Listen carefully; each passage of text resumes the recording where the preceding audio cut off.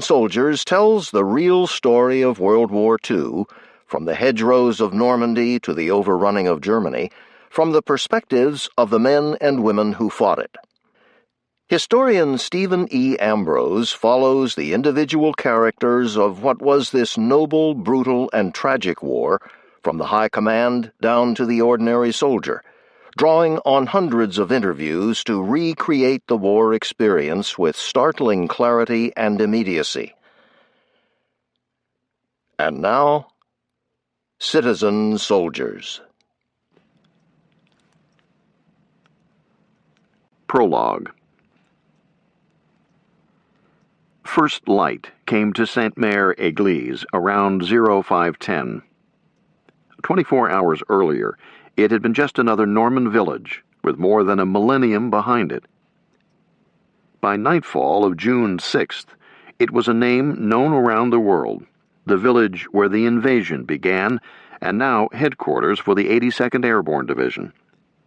At dawn on June 7th, Lieutenant Waverly Ray, executive officer in Company D, 505th Parachute Infantry Regiment, PIR, who had jumped into the night sky over Normandy 28 hours earlier, was on the northwestern outskirts of the village.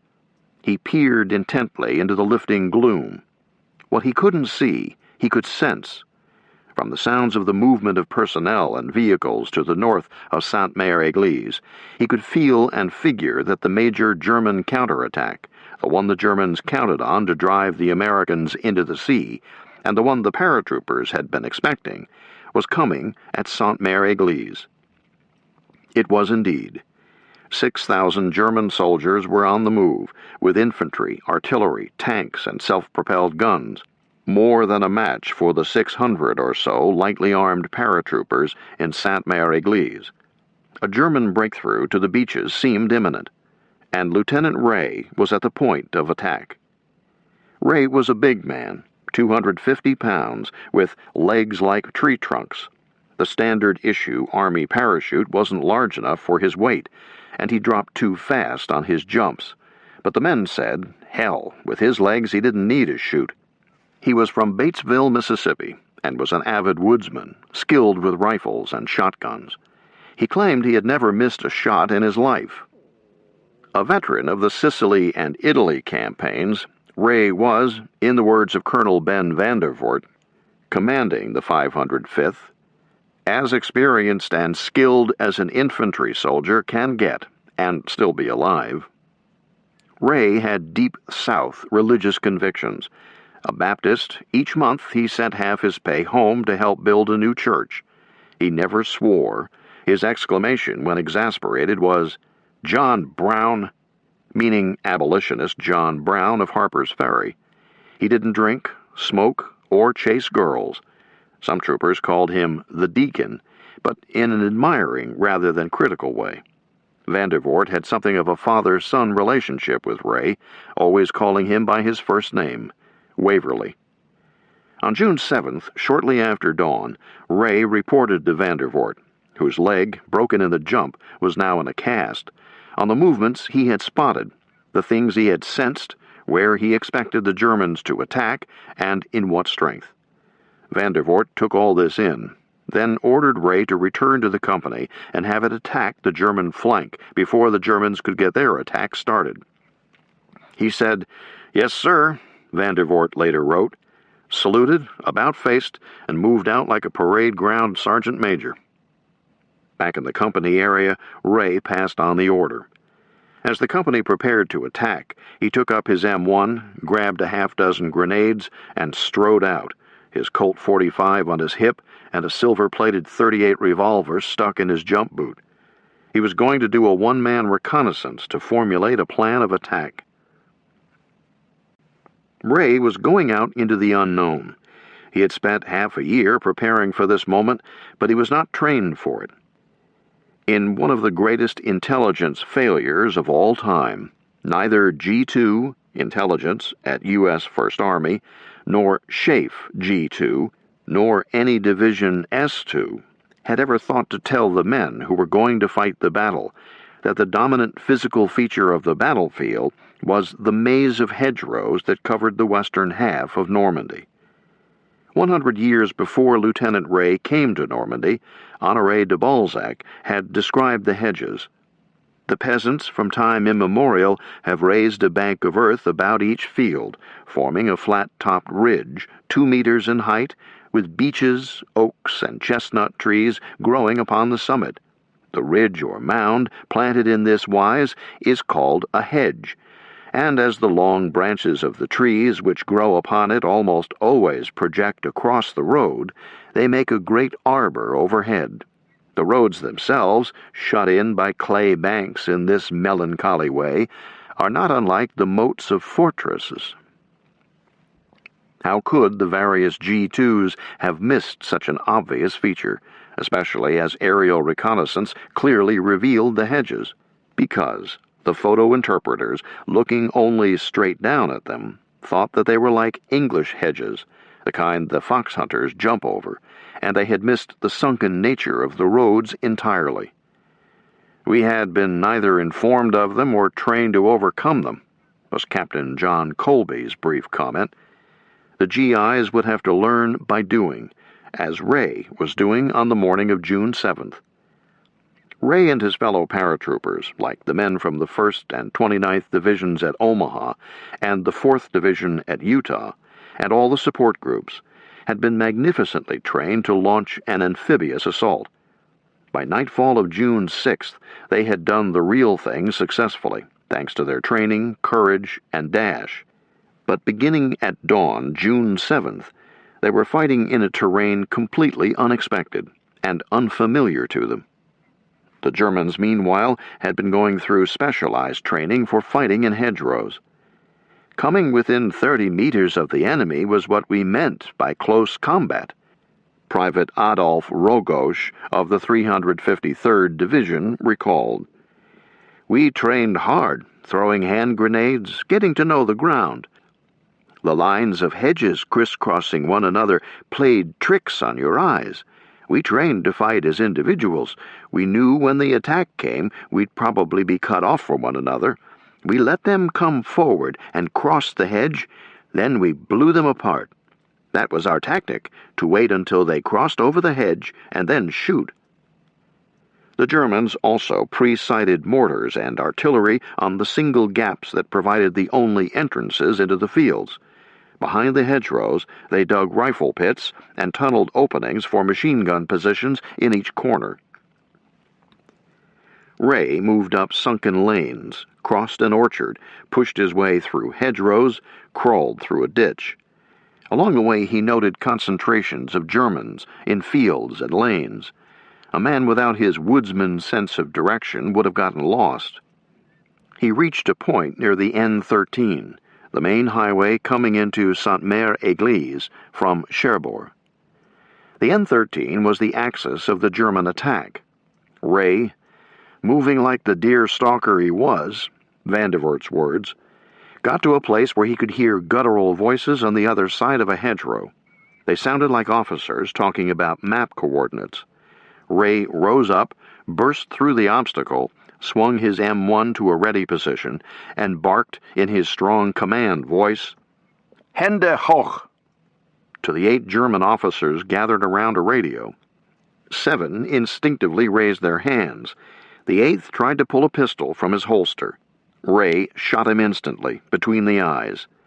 2 Germans in a slit trench 100 meters to Ray's rear fired bursts from their Schmeisser machine pistols at him. Bullets cut through his jacket, one cut off half of his right ear. Ray dropped to his knee and began shooting the other 7 officers, one at a time, as they attempted to run away. When he had used up his clip, Ray jumped into a ditch, put another clip into his M1, and dropped the German soldiers with the Schmeissers with 1 shot each. Ray made his way back to the company area to report on what he had seen.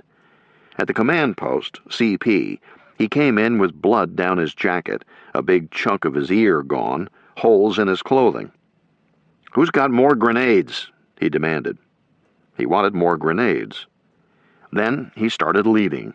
He put a 60mm mortar crew on the German flank and directed fire into the lanes and hedgerows most densely packed with the enemy. Next, he sent D Company into an attack down one of the lanes. The Germans broke and ran. By mid-morning, Sainte-Mère-Église was secure, and the potential for a German breakthrough to the beaches was much diminished. The next day, Van der Voort, Ray, and Sergeant John Raybig went to the spot to examine the German officers Ray had shot. Unforgettably, their bodies were sprinkled with pink and white apple blossom petals from an adjacent orchard. It turned out that they were the commanding officer, CO, and his staff of the 1st Battalion, 158th Grenadier Infantry Regiment. The map showed that it was leading the way for the counterattack. The German confusion and subsequent retreat were in part due to having been rendered leaderless by Ray. Van der Voort later recalled that when he saw the blood on Ray's jacket and the missing half ear, he had remarked, "They've been getting kind of close to you, haven't they, Waverly?" With just a trace of a grin, Ray had replied, "Not as close as I've been getting to them, sir." At the scene of the action, Van der Voort noted that every one of the dead Germans, including the 2 Schmeisser-armed grenadiers more than 100 meters away, had been killed with a single shot in the head. Ray insisted on burying the bodies. He said he had killed them, and they deserved a decent burial, and it was his responsibility. Later that day, Sergeant Raybig commented to Van der Voort, "Colonel, aren't you glad Waverly's on our side?" The next day, Raybig wasn't so sure. He and Ray were crouched behind a hedgerow. American artillery was falling into the next field. I could hear these Germans screaming as they were getting hit. Lieutenant Ray said, "John, I wish that artillery would stop so we can go in after them." Jesus, I thought, the artillery is doing good enough. Before the battle was joined, Hitler had been sure his young men would outfight the young Americans. He was certain that the spoiled sons of democracy couldn't stand up to the solid sons of dictatorship. If he had seen Lieutenant Ray in action in the early morning of D-Day +1, he might have had some doubts. Of course, Ray was special. You don't get more than one Ray to a division, or even to an army. Van der Voort compared Ray to a sergeant in the 82nd Division in World War I, also a Southern boy, named Alvin York. Yet if the qualities Ray possessed were unique, others could aspire to them without hoping or expecting to match Ray's spectacular performance. Indeed, they would have to if the United States was going to win the war. Victory depended on the junior officers and NCOs on the front lines. That is the spine of this book. The campaign in Northwest Europe, 1944 through 1945, was a tremendous struggle on a gigantic stage. It was a test of many things, such as how well the Wehrmacht had done in changing its tactics and weapons to defend the empire it had seized in blitzkrieg warfare, how well the assembly lines of the Allies and of the Axis were doing in providing the weapons, the skill of the generals, the proper employment of airplanes on the defense and on the offense, and much more.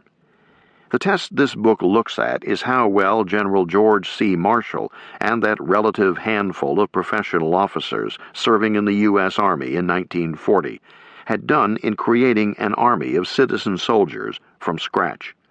Weapon selection and quantities, how many divisions, and a myriad of other problems demanded decisions because of the explosive growth of the Army, from 160,000 in 1939 to over 8 million in 1944, and only Marshall and a handful of officers were capable of making those decisions.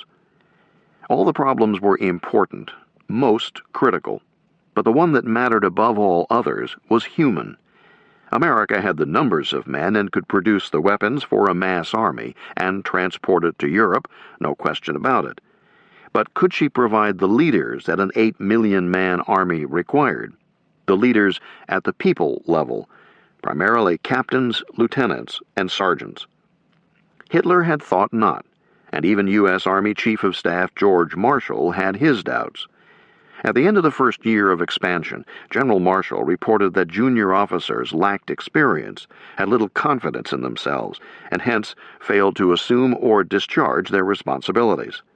Marshall had put his prodigious talents into an effort to overcome these problems and all the others. he had created the U.S. Army of World War II with a campaign in Northwest Europe in mind. He had designed the army to take on the Wehrmacht in France, to defeat it in battle, to drive it out of France and destroy it in the process. How well he had done was to be discovered. The success of D-Day was a good start, but that was yesterday. The Allies had only barely penetrated Germany's outermost defenses and had engaged only a tiny fraction of the German army in France. The Wehrmacht was not the army it had been 3 years earlier, but it was an army that had refused to die, even after Moscow, Stalingrad, and Kursk. That the Wehrmacht kept its cohesion through the course of these catastrophes has been attributed to the superior training of its junior officers. They were not only grounded in detail and doctrine, but were encouraged to think and act independently in a battle situation. They also made a critical contribution to the primary bonding, the Kameradschaft, that was so strong and traditional in the German army at the squad level. Could the American junior officers do as well? Could the U.S. Army defeat the German army in France? The answer to the second question depended on the answer to the first. Part 1. The Battle for France. On D-Day, the Allies put some 175,000 men ashore in Normandy. Hundreds of thousands in Britain and the States were set to follow. These reinforcements began coming in at dawn on June 7, 1944. This is the story of how they teamed up and overcame determined German resistance to broaden the beachhead, then to overrun Normandy, then to overrun France, and drive to the German border. Chapter 1. Expanding the Beachhead. June 7th through 30th, 1944.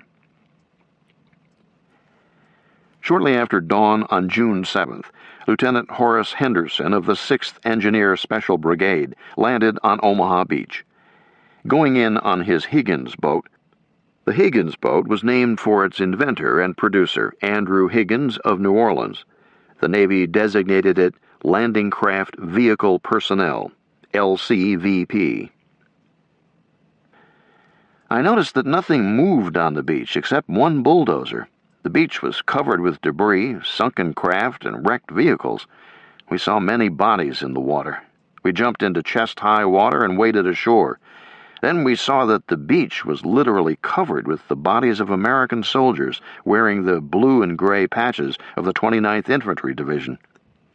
Although the fighting had moved inland, sporadic artillery shelling and intermittent sniper fire from Germans still holding their positions on the bluff hampered movement on the beach. Henderson's job was to distribute maps, a critical and never-ending process. Eventually, in the Normandy campaign, the U.S. First Army passed out 125 million maps. But because the front line was just over the bluff at Omaha, only men, ammunition, weapons, and gasoline were being brought ashore, so he had no maps to hand out. He and his section unloaded jerry cans of gasoline, the first of millions of such cans that would cross that beach. Sometime that afternoon, Henderson recalled, "Before the bodies could be removed, the first religious service was held on Omaha Beach. We prayed for those who had been lost and thanked the Lord for our survival. I promised God that I would do all in my power to help prevent such a terrible event ever happening again." Henderson went on to become a Director General of the World Peace Through Law Center and was appointed by President Eisenhower as a member of the U.S. delegation to the United Nations. That evening, toward dusk, Henderson dug in at the foot of the cliff opposite the Vierville draw. Just as he lay down, 4 German bombers appeared. A sea of ships began to fire hundreds of anti-aircraft guns with a noise that was terrifying. That was the lone Luftwaffe foray against Omaha Beach that day. To the west, inland from Utah Beach, on the morning of June 7th, Lieutenant Ray's foray had broken up the German counterattack into Sainte-Mère-Église before it got started. But by noon, the Germans were dropping mortar shells on the town. Private Jack Leonard of the 82nd was in a foxhole that took a direct hit. His stomach was blown away. His last words were, "God damn the bastards, they got me. The hell with it." That afternoon, E Company, 505th PIR, moved out to drive the Germans farther back. Those who participated included Sergeant Otis Sampson, an old cavalry soldier with 10 years in the Army, by reputation the best mortarman in the division, something he had proved on D-Day. Lieutenant James Coyle, a platoon leader in the 505th PIR, and Lieutenant Frank Woolsey, a company executive officer in the 505th. In some ways, the experience they were about to have, fighting in the hedgerows, typified what others were going through that same day, or would be experiencing in the days to follow. In other ways, they were atypically lucky. The company had 2 tanks attached to it. Lieutenant Coyle's order was to take his platoon across the field and attack the hedgerow ahead. Simple and straightforward enough. But Coyle had been in Normandy for a day and a half, and he knew this wasn't Fort Benning. He protested. He explained to his CO that the Germans dug in and hid behind the hedgerows, and they would exact a bloody price from infantry advancing through a field, no matter how good the men were at fire and movement. Coyle figured there had to be a better way. He received permission to explore alternate routes. Lieutenant Woolsey accompanied him. Sure enough, Coyle found a route through the sunken lanes that brought the Americans to a point where they were looking down a lane running perpendicular to the one they were on. It was the main German position, inexplicably without cover or observation posts on its flank. The paratroopers were thus able to observe an unsuspecting German battalion at work. It had only arrived at the position a quarter of an hour earlier, which may explain the unguarded flank, but it already had transformed the lane into a fortress. Communication wires ran up and down. Mortar crews worked their weapons. Sergeants with binoculars leaned against the bank and peered through openings cut in the hedge, directing the mortar fire. Other forward observers had radios and were directing the firing of heavy artillery from the rear. Riflemen at the embankment also had cut holes through which they could aim and fire. At the near and far corners of the lane, the corners of the field, German heavy machine guns were tunneled in, the muzzles of their guns just peeking through a small hole in the embankment, with crews at the ready to send crisscrossing fire into the field in front. That was the staggering firepower Coyle's platoon would have run into had he obeyed without question his original orders.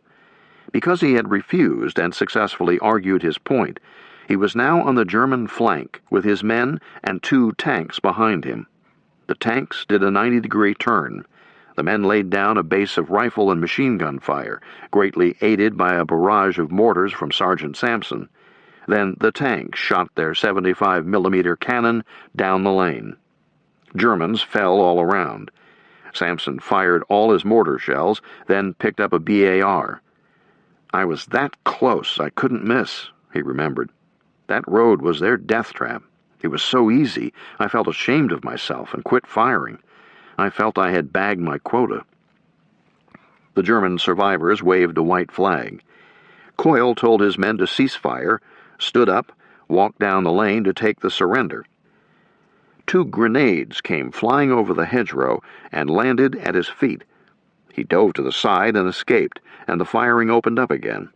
The Americans had the Germans trapped in the lane, and after a period of taking casualties without being able to inflict any, the German soldiers began to take off, bursting through the hedgerow and emerging into the field with hands held high, crying, "Comrade!" Soon there were 200 or so men in the field, hands up. Coyle went through the hedgerow to begin the rounding up process and promptly got hit in the thigh by a sniper's bullet. Not badly, but he was furious with himself for twice not being cautious enough. But he had great self-control, and he got the POWs gathered in and put under guard. He and his men had effectively destroyed an enemy battalion without losing a single man. It was difficult finding enough men for guard duty, as there was only 1 GI for every 10 captured Germans. The guards, therefore, took no chances. Corporal Sam Appleby encountered a German officer who refused to move. I took a bayonet and shoved it into his ass, Appleby recounted. And then he moved. You should have seen the happy smiles and giggles that escaped the faces of some of the prisoners to see their lord and master made to obey, especially from an enlisted man.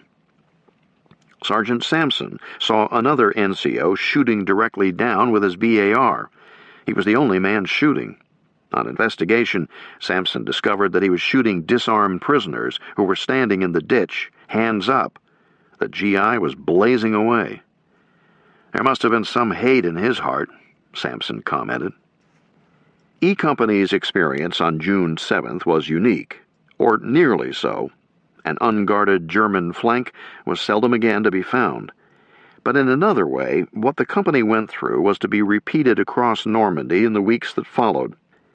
In the German army, the slave troops from conquered Central and Eastern Europe and Asia would throw their hands up at the first opportunity, but if they misjudged their situation and their NCO was around, they were likely to get shot in the back. Or the NCOs would keep up the fight even as their enlisted men surrendered, as Coyle discovered. Lieutenant Leon Mendel was an interrogation officer with military intelligence attached to the 505th. He did the interrogation of the prisoners Coyle's platoon had taken.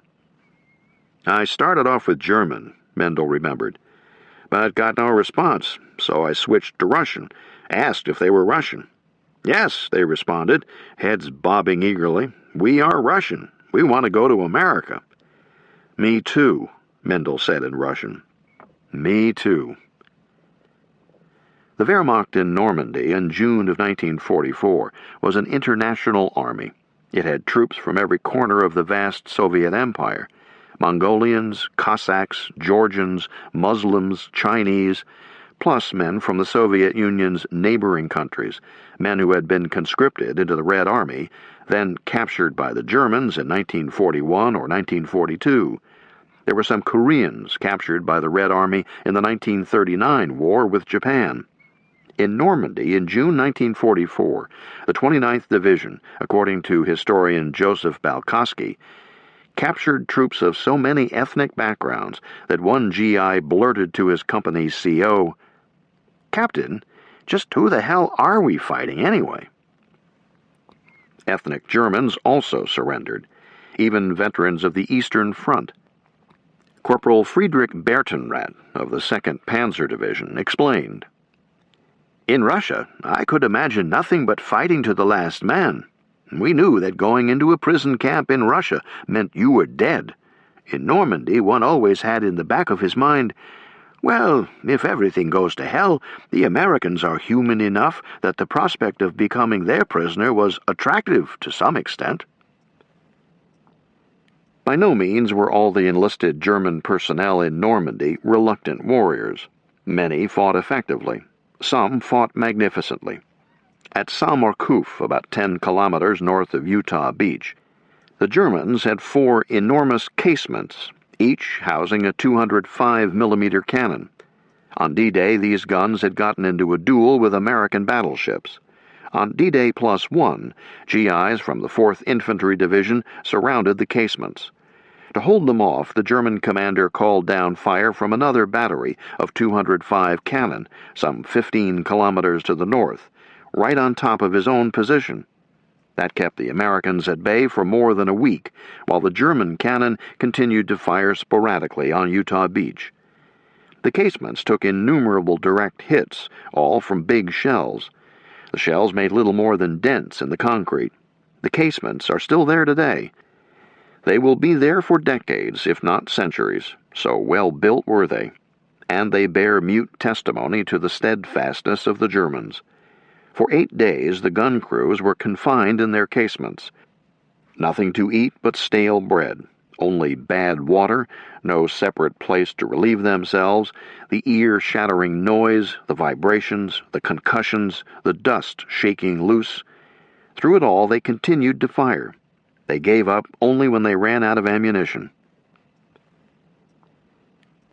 Among other elite German outfits in Normandy, there were paratroopers. They were a different proposition altogether from the Polish or Russian troops. The 3rd Fallschirmjäger Division came into the battle in Normandy on June 10th, arriving by truck after night drives from Brittany. It was a full-strength division, 15,976 men in its ranks, mostly young German volunteers. It was new to combat, but it had been organized and trained by a veteran paratroop battalion from the Italian campaign. Training had been rigorous and emphasized initiative and improvisation. The equipment was outstanding. Indeed, the Fallschirmjäger were perhaps the best armed infantrymen in the world in 1944. The 3rd FJ had 930 light machine guns, 11 times as many as its chief opponent, the U.S. 29th Division. Rifle companies in the FJ had 20 MG-42s and 43 submachine guns. Rifle companies in the 29th had 2 machine guns and 9 BARs. At the squad level, the GIs had a single BAR. The German parachute squad had 2 MG-42s and 3 submachine guns. The Germans had 3 times as many mortars as the Americans, and heavier ones. So in any encounter between equal numbers of Americans and Fallschirmjäger, the Germans had from 6 to 20 times as much firepower. And these German soldiers were ready to fight.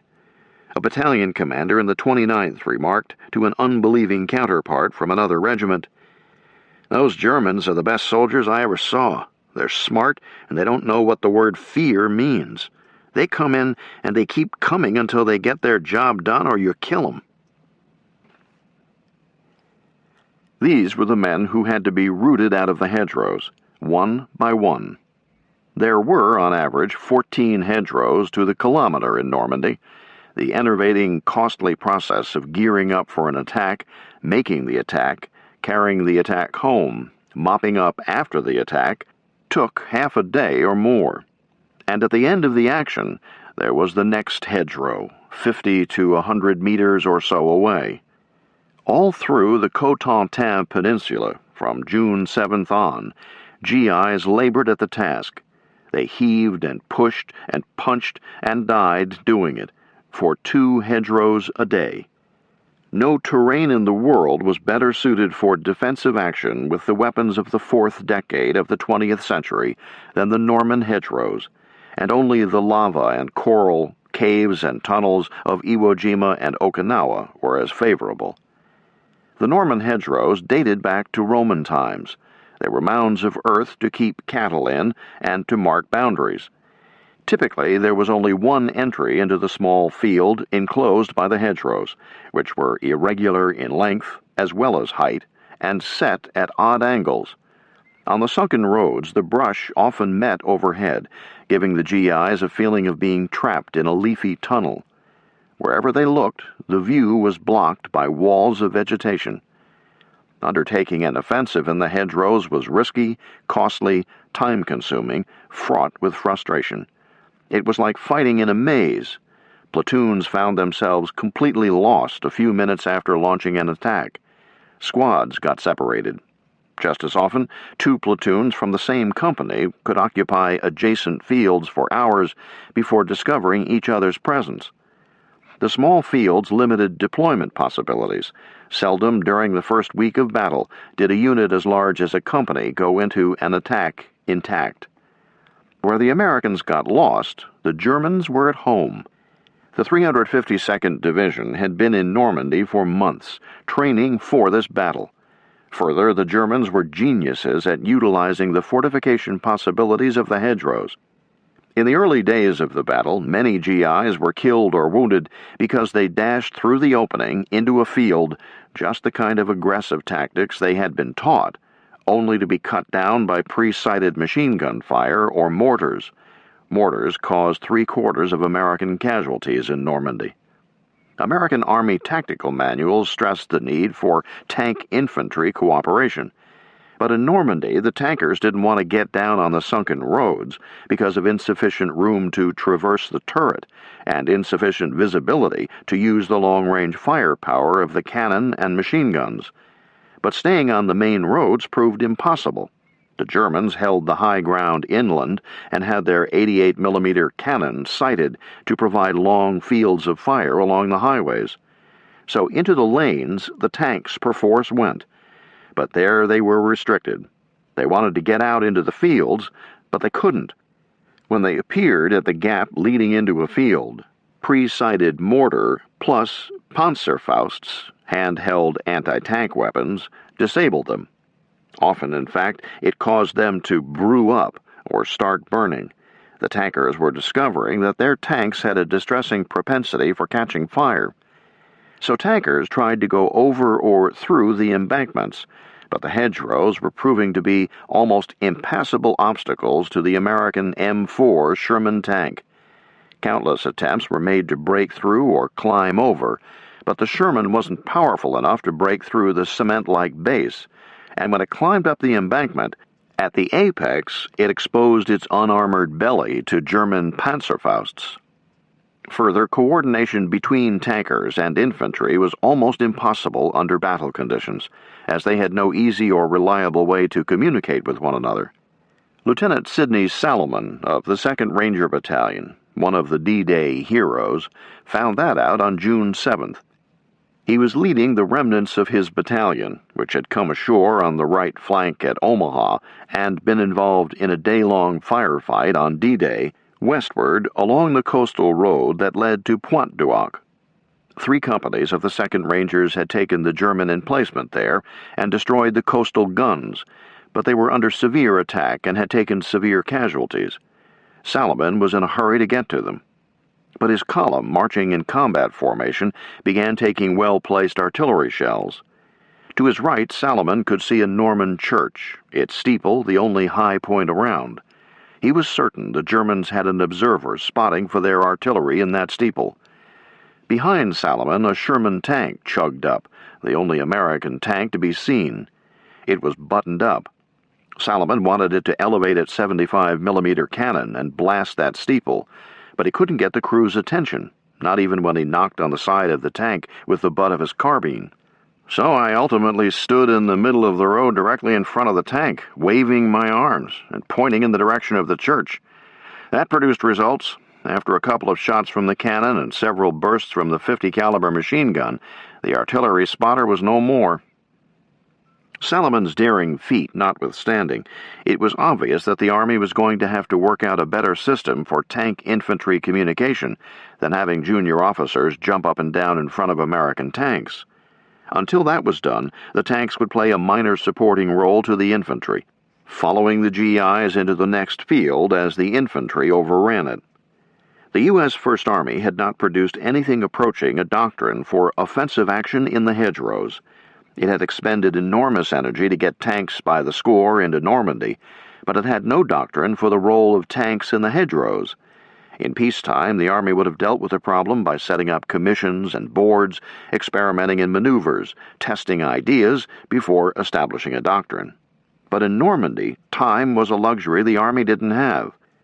So as the infantry lurched forward in the Cotentin, following frontal assault straight into the enemy's kill zones, the tankers began experimenting with ways to utilize their weapons in the hedgerows. Beginning at daylight on June 7th, each side had begun to rush reinforcements to the front. The Americans came in on a tight schedule, long since worked out, with fresh divisions almost daily.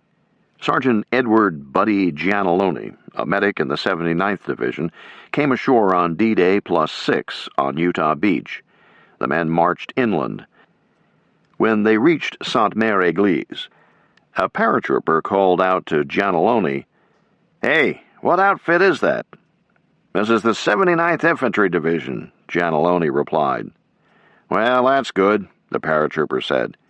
"Now, if you guys are around this time tomorrow, you can consider yourselves veterans." The Germans came in by bits and pieces, because they were improvising, having been caught with no plans for reinforcing Normandy. Further, the Allied air forces had badly hampered German movement from the start. The German Air Force, the Luftwaffe, and the German Navy were seldom to be seen, But still, the Germans managed to have an effect on Allied landings through their mines and beach obstacles. The most spectacular German success, the one they had most hoped for, came at dawn on June 7th. The transport, USS Susan B. Anthony, was moving into her offloading position off Utah Beach. Sergeant Jim Finn was down in the hold, along with hundreds of others in the 90th Infantry Division, set to enter the battle after the ship dropped her anchor. The landing craft began coming alongside, and the men started climbing up out of the hold onto the deck, prepared to descend the rope ladders.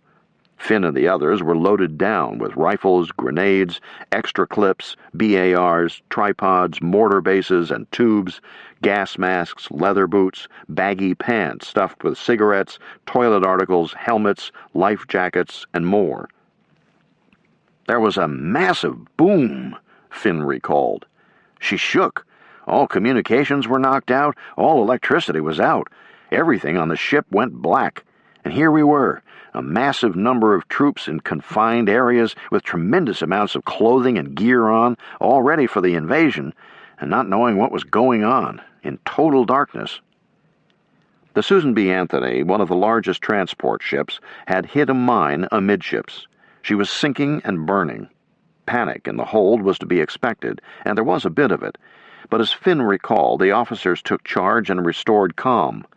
Then, we were instructed to remove our helmets, remove our impregnated clothing, remove all excess equipment. Many of the fellows took off their shoes. They scrambled onto the deck. A firefighting boat had pulled alongside and was putting streams of water into the fire.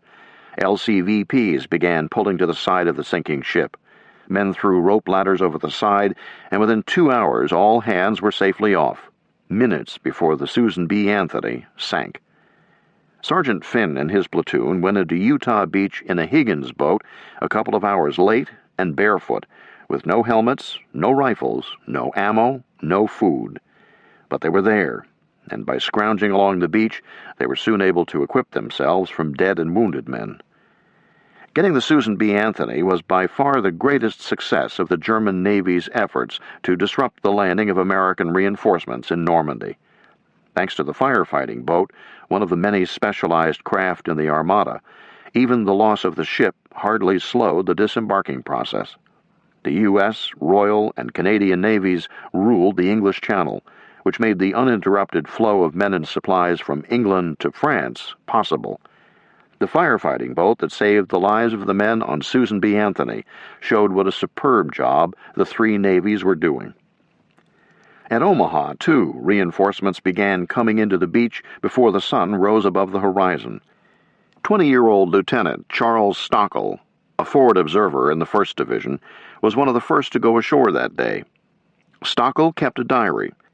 He recorded that he came in below Vierville, that the skipper of the LCI, Landing Craft Infantry, feared the underwater beach obstacles and mines, and thus forced him to get off in chest-deep water, that he saw equipment littering the beach, and then, the first dead Americans I see are 2 GIs, one with both feet blown off, arms wrapped around each other in a comradely death embrace.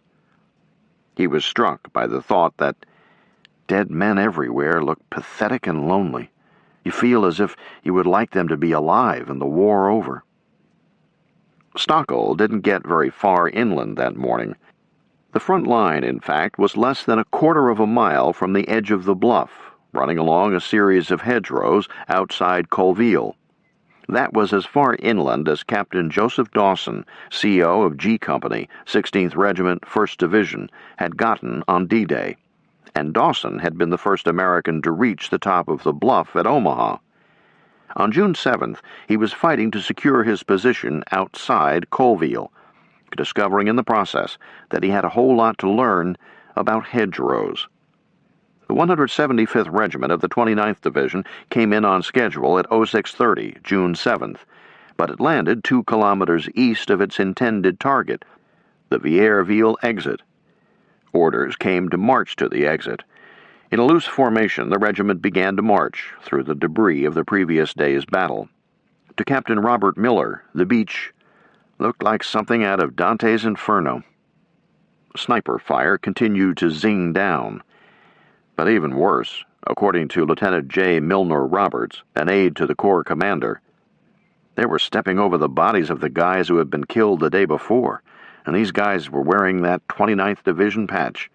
The other fellows, brand new, were walking over the dead bodies. By the time they got down to where they were to go inland, they were really spooked. But so were their opponents.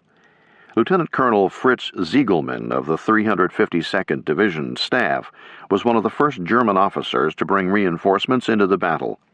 At about the same time the 175th Regiment was swinging up toward Vierville, Ziegelmann was entering Widerstandsnest 76, one of the few surviving resistance nests on Omaha, a kilometer or so west of the Vierville draw. It had done great harm to the 29th Division on D-Day, when the 29th and the 352nd Divisions locked into a death embrace. The view from WN 76 will remain in my memory forever, Ziegelmann wrote after the war. The sea was like a picture of the Kiel Review of the fleet. Ships of all sorts stood close together on the beach and in the water, broadly echeloned in depth, and the entire conglomeration remained there intact without any real interference from the German side.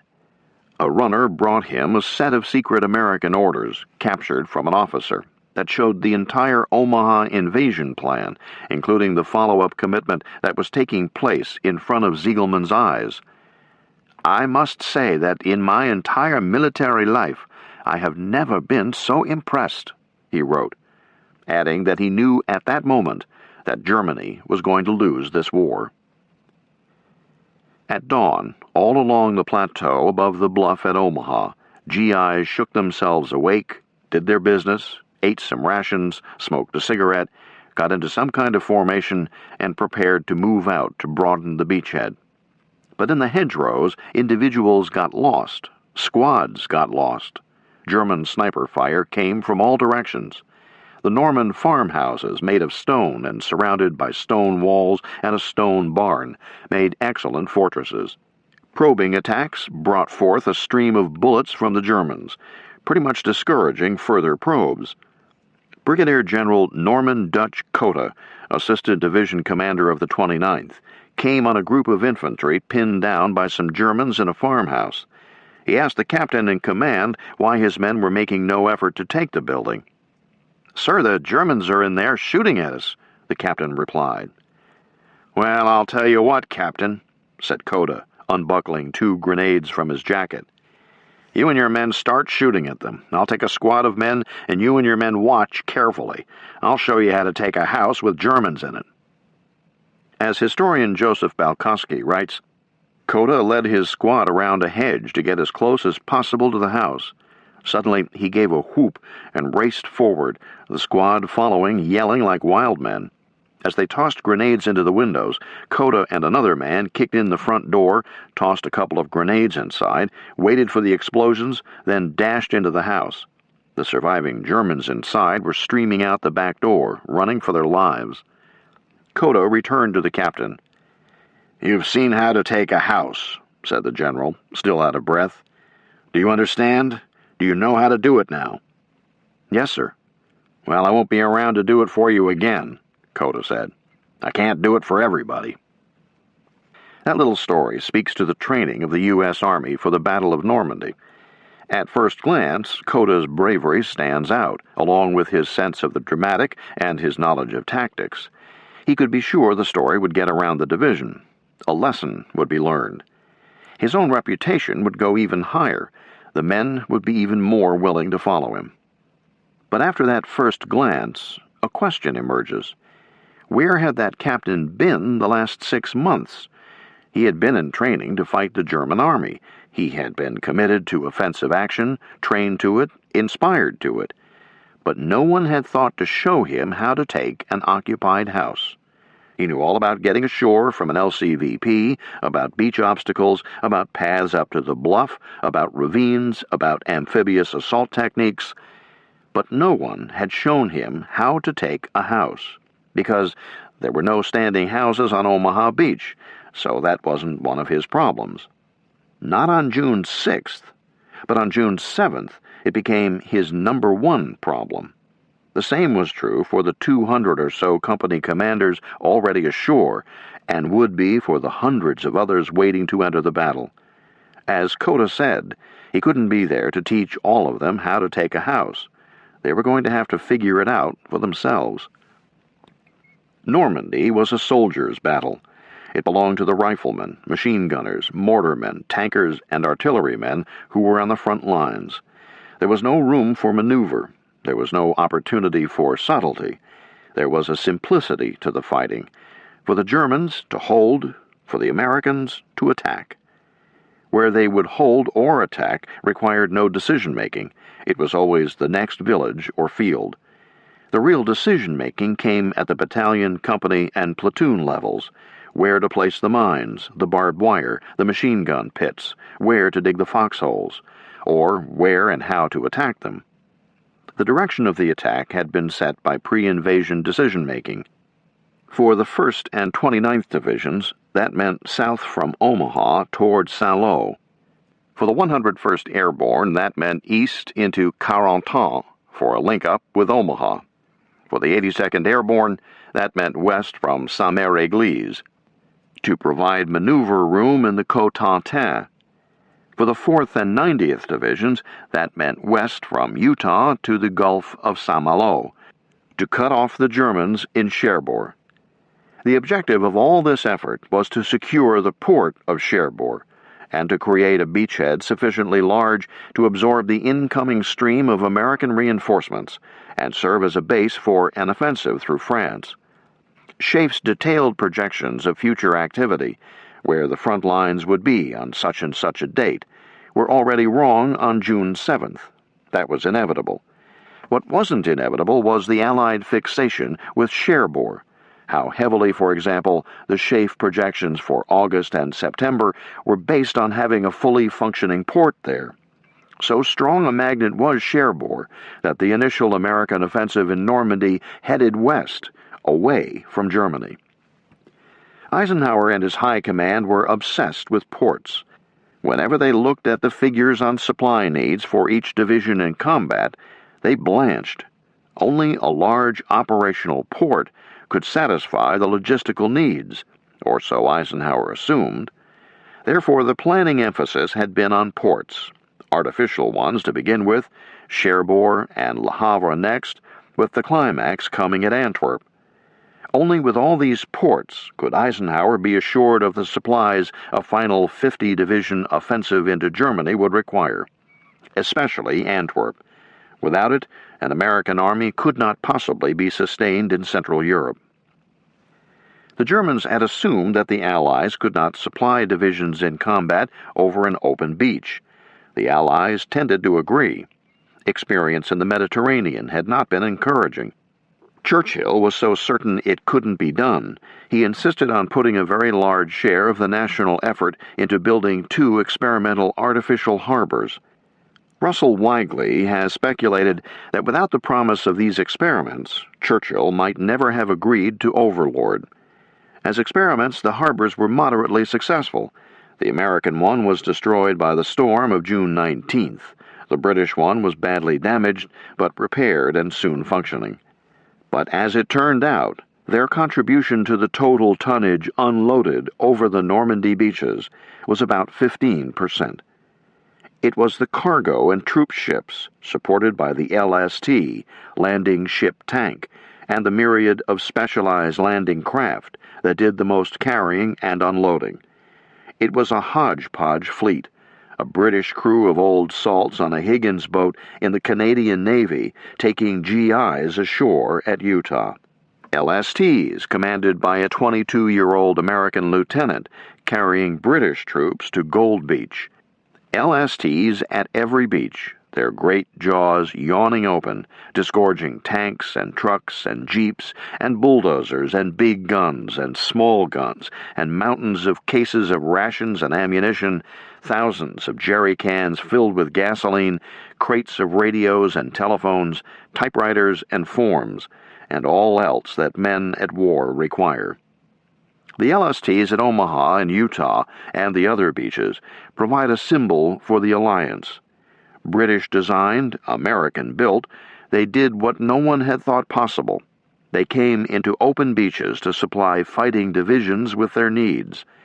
The LST was, in fact, the Allies' secret weapon, far more practical and effective than the secret weapon Hitler put into operation a week after D-Day, the pilotless radio-controlled fighter aircraft carrying a high-explosive bomb called the V-1. The V was for vengeance.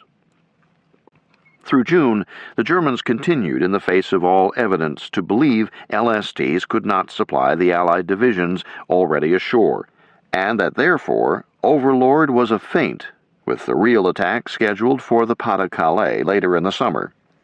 A continuing fortitude deception plan and campaign of misinformation put out by Schaeff reinforced this German fixed idea.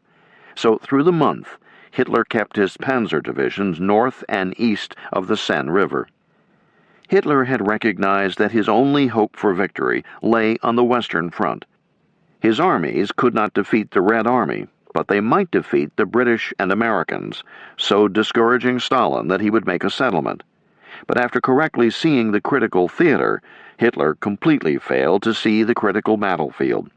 He continued to look to the Pas-de-Calais as the site where he would drive the invaders back into the sea, and consequently kept his main striking power there. To every plea by the commanders in Normandy for the panzer divisions in northwestern France to come to their aid, Hitler said no. In so saying, he sealed his fate. He suffered the worst humiliation of all, the one with the most consequences. He had been outwitted. The mission of the 101st Airborne Division was to take Carentan and thus link Omaha and Utah into a continuous beachhead. It took an all-out commitment from the airborne infantry.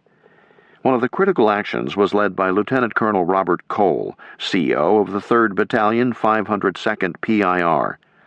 Cole was 29 years of age, an Army brat, and a 1939 West Point graduate, born and trained to lead. On D-Day, he had gathered up 75 men, moved out to Utah Beach, shot up some Germans on the way, and was at the dune line to welcome men from the 4th Division coming ashore. From June 7th on, he had been involved in the attack on Carentan. The climax came on June 11th. Cole was leading some 250 men down a long, exposed causeway. At the far end was a bridge over the Douve River. Beyond that bridge was the link-up point with units from the 29th Division coming from Omaha. The causeway was a meter or so above the marshes on either side. On the far side of the inland marsh, about 150 meters away, there was a hedgerow occupied by the Germans. Once Cole was fully committed along the causeway, the German machine gunners, riflemen, and mortarmen along the hedgerow opened fire. Cole's battalion took a couple of dozen casualties. The survivors huddled against the bank on the far side of the causeway. They should have kept moving, but the hardest lesson to teach in training, the most difficult rule to follow in combat, is to keep moving when fired on. Every instinct makes a soldier want to hug the ground. Cole's men did, and over the next half hour the Germans dropped mortars on the battalion, causing further casualties. Whenever an American tried to move down the causeway, he drew rifle and machine gun fire. For yet another half hour, the GIs were pinned down. Then Cole could take no more and took command. He passed out an order seldom heard in World War II. Fix bayonets. Up and down the line, he could hear the click of bayonets being fitted to rifle barrels. Cole's pulse was racing, his adrenaline pumping. He pulled his .45 caliber pistol, jumped onto the causeway, shouted a command in so loud a voice it could be heard above the din of the battle. Charge!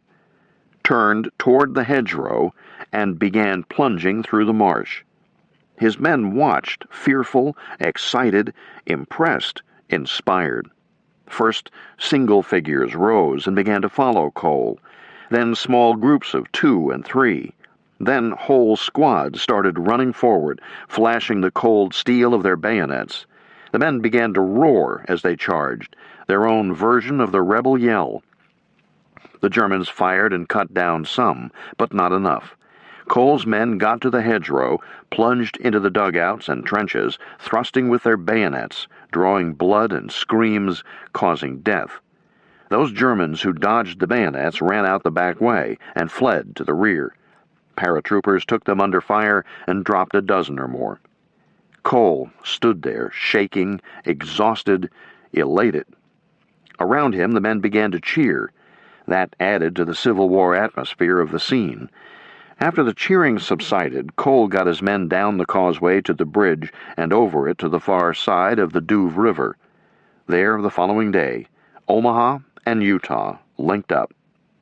Cole's victory, memorable in itself, also serves as an example not only of heroism and spirit, but also of the many things the Americans were doing wrong.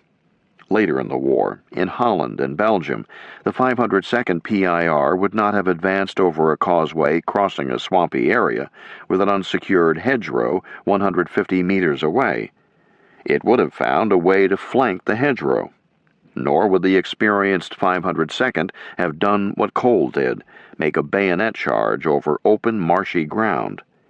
Not after having seen too many times what speeding bullets and hot shrapnel do to the human body.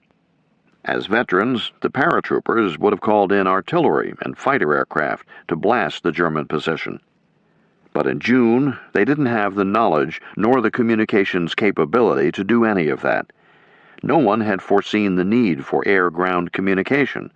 Pilot to tank commander, infantry captain to forward observer over the radio, as no one had seen the need for the infantry to be able to communicate with tankers when the hatch was down. Throughout First Army, young men made many discoveries in the first few days of combat, about war, about themselves, about others.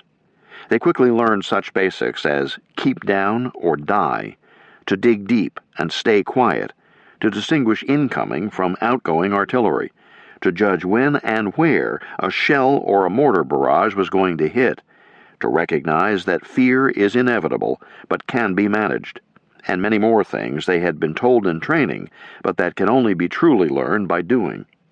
Putting it another way, after a week in combat, infantrymen agreed that there was no way training could have prepared them for the reality of combat. Captain John Colby caught one of the essences of combat, the sense of total immediacy. At this point, we had been in combat 6 days. It seemed like a year. In combat, one lives in the now and does not think much about yesterday or tomorrow. Colby discovered that there was no telling who would break or when. His regimental CO was grossly incompetent, his battalion commander had run away from combat in his first day of action, and his company's CO was a complete bust. On June 12th, the company got caught in a combined mortar-artillery barrage. The men couldn't move forward, they couldn't fall back, and they couldn't stay where they were, or so it appeared to the CO, who therefore had no orders to give and was speechless. Colby went up to his CO to ask for orders. The CO shook his head and pointed to his throat. Colby asked him if he could make it back to the aid station on his own. And he leaped to his feet and took off. I never saw him again. Another thing Colby learned in his first week in combat was artillery does not fire forever. It just seems like that when you get caught in it. The guns overheat or the ammunition runs low, and it stops. It stops for a while, anyway. He was amazed to discover how small he could make his body. If you get caught in the open in a shelling, he advised, the best thing to do is drop to the ground and crawl into your steel helmet. One's body tends to shrink a great deal when shells come in. I am sure I have gotten as much as 80% of my body under my helmet when caught under shell fire. Colby learned about hedgerows. Once he got into a situation where I had to push through a hedgerow. A submachine gun emitted a long burst right in front of my face. The gun was a Schmeisser, which had a very high rate of fire that sounded like a piece of cloth being ripped loudly. The bullets went over my head. I fell backward and passed out cold from fright.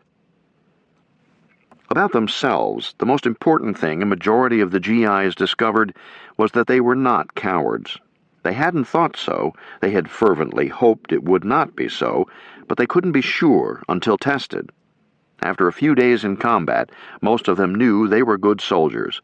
They had neither run away nor collapsed into a pathetic mass of quivering jello, their worst fear, even greater than the fear of being afraid. They were learning about others.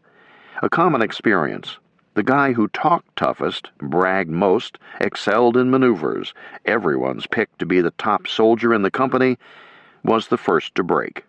While the soft-talking kid, who was hardly noticed in camp, was the standout in combat. These are the cliches of war novels, precisely because they are true. They also learned that while combat brought out the best in some men, it unleashed the worst in others. And a further lesson, that the distinction between best and worst wasn't clear. On June 9th, Private Arthur Dutch Schultz of the 82nd Airborne was outside Montbourg. That morning, he was part of an attack on the town. I ran by a wounded German soldier lying alongside of a hedgerow. He was obviously in a great deal of pain and crying for help. I stopped running and turned around. A close friend of mine put the muzzle of his rifle between the German's still crying eyes and pulled the trigger. There was no change in my friend's facial expression. I don't believe he even blinked an eye. Schultz was simultaneously appalled and awed by what he had seen.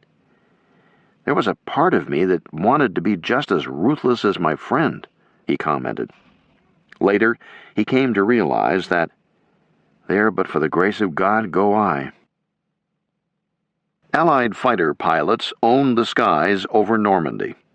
On June 15th, Eisenhower crossed the Channel by plane to visit WWII. Every airplane in the sky was American or British. Thanks to air supremacy, the Americans were flying little single-seat planes, Piper Cubs, about 300 meters back from the front lines and some 300 meters high. German riflemen fired at them ineffectively. Still, the bullets worried the pilots. Like all men at war, they feared above all getting hit in the testicles. Ground maintenance men eased their worry by welding steel plates under their seats. When the Cubs appeared, all German mortar and artillery firing stopped. As Sergeant Sampson described it, they didn't dare give their positions away, knowing if they fired, our pilot would call in and artillery would be coming in on them pinpoint. The results could be devastating. Sergeant Gunther Baer was a radio man with a German artillery battery. Because of spotter planes, 2 of the guns were blown apart within minutes of the first time the battery shot at Americans. From then on, Baer related, "As soon as we fired our guns, we had to run again and look for a good place to hide. We were hunted, always afraid. If you could not run, it was over, like eagles and rabbits." Air supremacy also freed Allied fighter bombers, principally P-47 Thunderbolts, capable of carrying 2 500-pound bombs to strafe and machine gun and bomb German convoys and concentrations. From D-Day +1 onward, whenever the weather was suitable for flying, the P-47s forced nighttime movement only on the Germans, at an incalculable cost to their logistical efficiency. During the day, Germans caught in the open quickly paid. The Jabos would get them. From the German Jäger bomber, or hunter bomber. 50 years later, in talking about the Jabos, German veterans still have awe in their voice and glance up over their shoulders as they recall the terror of having one come right at them, all guns blazing. "The Jabos were a burden on our souls," Corporal Helmut Hesse said. The B-26 Marauders, 2-engine bombers, continued their all-out assault on choke points in the German transportation system, principally bridges and highway junctions. Lieutenant James DeLong was a Marauder pilot who had flown in low and hard on D-Day over Utah Beach. On June 7th, it was a bridge at Rennes, on the Seine.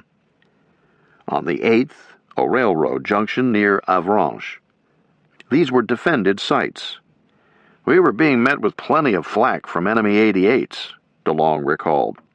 That whoomp, whoomp sound just outside with black smoke puffs filling the air was still scary as hell, damaging and deadly. But there were no Luftwaffe fighters, partly because the B-26s flew tight formations and stayed low, discouraging fighter attacks, but more because most German pilots were on the far side of the Rhine River, trying to defend the homeland from the Allied four-engine bombers, and the Luftwaffe was chronically short on fuel. Almost exactly 4 years earlier, following the RAF withdrawal from the Battle of France, the Luftwaffe had ruled the skies over Normandy and all of Europe. Reichsmarschall Hermann Göring's air fleet struck terror in the hearts of its enemies, but in June 1944 it was not even a minor factor in the battle. One German soldier, while being interrogated after being made prisoner, said, "Ja, I saw the Luftwaffe. 7 of them, 7,000 Yabos." In Normandy in June 1944, German soldiers learned to always look up for danger. GIs seldom had to look up. So total was this dominance that the Germans became experts in camouflage to make themselves invisible from the sky, while the GIs laid out colored panels and otherwise did all they could to make themselves plainly visible from the sky. They wanted any airplane up there to know that they were Americans, because they knew, without having to look, that the plane they heard was American. German General Fritz Bayerlein of the Panzer Lehr Division gave an account of how the Yabos worked over his division on June 7th. "By noon it was terrible. Every vehicle was covered with tree branches and moved along hedges and the edges of woods. Road junctions were bombed and a bridge knocked out. By the end of the day, I had lost 40 tank trucks carrying fuel and 90 other vehicles. 5 of my tanks were knocked out, and 84 half-tracks, prime movers, and self-propelled guns." Those were heavy losses, especially for a panzer division that had so far not fired a shot. Without doubt, the Yabos had a decisive effect on the Battle of Normandy. Without them, the Germans would have been able to move reinforcements into Normandy at a rate 3, 4, 5 times better than they actually achieved, in both quantity and speed. 2 examples. The 266th Division left Brittany for Normandy on June 10th. Unable to use rail transport or major roads, the division marched at night, averaging less than 16 kilometers a day. It took more than 2 weeks to get to the front. The 353rd Division left Brittany on June 14th and finally marched into Normandy on June 30th, having advanced to the sound of the guns at a pace slower than a typical Civil War march 80 years earlier. But air power could not be decisive alone. The Germans already in Normandy were dug in well enough to survive strafing, rocket, and bombing attacks on their lines. They could move enough men, vehicles, and materiel at night to keep on fighting. Once in Normandy, their mobility was somewhat restored, because they could move along the leaf-covered sunken lanes. The frequently foul weather gave them further respite. Low clouds, drizzle, fog. For the Germans, ideal weather to move reinforcements to the front or to reposition units. And there were more of those days than there were clear ones. Over the first 10 days of the battle, the Germans fought so well that the Allies measured their gains in meters. By June 16th, the euphoria produced by the D-Day success was giving way to fears that the Germans were imposing a stalemate in Normandy. These fears led to blame and recriminations among the Allies. The difficulty centered around the taking of Caen. General Bernard Law Montgomery, commanding the ground forces, had said he would make the city on D-Day, but he had not, nor did he do so in the following 10 days. Nor was he attacking. The British Second Army had drawn the bulk of the panzers in Normandy to its front. It was at Caen that the Germans were most vulnerable, because a breakthrough at Caen would put British tanks on a straight road through rolling terrain, with open fields headed directly for Paris. Therefore, the fighting north of Caen was fierce and costly, but there was no all-out British attack. The Americans, themselves frustrated by their glacial-like progress in the hedgerows, were increasingly critical of Montgomery. Monty sent it right back.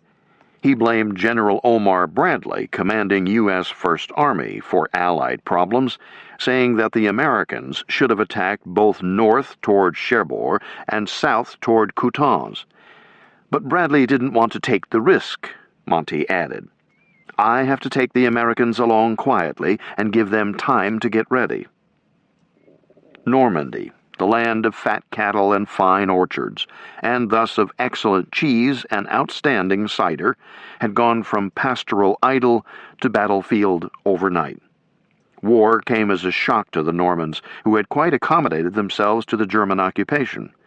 We get some sense of how it was for the Normans before and during the battle in a top-secret report from OSS, Office of Strategic Services, in London, direct to President Franklin Roosevelt. Dated June 14th, it was based on an entirely reliable source, an unnamed Frenchman who went into Normandy for a day and interviewed residents. Highlights: severe gasoline shortages immobilized many German vehicles and even entire units. The general belief among both Frenchmen and Germans was that the Normandy landing was but the first of a series, and the next one would be at Pas-de-Calais. People were well fed and clothed. The behavior of the Germans during the 4 years of occupation had been extremely correct. There is no food shortage apparent in the restaurants, although prices are very high. Source states that the wine cellar of the Lion d'Or Hotel is excellent. The hotel is in Bayeux. It became Eisenhower's favorite Norman restaurant. 5 decades later, it retains an excellent wine cellar and remains expensive. There is no food shortage. The political gossip had it that de Gaulle is regarded as a symbol of French resistance, but not liked personally. Pétain is not hated by the majority of persons with whom Source spoke. He is regarded merely as a poor, tired old man. A picture of him in the mayor's office has been replaced by one of Marshal Foch. All over France, citizens were looking at the portrait in their Hôtel de Ville, City Hall, wondering about the right moment to take Marshal Pétain down and put Marshal Foch, or perhaps, who knows, General de Gaulle, up, or maybe Stalin. All over France, Gaullist and communist-dominated resistance groups were wondering about the right moment to strike against the Germans and in a simultaneous bid for power in France. At the top, through June, the Allied High Command squabbled. At the front, the soldiers fought. They got through to the west coast of the Cotentin on June 18th, to Cherbourg on the 20th. It took a week of hard fighting to force a surrender on the 27th, and even then the Germans left the port facilities so badly damaged that it took the engineers 6 weeks to get them functioning. Meanwhile, supplies continued to come in via LSTs. With Cherbourg captured, Bradley was able to turn U.S. First Army, now composed of the 5th, the 7th, and the 8th and 9th Corps, into a continuous line facing south. Saint-Lô and Coutances were the objectives of this second phase of the Battle of Normandy. To get to them, the GIs had a lot of hedgerows to cross. To get through the hedgerows, junior officers in the tank units had been experimenting with various techniques and methods. One idea that worked was to bring to the front the specially equipped dozer tanks with a blade mounted on the front similar to those on commercial bulldozers, used on the beaches on D-Day. They could cut through a hedgerow well enough, but there were too few of them, 4 per division, to have much impact. A rush order back to the States for 278 additional bulldozer blades was put in, but it would take weeks to fill. In the 747th Tank Battalion, attached to the 29th Division, someone, name unknown, suggested using demolitions to blow gaps in the hedgerows. After some experimenting, the tankers discovered that 2 50-pound explosive charges laid against the bank would blow a hole in a hedgerow big enough for a Sherman tank to drive through. Once on the other side, the tank could fire its cannon into the far corners, using white phosphorus shells, guaranteed to burn out the Germans at the machine gun pits and hose down the hedgerow itself with its 50 caliber machine gun. Infantry could follow the tank into the field and mop up what remained when the tanker got done firing. Good enough, excellent even, but when the planners turned to the logistics of getting the necessary explosives to the tanks, they discovered that each tank company would need 17 tons of explosives to advance a mile and a half. The explosives were not available in such quantities, and even had they been, the transport problems involved in getting them to the front were too great.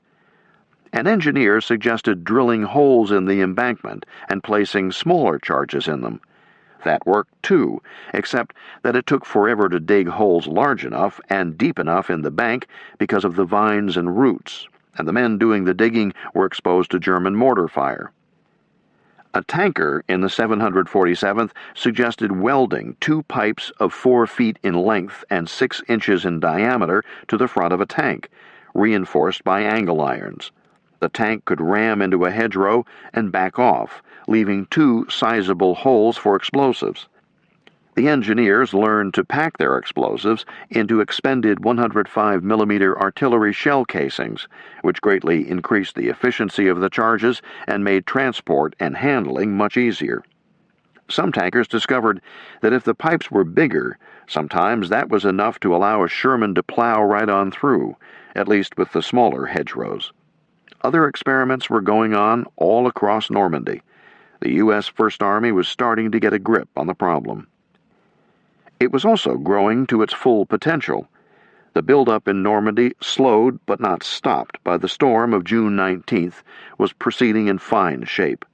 By June 30th, the Americans had brought in 71,000 vehicles over the beaches, of a planned 110,000, and 452,000 soldiers, of a planned 579,000.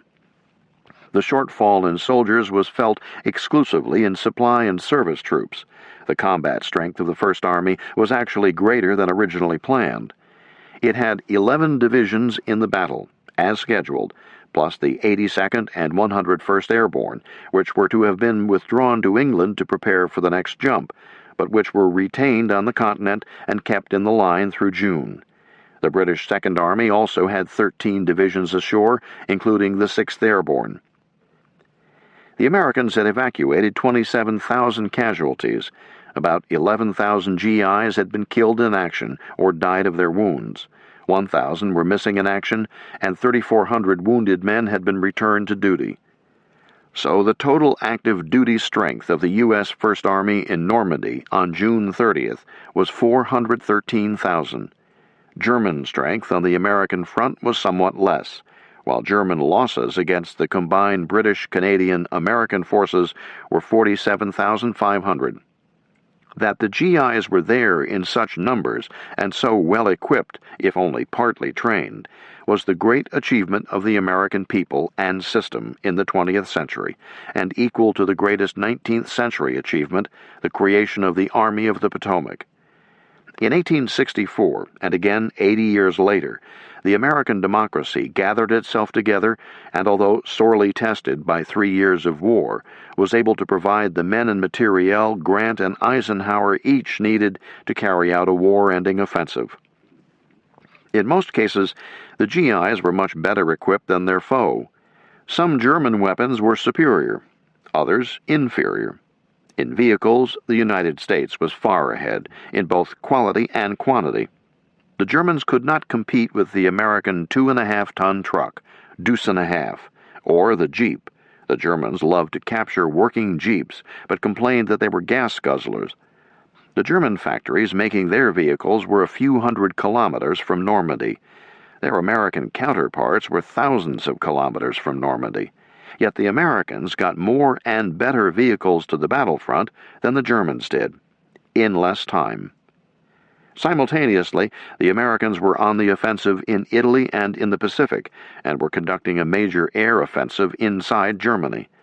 But the Germans were fighting on 4 fronts: the Eastern, Western, Southern, and Home. They could not possibly win a war of attrition, no matter how much closer to Normandy the German industrial centers were than the American. The senior German commanders in the West, Field Marshals Gerd von Rundstedt and Erwin Rommel, were perfectly aware of that fact. Having failed to stop the Allied assault on the beaches, having failed to prevent a link-up of the invasion forces, completely lacking any air support and seriously deficient in air defense, chronically short on fuel, sometimes of ammunition, taking heavy casualties, they despaired. On June 28th, the two field marshals set off for Hitler's headquarters in Berchtesgaden. On the drive they talked. Rundstedt had already told Hitler's lackeys to make peace. Now he said the same to Rommel. "I agree with you," Rommel replied. "The war must be ended immediately. I shall tell the Führer so clearly and unequivocally." Rommel knew what that meant. Hitler had told him 6 months earlier, "Nobody will make peace with me." But the failure to stop the landing on the beaches had put victory out of the question. Hitler would have to go, be forced to resign and give himself up for the good of Germany. And now, at once. Every day the war went on made a terrible situation worse. The showdown meeting with Hitler came at a full-dress conference attended by the top echelon of the High Command. Field Marshals Wilhelm Keitel, Alfred Jodl, and Goering, along with Admiral Karl Dönitz and many lesser lights, were there. Rommel spoke first. He said the moment was critical. He told his Führer, "The whole world stands arrayed against Germany, and this disproportion of strength—" Hitler cut him off. Would the Herr Feldmarschall please concern himself with the military, not the political situation? Rommel replied that history demanded he deal with the entire situation. Hitler rebuked him again and ordered him to stick to the military situation only. Rommel then gave a most gloomy report. Hitler took over. He said the critical task was to halt the enemy offensive. This would be accomplished by the Luftwaffe, he declared. He announced that 1,000 new fighters were coming out of the factories and would be in Normandy shortly. He talked about new secret weapons, the V2, that would turn the tide. He said the Allied communications between Britain and Normandy would be cut by the Kriegsmarine, which would soon be adding a large number of torpedo boats to lay mines in the Channel, and new submarines to operate off the invasion beaches. And large convoys of brand-new trucks would soon be headed west from the Rhine toward Normandy. This was pure fantasy. Hitler was clearly crazy. The German High Command knew it without question and should have called for the men with the straitjacket. But nothing was done. As the meeting broke up, Rommel said he could not leave without speaking directly to Hitler about Germany. Hitler wheeled on him. "Field Marshal, I think you had better leave the room." Rommel did. For the Americans, numbers of units and qualities and quantities of equipment helped make victory possible, but it still took men to make it happen. And out in the hedgerows, it wasn't so apparent to the GIs that their side enjoyed great manpower and equipment advantages. Indeed, it often looked the other way to them. As indeed sometimes it was. Meanwhile, all those American vehicles would be idle until the GIs managed to break out of the hedgerows, and that rested on the wits, endurance, and execution of the tankers, artillery, and infantry at the front. Chapter 2. Hedgerow Fighting. July 1st through 24th, 1944. Within 3 weeks of the great success of D-Day, the ugly word stalemate was beginning to be used. "We were stuck," Corporal Bill Preston remembered. Something dreadful seemed to have happened in terms of the overall plan. Things had gone awry. The whole theory of mobility that we had been taught, of our racing across the battlefield, seemed to have gone up in smoke. And while the American progress was excruciatingly slow, the British and Canadians remained stuck in place outside Caen. Big attacks followed by heavy losses for small or no gains, reminiscent of 1914 through 18, weighed on every mind. So did Hitler's vengeance weapon, the V-1. Used for the first time a few days after D-Day, the radio-controlled V-1 pilotless aircraft were coming down by the hundreds on London. They were a haphazard terror weapon of little military value, except to put an enormous new strain on the British public. In June and July, the V-1s killed more than 5,000 people, injured 35,000 more, and destroyed some 30,000 buildings. Worse, Allied intelligence anticipated that the Germans would soon have the V-2s, the world's first medium-range ballistic missiles, in operation. Naturally, there was great pressure on the politicians to do something about the V-1s, a pressure that was naturally passed on to the generals. If nothing else, the public had to have a sense that somehow the Allies were hitting back, so big and medium bombers were pulled off other missions to attack the launch sites.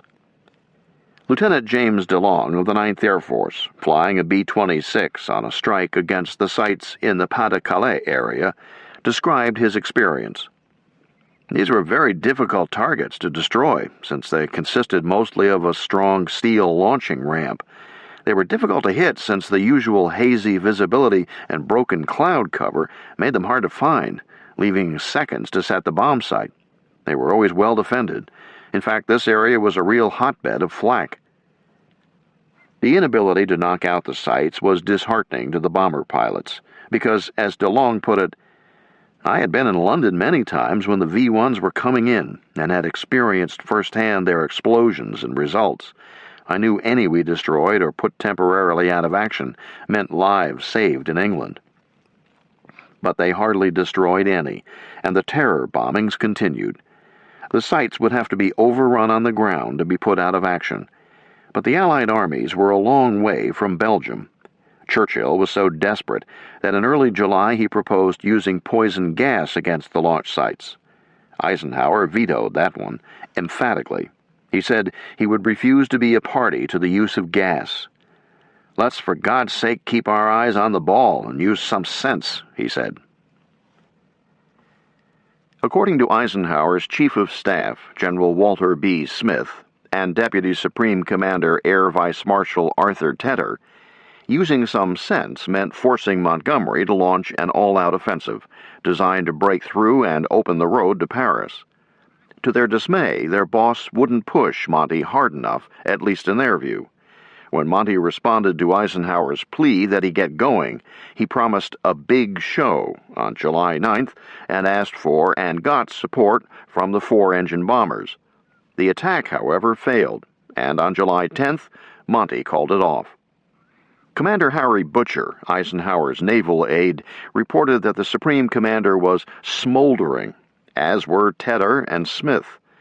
So was General George S. Patton, Jr., commander of the U.S. Third Army, still in England, awaiting its entry into the battle. Patton went to Normandy to observe Monty's attack. When it failed, he commented in his diary, "Ike is bound hand and foot by the British and does not know it. Poor fool. We actually have no supreme commander, no one who can take hold and say that this shall be done and that shall not be done." At Eisenhower's request, Churchill started putting pressure on Monty to get on his bicycle and start moving. Monty promised another big attack. On July 12th, he told Eisenhower that he was preparing for an offensive in 6 days, codenamed Goodwood. "My whole eastern flank will burst into flames," he said, as he demanded that the full weight of all the air forces be thrown into the battle. Expectations of a breakthrough ran high. On July 18th, Goodwood began with a massive bombardment from the air. 7,700 tons of bombs delivered by 1,676 4-engine bombers and 343 mediums, in what Forrest Pogue, the official historian of SHAEF, called the heaviest and most concentrated air attack in support of ground troops ever attempted. Goodwood got off to a good start, thanks to the bombardment, but soon ground to a halt. After heavy losses, including 401 tanks and 2,600 casualties, Montgomery called it off. The British Second Army had taken possession of the ruins of Caen, gained a few miles, and inflicted heavy casualties on the Germans, but there had been nothing like a breakthrough. A Canadian company commander described the German methods.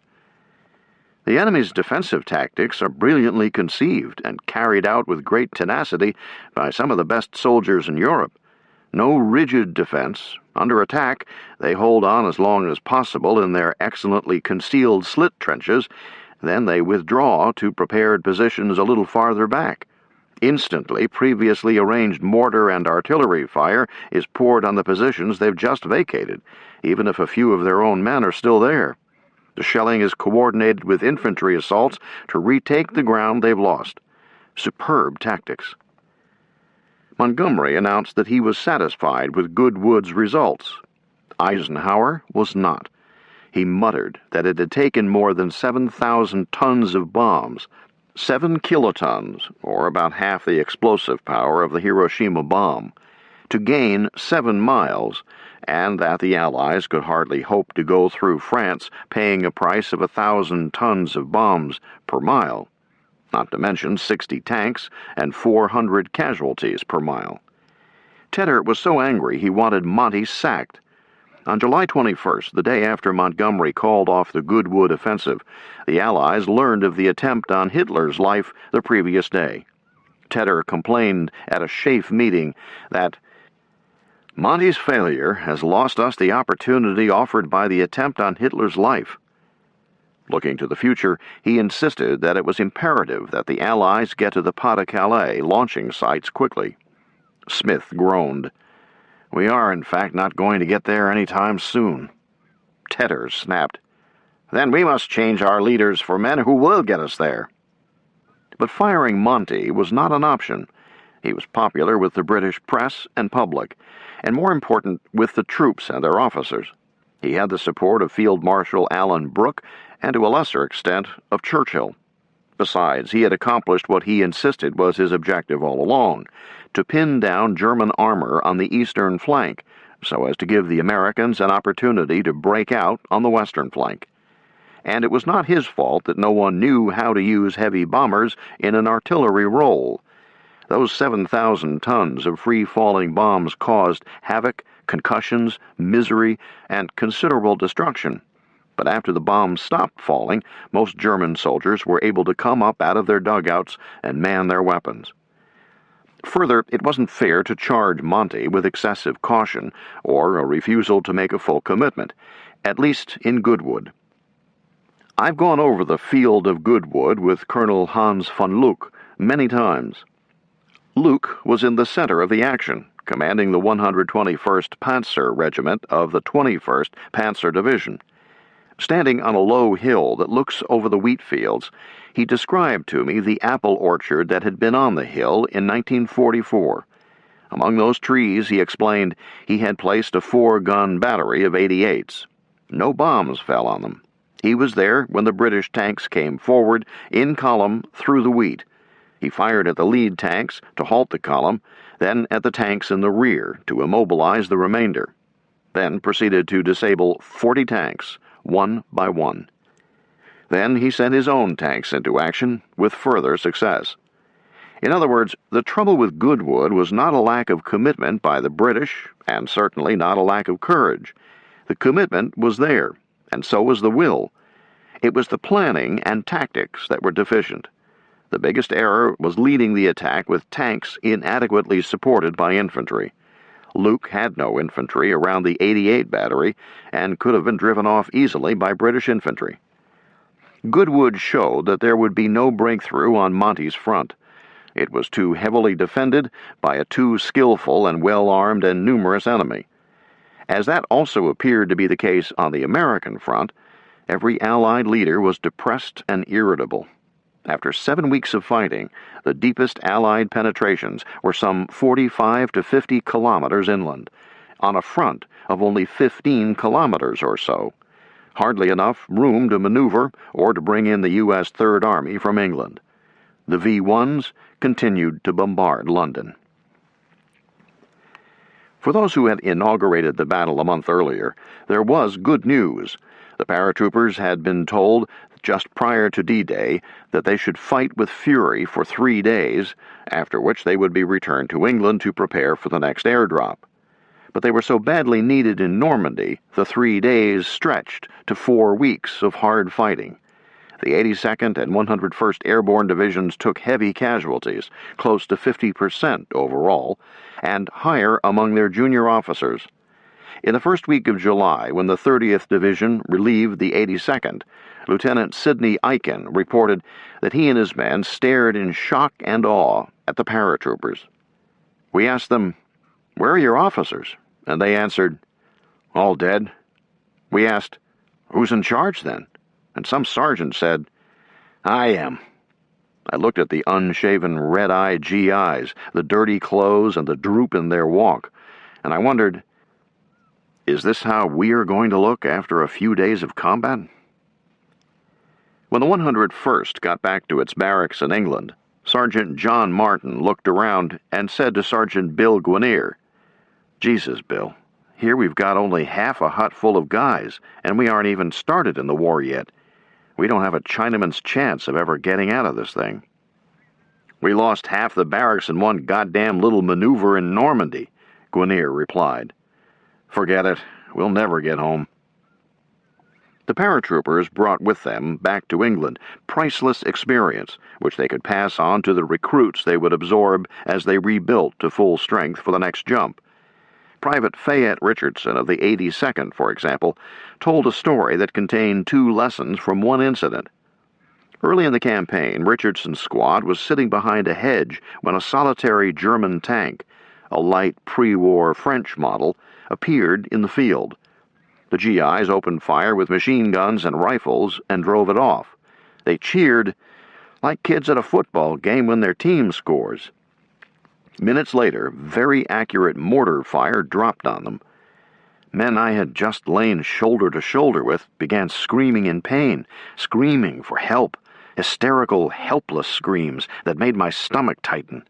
Because of the apparent protection of the hedgerow and our greenness, we had not realized the necessity of digging in, and few of us had holes which would have saved us from all but a direct hit. The other lesson, learned more slowly, was that a favorite German tactic was to drive an armored vehicle in front of the line to draw fire, so as to locate the enemy's position. The infantry division stayed in the line, advancing from hedgerow to hedgerow. They suffered brutally. In the 1st, 4th, 29th, and other divisions, the turnover in junior officers in the first month of the battle was almost total. Private William Craft was a 20-year-old from the Blue Ridge Mountains of Virginia. When he was drafted at the end of 1942, he had never been out of his home county. His trip to boot camp was his first time on a train. A year later, he was in Normandy, a BAR man with the 314th Infantry Regiment. "We fought through those hedgerows a long time," he recalled. For his part, he saw no point to getting out of my hedgerow to run over and get the German out of his, not when there was artillery around to do that. Like most infantrymen, he wanted to see those big made-in-the-USA shells dropping right on the enemy in front of him. One time, however, an artillery observer came up with us and called in fire 200 yards in front of us. That was too close. Kraft's squad took 200% casualties. I believe I was the only one in the entire company to come all the way through Normandy without getting wounded. Major G.S. Johns of the 29th described a typical hedgerow action. With a machine gun being knocked out here, a man or two being killed or wounded there, eventually the leader of the stronger force, usually the attackers, may decide that he has weakened his opponents enough to warrant a large concerted assault, preceded by a concentration of all the mortar and artillery support he can get. Or the leader of the weaker force may see that he will be overwhelmed by such an attack and pull back. Thus goes the battle. A rush, a pause, some creeping, a few isolated shots, some artillery fire, some mortars, some smoke, more creeping, another pause, dead silence, more firing, a great concentration of fire followed by a concerted rush. Then the whole process starts all over again. The Germans were able to inflict heavy casualties because they were on the defensive. When they tried to attack in the hedgerow country, they did no better than the Americans. On July 11th, Panzer-Lehr Division launched its major counterattack of the campaign.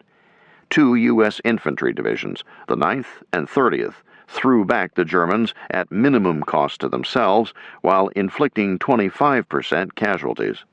Of course, the Germans took advantage of their skill in warfare.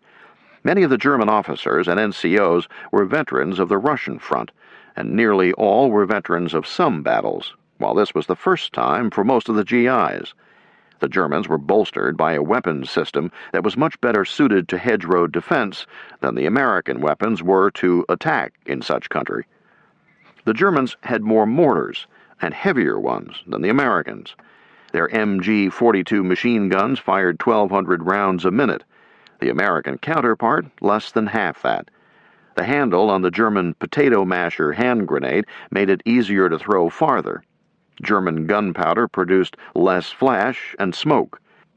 The Germans had the Nebelwerfer, a multi-barreled projector whose bombs were designed so as to produce a whale when they flew through the air, 60 or 70 virtually simultaneously. That was terrifying. The GIs called them moaning minis. The Germans called them Stukas on wheels. There was no American counterpart. Then there was the Panzerfaust, which was far superior to the American bazooka. It did not have the range of a bazooka, but that hardly mattered in the hedgerow country. It was operated by a single soldier, and was so simple no special training was required, while the bazooka required a trained two-man team. The Panzerfaust launched a bomb that was bigger and better designed than the bazookas, with greater penetrating power. It was an ideal weapon for the hedgerows. In heavy artillery, the Americans generally outgunned the Germans in quantity and in amounts of ammunition, but long-range gunnery wasn't effective in the close quarters imposed by the hedgerows. The German 88, without doubt the best artillery piece of the war, in the opinion of every GI, was a high-velocity, flat-trajectory weapon that could fire armor-piercing shells down the lanes and roads of Normandy, or be elevated and fire high-explosive airburst shells against Allied bombers. The shell traveled faster than the speed of sound. One heard it explode before one heard it coming. But the American .50 caliber machine gun, mounted on tanks, had no equal in penetrating power, and the American M1 Garand was the best all-purpose military rifle in the world. Overall, however, Americans in Normandy gladly would have traded weapons with the Germans, especially the tankers. There was a barely suppressed fury among American tankers about the inferiority of the Sherman tank, 32 tons, to the latest German models, the Panther, 43 tons, and the Tiger, 56 tons. German tanks had heavier armor, too heavy for the Sherman 75mm cannon to penetrate, while the Panther and Tiger, armed with 88s, easily penetrated the Sherman.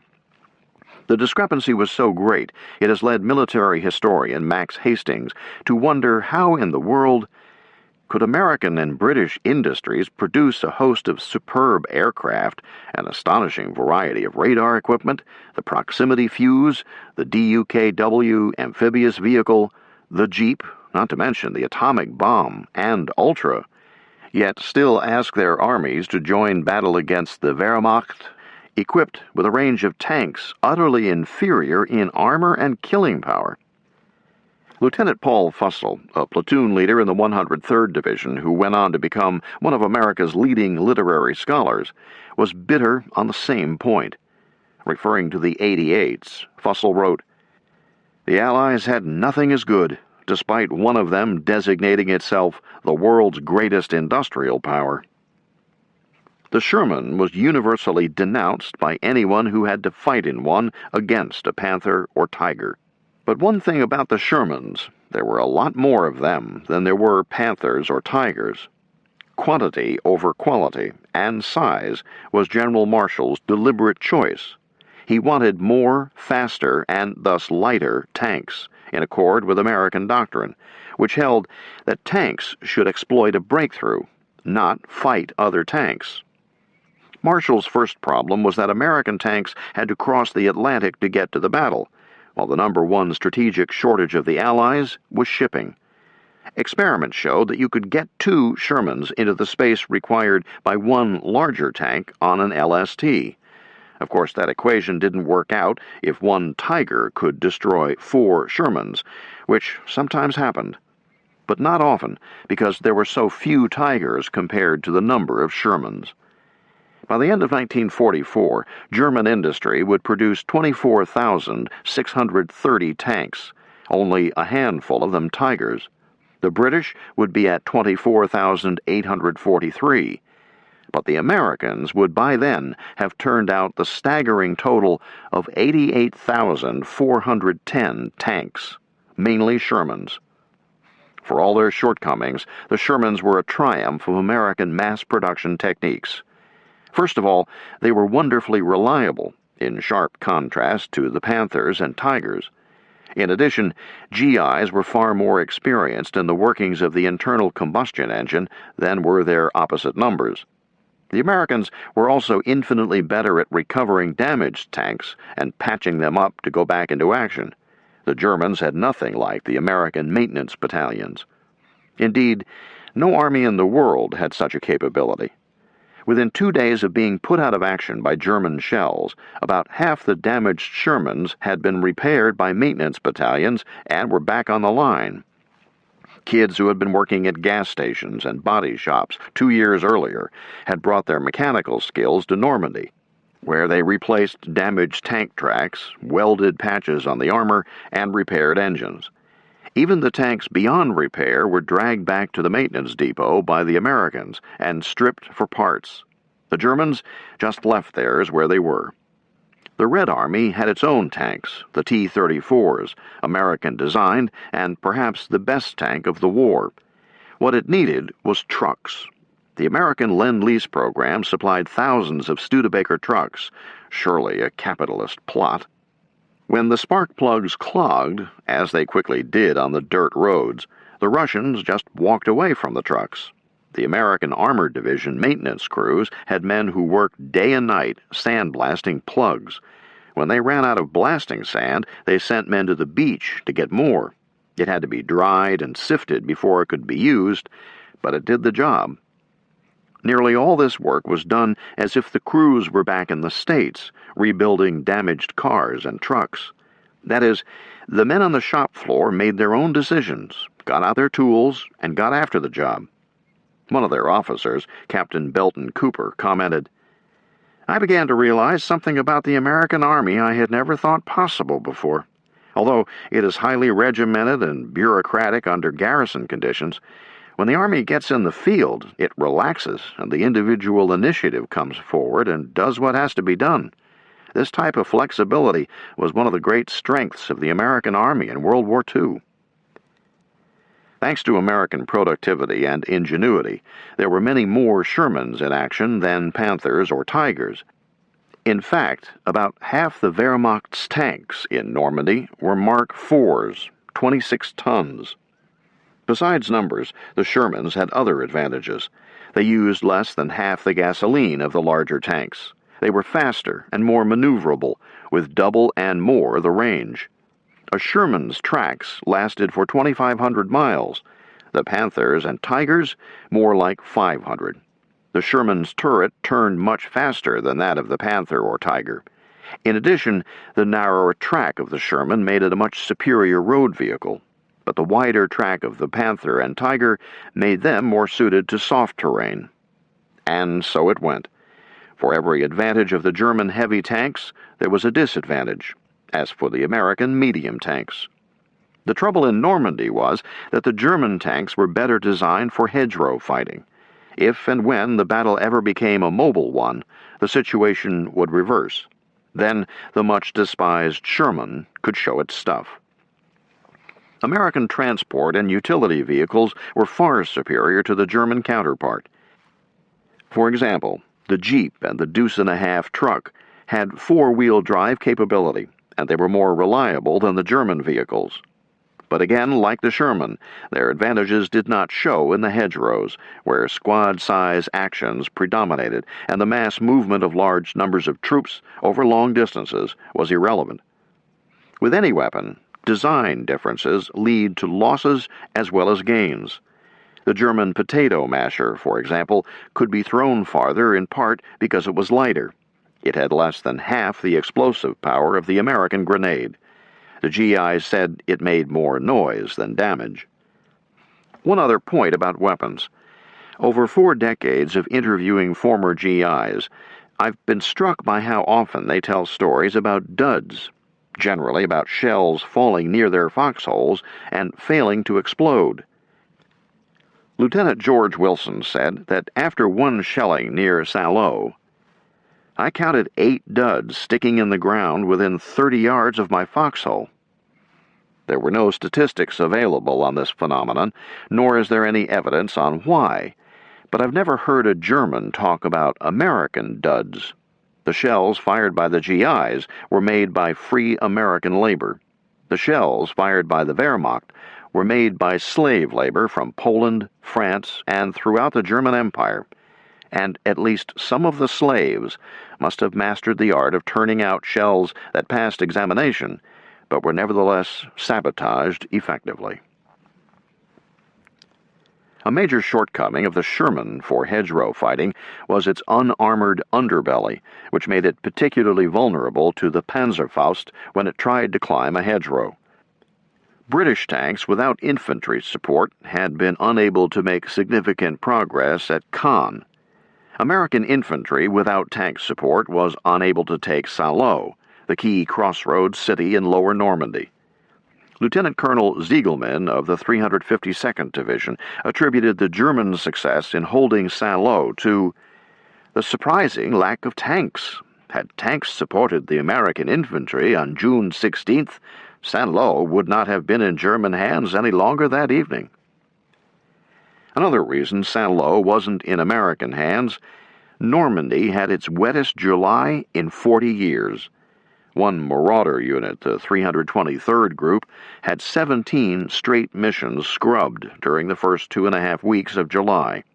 Others fared little better. Perhaps more than any other single factor, this bad weather explains the relative German success in Normandy in the early summer of 1944.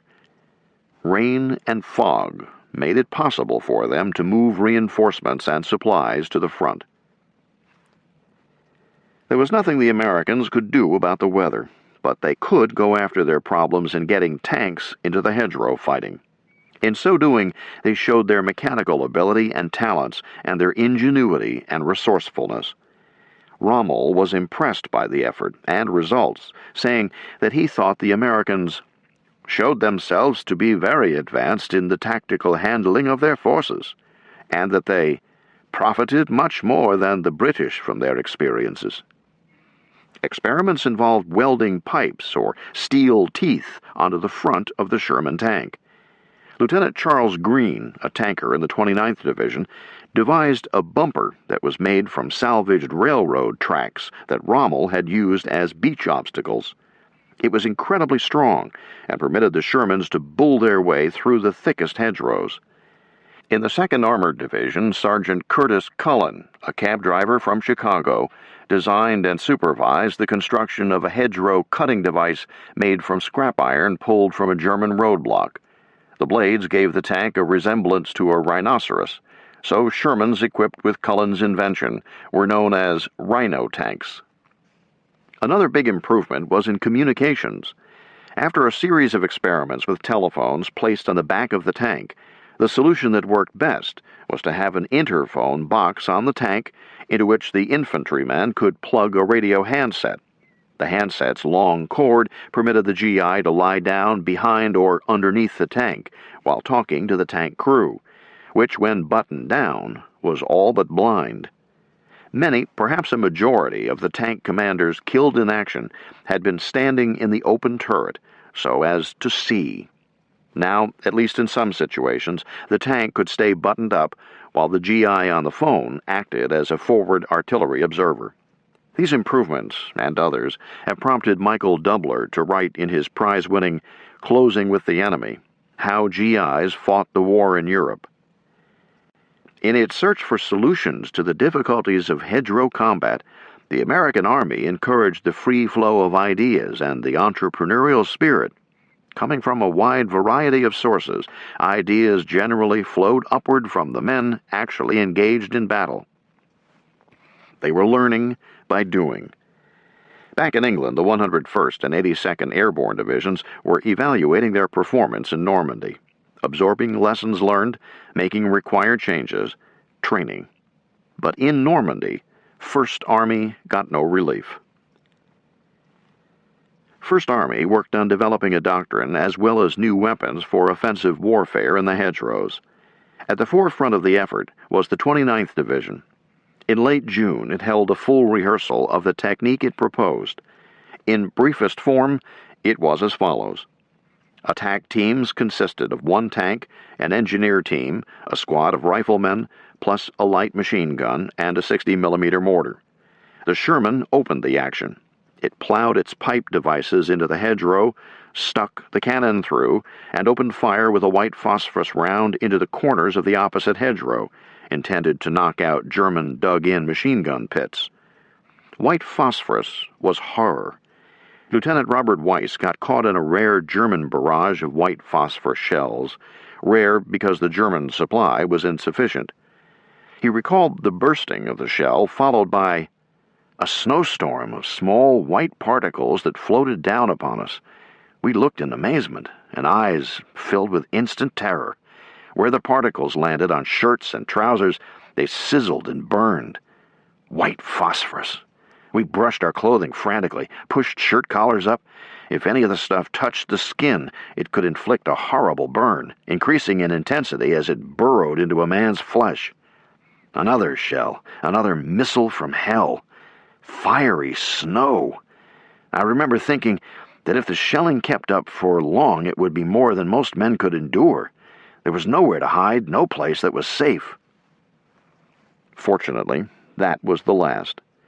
The American tankers loved white phosphorus. They quickly learned that 1 or 2 shells fired into a German position meant you didn't have to worry about that machine gun any longer. After firing the shells, the tank put systematic 50-caliber machine gun fire along the entire base of the enemy hedgerow. The mortar team lobbed shells into the field directly behind the German position. The infantry squad moved forward behind the Sherman, deployed on line, and advanced across the open field using standard methods of fire and movement, throwing themselves to the ground, getting up and dashing forward, firing, moving. As they got close to the enemy's hedgerow, they tossed grenades over to the enemy side. The tank, meanwhile, came on through the hedgerow, either on its own power or after backing out and placing explosives in the holes. Infantrymen could plug into the phone and spot for the tank crew as it fired cannon and machine gun fire at resistance points. The tactics developed by the 29th worked and were far less costly in casualties and were soon adopted with numerous variations throughout ETO, European Theater of Operations. The enemy was fighting with the desperation of a cornered, wounded animal. The German infantry was stretched thin. The front-line divisions were getting 1 replacement for every 11 casualties. By mid-July, the Wehrmacht in Normandy had lost 117,000 men and received 10,000 replacements. At the beginning of July, 2 million soldiers were pitted against one another on a front of 150 kilometers. By the end of July, there were more than 800,000 Americans in Normandy, facing 750,000 or so Germans. The Germans had more men and many more tanks facing the British around Caen. The British and Canadians numbered about 600,000. For the Germans, rations and ammunition flows were adequate, if barely, but medical supplies were gone. Artillery shells were severely limited. More and more, they had to concentrate their dwindling resources on the front line because they did not have the manpower to create a defense in depth. Knowing that if the Americans broke through, There was nothing between them and the German border. The Germans dug even deeper, fought even harder. Veterans of the hedgerow fighting on either side can often recall close encounters of a most serious kind. Lieutenant Walter Patberg was a newsman in the Wehrmacht who had lost his camera equipment when a Yabo hit his truck. So when he joined Grenadier Regiment 957, he lost his position as a reporter. "I don't really have a lot for a reporter to do," his CO had told him when he arrived, and went into the line as a platoon leader. A few days later, he was lying behind a hedge. There was silence, no mortars, no artillery, no machine gun fire. Patberg strained to hear if there were Americans on the other side of his hedge. He could hear nothing. He thought it safe to take a good look. He struggled through the vines to the top of the mound, then leaped forward to the far side. "I landed almost directly upon the Americans' front line," he recalled. "I landed with my legs spread, and in a panic the Americans lying there shot through my legs. I jumped back over the hedge and allowed us both to recover from the shock. That was my greatest heroic deed, for which I received the Close Combat Medal. It was given to those who had stared the enemy in the eyes." Rommel's despair deepened. He was a man with a strong sense of duty who could hardly tell where his duty lay. To Germany? To the Wehrmacht? To Hitler?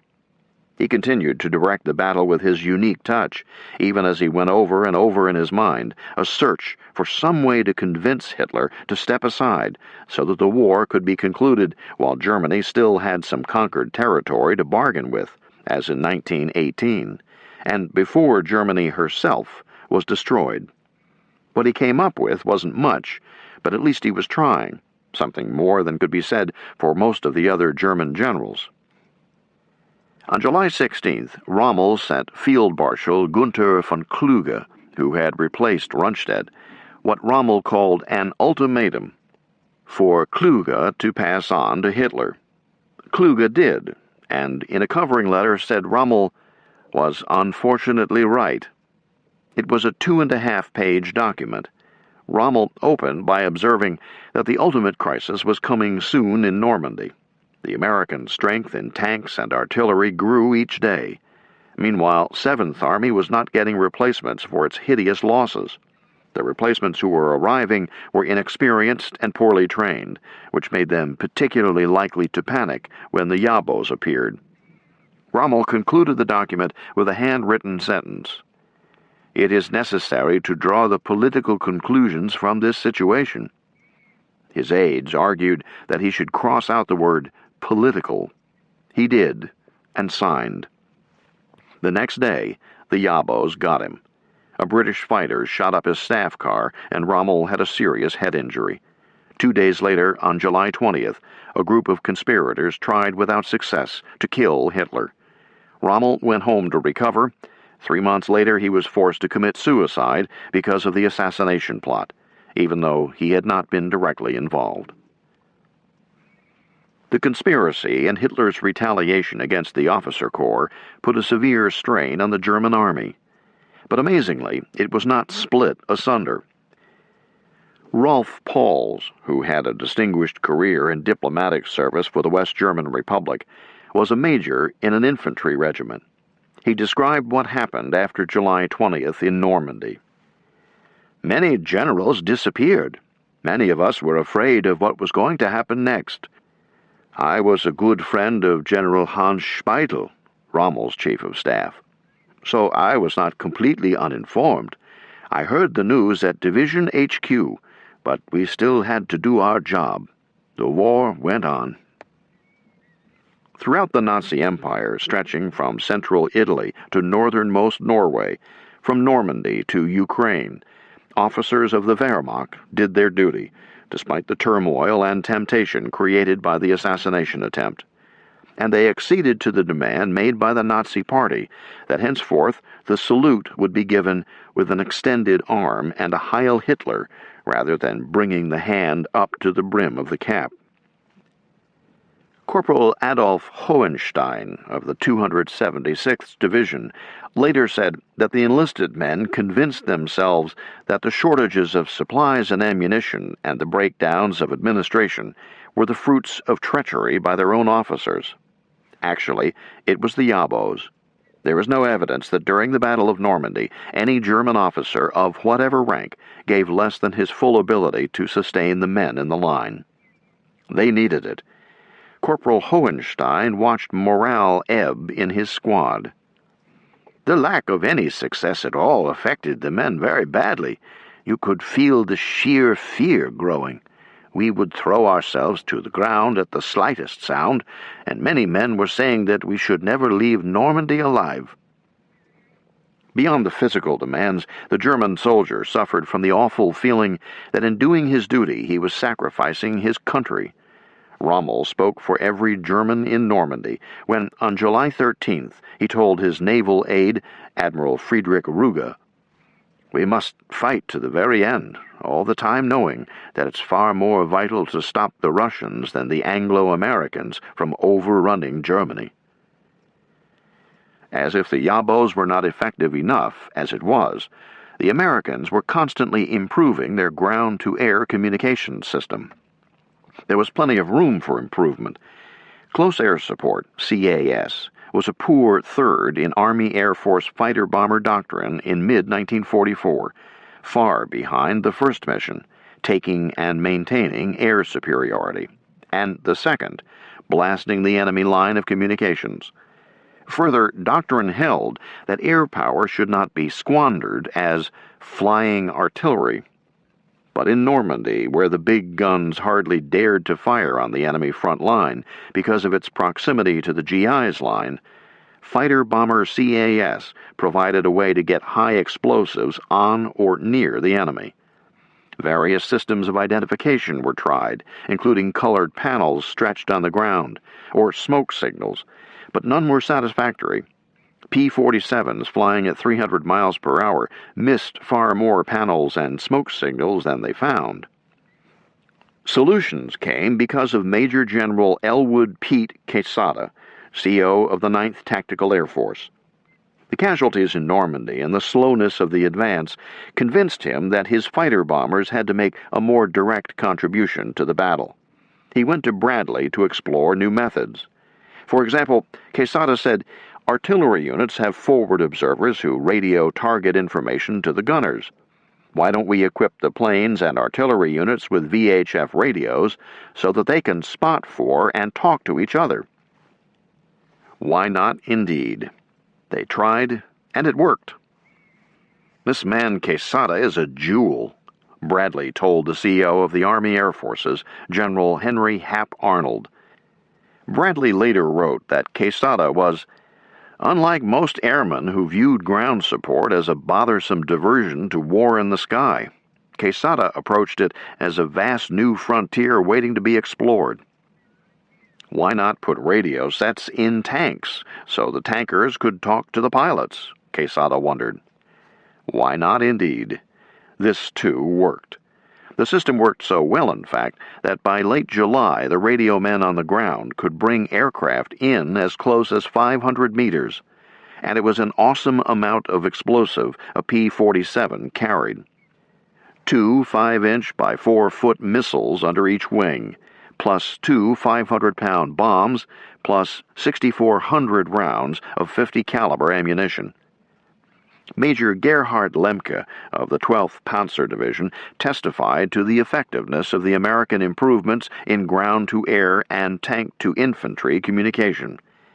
He had kept his radio team in a bunker for much of July, but after the pounding on it rose to the unbearable point, the men decided it was better to stay out in the open and be blown into the sky than to stay inside and be buried in a cellar. So out they came, only to discover that the Americans had taken control of the battlefield, thanks to their communications abilities. "Whenever a German soldier fired his Panzerfaust," Lemke complained, "all of the American tanks, artillery, mortars, and planes in the area concentrated their fire upon him. They would keep it up until his position was pulverized." In July, the 2nd Panzer Division reported on the problems it faced. The incredibly heavy artillery and mortar fire of the enemy is something new for seasoned veterans as much as for the new arrivals. Any assembly of our troops is spotted immediately by enemy reconnaissance aircraft, and bombs and artillery directed from the air, and by such dense artillery and mortar fire that heavy casualties ensue. Our soldiers enter the battle in low spirits at the thought of the enemy's enormous superiority of materiel. The feeling of helplessness against enemy aircraft operating without hindrance has a paralyzing effect, and during the barrage, the effect on the inexperienced men is literally soul-shattering. The U.S. Army Air-Ground Team in ETO continued to improve through to the end of the war. Its communication system was vastly superior to anything the Germans ever developed. Meanwhile, the 8th Air Force B-17s continued to pound away at communications targets in France, particularly bridges and railroads, as did the Marauders of 9th Air Force. But weather continued through July to hamper the effectiveness of the Allied air forces. 50% of the missions in July, for all planes in England and France, had to be scrubbed because of weather. The Luftwaffe in Normandy was pathetic. The sole contribution Field Marshal Goering's pilots made to the battle came at night, when 1, 2, or sometimes a dozen Luftwaffe bombers flew over the beaches, dropped bombs at random, and got out of there as soon as possible. The Americans called the night visitors bed-check Charlies. Every weapon on the beach was fired at the bombers. The tracers made such a dazzling array, the Germans named the beaches Golden City. The Luftwaffe did little damage, except to nerves. On the ground, the Americans continued to advance, slowly, but all along the front, except at Saint-Lô.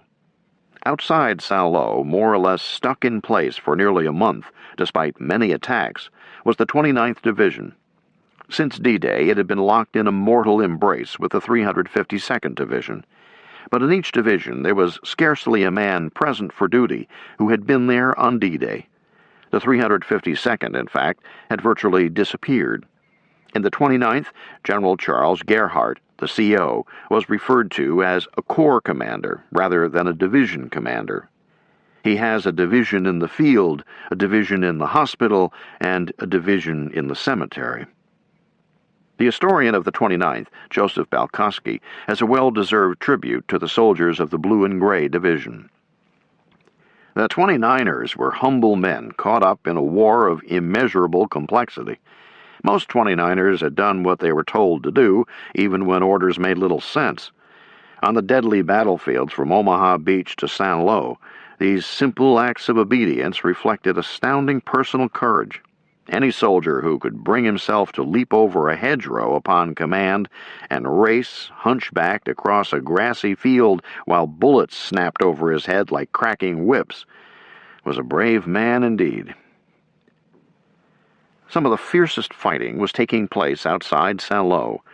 To its defense, the Germans devoted much of their strength, as Major Randall Bryant of the 9th Division discovered in mid-July when he was walking across an orchard with his closest friend, Captain Charles Minton, beside him.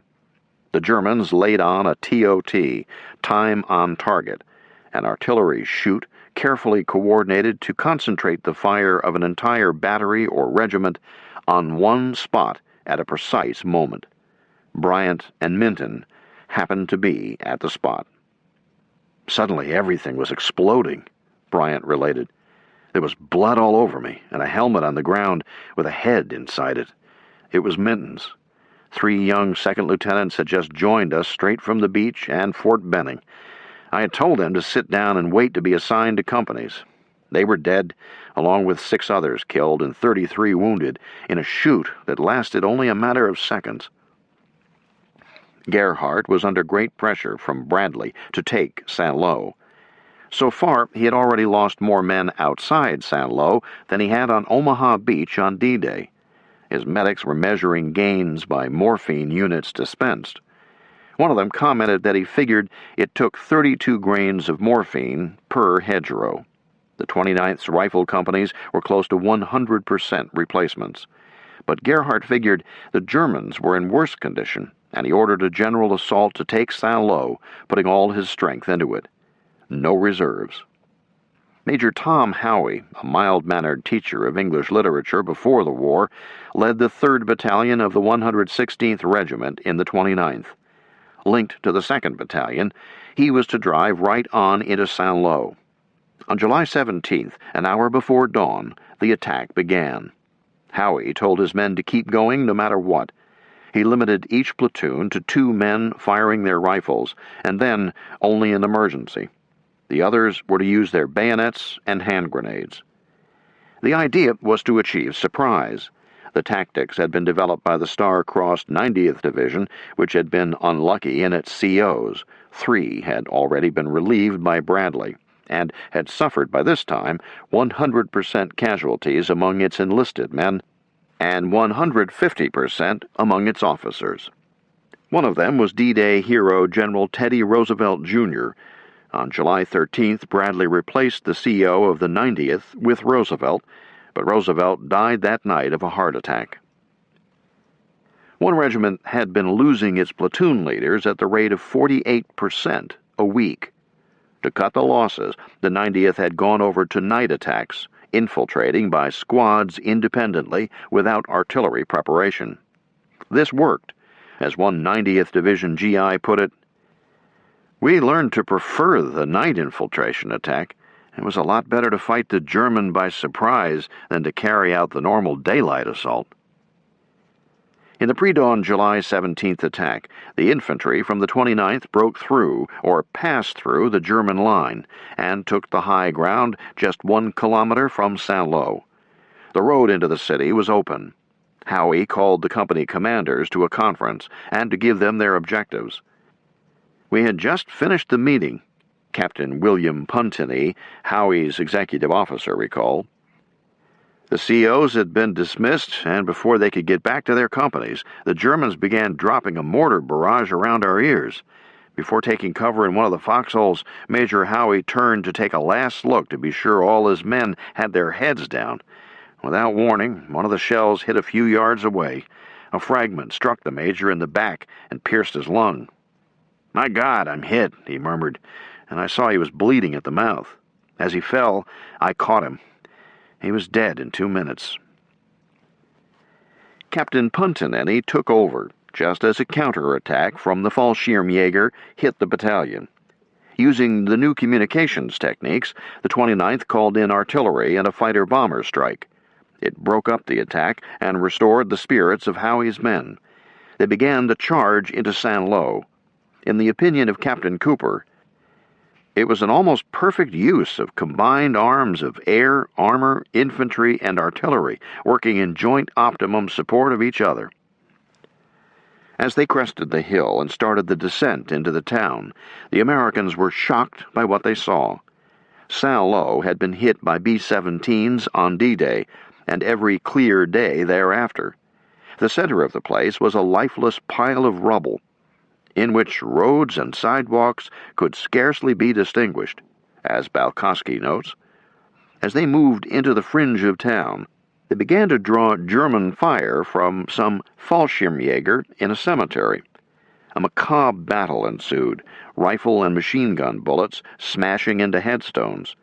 Rhino tanks that had busted through the hedgerow came up in support, fired their cannons and machine guns, and drove the Germans off. The men of the 29th dashed into the town, guns blazing. There was still hard fighting to go before the town was completely cleared of the enemy, but finally Saint-Lô was in American hands. At Gerhardt's insistence, Howe's body was put on a jeep and driven into the town. Men from the 3rd Battalion draped the body with the stars and stripes, and hoisted it on top of a huge pile of stones that had once been a wall in the St. Croix Church, a block from the cemetery. Howe's body remained on display through the next day, July 19th. GIs and some of the few civilians remaining in the town adorned the site with flowers. It was simple and direct, no fanfare or otherwise. Lieutenant Edward Jones recollected. The story caught on with the press.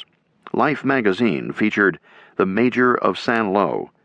Howie was famous, too late to do him any good, but what he and the other officers and men of the 29th had done was far more important than good publicity for the Army. They had captured the town, and with it, the high ground in that part of Normandy, thereby putting First Army in a position to launch an offensive designed to break through the German line and out of the hedgerow country. For that offensive, Bradley was making plans to use the Allies' greatest single asset, air power. Undaunted by what had happened in Goodwood, he was preparing to use every bomber and fighter bomber that could fly in a crushing bombardment that would blast a hole in the German line. Chapter 3. Breakout and Encirclement. July 25th through August 25th, 1944. On July 24th, 7 weeks after D-Day, U.S. First Army was holding an east-west line that ran from Caumont to Saint-Lô to Lausay on the Channel. Pre-D-Day projections had put the Americans on this line on D+5. Disappointing as that was, Bradley could see opportunities for his army. The enemy, although nearly equal in number of fighting men, was sadly deficient in supplies and badly worn down. One of Bradley's chief problems was he had not enough room to bring the well-trained and equipped divisions waiting in England into the battle, not to mention General Patton. For the Germans, the problem was the opposite. No significant reinforcements were available. Another favorable factor for Bradley, 6 of the 8 German panzer divisions in Normandy faced the British and Canadians around Caen. Bradley was also encouraged by 2 sets of photographs shown to him by General Quesada. One showed the area behind the German lines. The roads were empty. The other showed the area behind American lines. The roads were nose-to-tail armor and transport convoys or marching troops. Huge supply dumps dotted the fields, with no need for camouflage. These were among the fruits of air superiority. The 9th Tactical Air Force had a dozen airstrips in Normandy by this time. Pilots could be over their targets in a matter of minutes. They were daredevil youngsters, some of them only 19 years of age. It was generally felt that by the time he reached his mid-20s, a man was too sensible to take the chances routinely required of a P-47 pilot. They lived in tents in the Norman mud. They made up to 5 sorties per day, some of them only 20 minutes in duration. They dominated the sky and brought destruction to the Germans below. Another plus for Bradley, his men were much better equipped for the battle than they had been when the campaign began, both in weapons and tactics. By July 24th, 3 of 5 First Army tanks had been fitted with a Rhino. Ground-air communications were improving daily. Bradley had ruthlessly relieved incompetent division commanders, sometimes with indifferent results, but sometimes seeing marked improvement. The frontline soldiers were a mix of veterans and replacements, with relatively good morale, although, like the Germans, badly worn down. A heartening thing for the GIs, First Army had reached the limits of the worst of the hedgerow country. Beyond lay fertile, rolling countryside. The hedgerows enclosed larger pastures, roads were more numerous, many were tarred, a few were even 4-lane. The front line ran on or close to the Saint-Lô-Perrier road, which was a straight east-west paved highway, the N800. Between Saint-Lô and Perrier, the Panzer-Lehr Division, badly used up, held the line for the Germans. Facing Panzer-Lehr on the American side were the 9th, 4th, and 30th Divisions. Bradley decided he could use the Saint-Lô-Perrier road as a marker for the strategic air forces and lay a carpet of bombs on Panzer-Lehr by having the bombers fly parallel to the road, a landmark they couldn't miss, Bradley reasoned. The area to be obliterated was 6 kilometers long, running along the road, and 2 kilometers south of the road. Massed artillery would come after the bombardment, followed by a combined tank-infantry assault 3 divisions strong. If it worked, the Americans would break out of the hedgerow country and uncover the entire German left wing in Normandy, with Patton's Third Army ready to come in to exploit a breakthrough. Bradley gave the operation the code name Cobra. He began planning it in mid-July and was ready to go by the 21st, but bad weather caused delays. Meanwhile, there was a dispute over how close to the road the attacking units of the American divisions ought to be placed. Bradley wanted them within 800 meters of the road, serving as a bomb line. The airmen wanted a buffer zone of 3 kilometers. Eventually, they compromised at 1,200 meters. That caused a number of infantry units to have to pull back from the road, giving up ground won at such a cost, something they hated to do. On July 21st, Eisenhower flew in a heavy rain from London to Normandy to be present for the attack. Bradley met him and said the attack had been called off. Then he dressed Eisenhower down for flying in such weather. Eisenhower tossed away his soggy cigarette, grinned, and said his only pleasure in being Supreme Commander was that nobody could ground him. "When I die," he added, looking at the steady rain, "they ought to hold my body for a rainy day and then bury me out in the middle of a storm. This damned weather is going to be the death of me yet." On July 24th, the weather appeared acceptable, and an order to go went out to the airfields, only to be rescinded after a third of the force had taken off. By the time the recall signal had gone out to the bombers, one flight of B-17s had crossed the coast and released its load of 500-pound bombs through cloud cover. Most of the bombs fell short, causing casualties in the 30th Division and leaving the infantrymen madder than hell. Worse, the bombers had come in perpendicular to the line, not on a parallel course. The airmen argued that they couldn't funnel all the bombers involved through the narrow corridor created by using a single marker and flying along it. It would take hours for them all to pass over the target, all the time exposed to anti-aircraft fire from the 88s. By coming in perpendicular, spread out, the bombers would cause a much greater shock on the German side and only be taking flak during the seconds it took to cross the line and drop the bombs. Bradley still wanted a parallel approach, but the airmen convinced him that it was too late to change the plan. July 25th was clear. At 09:38, some 550 fighter bombers appeared. They were being guided by radio messages from forward air controllers riding in tanks at the head of armored columns. The FACs could talk simultaneously to ground units, P-47s, higher headquarters, and supporting artillery batteries. The P-47s fired rockets and machine guns on the German positions just south of the road and dropped 500-pound bombs that were much more powerful than even 240-millimeter howitzers and could be placed by the pilots within 300 meters of the American lines. Most GIs feared artillery preparation closer than 500 meters.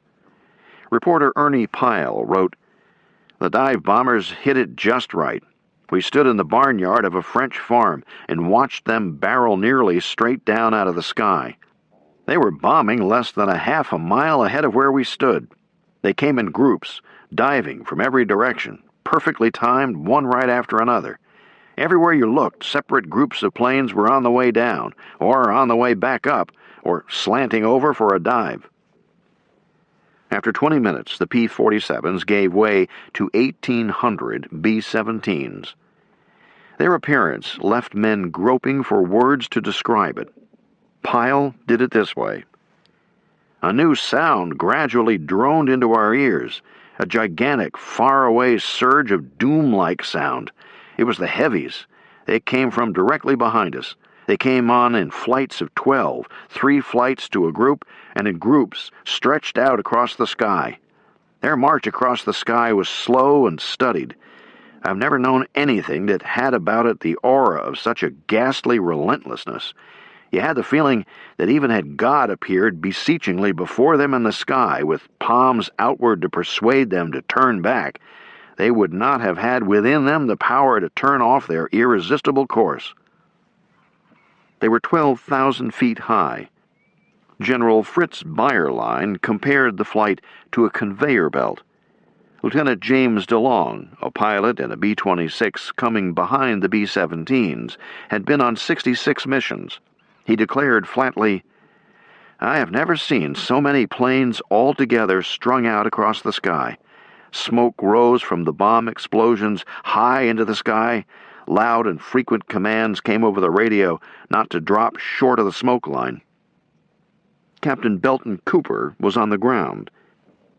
"Once they started, it was like some giant prehistoric dragon snake forming a long, great continuum across the sky, with its tail extended over the horizon.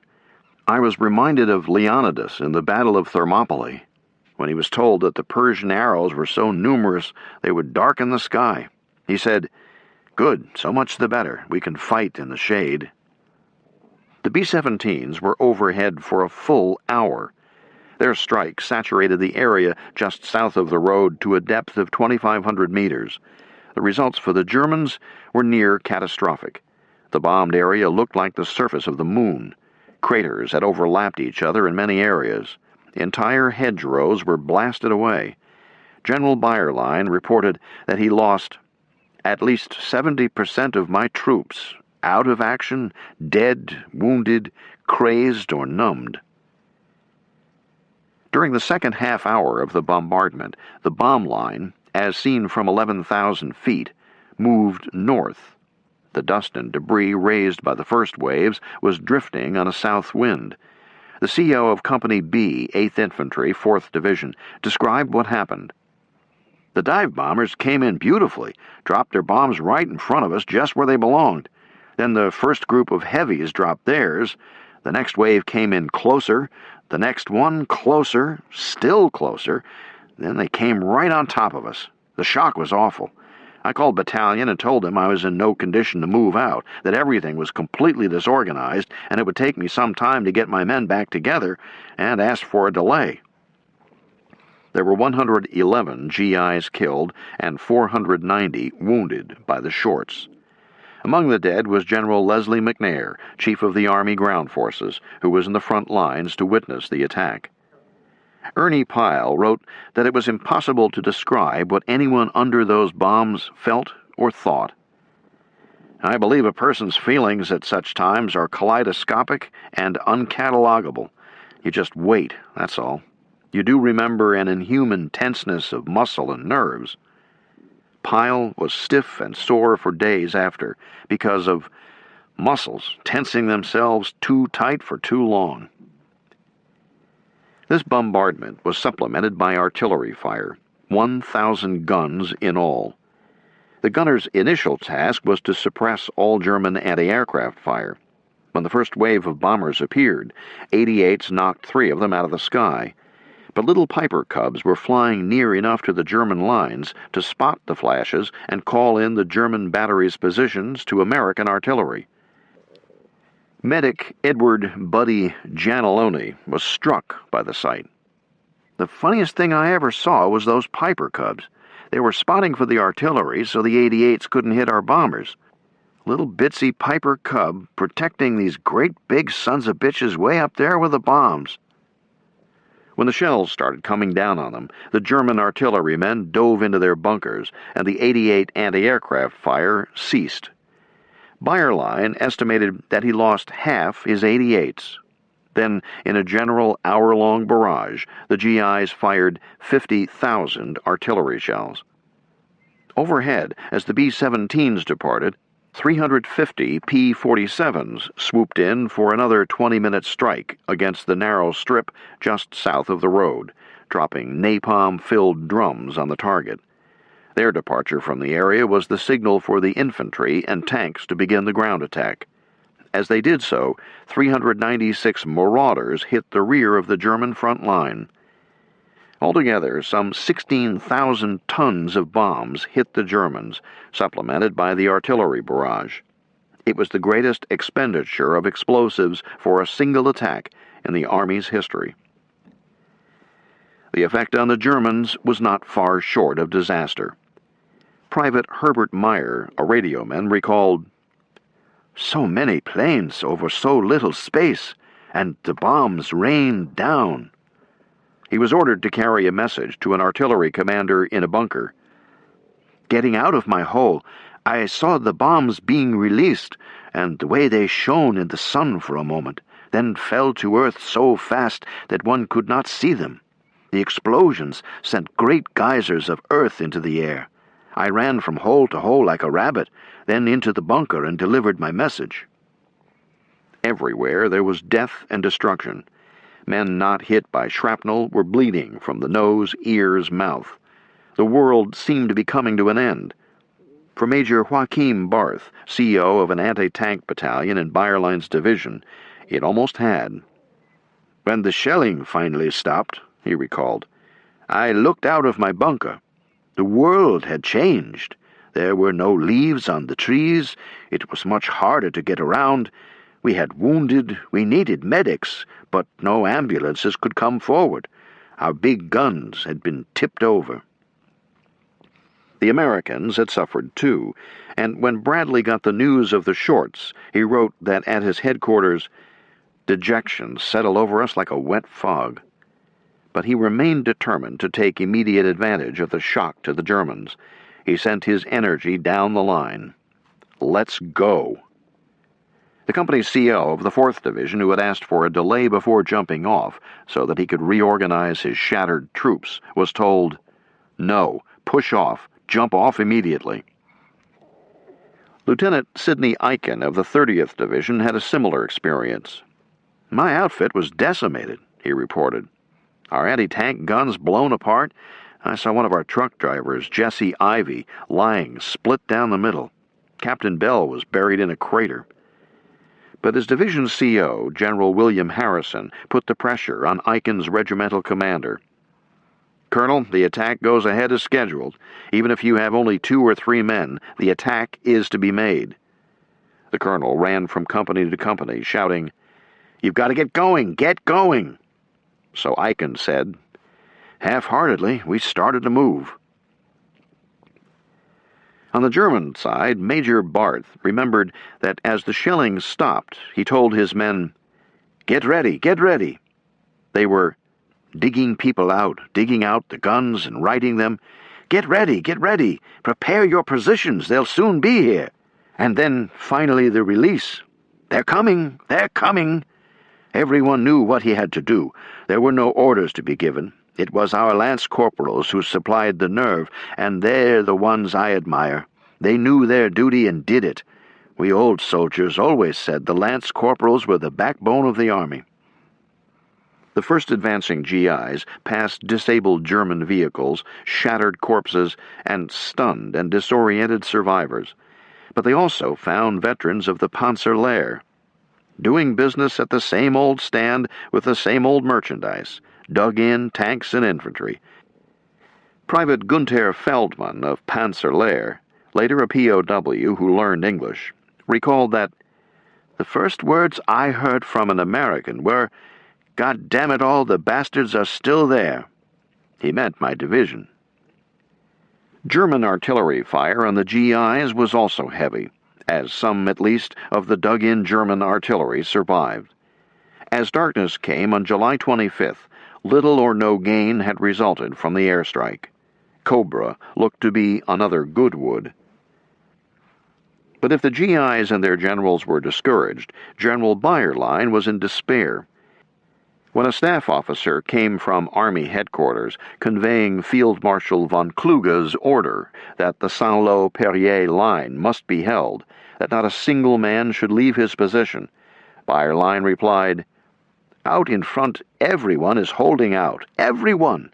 My grenadiers and my engineers and my tank crews, they're all holding their ground. Not a single man is leaving his post. They are lying silent in their foxholes, for they are dead. You may report to the Field Marshal that the Panzerlehr Division is annihilated. July 26th was a day of suspense. The Americans attacked, throwing divisions scheduled for exploitation into the battle to break through.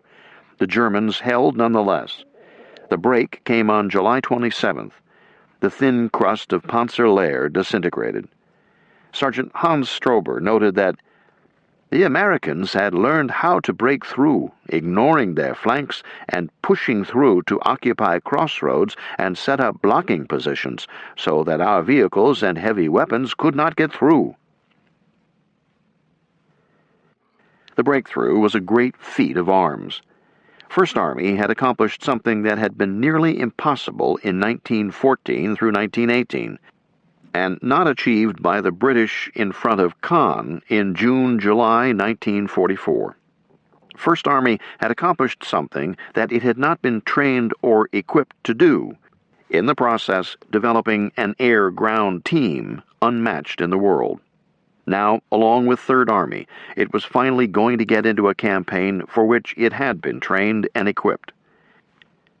The Dean of American Military Historians, Russell Weigley, referring to the flow of GIs that poured around the German open flank, wrote in his classic study, Eisenhower's Lieutenants, "This virtual road march was war such as the American Army was designed for, especially the American armored divisions, appealing also to the passion for moving on that is so much a part of the American character and heritage.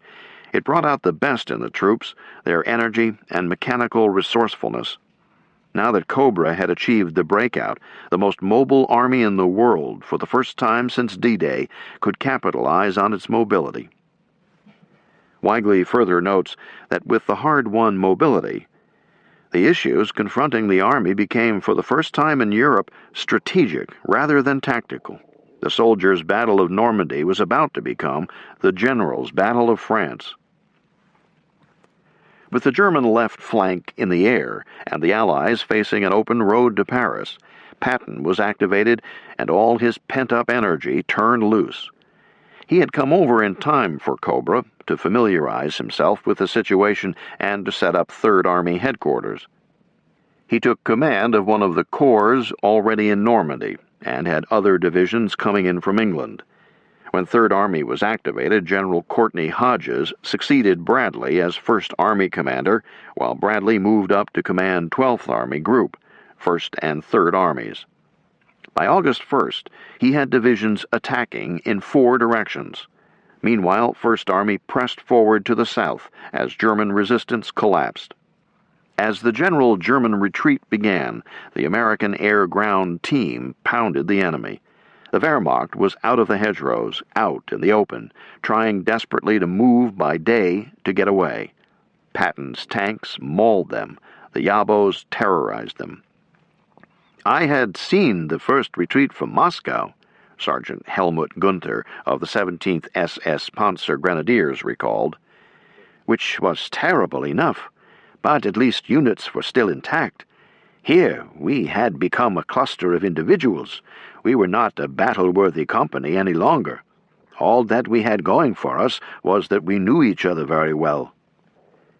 The P-47s responded to calls from the tankers and infantry over the radio, descended on their targets, and hit them with napalm, 500-pound bombs, rockets, and 50-caliber machine gun fire. Destroyed German tanks, trucks, scout cars, wagons, and artillery pieces, along with dead and wounded horses and men, covered the landscape. Captain Cooper described the Allied teamwork. When 2 Panther tanks threatened his maintenance company from across a hedgerow, the liaison officer and a Sherman got on its radio to give the coordinates to any Yabos in the area. Within less than 45 seconds, 2 P-47s appeared right over the treetops, traveling like hell at 300 feet. They let go their bombs 1,000 feet short of Cooper's location. It seemed like the bombs were going to land square in the middle of our area. He and his men dove into their foxholes. The bombs went screaming over. The P-47s came screaming in right behind them, firing their 8 50-caliber machine guns. The bombs hit a German ammunition dump. The blast was awesome. Flames and debris shot some 500 feet into the air. There were bogey wheels, tank tracks, helmets, backpacks, and rifles flying in all directions. The hedgerow between us and the German tanks protected us from the major direct effects of the blast. However, the tops of the trees were sheared off, and a tremendous amount of debris came down on us. "I have been to 2 church socials and a county fair," said one P-47 pilot, "but I never saw anything like this before." The Yabos were merciless. The constant attacks inevitably broke up German units, which had a terrible effect on morale. A theme that always comes up when interviewing German veterans is comradeship. So too with American veterans, of course, but there is an intensity about the Germans on the subject that is unique. One reason is that generally German squads were made up of men from the same town or region, so the men had known each other as children. Another is the experience of being caught in a debacle.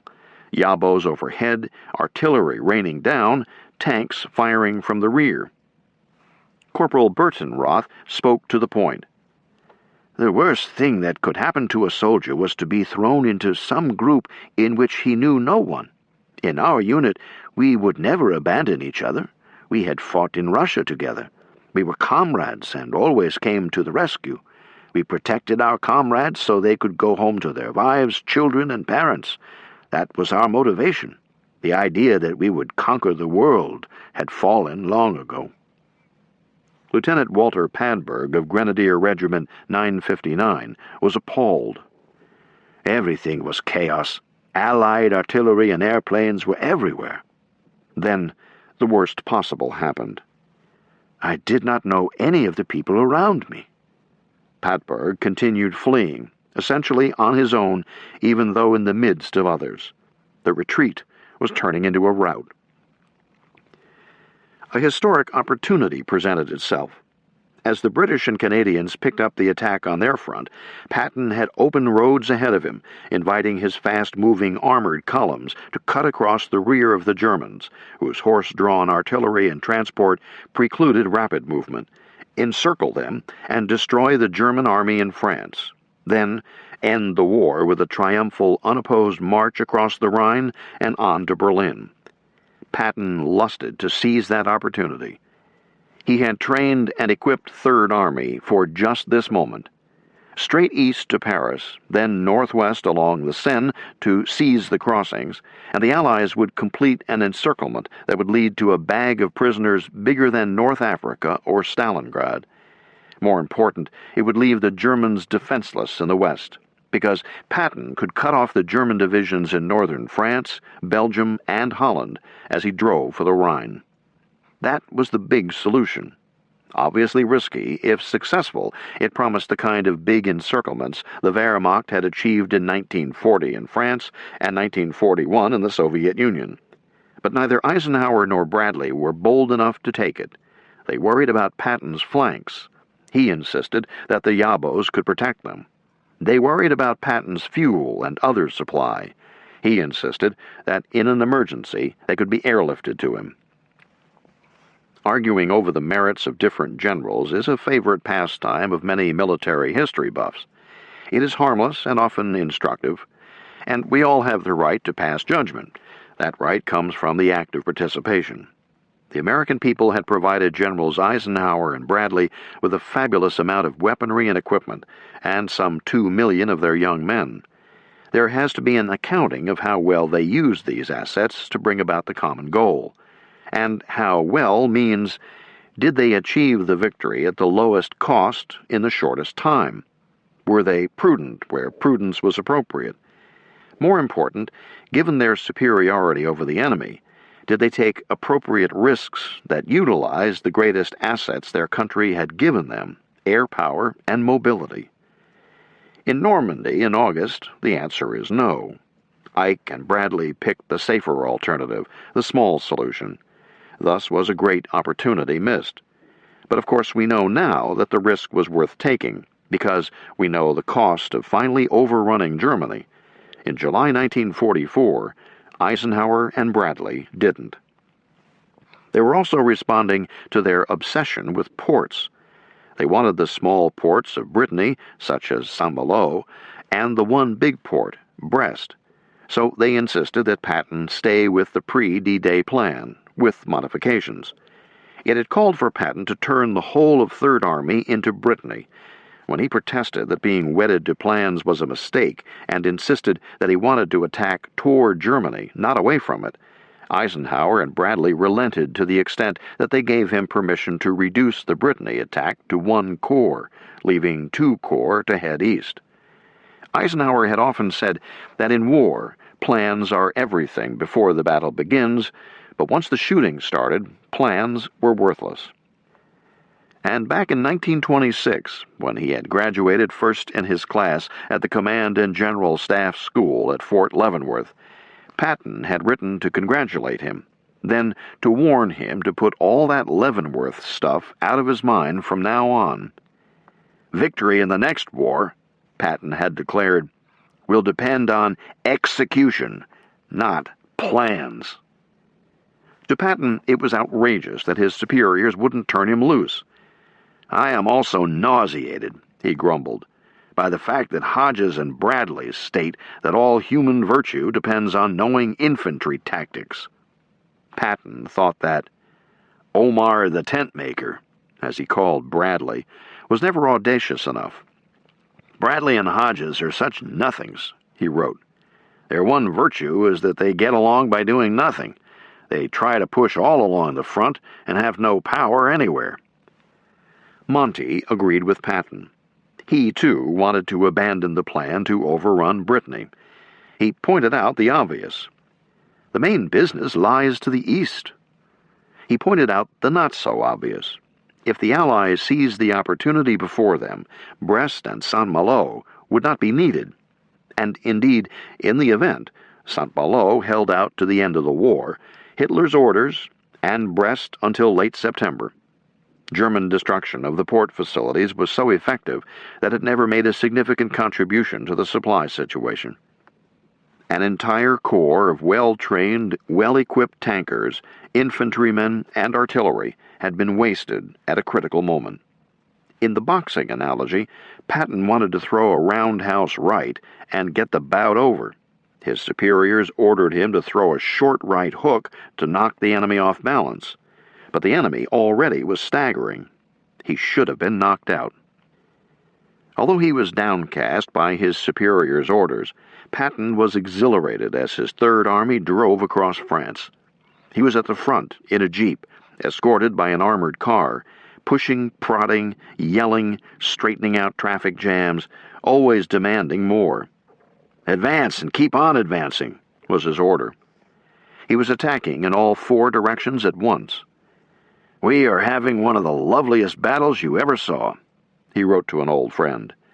"It is a typical cavalry action, in which, to quote the words of the old story, the soldier went out and charged in all directions at the same time, with a pistol in each hand and a saber in the other."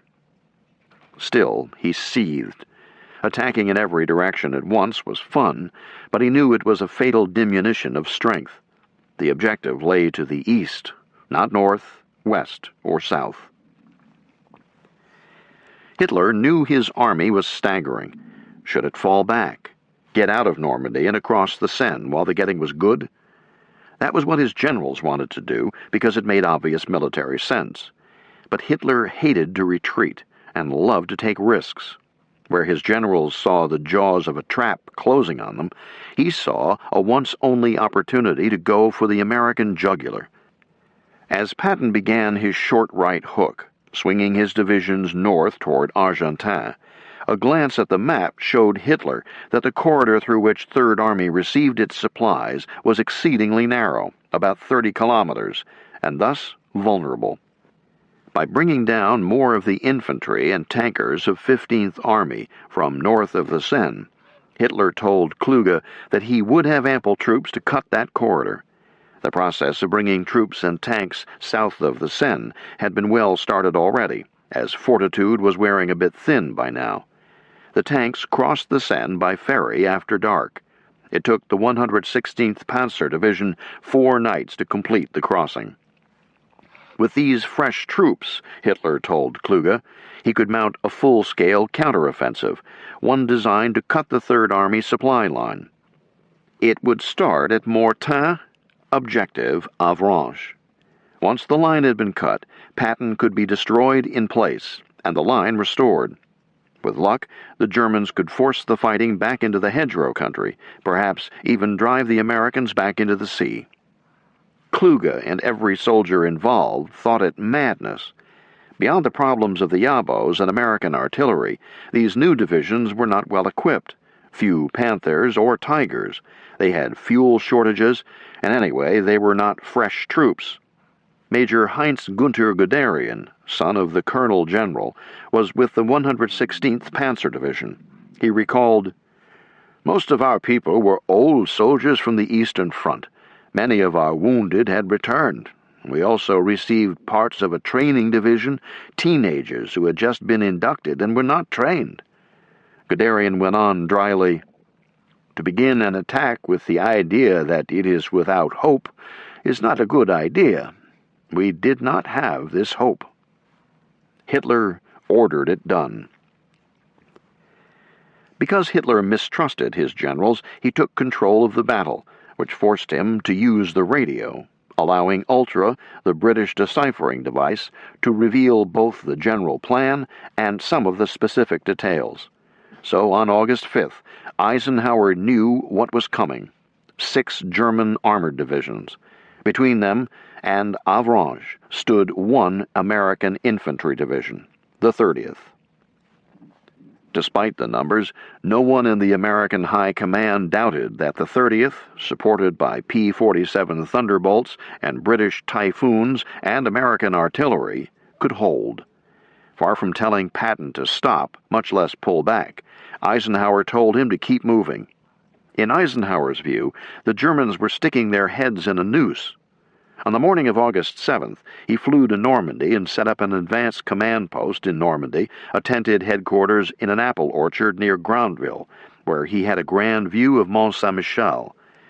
He met with Bradley, who immediately agreed to hold Mortain with minimal forces, while rushing every available division south, through the corridor, and out into the interior. At the same moment, the German attack raced around and through Mortain. It had begun before dawn, tanks rolling forward through the night without the warning of an artillery preparation. It had achieved tactical surprise, and by noon was in Mortain. But the Germans could not dislodge the 700 men of the 2nd Battalion, 120th Infantry Regiment, 30th Division, from an isolated rocky bluff, Hill 317, just east of the town. The GIs on the hill had a perfect view of the surrounding countryside and forward observers with a radio communication system that allowed them to call in artillery and Yabos. The Germans had to take that hill before driving on to the coast. In their initial thrust, 2 SS Panzer divisions overran the 2nd Battalion CP and made the CO and his staff prisoner. Command on the hill reverted to Captain Reynold Eriksson. As he got his men dug in, the forward observers worked their radios. Before dawn on the second day, August 8th, one of the observers, Lieutenant Robert Weiss, heard, more than he saw, a concentration of German tanks milling around at a roadblock set up by the GIs the previous night. He had the coordinates already fixed and called in a barrage. "That kept them away," Weiss reported. "Except for 1 tank which came through into our company territory, sniffing the dark like a nearsighted dragon. No other tanks followed. Our guys lay motionless, not a breath, not a sound.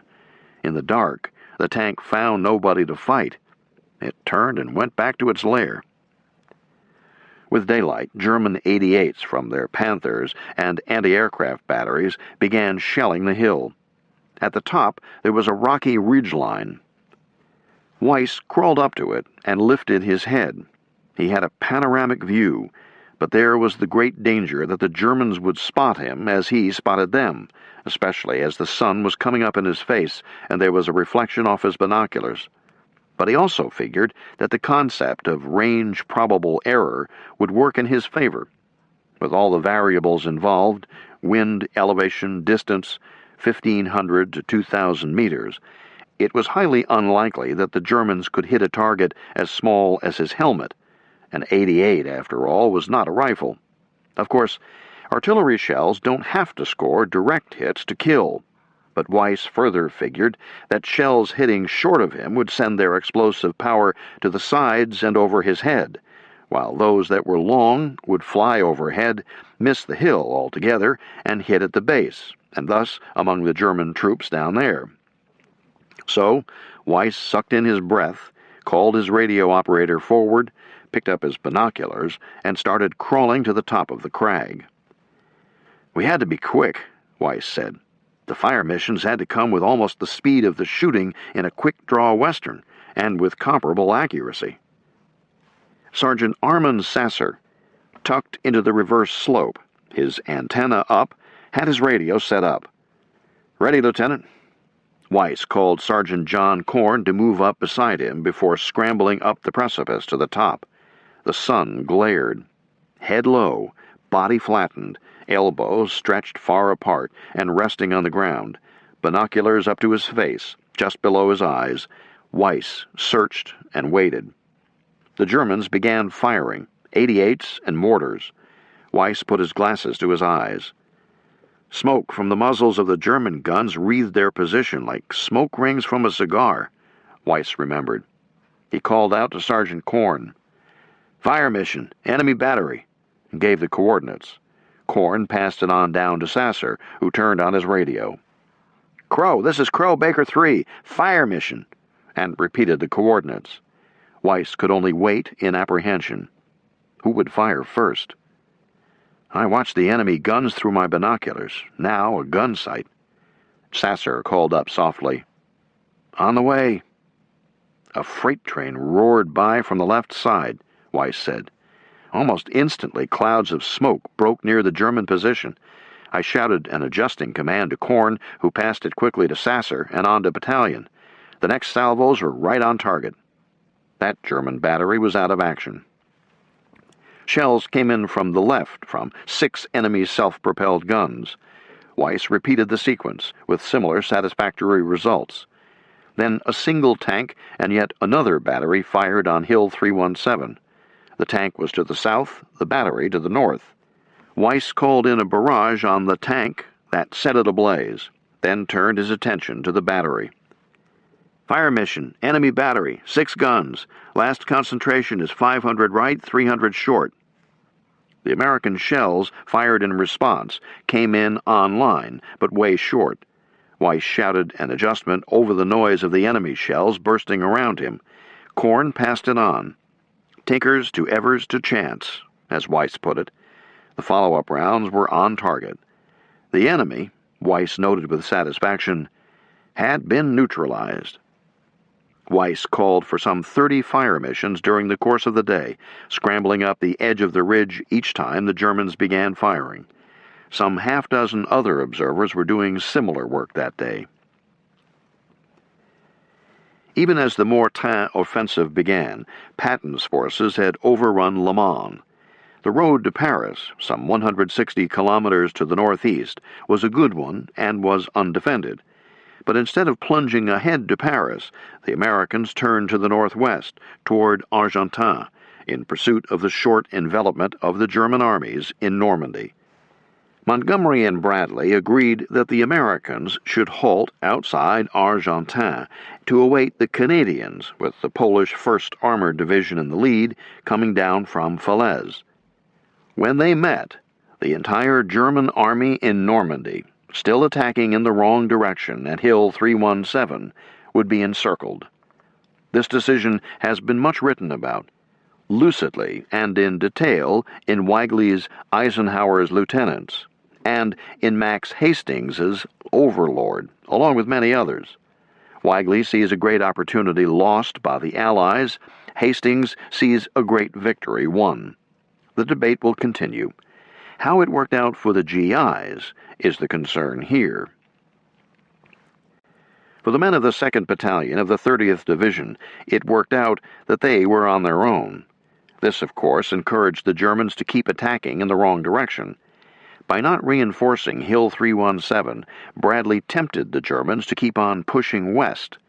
Of course, Hitler's orders to do so were explicit. How long could the men on the hill hold out? For 5 days the hill was surrounded. While the Americans and Canadians were closing the envelopment behind them, the Germans continued the offensive. They threw tank columns into the attack on the hill. American artillery, responding to Lieutenant Weiss and the other observers, broke them up. On the second day, August 9th, something new: bicycle troops. To Weiss, it was surrealistic. Innocence itself. The Krauts on bikes, rifles across their backs, pedaling along the country road as if on an outing. Then the American shells roared down on them, stopping that thrust. German light tanks tried again. Altogether, there were 5 attacks in the first hour that morning. Weiss, who had not eaten or slept for 48 hours, was operating on adrenaline. He was 21 years old and filled with the wonderful feeling that he was making a difference in a crucial battle. The frantic activity, shooting up tanks, troops, guns, and vehicles, even bicycles, cut through his fatigue and masked it. He was excited, even exhilarated. On the third day, still without rest, after shooting up yet another enemy column, he sent this message: "As sleepy, tired, and hungry as I am, I never felt so good as I feel right now." The Germans could not just bypass Hill 317 because the observers were calling up to P-47s and British Typhoons whenever they saw tanks on the road. On the shoulders of their penetration, meanwhile, elements of the 4th, 9th, and 35th Divisions hammered the German flanks. As on Hill 317, forward observers on high ground called in fire missions. 18-year-old Private Robert Baldridge was in the 34th Field Artillery Battalion, 9th Division. He recalled, "The visibility from the top of this hill was excellent. What a change it was from the narrow confines of the hedgerows. We saw some 20 miles distant the outskirts of the city of Avranches, and even the spires of Mont Saint-Michel." Through the course of the 5-day battle, his team worked with the artillery to pound the enemy. "From our height, we could see many of our shells descending from the sky above as they whistled down." That was a new experience. The sounds were all different, too. With nightly German probes and attacks, we got to the point that we could quickly identify many different types of German vehicles. We knew which tanks were theirs and which ones were ours, at any distance. That day, the leading elements of the American forces got into Alençon. Argentan was but 20 kilometers to the northeast, but the GIs were meeting stouter German resistance because they were running into divisions on the march for Mortain, and because the Germans were awakening to their danger. Major Charles Cawthorne, an infantry battalion CO in Patton's army, recalled that this was not a game of Allied hounds coursing the German hare, as the press was reporting it, but rather the hunt after a wounded tiger into the bush, the tiger turning now and again to slash at its tormentors, each slash drawing blood. The Canadians were still short of Falaise. Kluge, meanwhile, was pleading with Hitler to allow him to retreat to the east while the gap was still open. On Hill 317, the position was precarious. No food, small arms ammunition running low, and worst of all, the batteries were dying. Without those radios, Weiss and his comrades were doomed. Sergeant Sasser began retrieving discarded batteries. During the day, he set them out on rocks. The hot sun warmed them up and restored some life. He switched batteries several times a day, restoring one set while using another, never using one for so long that it got run down to the point of no return. Even so, by the end of the 4th day, it was doubtful that he could keep them going. The battalion was out of rations. The GIs had long since cleaned out the chicken coops and rabbit pens around the half-dozen farms on the hill, along with the fruit and vegetable cellars, and were eating raw vegetables gathered from the gardens, when they got anything to eat.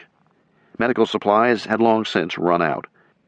The artillery tried taking the explosives out of 105mm shells and replacing them with morphine and penicillin, then firing them onto the hill for the men of the 2nd Battalion to retrieve. It didn't work. Everything got smashed when the shells hit. Airdrops of food, water, and ammunition were also a bust, as most of the supplies dropped by parachute came down behind the encircling enemy. After the 4th day, Weiss reported, "We could see no end." Incoming radio messages told the 2nd Battalion to hold on, help was coming. But when? The fourth night was the longest. Artillery and mortar fire came down from all directions. Around 0300, a German light tank started up the ridge, stopping less than 50 meters from the top. The GIs crouched low, scarcely breathing, rifles at the ready, not moving 1 inch. The tank fired once, twice. The muzzle blasts lit up the sky. Shrapnel and rocks flew through the air. The German tank commander lifted his turret, pushed his head through the opening, and called out in good English, "Surrender or die!" No one moved. He called again. One GI threw down his rifle, ran to the tank, and climbed on. Everyone else stood fast. After a few minutes, the turret clanged shut. The tank backed off, and the disgusted and angry German faded into the darkness, carrying his sole prisoner. Lieutenant Ralph Curley commanded E Company of the 2nd. After 4 days and nights of fighting off the Germans, he was exhausted. But he kept at his work. At mid-morning of the 5th day, studying the panorama below him through his binoculars, he spotted a German mortar crew served by a half-dozen men. "Sergeant," he called out to the leader of his own mortar team, "how many rounds do you have left?" "1, sir." Curley paused, thought about what relief it would bring if he could put that mortar out of action, thought about the danger he would be in if he was out of shells. "You think you can hit the son of a bitch?" "Yes, sir, I reckon I can." "Then blow his ass off." The red-headed sergeant gathered up his crew and brought the 60-millimeter mortar barrel, the base plate, and the rest of the assembly forward. Curley watched the enemy mortar crew. He saw them loafing, lying around, sunbathing, laughing. Occasionally one man would stroll back into the bushes and emerge with a shell, drop it down the tube, and shortly thereafter the shell would explode to the right or left, showering Curley with rocks and dirt. Curley studied his map, turned to the sergeant, pointed, and said, "Put it right here." The sergeant nodded, made his own survey with his binoculars, made the adjustments. A private, his M1 rifle slung across his back, clutched the sole remaining mortar shell for dear life against his belly. Another consultation. Curley and the sergeant talked quietly about wind, distance, elevation. More adjustments on the elevating screw. One last consultation, one final minor adjustment. Satisfied, the sergeant nodded to Curley, who nodded back. The sergeant turned to the rifleman with the mortar shell and held out his hands. The private, with great care, stretched his hands out to the sergeant as if passing off a newborn baby. The sergeant took the shell, kissed it, lifted it to the end of the barrel, dropped it in, ducked, and called out, "On the way!" Curley steadied his glasses, peering intently, holding his breath. He watched the gray-green uniformed enemy soldiers loafing around. Klaboom! The shell exploded less than 10 meters from the enemy mortar team. 2 of the men leapt up and ran away. Another tried to get up, fell down, rose again, and staggered away. 2 others dashed out from the bushes, grabbed their mortar, and ran. Curley started breathing again. "Nice work, Sergeant," he called out. On August 11th, Kluge finally got Hitler's permission to break off the attack at Mortain and begin the retreat through the Falaise Gap. It was a momentous, if inevitable, decision. It cost Kluge his job, and shortly thereafter his life, at his own hand.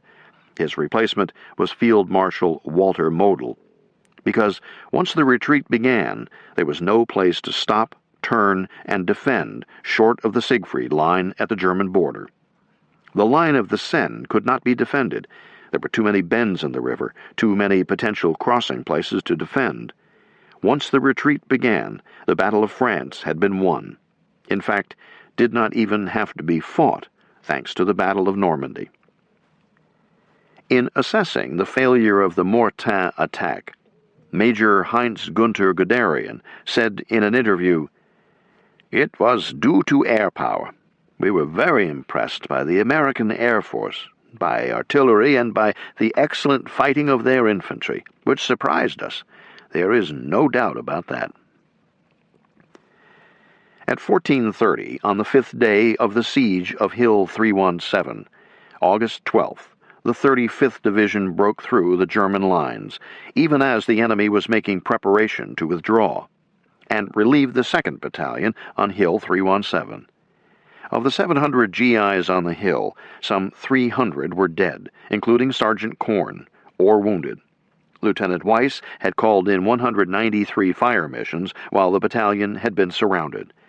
After eating and getting some sleep, he wrote his after-action report on a typewriter, hunting and pecking, striking over. It was 10 pages long. On the last morning, Weiss concluded there was a lot of movement below him, and we commenced firing in earnest. Still, the enemy attacked, but it never attained momentum because of the devastating artillery fire. He seemed to have vacated the area by the time the dust cleared. For hours after, we could see smoke in the draw to the front from burning vehicles, and the east-west road was strewn with wreckage. Summing up what he had learned from his 5-day ordeal, Weiss wrote, "Although quite often beat back and silenced, at the slightest carelessness in exposing ourselves thereafter, the enemy would strike back at us. He doesn't quit. His aggressiveness demands a 24-hour observation, whether by sight or sound. That observation should have been printed up and distributed to all troops. But it wasn't." Then Weiss wrote a letter to his father. Not much to write about from here. The spectacular performance by 2nd Battalion, aided by the remainder of the 30th Division, had stopped the German thrust to the coast. Major Helmut Ritgen of Panzer Regiment 130 remembered putting 22 tanks into the Mortain attack. By August 12th, he had 3 left. Not all were destroyed by American artillery and Yabos. Nearly half were lost through mechanical failures. The war was turning mobile, which should have helped the Germans, Ritgen figured, because we had experience in mobile warfare in Poland, Russia, everywhere. But now our tanks were worn. We had no supplies, we got no replacements, no spare parts, so our spine was broken. Altogether, the Germans lost more than 80% of the tanks and vehicles they had thrown into the Mortain attack. Now, their entire army in Normandy was threatened. The rush to get out, to get over the Seine and back to Germany, was on. By no means did all the Germans participate. Slackers, defeatists, realists, men too old or boys too young to be in such a pickle, seized their opportunity to surrender safely to the Americans. This was in complete contrast to the German experience on the Eastern Front, where no member of the Wehrmacht ever surrendered voluntarily. The men in retreat could hardly keep thoughts of the retreat from Moscow in 1812 as well as 1942 out of their minds, but they had the option of just quitting on this one, depending on it that becoming a POW in British or American hands was their best chance of survival. Beyond those who yearned to spend the rest of the war picking beets in Colorado rather than manning a pillbox on the Siegfried Line, many others were left behind as their units reversed course from west to east and began moving out. Armored vehicles pushed the horse-drawn wagons and the infantry off the road, as they could not keep up. For the most part, the ones left behind just settled down to watch for a good chance to surrender. Captain Colby remembered, "One dark night we pulled off the road. One of our guys lay down to sleep beside an already sleeping German soldier who had become separated from his comrades and had lain down here for the night. When the German awoke the next morning, he shook the American to arouse him and then surrendered to him." 21-year-old Lieutenant Charles Stockel found an abandoned farmhouse to sleep in. "The next morning, when I am lacing my boots on the front porch, I see a pair of German boots. As I look up, a German officer, a big smile on his face and his hands on his head, bows and says, 'Kamerad?' Inside, he found a 2-man crew setting up an MG-42 at the window. They happily surrendered. But by no means were all the Germans surrendering. The toughest units and the most fanatical Nazis, Panzer and Waffen-SS troops, were determined to get out so as to fight another day. Eisenhower wanted them captured. On August 14th, he issued a rare Order of the Day. He sent out only 10 in the course of the war, exhorting the Allied soldiers, "The opportunity may be grasped only through the utmost in zeal, determination, and speedy action. If everyone does his job, we can make this week a momentous one in the history of this war, a brilliant and fruitful week for us, a faithful one for the ambitions of the Nazi tyrants." The order of the day was broadcast over the BBC and distributed to the troops in mimeographed form. The following day, Eisenhower held a press conference. There was the greatest excitement among the reporters, who had earlier been too gloomy about the stalemate in Normandy, and were now too optimistic about what lay ahead, as evidenced by the first question Eisenhower received. "How many weeks to the end of the war?" The reporter, like everyone else, was thinking of October through November 1918, when the Germans finally had been driven from their trenches and were in full retreat eastward. At that time, they had signed the armistice. This time, however, it was going to be unconditional surrender, a much different proposition, just as Hitler was a much different proposition from the weak-willed Kaiser. Eisenhower was much disturbed by the excessive optimism. Around this time, he wrote his wife Mamie, "Every victory is sweet, but the end of the war will come only with complete destruction of the Hun forces. There is still a lot of suffering to go through. God, I hate the Germans." So, when asked how many weeks to the end, he exploded. He said such thoughts were crazy. The Germans were not going to collapse as in 1918, he said, not so long as Hitler was alive. He predicted that the end would come only when Hitler hanged himself, but warned that before he did, he would fight to the bitter end, and most of his troops would fight with him. If not most, enough. The Canadians did not get to Falaise until August 17th, a prize Montgomery had held out as a possibility on D-Day, and then failed to close the gap between Falaise and Argentan. The desperate Patton called ever-calm Bradley on the telephone, pleading for a change in the boundary line so that he could go north from Argentan to Falaise. "Let me go on to Falaise, and we'll drive the British back into the sea for another Dunkirk," he said. Bradley said no. He feared the onrushing Germans would trample over the relatively thin line Patton could establish. Besides, why bother?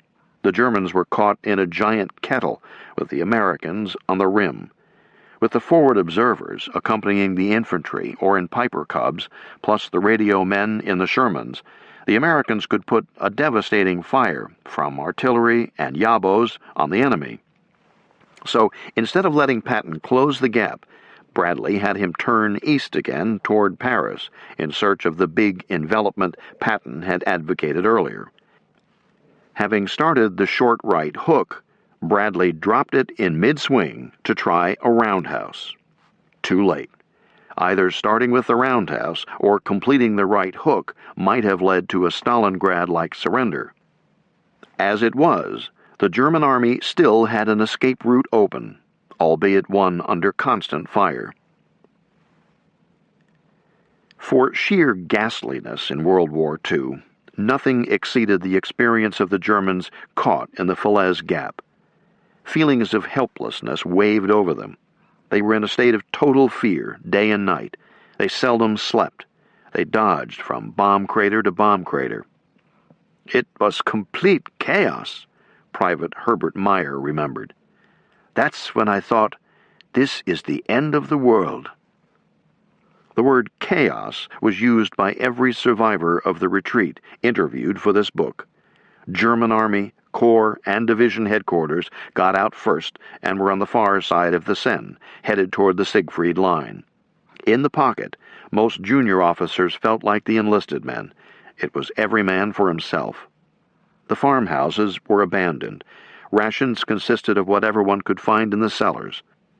"It was terrible," Lieutenant Gunther Materna recalled.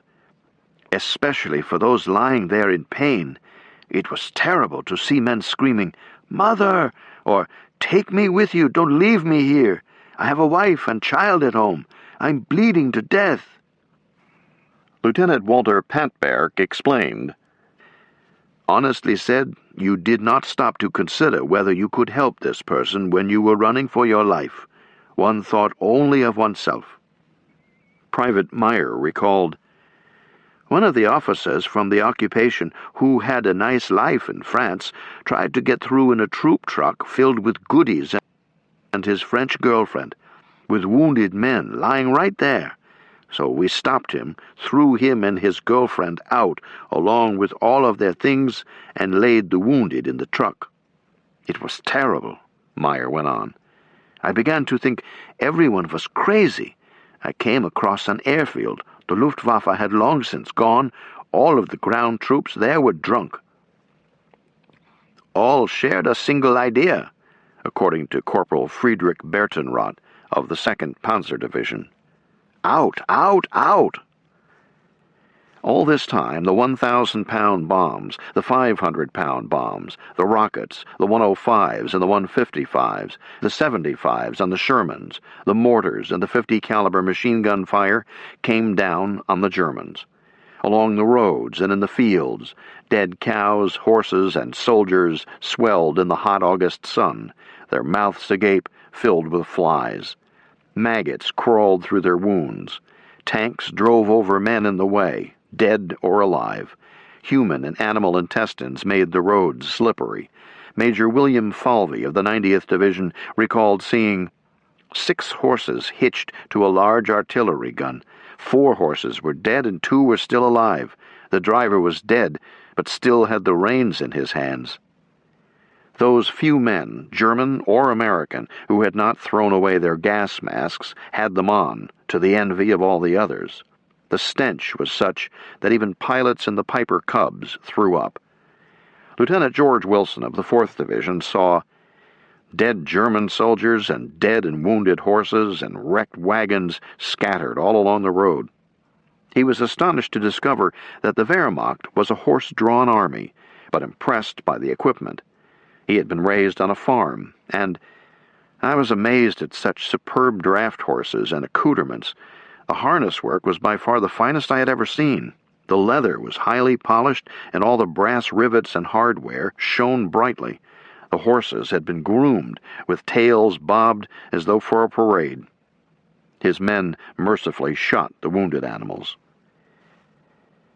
By August 18th, a week after the lead American elements had reached Argentan, the 1st Polish Armored Division moved south, almost to the point of linking up with the U.S. 90th Division, finally released for a northward drive to close the gap. Still, Germans escaped. One of them was Major Guderian, who recalled driving past the Poles only 100 meters away, in the rain, in the night, out of the pocket. He and his driver would go for 2 or 3 minutes, then stop for 10 to listen. They made it out. Lieutenant Patberg did too. "When we made it out of the pocket," he recalled, "we were of the opinion that we had left hell behind us." He quickly discovered that the boundaries of hell were not so constricted. Once beyond the gap, Patberg ran into an SS colonel. "Line up," he bellowed. "Everyone is now under my command. We are going to launch a counterattack." There were 20 or so men in the area, none known to Patberg. He had a pistol only. The others shuffled into something like a line. Patberg said, "But unfortunately, I had to go behind a bush to relieve myself, and missed joining the group behind the colonel." Lieutenant Walter Kaspers got out thanks to some unexpected help. "I moved only at night," he remembered. "By myself. I became dog-tired. I came to a small farmhouse. I knocked and asked the girl if I could sleep in the barn. I pointed to the east and said that I was heading that way. She told me not to worry, allowed me to stay, and even brought me a jug of milk and a few pieces of bread. I thanked her and pushed on the next day." After telling the little story, Lieutenant Kaspers smiled and added, "Women are always better in these situations in war. They have a feeling for people in need." 3 German soldiers who got out had similar experiences. French farm wives fed them. In each case, the women explained that their sons were POWs in Germany and that they hoped some German mother was feeding their boys. Even in the bloody chaos of Falaise, a humane spirit could come over these young men so far from home. Lieutenant Hans Heinrich Dibbern of Panzer Grenadier Regiment 902 set up a roadblock outside Argentan. From the direction of the American line came an ambulance driving toward us, he remembered. The driver was obviously lost. When he noticed that he was behind German lines, he slammed on the brakes. Dibbern went to the ambulance. The driver's face was completely white.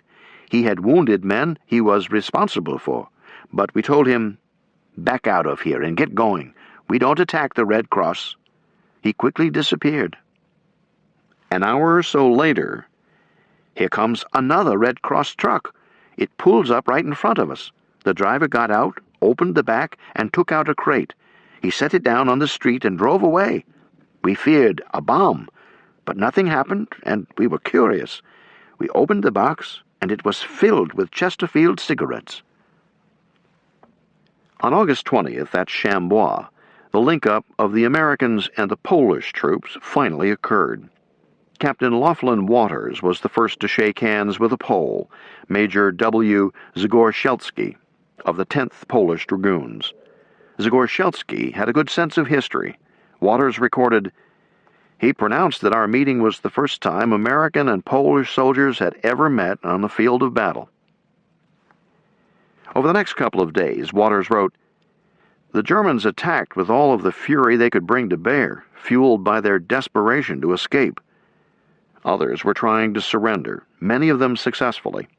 Too many, in fact. Neither the Poles nor the Americans had the facilities to deal with them. Waters established a POW pen in Chambois, but it was badly overcrowded. Still, one morning, a Polish captain brought in some 200 additional POWs to turn over to the Americans. Polish captain, "Here are your prisoners?" Waters, "I don't want them." Polish captain, "But I must leave them with you. Those are my orders." Waters, "I still don't want them. Get them out of here." Waters' orders were to accept them, but he had been told to expect 1,500. In fact, there were only a couple of hundred. Polish captain, "But I must still leave them with you." Waters, "Well, you were supposed to have 1,500 prisoners. Where are they?" Polish captain, "They are dead. We shot them. These are all that are left." Waters, "Then why don't you shoot these too?" A pause, then Waters corrected himself. "No, you can't do that." Polish captain, "Oh, yes, we can. They shot my countrymen." He took Waters by the arm and escorted him away from the others. Then he said, "Captain, we can't shoot them. We are out of ammunition." On August 23rd, the SHAEF G2 summary declared, "The August battles have done it, and the enemy in the West has had it. 2.5 months of bitter fighting have brought the end of the war in Europe within sight, almost within reach." 2 days later, American forces liberated Paris. General de Gaulle was already there, along with elements of the French 2nd Armored Division, but he and they were worried about communists in the resistance and Germans remaining in the city. At de Gaulle's direct request, Eisenhower agreed to have the 4th Division move through the city on its route east, and the 28th Division parade down the Champs-Élysées, also on its way to battle. This show of force quieted any hotheads in the city. Paris was overrun by reporters, led by Ernest Hemingway, and over the next few days had one of the great parties of the war. The Battle of Normandy was over. It had lasted 75 days. It had cost the Allies 209,672 casualties, 39,976 dead. 2/3 of the losses were American. It cost the Germans around 450,000 men, 240,000 of them killed or wounded. Of the approximately 1,500 tanks committed to Normandy by the Wehrmacht, a total of 67 got out, and only 24 of these got across the Seine. The Germans left behind 3,500 artillery pieces and 20,000 vehicles. But between 20,000 and 40,000 Wehrmacht and SS soldiers got out.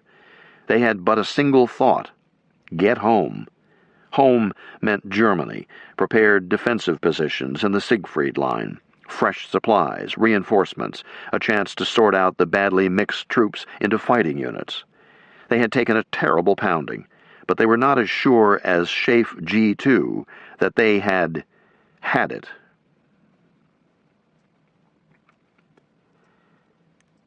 Chapter 4.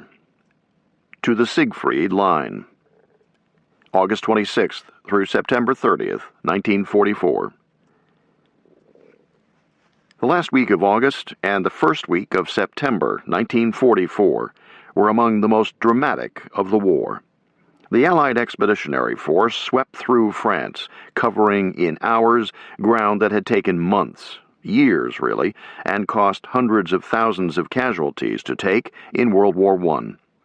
As the sons of the soldiers of the Great War drove north and east, they crossed rivers and liberated towns whose names resonated with the Tommies and Doughboys: the Marne, the Somme, Ypres, Meuse-Argonne, Verdun, the Aisne, Cambrai, Saint-Mihiel, and the others.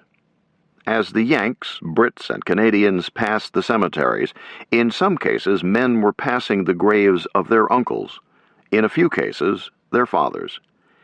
Romania surrendered to the Soviets, then declared war on Germany.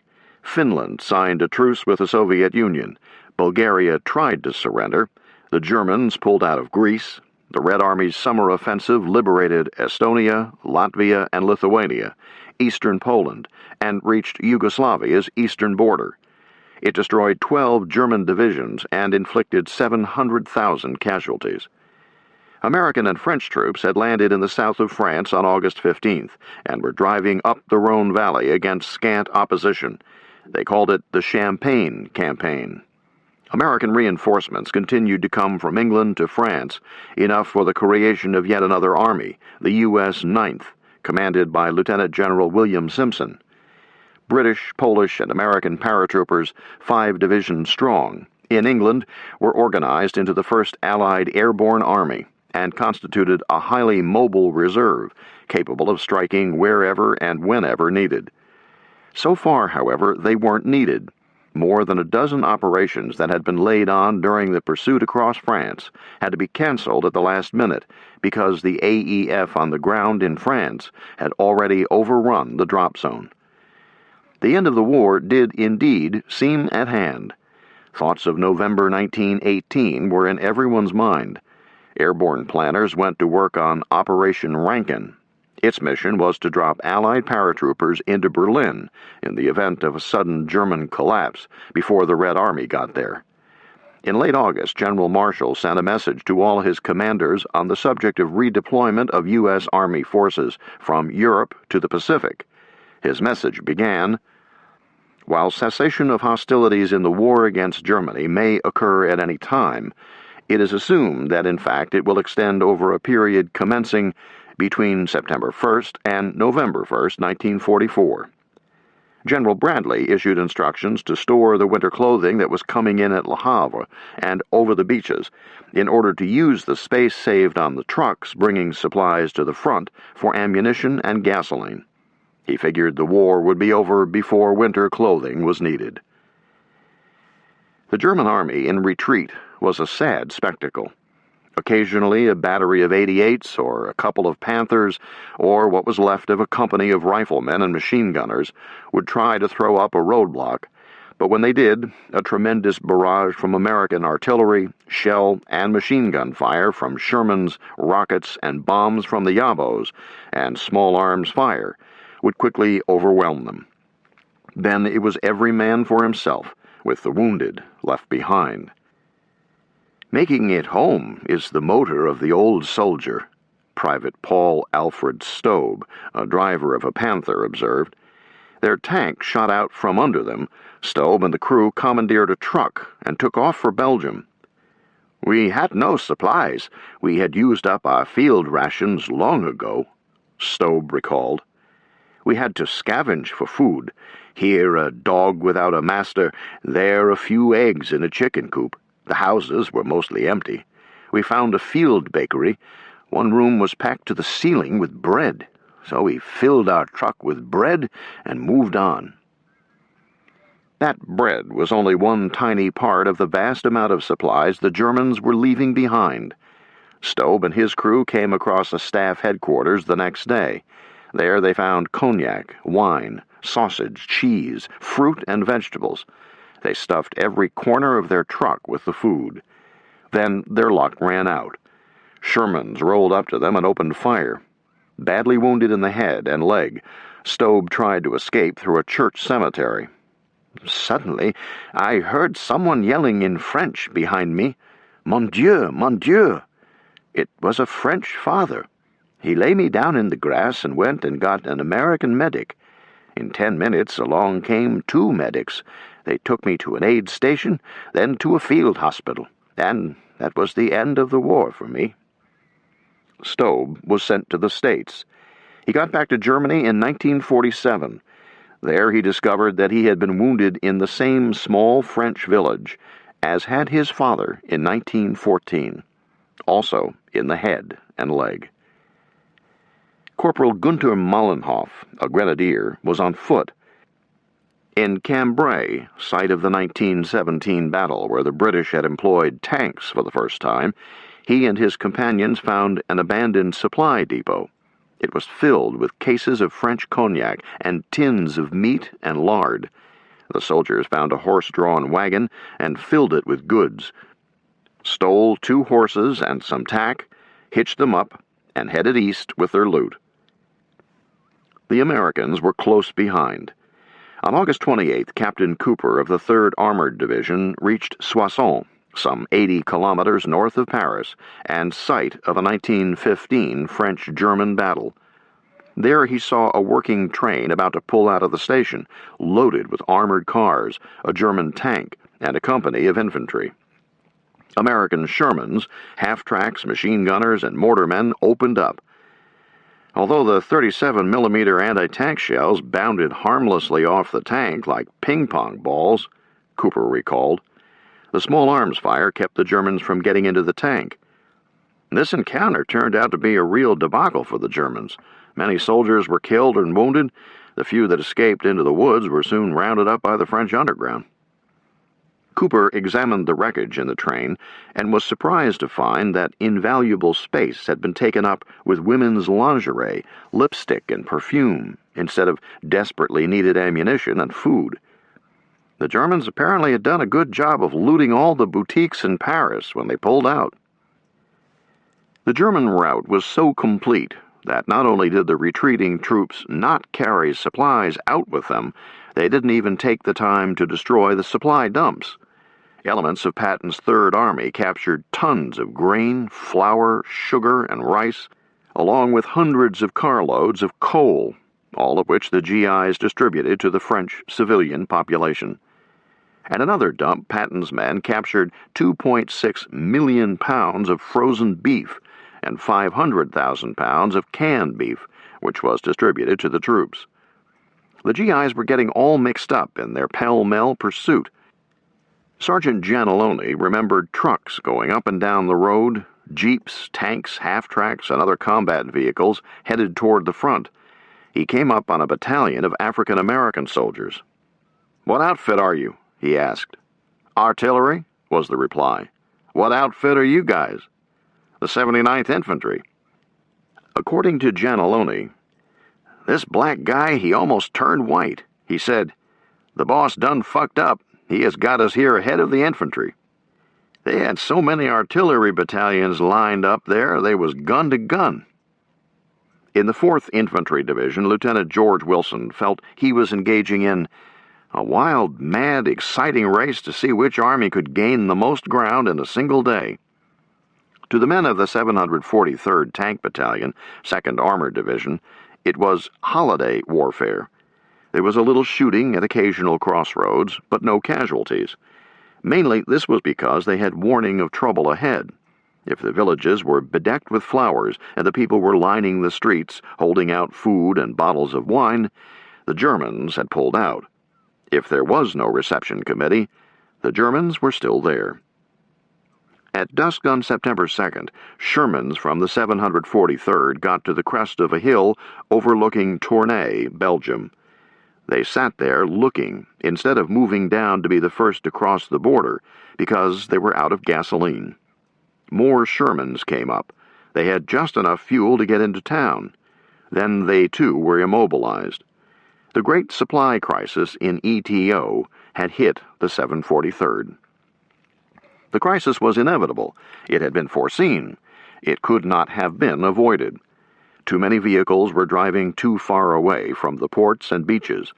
The Red Ball Express, an improvised truck transport system that got started in late August, made every effort to get the fuel, food, and ammunition to the front lines. Drivers, mainly blacks in the service of supply, were on the road 20 hours a day, driving without lights at night. The deuce-and-a-half trucks were bumper to bumper on the one-way roads. Between August 29th and September 15th, 6,000 trucks carried 135,000 tons of supplies on 2 highways running from Saint-Lô to a supply dump near Chartres. At the dump, the supplies were picked up by other drivers and taken to the front. But the front line continued to move east and north, and the system just couldn't keep up. From Le Havre and the Normandy beaches, it was getting close to 500 kilometers to the front. It took a lot of gasoline just to get the trucks back and forth. To ease the burden, Schaeff was putting into place an extension onto Pluto, pipeline under the ocean, running from England to Omaha Beach, to move gasoline forward by pipe to Chartres.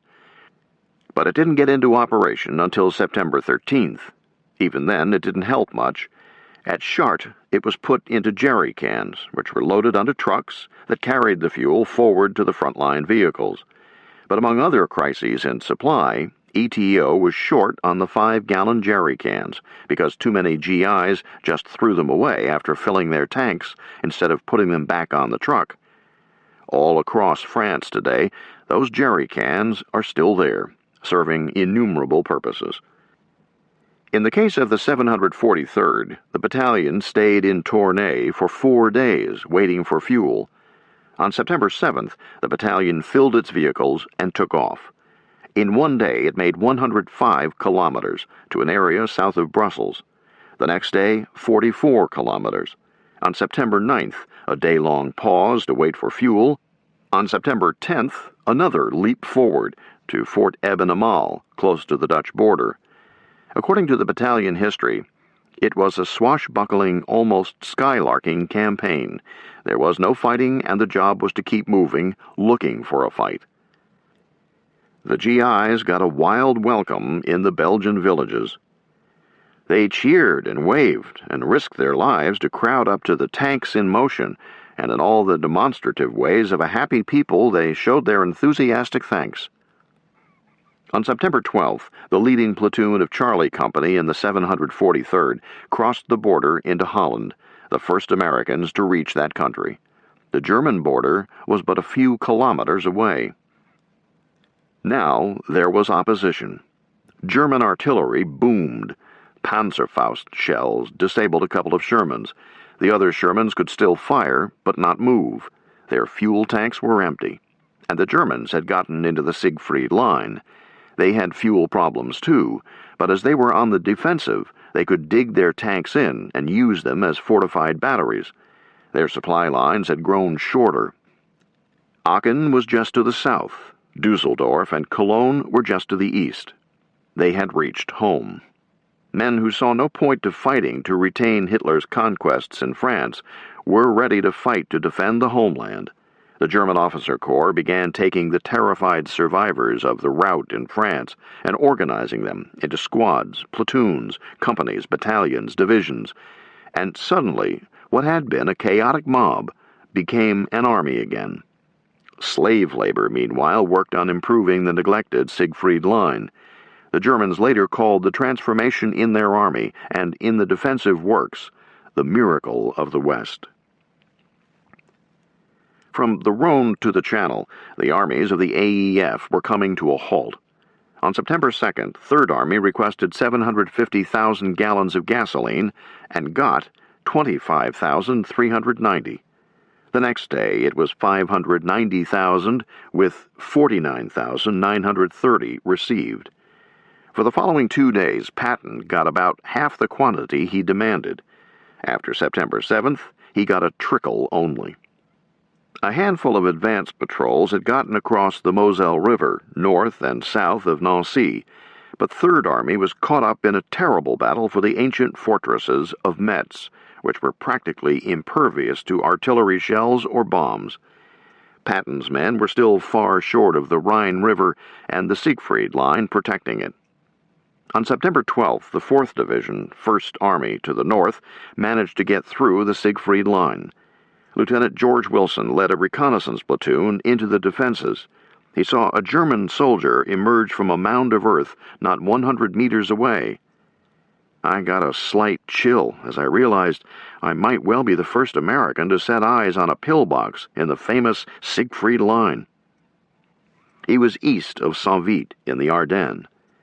Looking around, he saw mounds of earth everywhere, each of them a concealed machine gun emplacement, with cement walls 1 meter thick and roofs from 3 to 4 meters thick. They had large iron doors at the rear, which Wilson's investigation revealed were mostly rusted and off their hinges. Almost all were unoccupied. The 4th Division could drive right on through the Siegfried Line, at least at this spot.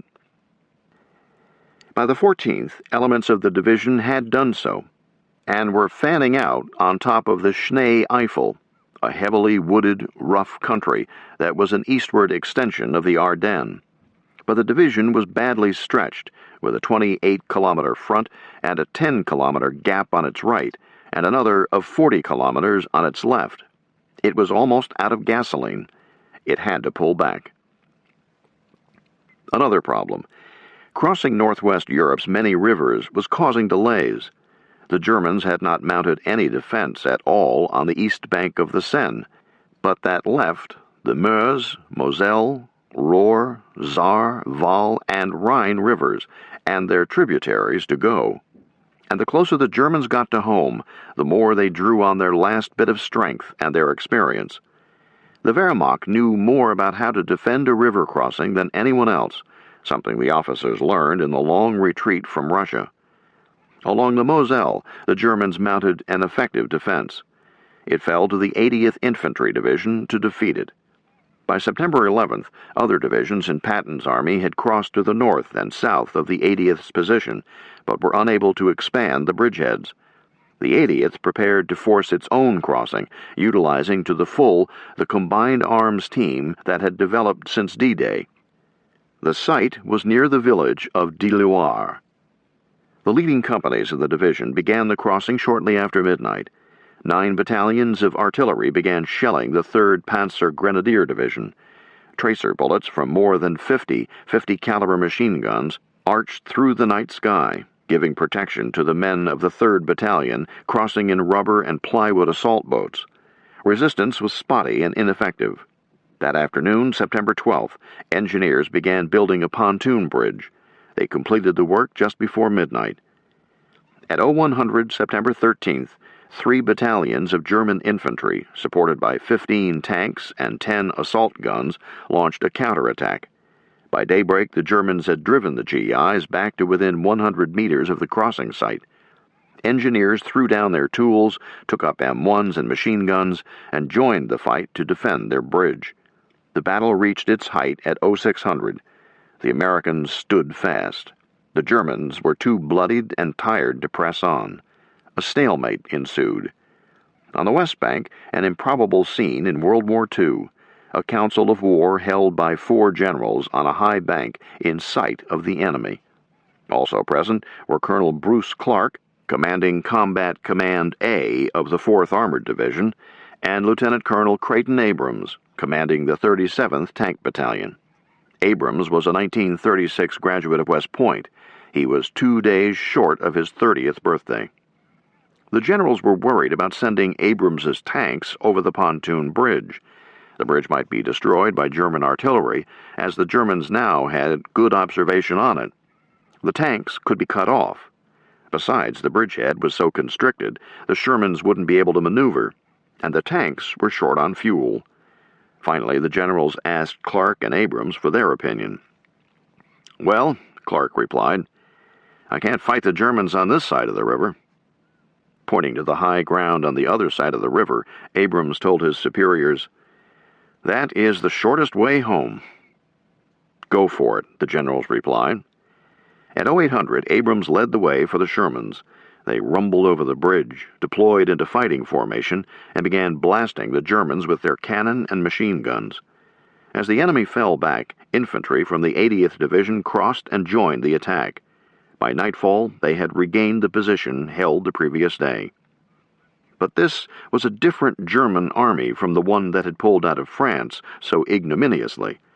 By the afternoon of September 13th, 6 German battalions were on the march toward WWII. Over the next 3 nights, they counterattacked. Michael Debler writes, "Between 14-16 September, some of the most bitter fighting in the ETO took place as the Germans tried to push the 80th Division back into the Moselle. The Americans fought back with infantry, tanks, artillery, and fighter bombers. Throughout the ordeal, they held their ground, but they could not expand the bridgehead." Captain Joseph Dawson, G Company, 16th Infantry, 1st Division, had been the first company commander to get his men up the bluff at Omaha on D-Day. By mid-September, he had been in battle for 100 days. He had learned to fight in the hedgerows, how to work with tanks and planes in the attack on Saint-Lô, how to pursue a defeated enemy in the dash across France. He was 31 years old, son of a Waco, Texas Baptist preacher. He had lost 25 pounds off his already thin 6-foot 2-inch frame. On September 14th, Dawson led his company into the border town of Eilendorf, southeast of Aachen. Although it was inside the Siegfried Line, the town was deserted, the fortifications unoccupied. The town was on a ridge 300 meters high, 130 meters long, which gave it excellent observation to the east and north. Dawson's company was on the far side of a railroad embankment that divided the town, with access only through a tunnel under the railroad. Dawson had his men dig in and mount outposts. The expected German counterattack came after midnight and was repulsed. In the morning, Dawson looked east.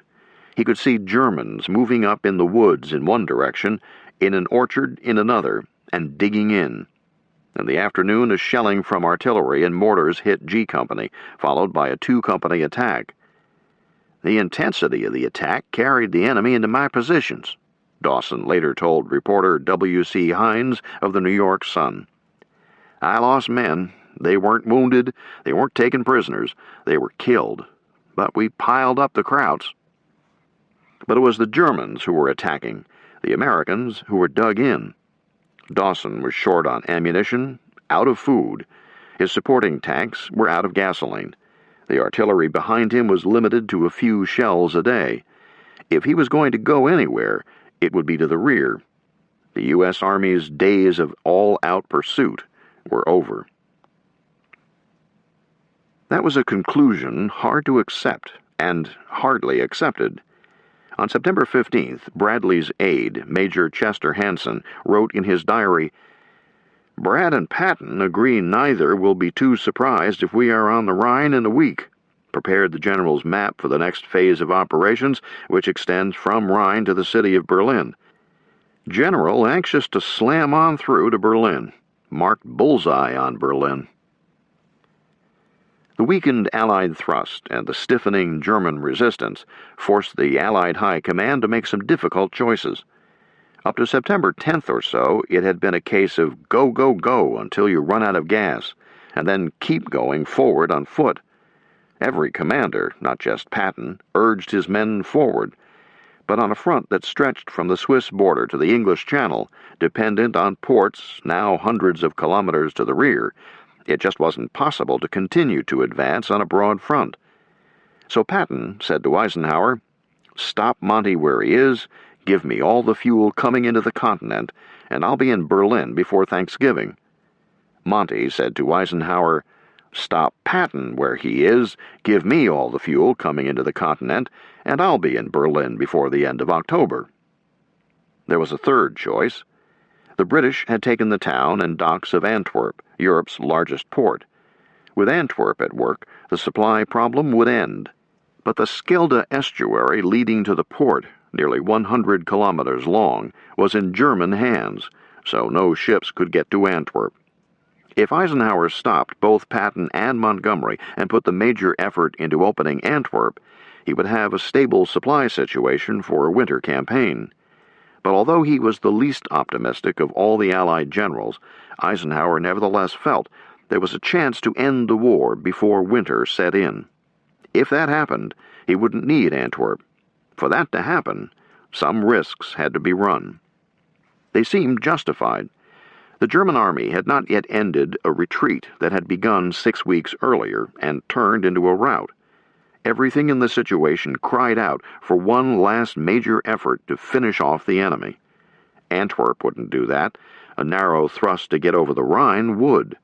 Should it be by Montgomery, north of the Ardennes, or Patton to the south?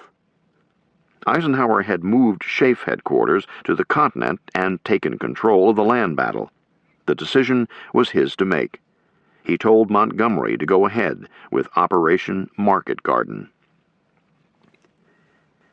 Market Garden was Montgomery's idea, enthusiastically backed by Eisenhower, who told me 2 decades after the event that, "I not only approved of Market Garden, I insisted on it." In addition to the irresistible impulse to keep attacking, Eisenhower had the German secret weapons in mind. On September 8th, the first of the long-dreaded V-2 rockets hit London. They had been launched from Holland. The only way to stop them was to overrun the sites. Montgomery's plan was to utilize the airborne army, the Allies' greatest unused asset, in a complex, daring, and dangerous, but potentially decisive operation to get across the lower Rhine River in Holland.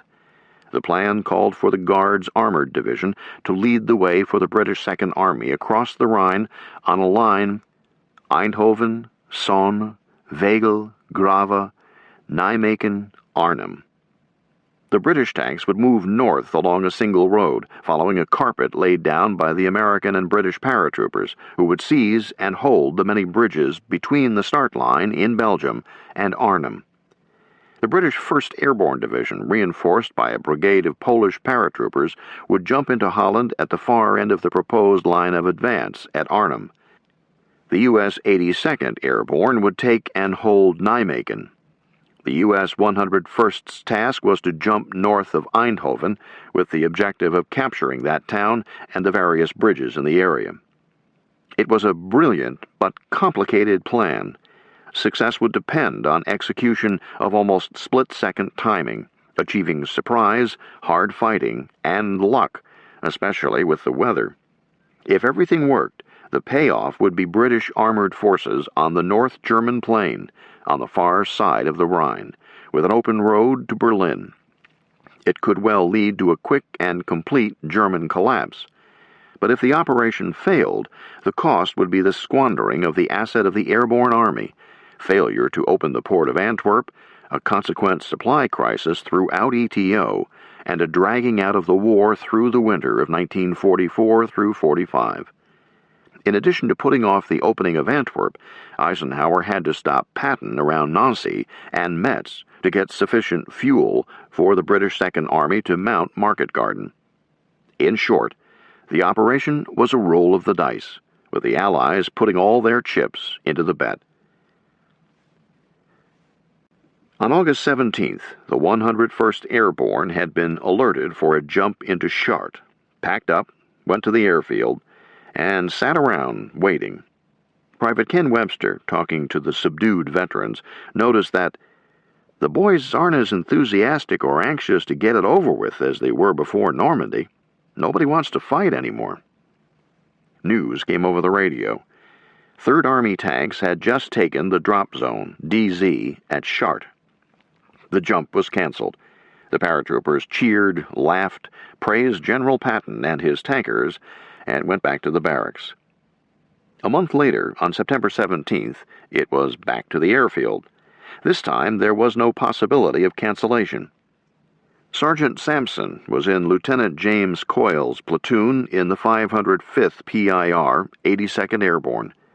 The platoon had made a critical contribution to stopping a German counterattack at Saint-Mère-Église on D-Day, then led an American attack on June 7th that disrupted the Germans' plans, then fought in and around Carentan for a month before returning to England.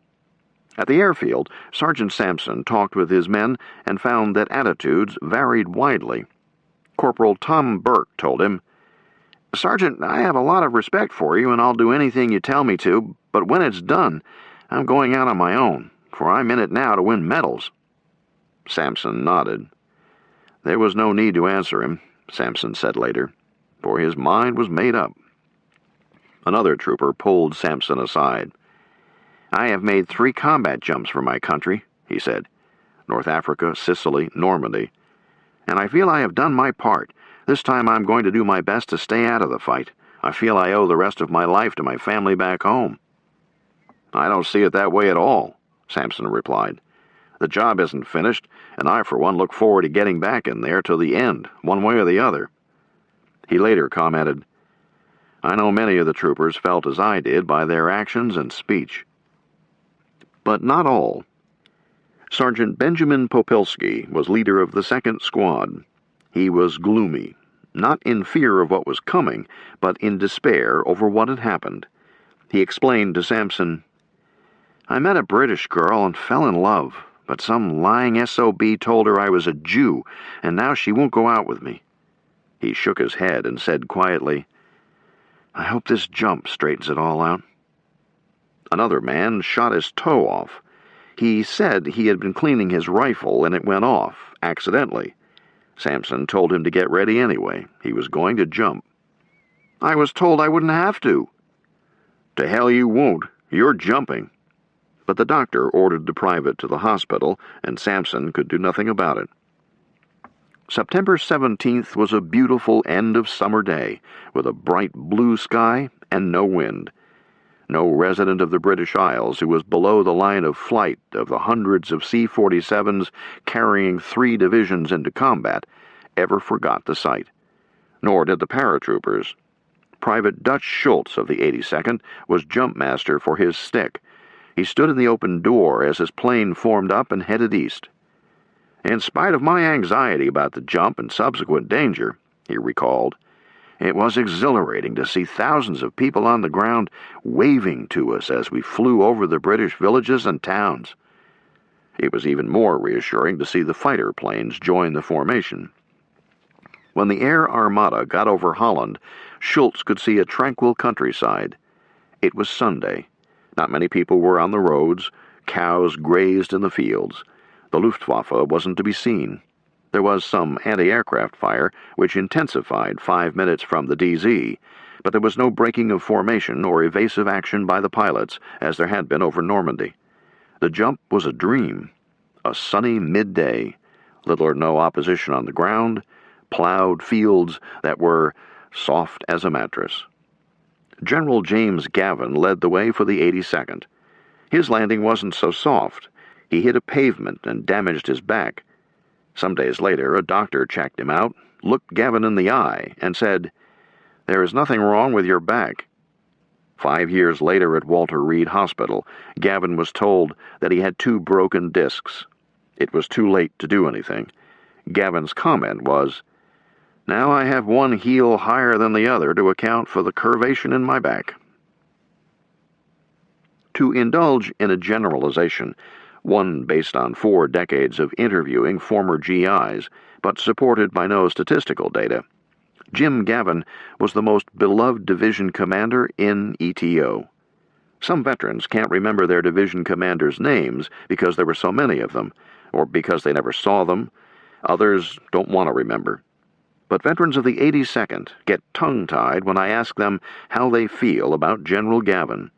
Then burst into a torrent of words. Bold, courageous, fair, smart as hell, a man's man, trusted, a leader, beloved. Gavin, U.S. Military Academy, 1929, was 37 years old, the youngest general in the U.S. Army since George Custer's day.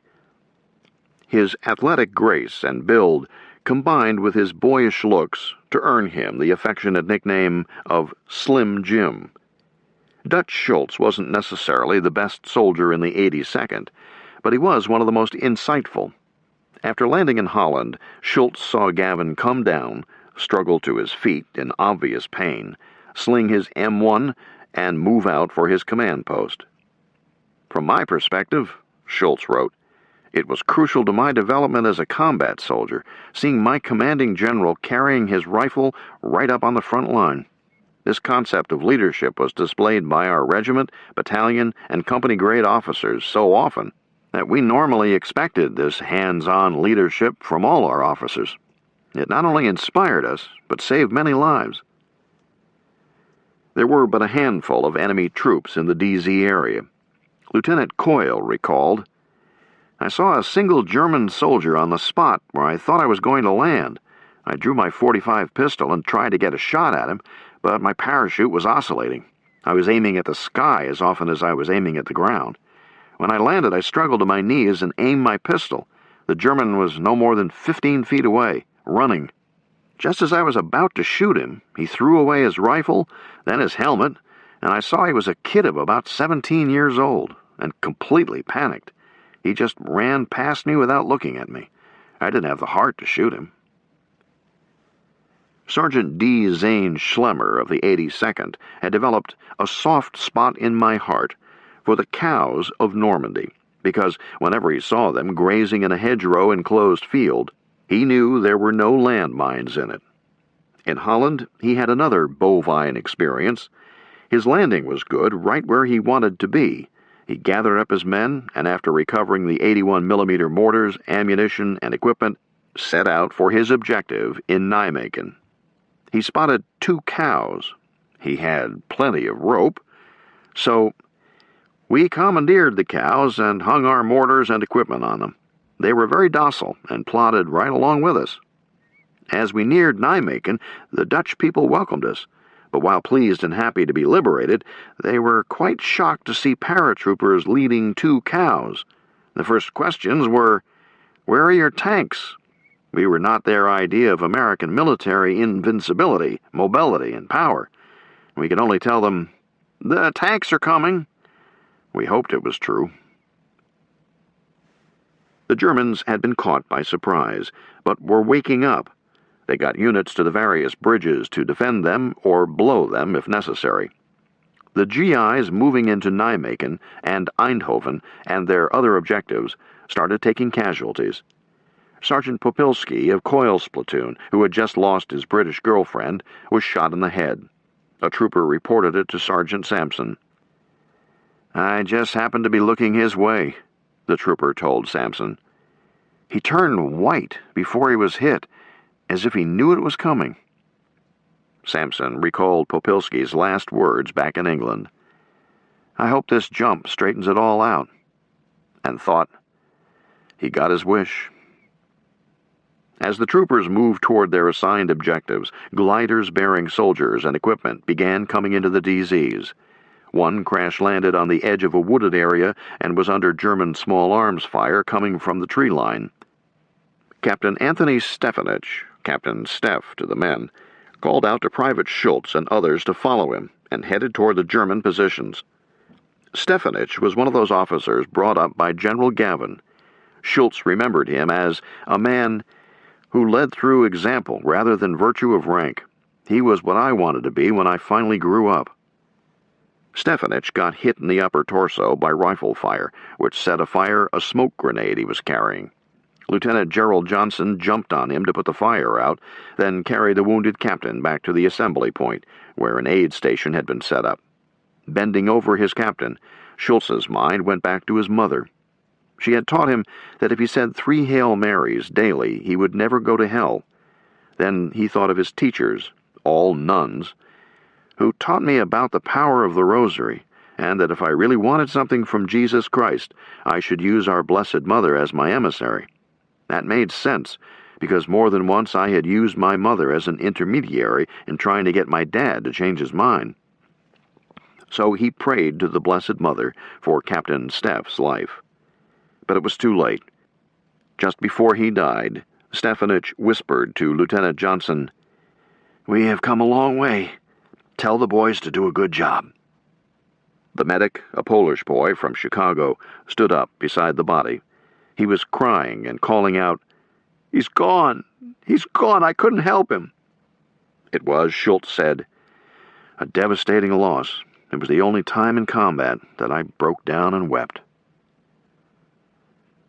By the end of September 17th, the Americans had achieved most of their objectives. The British 1st Airborne Division, meanwhile, had landed on the far side of the Rhine, north of Arnhem, and secured the area for reinforcements to come in the next day.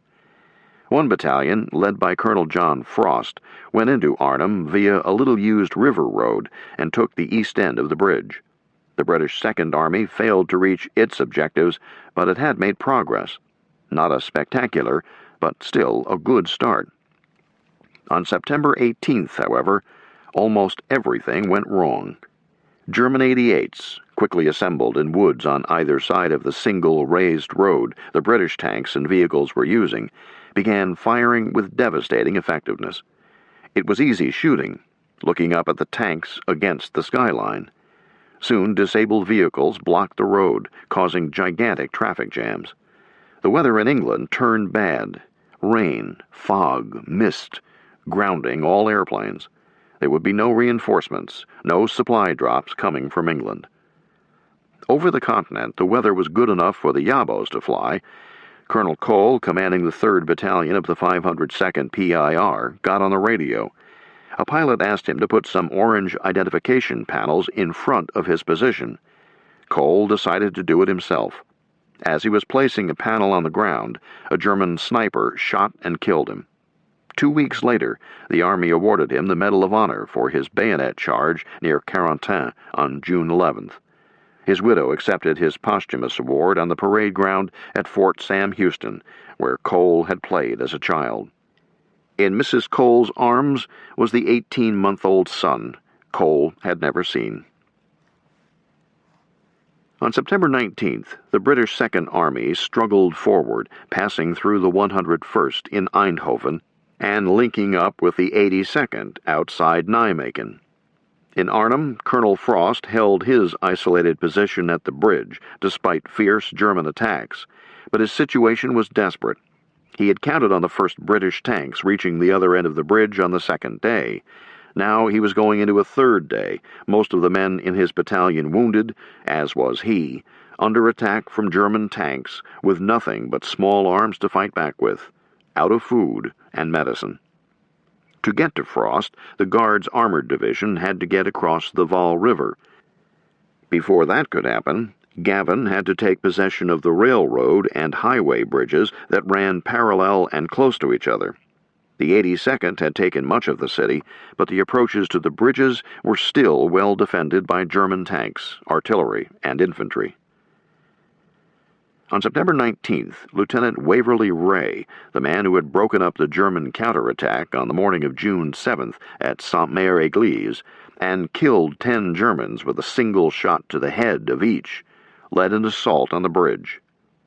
"The last I saw of him," one trooper reported, "he was headed for the Germans with a grenade in one hand and a Tommy gun in the other."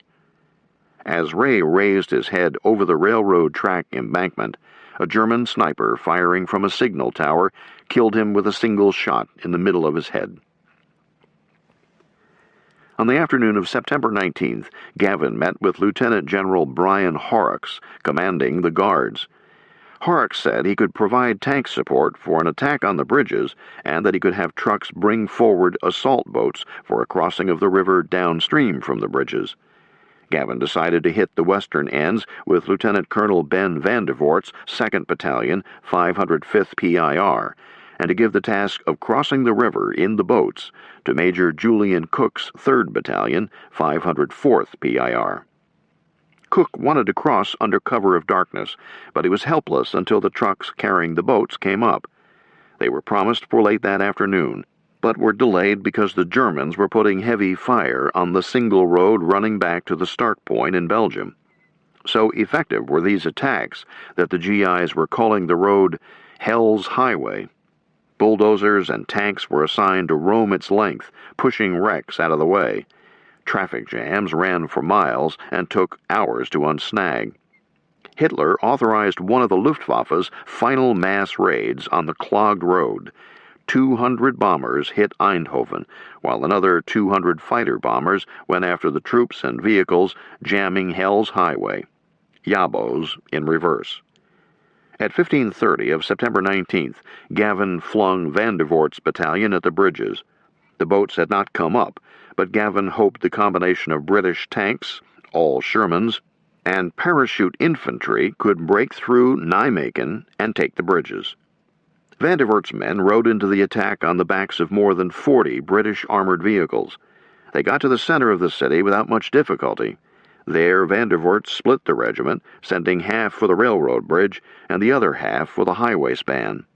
Both attacks met fierce opposition from 88s, self-propelled guns, mortars, and well-placed machine guns. Lieutenant Coyle and Sergeant Sampson's platoon led the assault. On approaching the last houses before the open area in front of the railway bridge, Coyle recalled, the lead tank began firing its cannon. The roar was deafening. I was moving up alongside the third tank in the column. When I cleared the last house and could see the bridge, I got quite a shock. I didn't expect it to be so large. I learned after the war that it was the largest single-span bridge in Europe. As the two Shermans in front of Coyle moved across the traffic circle, two hidden 57mm anti-tank guns fired. The tanks shook, stopped, began to flare up. The tank beside Coyle went into reverse and backed into a street leading to the traffic circle. Coyle had his platoon retreat into houses on the outer ring, then take up positions on the second floor. From there, the GIs could see Germans on foot and bicycle coming across the bridge. The men wanted to set up their machine guns in the windows and fire at the enemy, but Coyle ordered them to stay back because he didn't want the Germans to know he was there, at least not until those anti-tank guns had been found and knocked out. He was passing this order on to Sergeant Sampson when Sampson saw a German running through the street not 20 yards away. Instinctively, Sampson raised his Tommy gun and stepped toward the window. Coyle pushed the weapon aside. "Not yet," Coyle whispered. Looking out, he saw the Germans manhandling an anti-tank gun from behind some bushes in the park and bringing it forward to a spot 10 meters in front, pointing it up the street. The Germans were unaware of his presence. Just at that moment, Vandevoort came into the room. Coyle explained the situation, showed him the German gun, and said he wanted to coordinate an attack with the British tanks. Vandevoort agreed. He told Coyle to open up in 5 minutes. Then he dashed downstairs to find the British tanks and put them into the attack. But before Vandevoort could get the tankers organized, someone opened fire from a building adjacent to Coyle. The Germans started firing back. Coyle motioned Private John Keller forward. He fired a rifle grenade at the anti-tank gun in the street and knocked it out. Claboom, as Coyle remembered it. There was a terrific explosion in the room. Another 57mm had fired. The shell went through one wall and exploded against the other. Then another and another. Coyle pulled his platoon out of the house and occupied the cellar of another. By now, dark had come on. Coyle got orders to button down and wait for morning. Dawn, September 20th. 1 mile downstream from the bridges, Major Cook's battalion waited. The men were ready to go, but the assault boats had not arrived. Through the morning, they waited.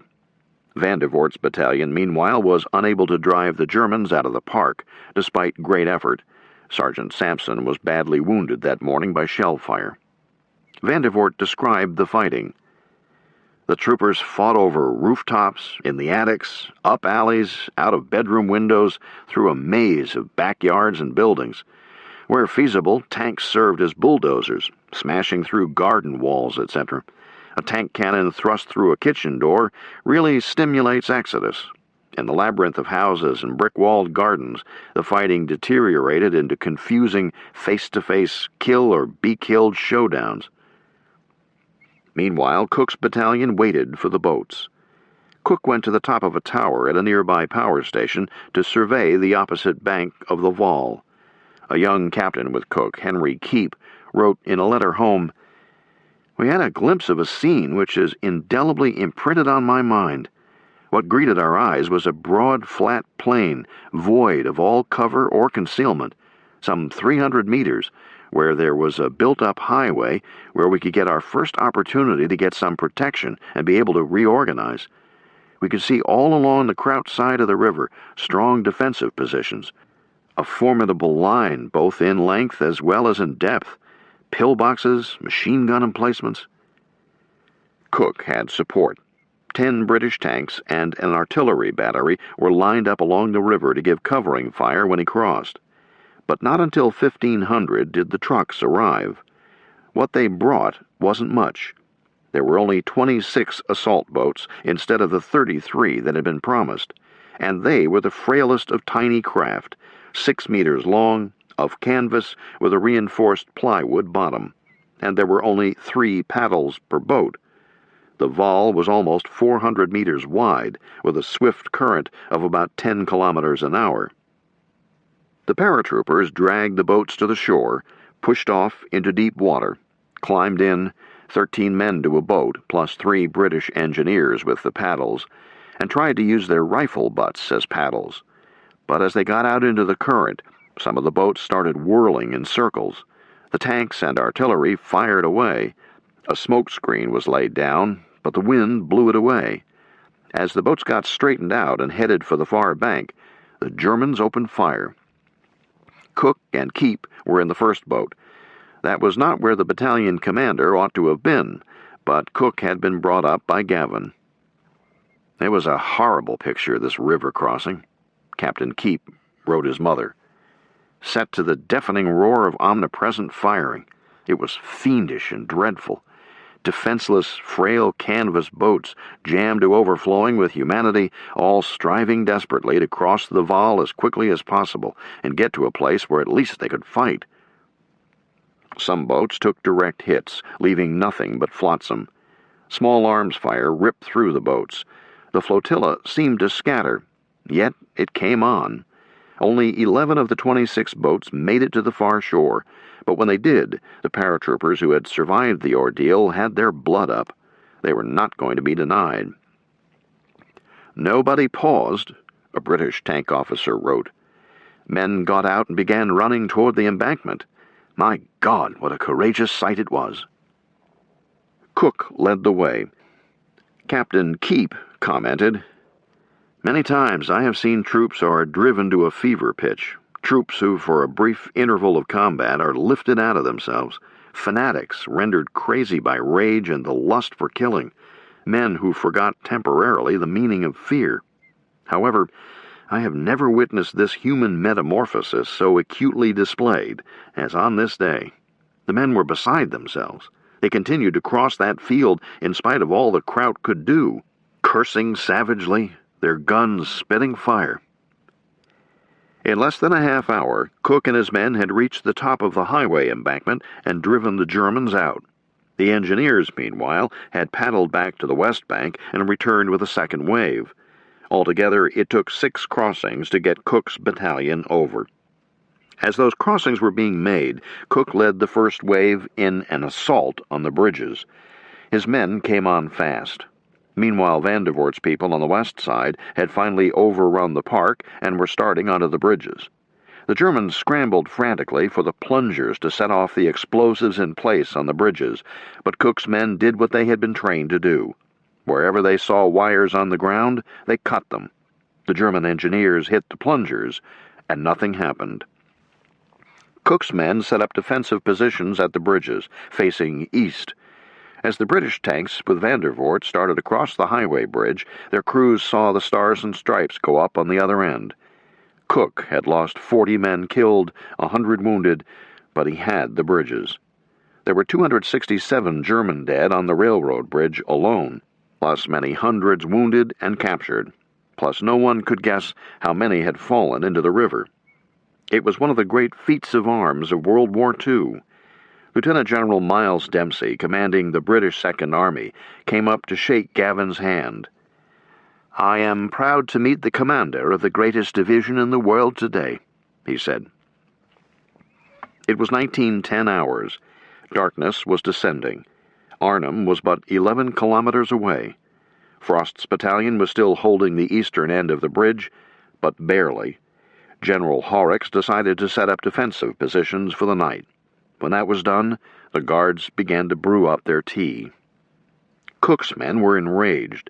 They yelled and swore at the Brits, told them those were their countrymen in Arnhem, and they needed help, now. Horrocks commented, "This operation of Cook's was the best and most gallant attack I have ever seen carried out in my life. No wonder the leading paratroopers were furious that we did not push straight on for Arnhem. They felt they had risked their lives for nothing. But it was impossible, owing to the confusion which existed in Nijmegen, with houses burning and the British and U.S. forces all mixed up."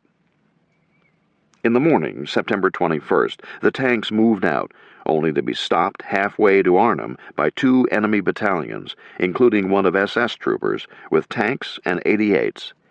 There were Yabos overhead, but the radio sets in the RAF ground liaison car would not work. Neither would the radios with the British 6th Airborne in Arnhem. That afternoon, the 9th SS Panzer Division in Arnhem overwhelmed the last survivors of Frost's battalion. Some days later, the survivors of 1st Airborne crossed the Rhine to safety. The division had gone into Arnhem 10,005 men strong. It came out with 2,163 live soldiers. Lieutenant Colonel John Frost put the blame on the Guards Armored Division. Standing on the bridge on the 40th anniversary of the event, he looked west, as he had so often, so fruitlessly 4 decades earlier, and got to talking about the Guards brewing up their tea, and then on to the relatively light casualties the Guards suffered as compared to the 1st Airborne, and on to the magnificent performance of the 82nd. His face blackened. As I watched, mesmerized, he shook his fist and roared a question into the air, a question for the Guards. "Do you call that fighting?"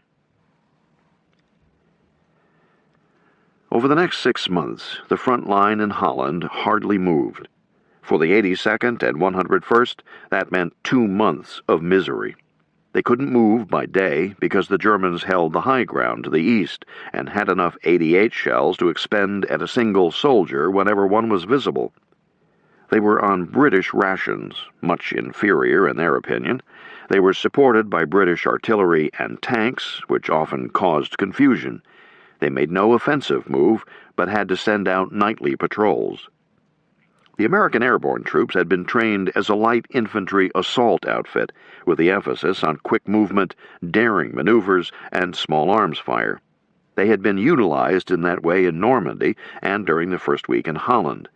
But now they were involved in a static warfare that was more reminiscent of World War I than World War II. And as in the Great War, the casualties were heaviest among the junior officers. One of them was Lieutenant Willis Utecht. He had led a glider-borne platoon into Holland. On October 2nd, he was killed. His body was put into a shallow grave on the edge of a wood. For whatever reason, Graves' registration never found him. In 1994, a half-century later, a Dutch farmer plowed the outermost edge of his field and turned up some of Utecht's bones, a boot, and pieces of clothing. The farmer notified the U.S. Army. A team recovered the body, and Utecht's dog tags.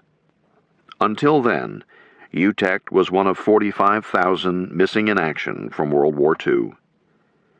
Stefanich gone, Utecht gone, Cole gone, Ray gone, so many others gone.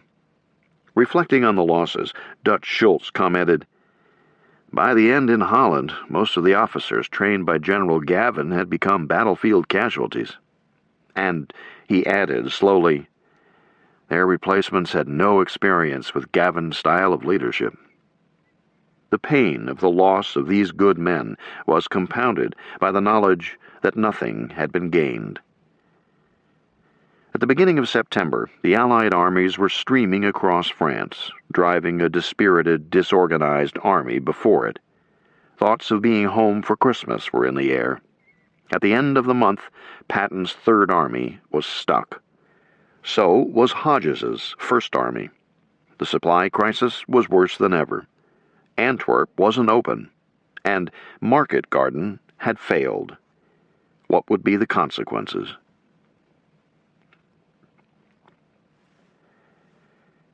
Chapter 5. The Siegfried Line. October 1944.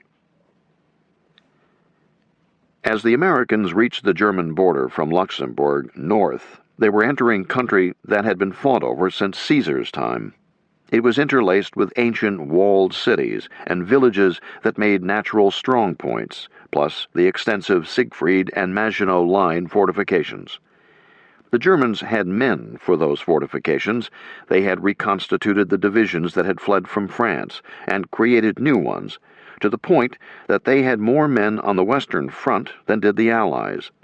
Some of their armored and SS divisions were outstanding, but the ordinary infantry divisions were composed of teenagers, limited service veterans missing an arm or an eye, and old men of 40 and even 50 years of age.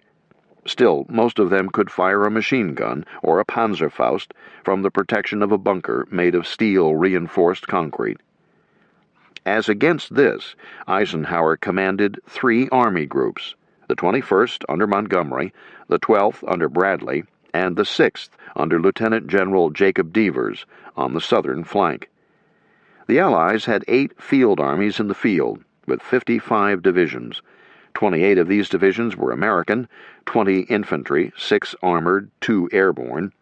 18 were British and Canadian, 8 were French, and 1 was Polish. In firepower, the Allies had a tremendous advantage. It was 2.5 to 1 in artillery, but the supply crisis had hit hard on shells, so that most American batteries were limited to a few rounds only per day. 20 to 1 in tanks. In the air, the Allies had 5,059 American bombers, 3,728 American fighters, and 5,104 RAF planes. The Germans on the Western Front had 573 planes. The entire Luftwaffe consisted of 4,507 planes, spread across the continent. A considerable part of the American firepower, however, could not be brought to bear on the Germans because of the acute gasoline shortage. "There is no point in reaching the German border," Eisenhower had told Marshall in early September, "unless we are in a position to exploit that position." But that was exactly what had happened, and there would not be sufficient fuel to support a drive into Germany, or even to get through the Siegfried Line and other defenses until Antwerp was open and functioning. Lorraine is south of Luxembourg. Since the beginning of European civilization, it has been a battlefield. It was an invasion route for the Germanic tribes coming from Central Europe into France. The terrain, a plateau with elevations ranging from 200 to 450 meters, is not so favorable for offenses going west to east, but still usable. Over the centuries, there have been many fortifications in the area, which is bounded on the east by the Saar River, on the north by Luxembourg, to the south by the Vosges Mountains, and on the west by the Moselle River. Metz is on the Moselle, 45 kilometers north of Nancy, the historic ruling city of Lorraine. Nancy has never been heavily fortified because it is covered to the east by a bastion of scarps and buttes. By contrast, Metz is perhaps the most heavily fortified city in Europe, in the most heavily fortified part of Europe. The first set of modern fortifications was built in the 17th century by the famous French military engineer Vauban. There were 15 of them close around the city. The Prussians came through Metz in 1870, nevertheless. When Bismarck created modern Germany after the Franco-Prussian War, he incorporated Lorraine into the new nation, and the German army constructed a second outer belt of 28 forts, mainly north and west of the city. In 1918, Lorraine returned to France.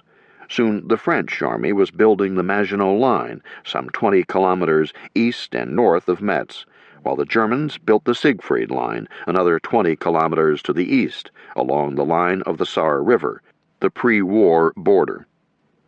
Hitler, whose faith in reinforced cement never wavered, a result of his World War I experiences, poured a lot of it into the Siegfried in this area. By 1940, the strongest part of the Siegfried faced the strongest part of the Maginot Line. When the Germans overran France in 1940, Hitler brought Lorraine back into the Reich. In the summer of 1944, when the retreat from Normandy began, he poured more cement, put more guns into the Siegfried and the Metz forts, and waited. Hitler had the weather on his side. Fall is the wet season in Lorraine, with an average monthly rainfall of 3 inches in September, October, and November. In November 1944, he got lucky. 6.95 inches of rain fell during the month. Patton cursed. His Third Army's mission was to take Lorraine, but in the sheets of cold rain, with the mud clinging to boots and tank treads, and the Moselle at flood stage, he couldn't do it. I hope that in the final settlement of the war, you insist that the Germans retain Lorraine, he wrote Secretary of War Henry L. Stimson, because I can imagine no greater burden than to be the owner of this nasty country, where it rains every day and where the whole wealth of the people consists in assorted manure piles. He lusted for Metz. To get it, he had to take Fort Drian. The fort stood on a dominating hill, with clear fields of fire up and down the Moselle. The Americans could not cross the river above or below Metz until Drian was theirs. It had been built in 1902 and later strengthened by both French and Germans. In size, thickness, and firepower, it was greater even than the monster at Douaumont, outside Verdun, and indeed had been renamed by the French after World War I in honor of Lieutenant Colonel Drian, who had met his death in gallant fashion at Douaumont in 1916. The fort covered 355 acres of ground. It was surrounded by a 20 meters wide and 10 meters deep moat, which in turn was surrounded by a 20-meter band of barbed wire. It had living quarters for a garrison of 2,000. Its big guns rose from the earth, sniffed around, fired, and disappeared back into the earth. Most of the fortification was underground, along with food and ammunition supplies, aid stations, and radio rooms, enough for a month or more of battle. The only way in was over a causeway. There were 4 outlying casement batteries, each with 3 100mm or 105mm guns, and a detached 5th battery. Concealed machine gun pillboxes were scattered through the area. On September 27th, Third Army had made its first attempt to take Drian. The Americans had assumed that the fort would be lightly garrisoned by inferior troops. Although they had only a vague idea of the fort's works and surrounding terrain, they figured that a pre-World War I fortress system couldn't possibly stand up to the pounding of modern artillery, much less airdrop bombs of 500 to 1,000 pounds, not to mention napalm.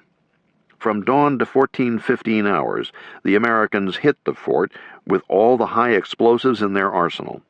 The men of the 11th Infantry Regiment who led the assault were confident that nothing could have survived inside the fort. At 14:15, the infantry began to move in on the fort.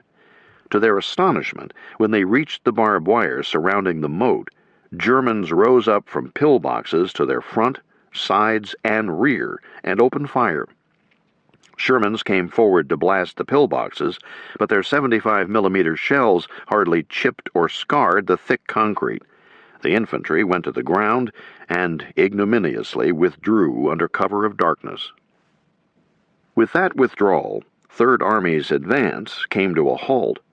It now faced a new problem in its experience: but the oldest tactical engineering problem in warfare: how to overcome a fortified position.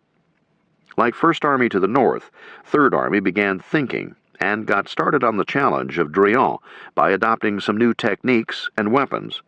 It helped considerably that the Americans finally got their hands on the blueprints of the fort, which showed a Warren's den of tunnels.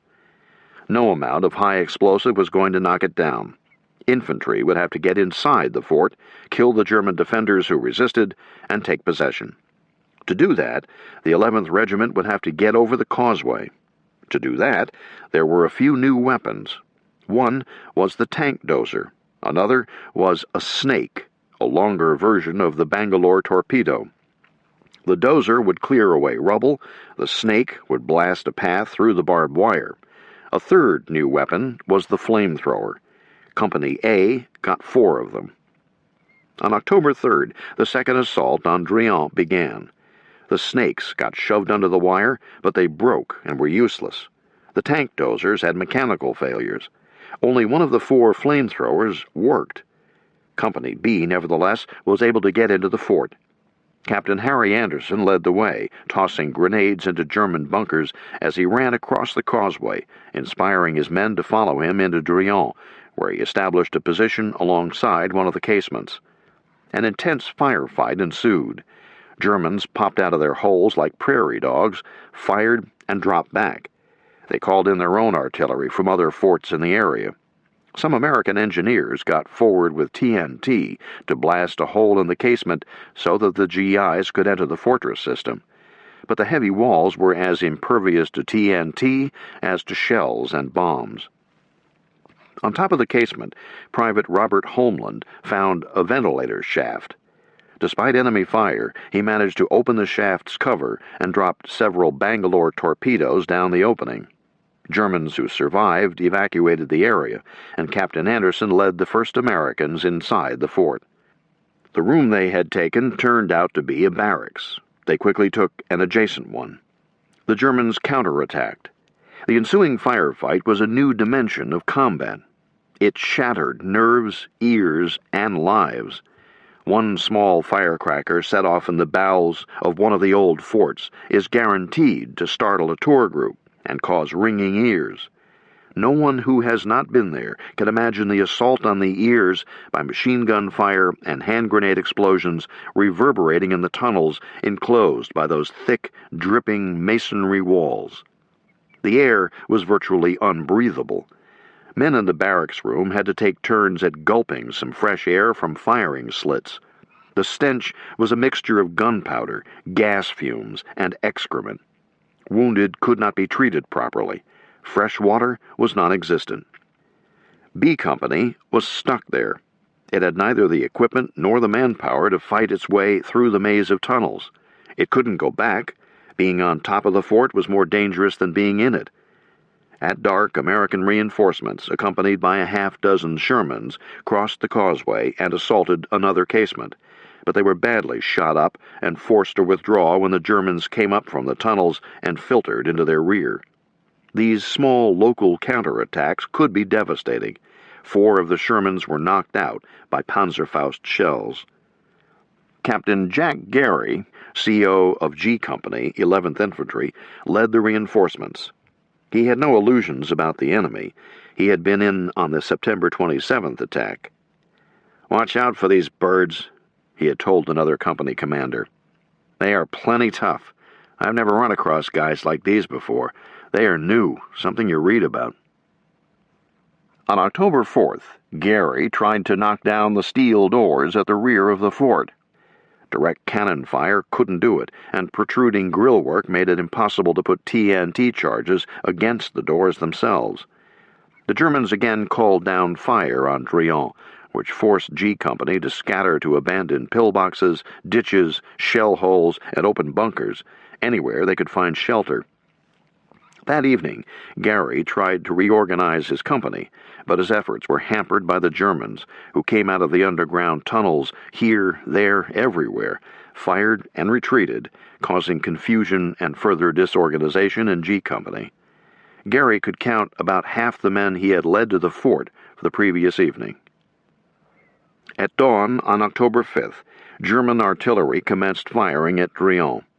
After hours of this, Gary wrote a report for his battalion commander.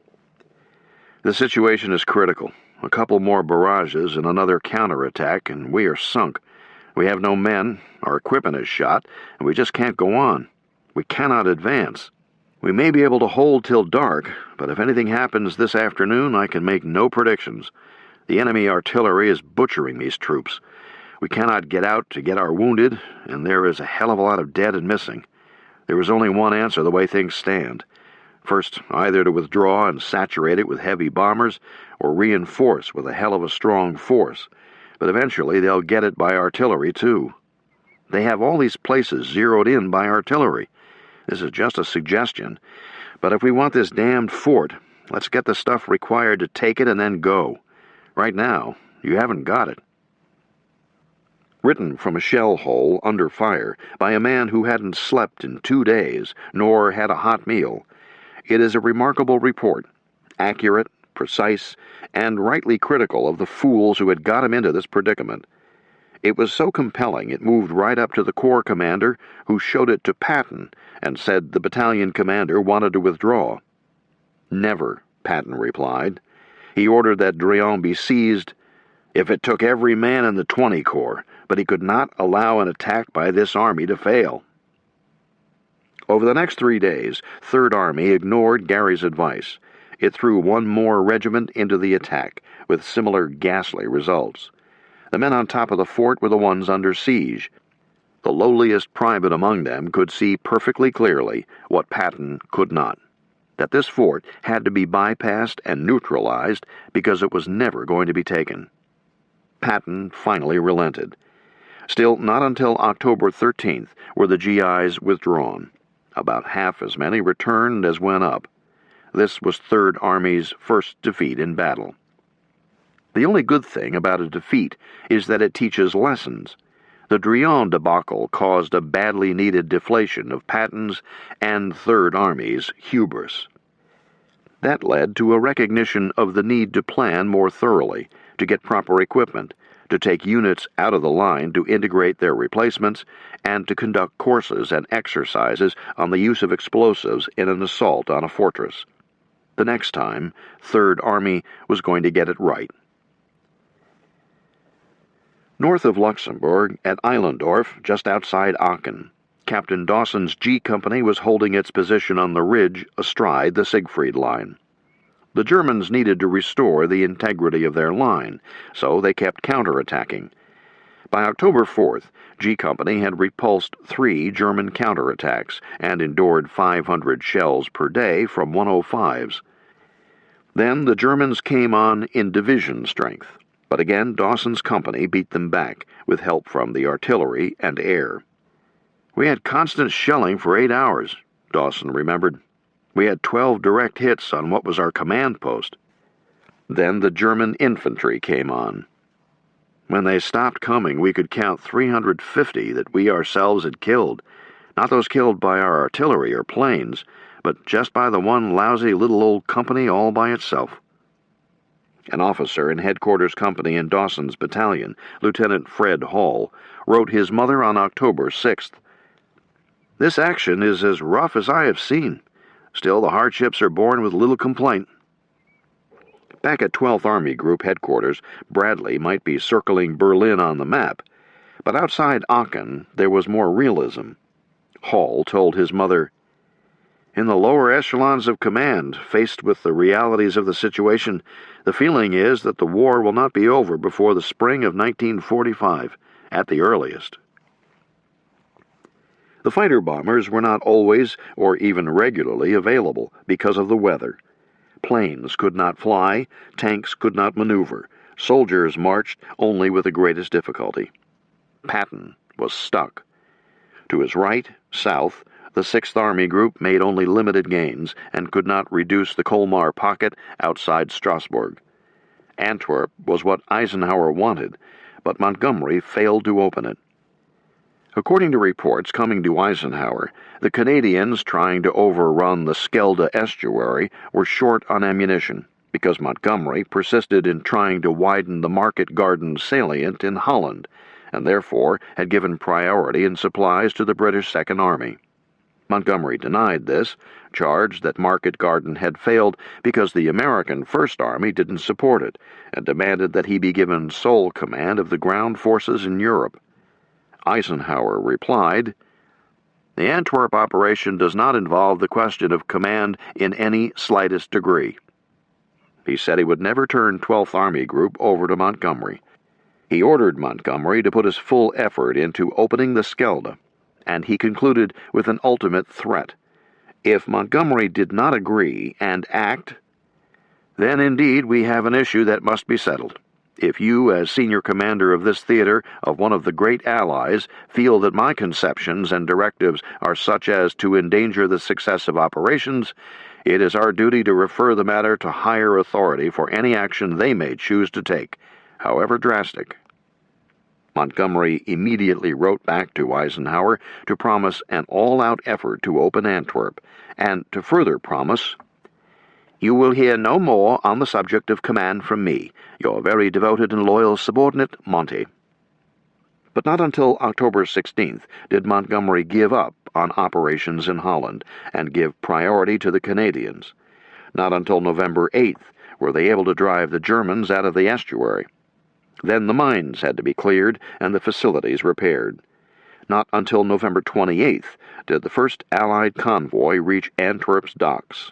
By then, the weather precluded major operations. Under the post-Market Garden circumstances, an obvious strategy would have been to abandon any offensive moves, create defensive positions facing the German border, go into winter camp, and wait for the supply situation to improve and the roads to dry and the weather to clear.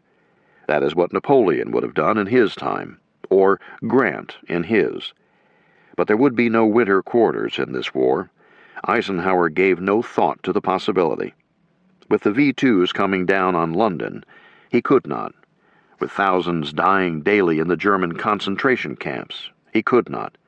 With Hitler asking the German people to hold on just a bit longer until the new weapons, including jet airplanes, could be mass-produced, he could not. With the Red Army pushing into Central Europe, with the unknown factor of how the race for an atomic bomb was progressing, he could not.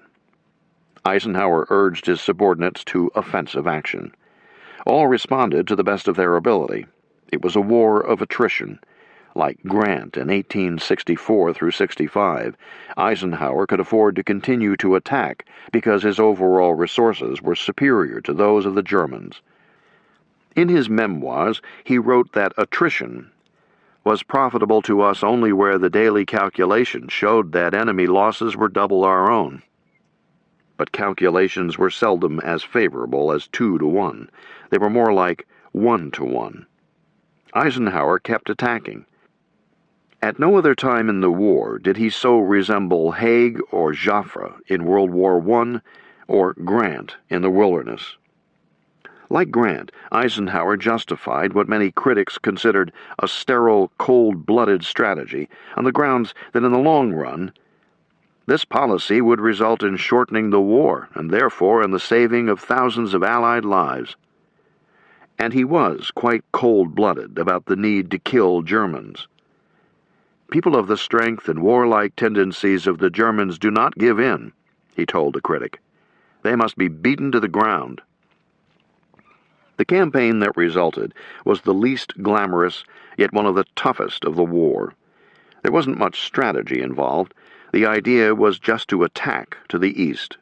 The terrain in the center of the American line, the Eifel Mountains and the rugged Ardennes and Hürtgen forests, dictated that the main efforts would take place to the north and south of these obstacles. To the north, 1st and 9th Armies would head toward the Rhine River along the axis Maastricht-Aachen-Cologne.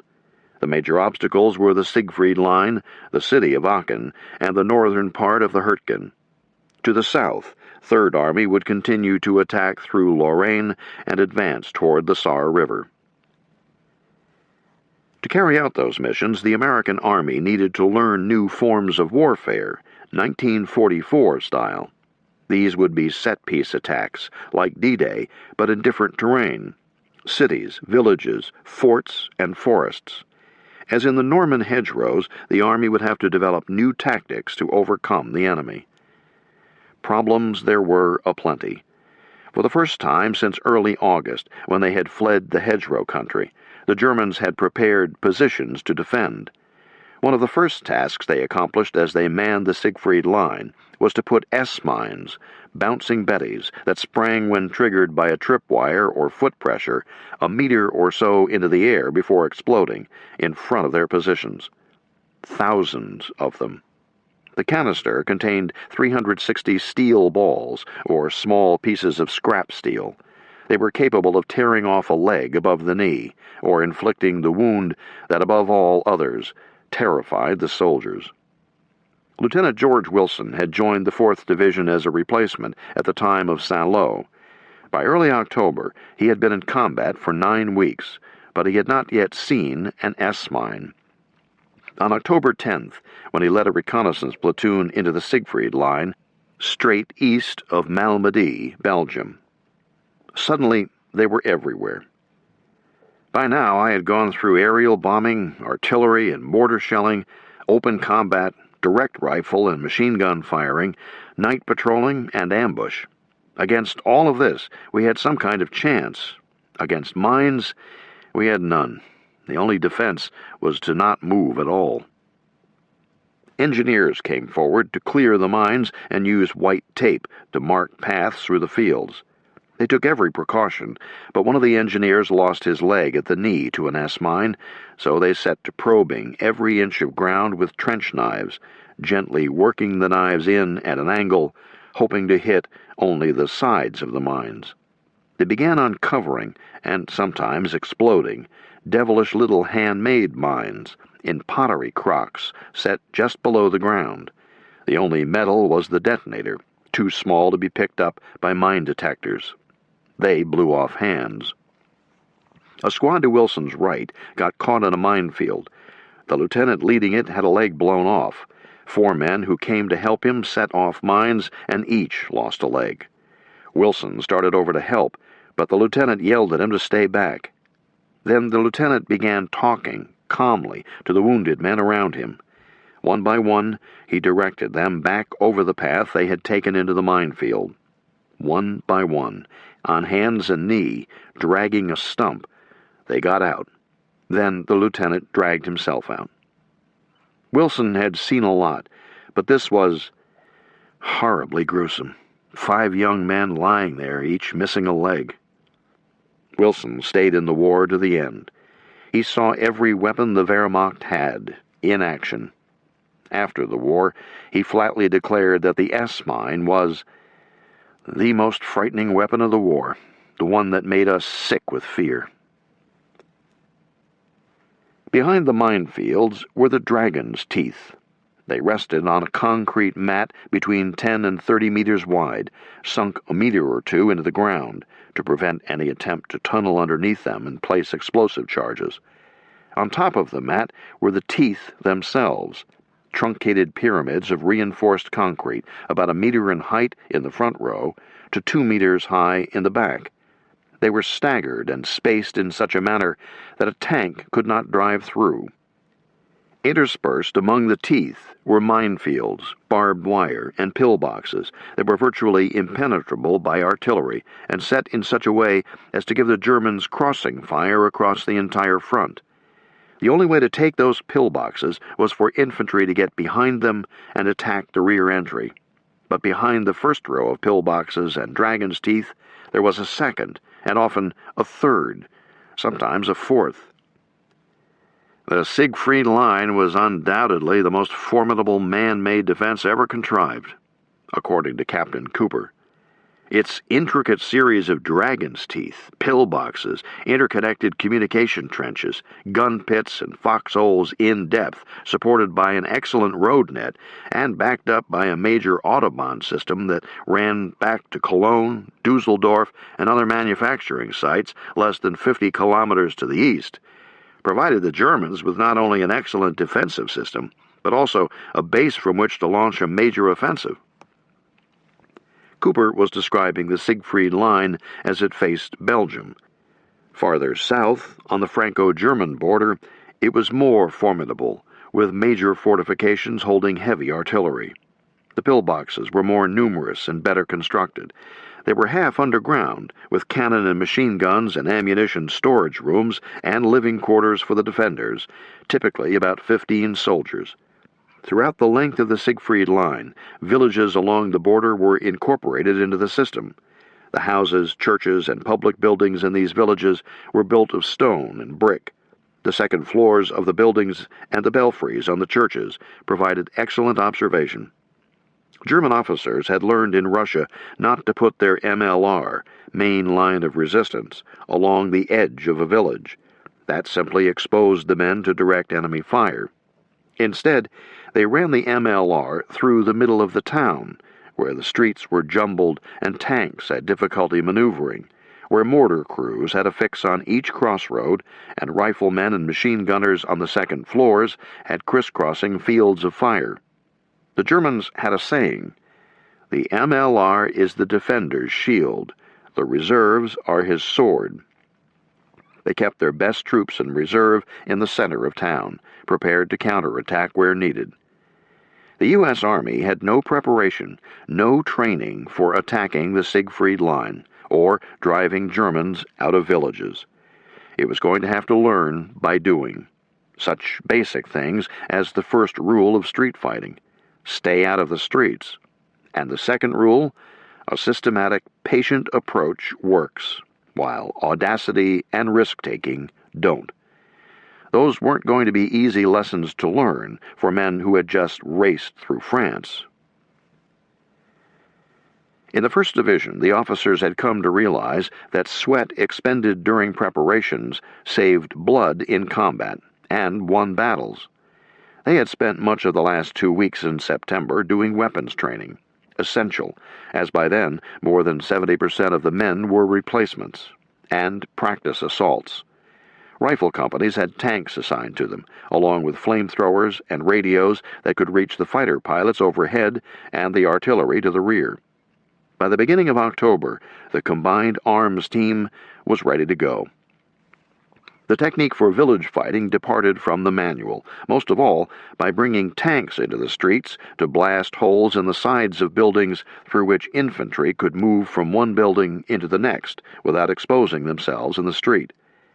Practice exercises showed that the way to take the buildings was to hit them with mortar, artillery, and if possible fighter-bomber shells, then use flamethrowers and/or grenades tossed through a window or door, dash into the room right after the explosion, spray it with automatic fire, take the second floor, then use grenades and/or verbal persuasion to induce the Germans in the cellars to surrender. And the Americans learned that it was best done one building at a time.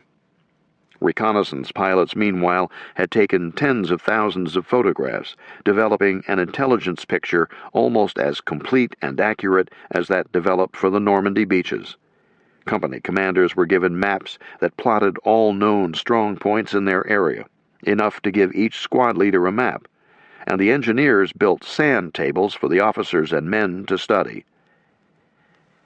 First Army's mission was to break through the Siegfried Line.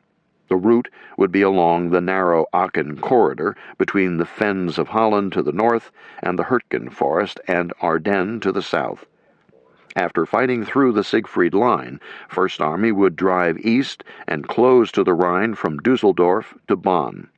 To avoid getting caught up in the urban congestion of Aachen, the breakthroughs would take place north and south of the city. When the two wings linked to the east, Aachen would be enveloped and could be neutralized by a relatively small force, while the bulk of First Army pushed east. Aachen had little military value. As it was on the border with Belgium rather than France, it had relatively few fortifications, nothing to compare with Metz. It was more a trading center than a manufacturing site. Its pre-war population was 166,000. It had not been heavily bombed. Aachen's psychological value, however, was immense.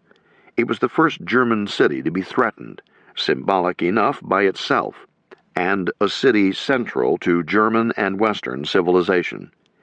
The Romans had medicinal spring baths there, the Aquas Granum. It was the city where Charlemagne was born and crowned. It was the seat of the Holy Roman Empire, what Hitler called the First Reich. In early September, thousands of German troops retreated through Aachen. Lieutenant Wenzel Andreas Borgert, commanding an anti-tank battalion, arrived with his unit intact. "I was afraid as we entered Aachen that we would be regarded badly by its inhabitants," he related.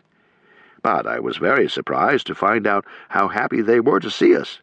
I asked one of the civilians, 'How come when we've been beaten?' 'Yes,' he said, 'but you're the first German soldiers who have come back here in an orderly fashion.'" Borgert put up some makeshift defenses on the main road coming into the city. "And I can tell you, though I'd rather not, what kind of group I gathered from the streets to man that barricade." Borgert's Panzer Division wore black uniforms. The French people and the GIs confused them with SS uniforms. Borgert was therefore delighted to be back on German soil. "Suddenly we were no longer the Nazis, we were German soldiers." The Nazis did no good for their reputation in Aachen. In mid-September, when the 1st Division closed on the city, the local Nazi commander deemed the cause lost. Corporal Friedrich Bertenrath of the 2nd Panzer Division described what happened. "The party men completely failed. They ordered Aachen evacuated. The people naturally did not want this.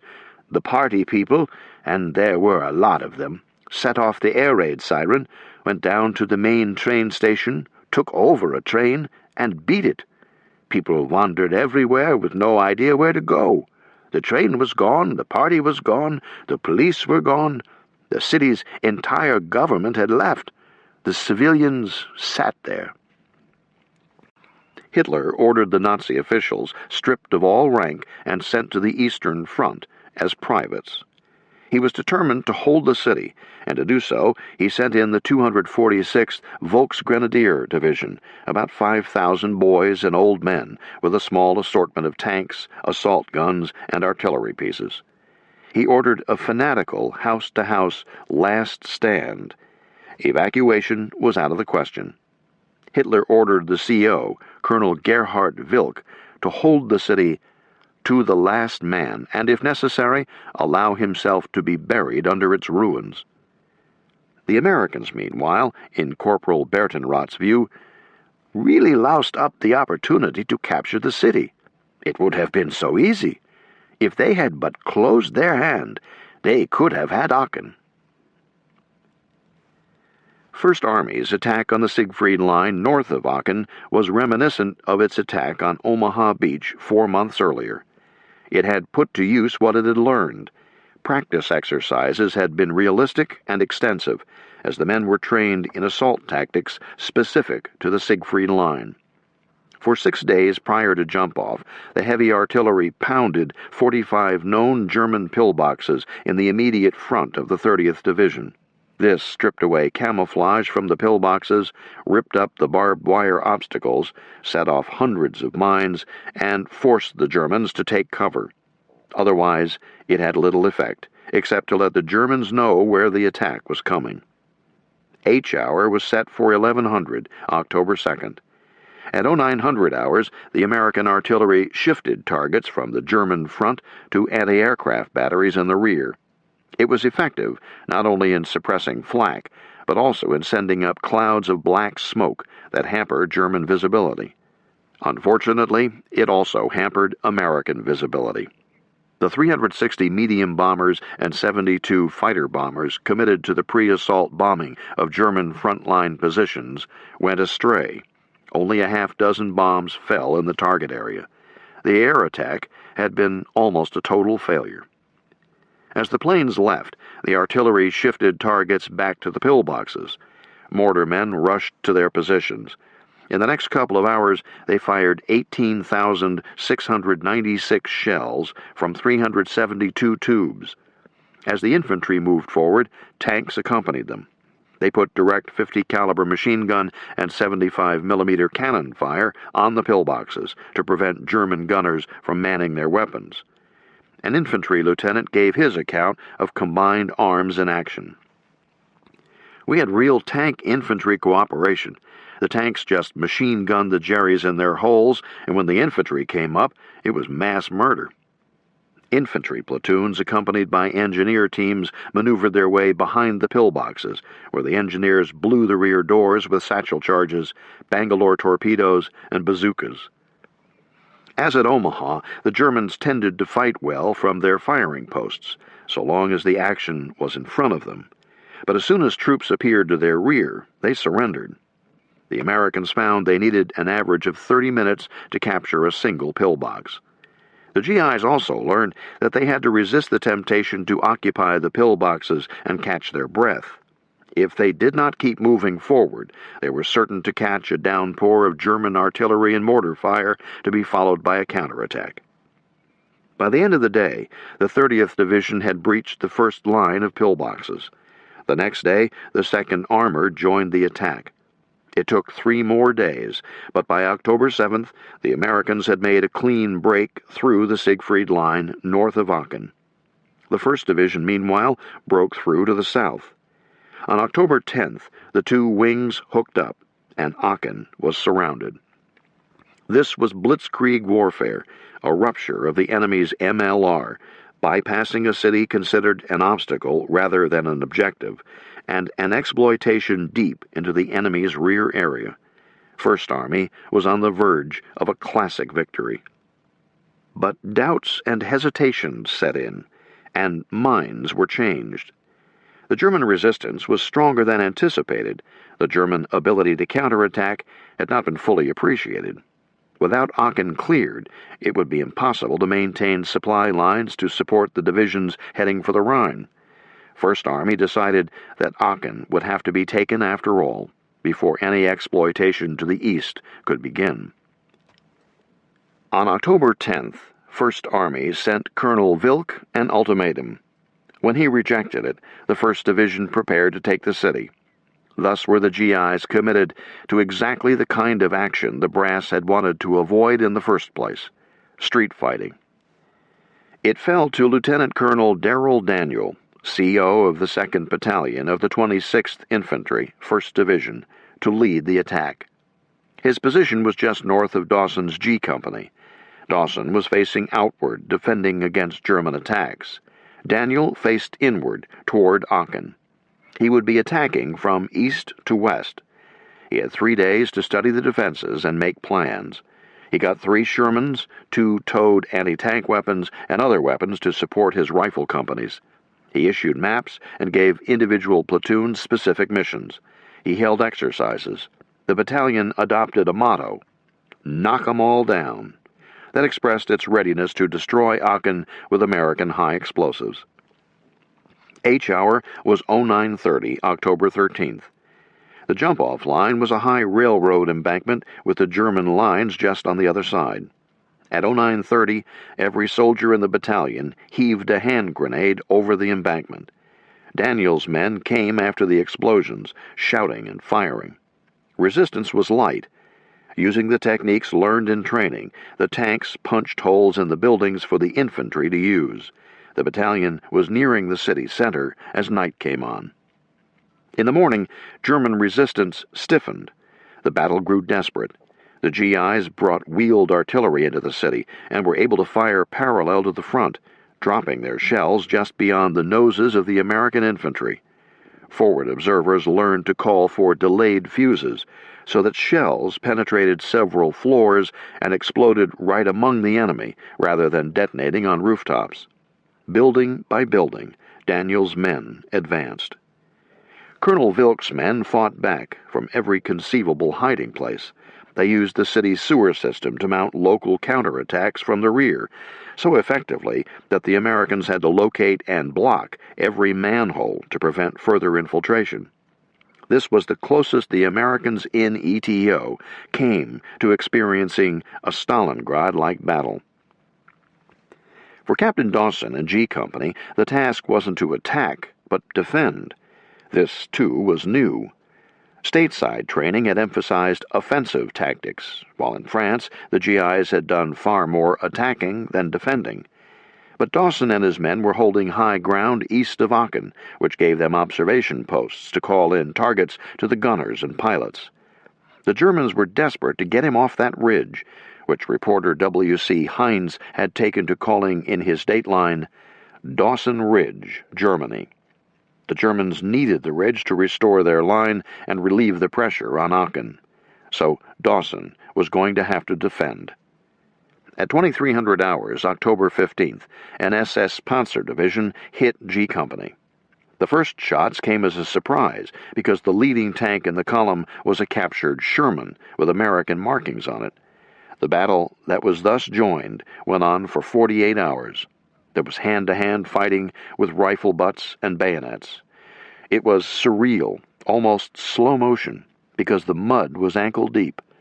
Dawson called in artillery to within 10 meters of his position. At one foxhole, a German toppled dead over the barrel of an American machine gun, while in another, a wounded American waited until the German who had shot him came up and looked down on him, then emptied his Tommy gun in the German's face. The two men died at the bottom of the hole in a macabre embrace.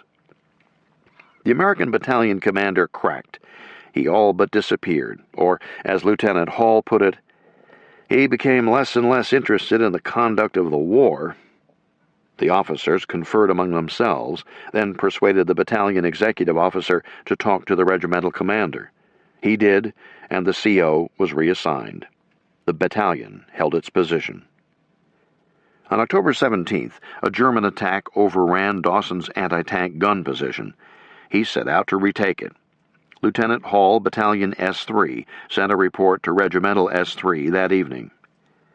I just talked to Dawson, and he says that he has position restored where gun was. The gun was knocked out. He was not able to take the house. Said he would get it tomorrow. Dawson's men killed 17 Jerrys, including 5 from the crew of a tank, which was in the back of the house. His men have had no food for 24 hours. Their last hot meal was the night before last. Possibly we can get them a hot meal tomorrow. Inside Aachen, the battle raged. The Germans fell back to the center of the city, charging a price for every building abandoned. The rubble in the streets grew to monstrous proportions. In the center, the old buildings, made of masonry and stone, were almost impervious to tank cannon fire, so Colonel Daniel brought a self-propelled 155mm artillery piece into the city, using a bulldozer to clear a path. Daniel reported that its effects were quite spectacular and satisfying. On October 16th, the battalion ran into a strong German position in the city's main theater building. Daniel brought the 155 forward and wheeled it into the line side by side with the infantry. It fired more than a dozen shells, point blank, into the theater. The theater survived, but its defenders, dazed, surrendered. Still, the fighting continued. For another 4 days and nights, the Germans and Americans pounded each other while they destroyed Aachen. Finally, on October 21st, Daniel's men secured the downtown area. Colonel Wilk dared to disobey Hitler and surrendered his 3,473 survivors. At his interrogation, he protested bitterly against the use of the 155 in Aachen, calling it barbarous and claiming it should be outlawed. American losses were heavy, over 5,000. The 30th and 1st Divisions were badly depleted, exhausted, used up. They were in no condition to make a dash to the Rhine. German losses were heavier, 5,000 casualties and 5,600 prisoners of war. Aachen was destroyed, with the exception of the cathedral, which housed Charlemagne's coronation chair. It escaped major damage. The standing cathedral surrounded by ruin and rubble was common after World War II. 5 and more decades later, you can see the phenomenon in London, where St. Paul's stands surrounded by post-1945 buildings, or in Cologne, Aachen, Reims, and elsewhere. Thank God, and thank those medieval craftsmen and architects. Outside Aachen, Dawson's company continued to hold. After Aachen fell, there were fewer, less vigorous German attacks. On October 22nd, reporter W.C. Heinz of the New York Sun got to Dawson's headquarters to do an interview. Dawson summarized the action simply, directly. "This is the worst I've ever seen. Nobody will ever know what this has been like up here."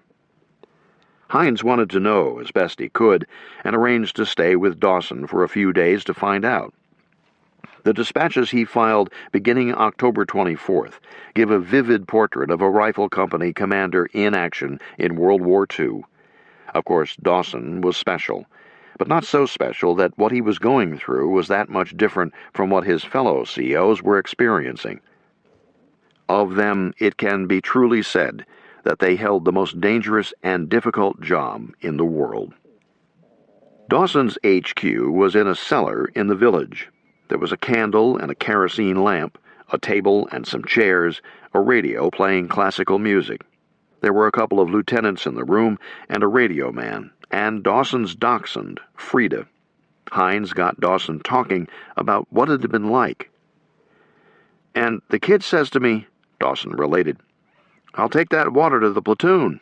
And he starts out. He's about 50 yards from this doorway, and I'm watching him. He is running fast. Then I can see this 88 hit right where he is, and in front of my eyes, he is blown apart. Dawson spoke of other strains. "I had a kid come up and say, 'I can't take it anymore.' What could I do? If I lose that man, I lose a squad. So I grab him by the shirt and I say, 'You will, you will. There ain't any going back from this hill except dead.'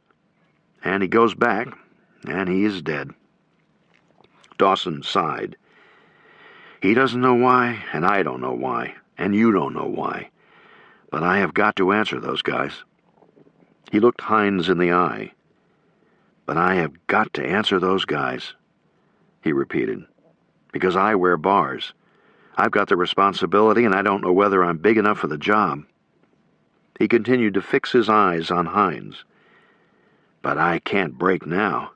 I've taken this for the 39 days we've held this ridge, and I'm in the middle of the Siegfried Line. And you want to know what I think? I think it stinks." Dawson began to shed tears. Then he jerked his head up. "Turn it up," he said to a lieutenant by the radio. "That's Puccini. I want to hear it."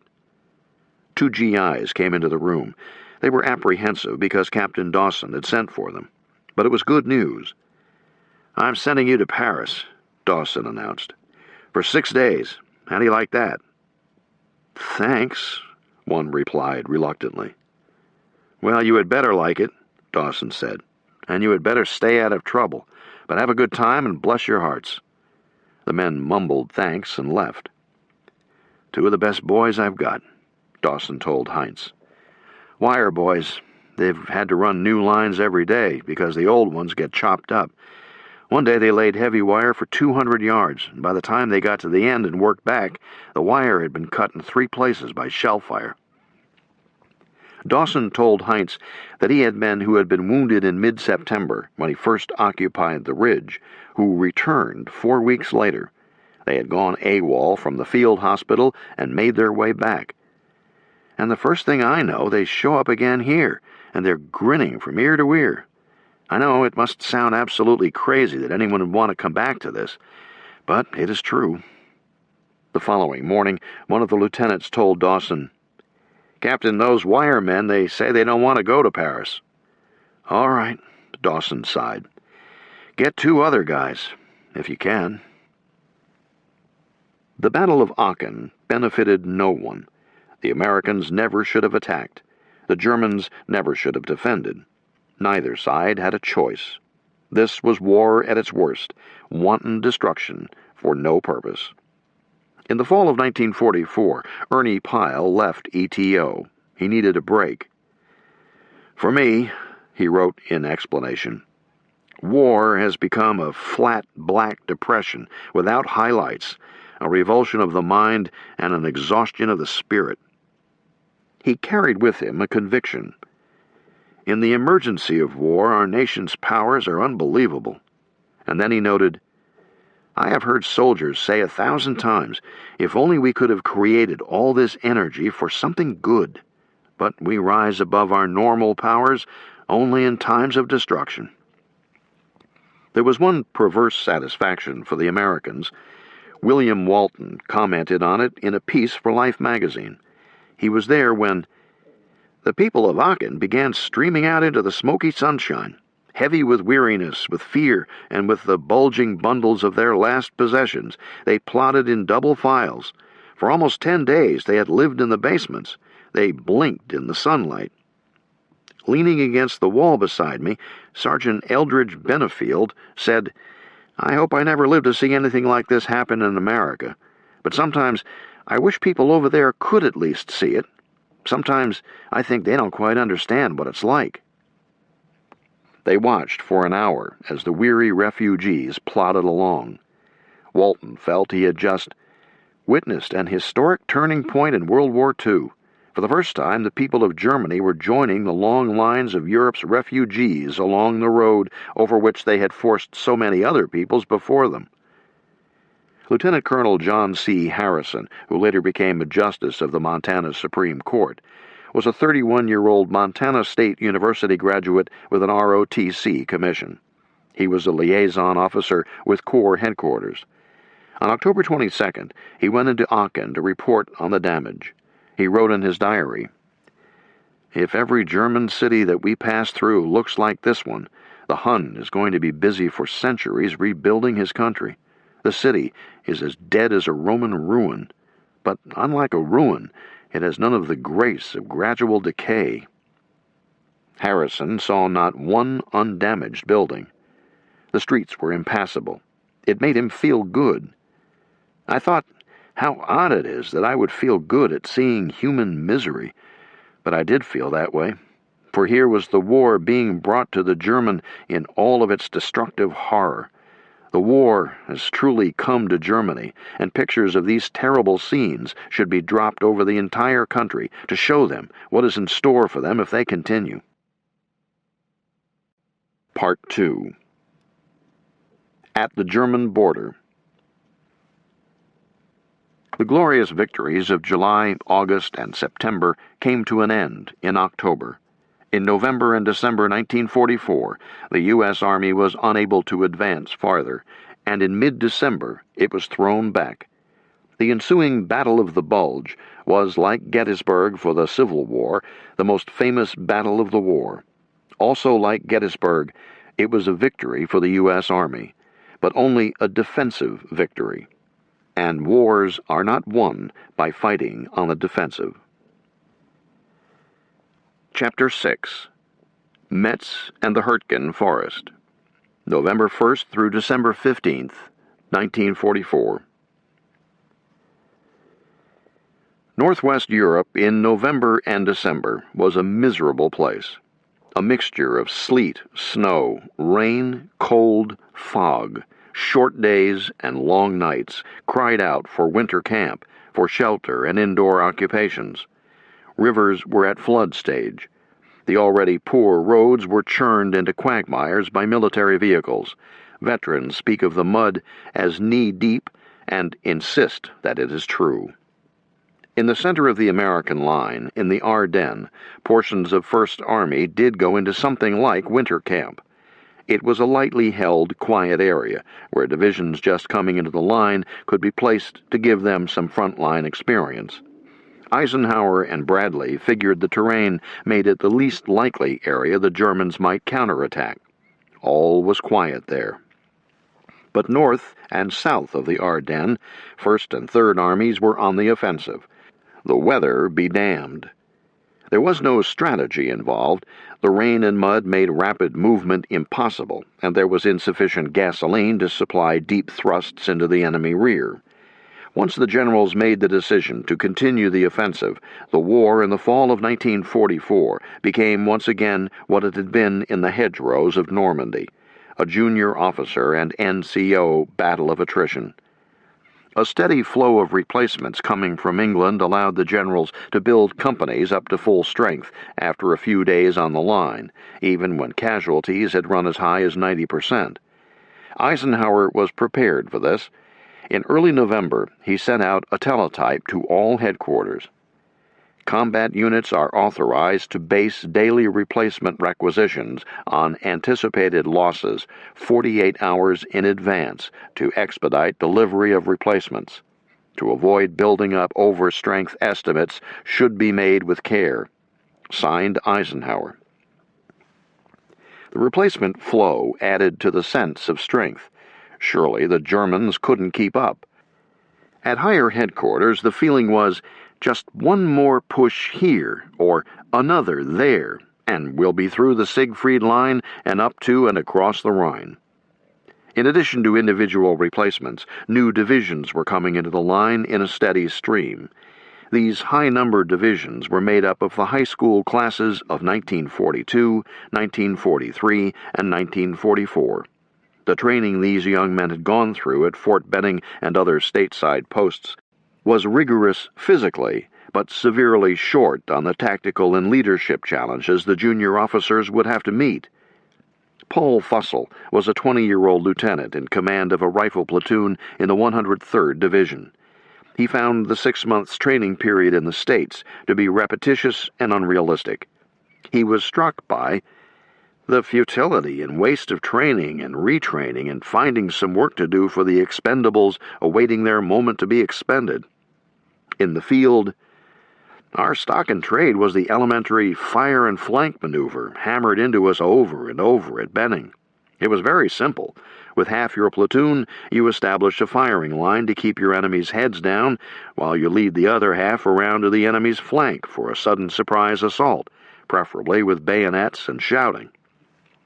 Fire and movement had been the doctrine developed by General Marshall when he was at Benning in the 1920s.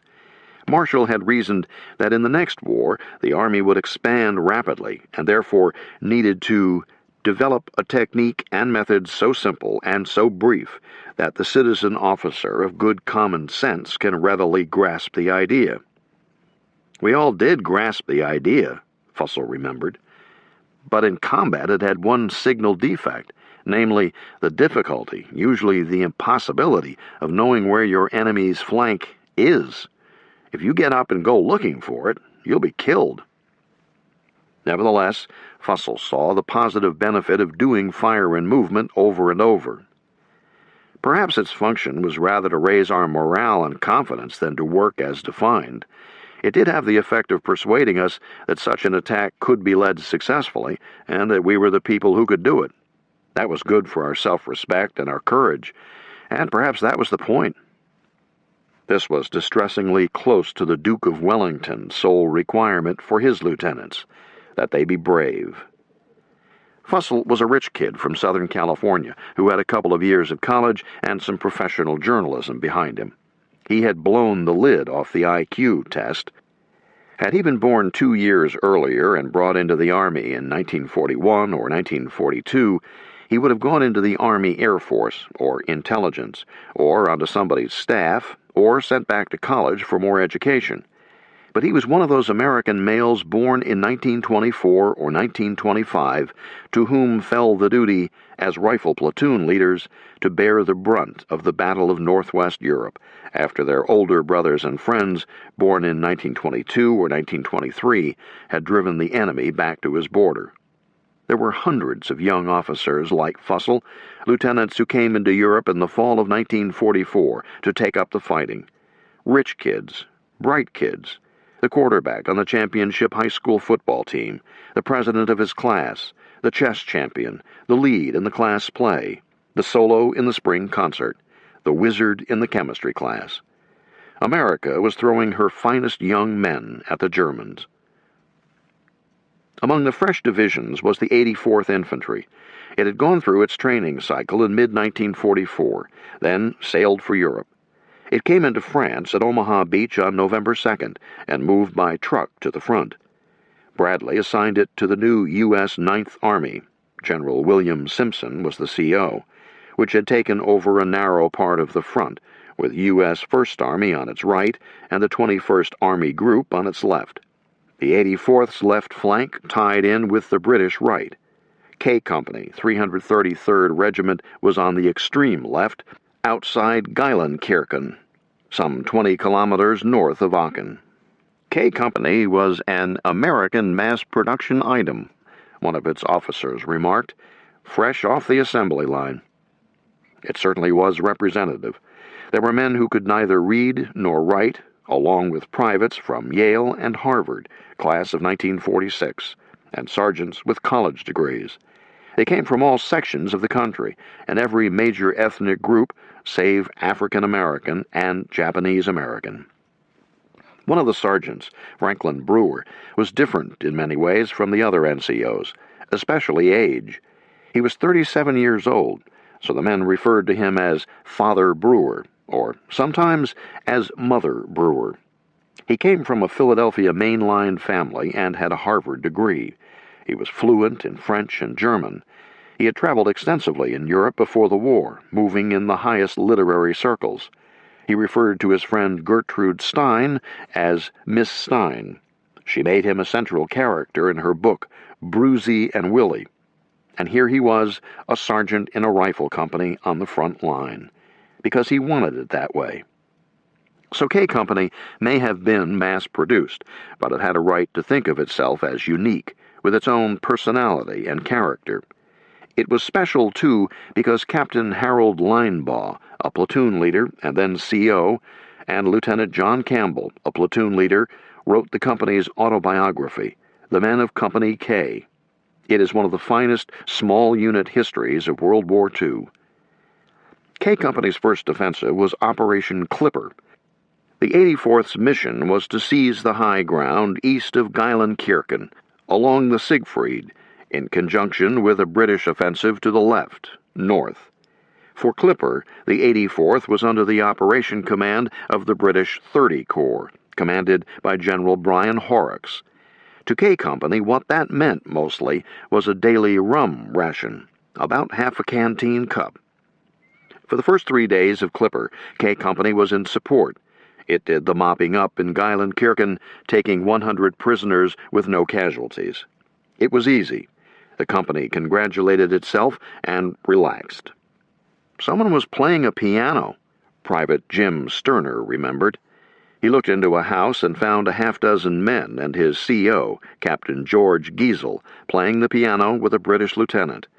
The song was Lily Marlene, and our guys were laughing and singing along with him. What I remember most is a feeling of total exhilaration. Boy, this is really great, the way a war ought to be. On November 21st, it was K Company's turn to lead the attack. The men got their rum ration with their breakfast. Sherman tanks with British crews showed up to support the GIs. From a low hill behind the line of departure, First Sergeant Dempsey Keller watched the men climb out of foxholes and form up. These were the men he had trained and worried over for many months. They were the finest men in the world, the very best. I choked up with pride, but I felt cold chills not knowing what was out there waiting for them. It was the one single moment of the war I can never forget. The company advanced. It took possession of a chateau the Germans had been using as an observation post, but had not tried to defend. It moved forward again, but was soon held up by artillery fire. Sergeant Keith Lance led his mortar squad forward to provide support, but as he approached, we started taking machine gun and rifle fire from a stone farm building off to our right. Lance spread his men out and returned fire, but he couldn't use the mortars and had only 4 M1s and a couple of pistols. Lance heard a voice asking if he could use a bit of help. It was a goddamn British officer standing up in the middle of a firefight without a helmet. He had climbed out of his tank and walked across the field behind us. I told him, "Lordy Jesus, yes, we need some help." The British officer ran back to his tank and gave the farmhouses 3 quick rounds from his .75, 1 in each window. 30 to 40 Germans poured out, waving white flags. The rifle platoons, meanwhile, were taking a pounding. Linebaugh and Campbell describe it. The concentration of German firepower was absolutely overwhelming with its violence, surprise, and intensity. Artillery fire, 88s and 75s from hidden tanks, and 120 mortars with apparently limitless supplies of ammunition hit us. Machine gun fire whipping in from pillboxes seemed almost an afterthought. The noise, the shock, the sensation of total helplessness and bewilderment, the loss of control, the sudden loss of every familiar assumption. Nothing in civilian life or training offered an experience remotely comparable. Our new boy illusions of the past 2 days dissolved in a moment. It was K Company's welcome to the Western Front. Every rifle company coming on the line that November had a similar experience and drew the same conclusion. There was no way training could prepare a man for combat. Combat could only be experienced, not played at. Training was critical to getting the men into physical condition, to obey orders, to use their weapons, to work effectively with hand signals and radios, and more. It could not teach men how to lie helpless under a shower of shrapnel in a field crisscrossed by machine gun fire. They just had to do it. And in doing it, they joined a unique group of men who have experienced what the rest of us cannot imagine. At Metz, Patton remained steadfast for advance. The CO of 12 Corps, Major General Manton Eddy, was scheduled to send his divisions into Metz on November 8th. Patton boasted that he would reach the Siegfried Line, 65 kilometers east, in not to exceed D plus 2 days. But the downpours which prevented any air support, the mud which was so bad even tracked vehicles found it almost impossible to move, and the swollen rivers which could not be bridged by the engineers, combined to demand postponement of the offensive. Eddy so informed Patton, who invited him to name his successor. The attack went off on schedule. It had a different objective than the earlier attack on Driant. No one was ready to attack the fortresses head-on. Instead of attempting to surround and reduce the Metz fortresses, Third Army adopted a new policy. The primary mission of all troops is the destruction or capture of the Metz garrison without the investiture or siege of the Metz forts. The plan was to have the 5th Division attack to the northeast of Metz, while the 90th Division would break through the German lines to the south of the city. The two divisions would link up east of Metz, isolating it. Meanwhile, the 95th Division would push into the city itself, supported by the 10th Armored Division. Torrential rains and stiff German resistance held up the 5th and 90th Divisions for a week, but some progress was made, and by November 15th, the encirclement was almost complete. Farther south, meanwhile, other elements of Third Army were pushing eastward. Metz, Patton's goal for 2 months, was finally within his grasp. As new infantry divisions arrived, Patton put them into the line and told their commanders to attack east. The 26th Division was one of these. It included G Company, 328th Regiment, and that company included Sergeant Bruce Egger and Lieutenant Lee Otts, who collaborated to write G Company's War, a vivid account of a rifle company in ETO. On November 11th, G Company went into action east of Nancy. It occurred to me that this was Armistice Day, Egger wrote, and wouldn't it be nice if history repeated itself? Eerily, he heard church bells, and it wasn't Sunday. Then he figured out it was the local French churches observing the end of World War I. Over the following 3 days, the company attacked. Nothing fancy, just a skirmish line advancing until it met resistance, then fire and movement. Most of the time we fired from the hip, Egger said, as we could not see anything but trees. Sometimes they made good progress, as much as a kilometer. At other times they were stopped by mortar shells and machine gun fire. Conditions were bad. The mud made movement difficult at best. The air could supply little help. If the FOs, forward observers, brought in the supporting artillery close enough to do any good against the Germans, there were sure to be some shorts causing casualties. Mines were a horror. So was the rain. Egger described the way he spent the second night. We stopped along the road in a grove of pine trees. We were soaking wet. It had rained all day, and we had been making our way through wet brush. Our bedrolls could not be brought up to us, so we spent the night as best we could by digging a hole and covering the bottom with pine boughs. We slept through the storm, which put down about 6 inches of snow during the night. We were wet, muddy, and shivering from the cold. A barrage of 88s greeted us at daylight. Then it was back to forming a skirmish line and moving out. Nothing spectacular happened. G Company gained a little more ground. After 3 days of this, Egger's platoon was down to 6 men. Of the 525 men in the battalion who had gone into the battle 3 days earlier, 150 were left. It was pulled out of the line to rest and receive replacements. After a week, it moved back into the line. "I dreaded going into combat again," Egger confessed. "The past 2 weeks indicated that my chances of getting through the war unharmed were close to 0, though the odds of coming out of it alive were about 4 to 1. It fell to Colonel Robert Bacon to take Metz.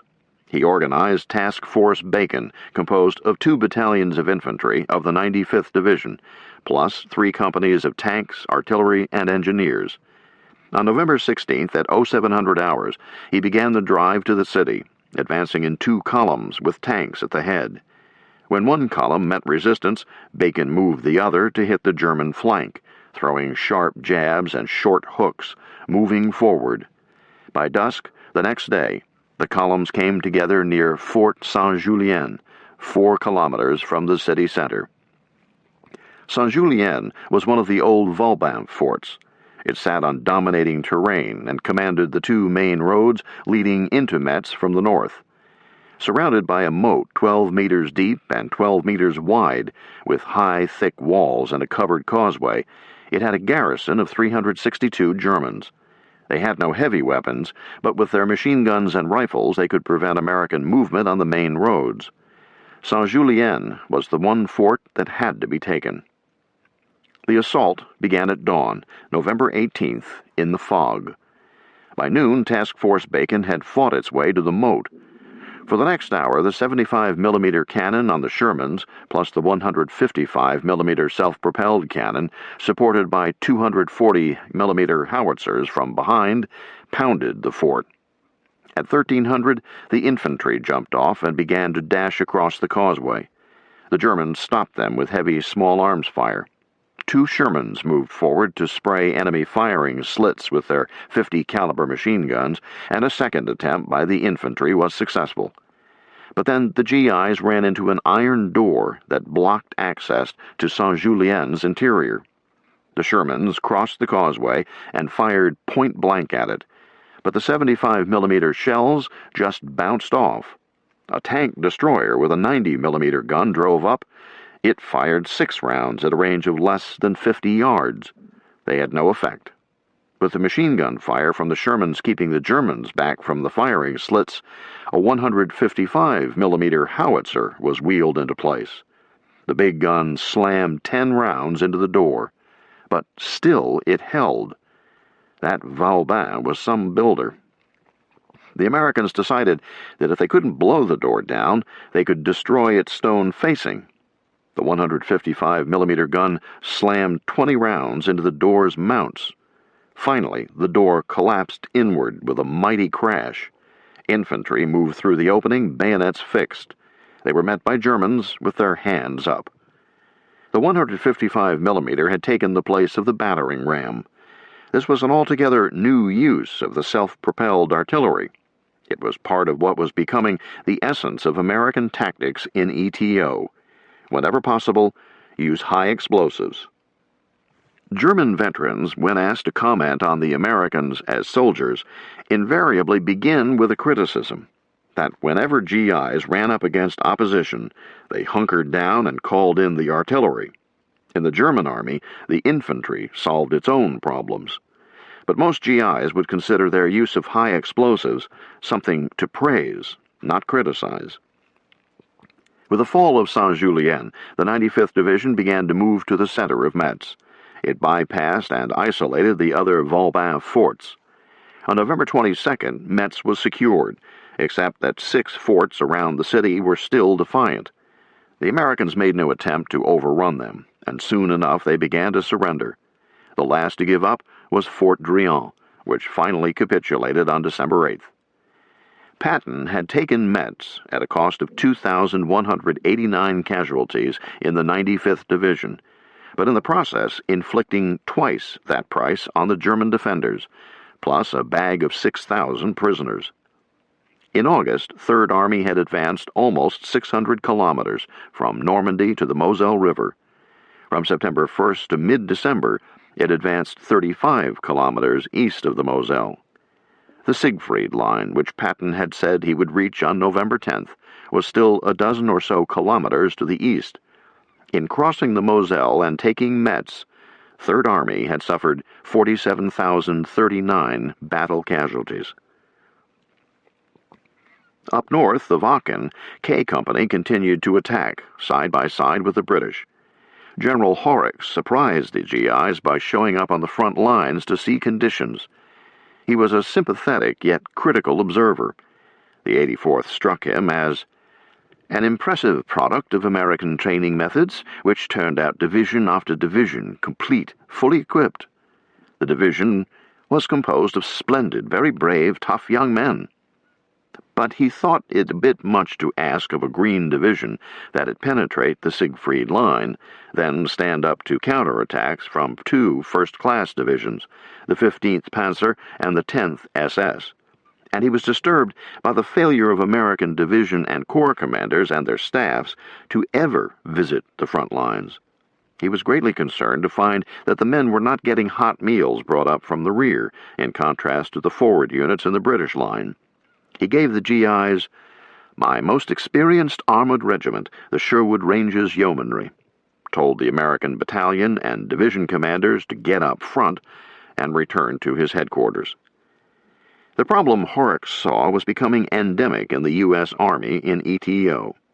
Not even battalion commanders were going to the front. From the Swiss border north to Geilenkirchen, the Americans were attacking. Schaeff put the pressure on 12th Army Group. Bradley passed it on to 1st, 3rd, and 9th Armies. Hodges, Patton, and Simpson told their corps commanders to get results.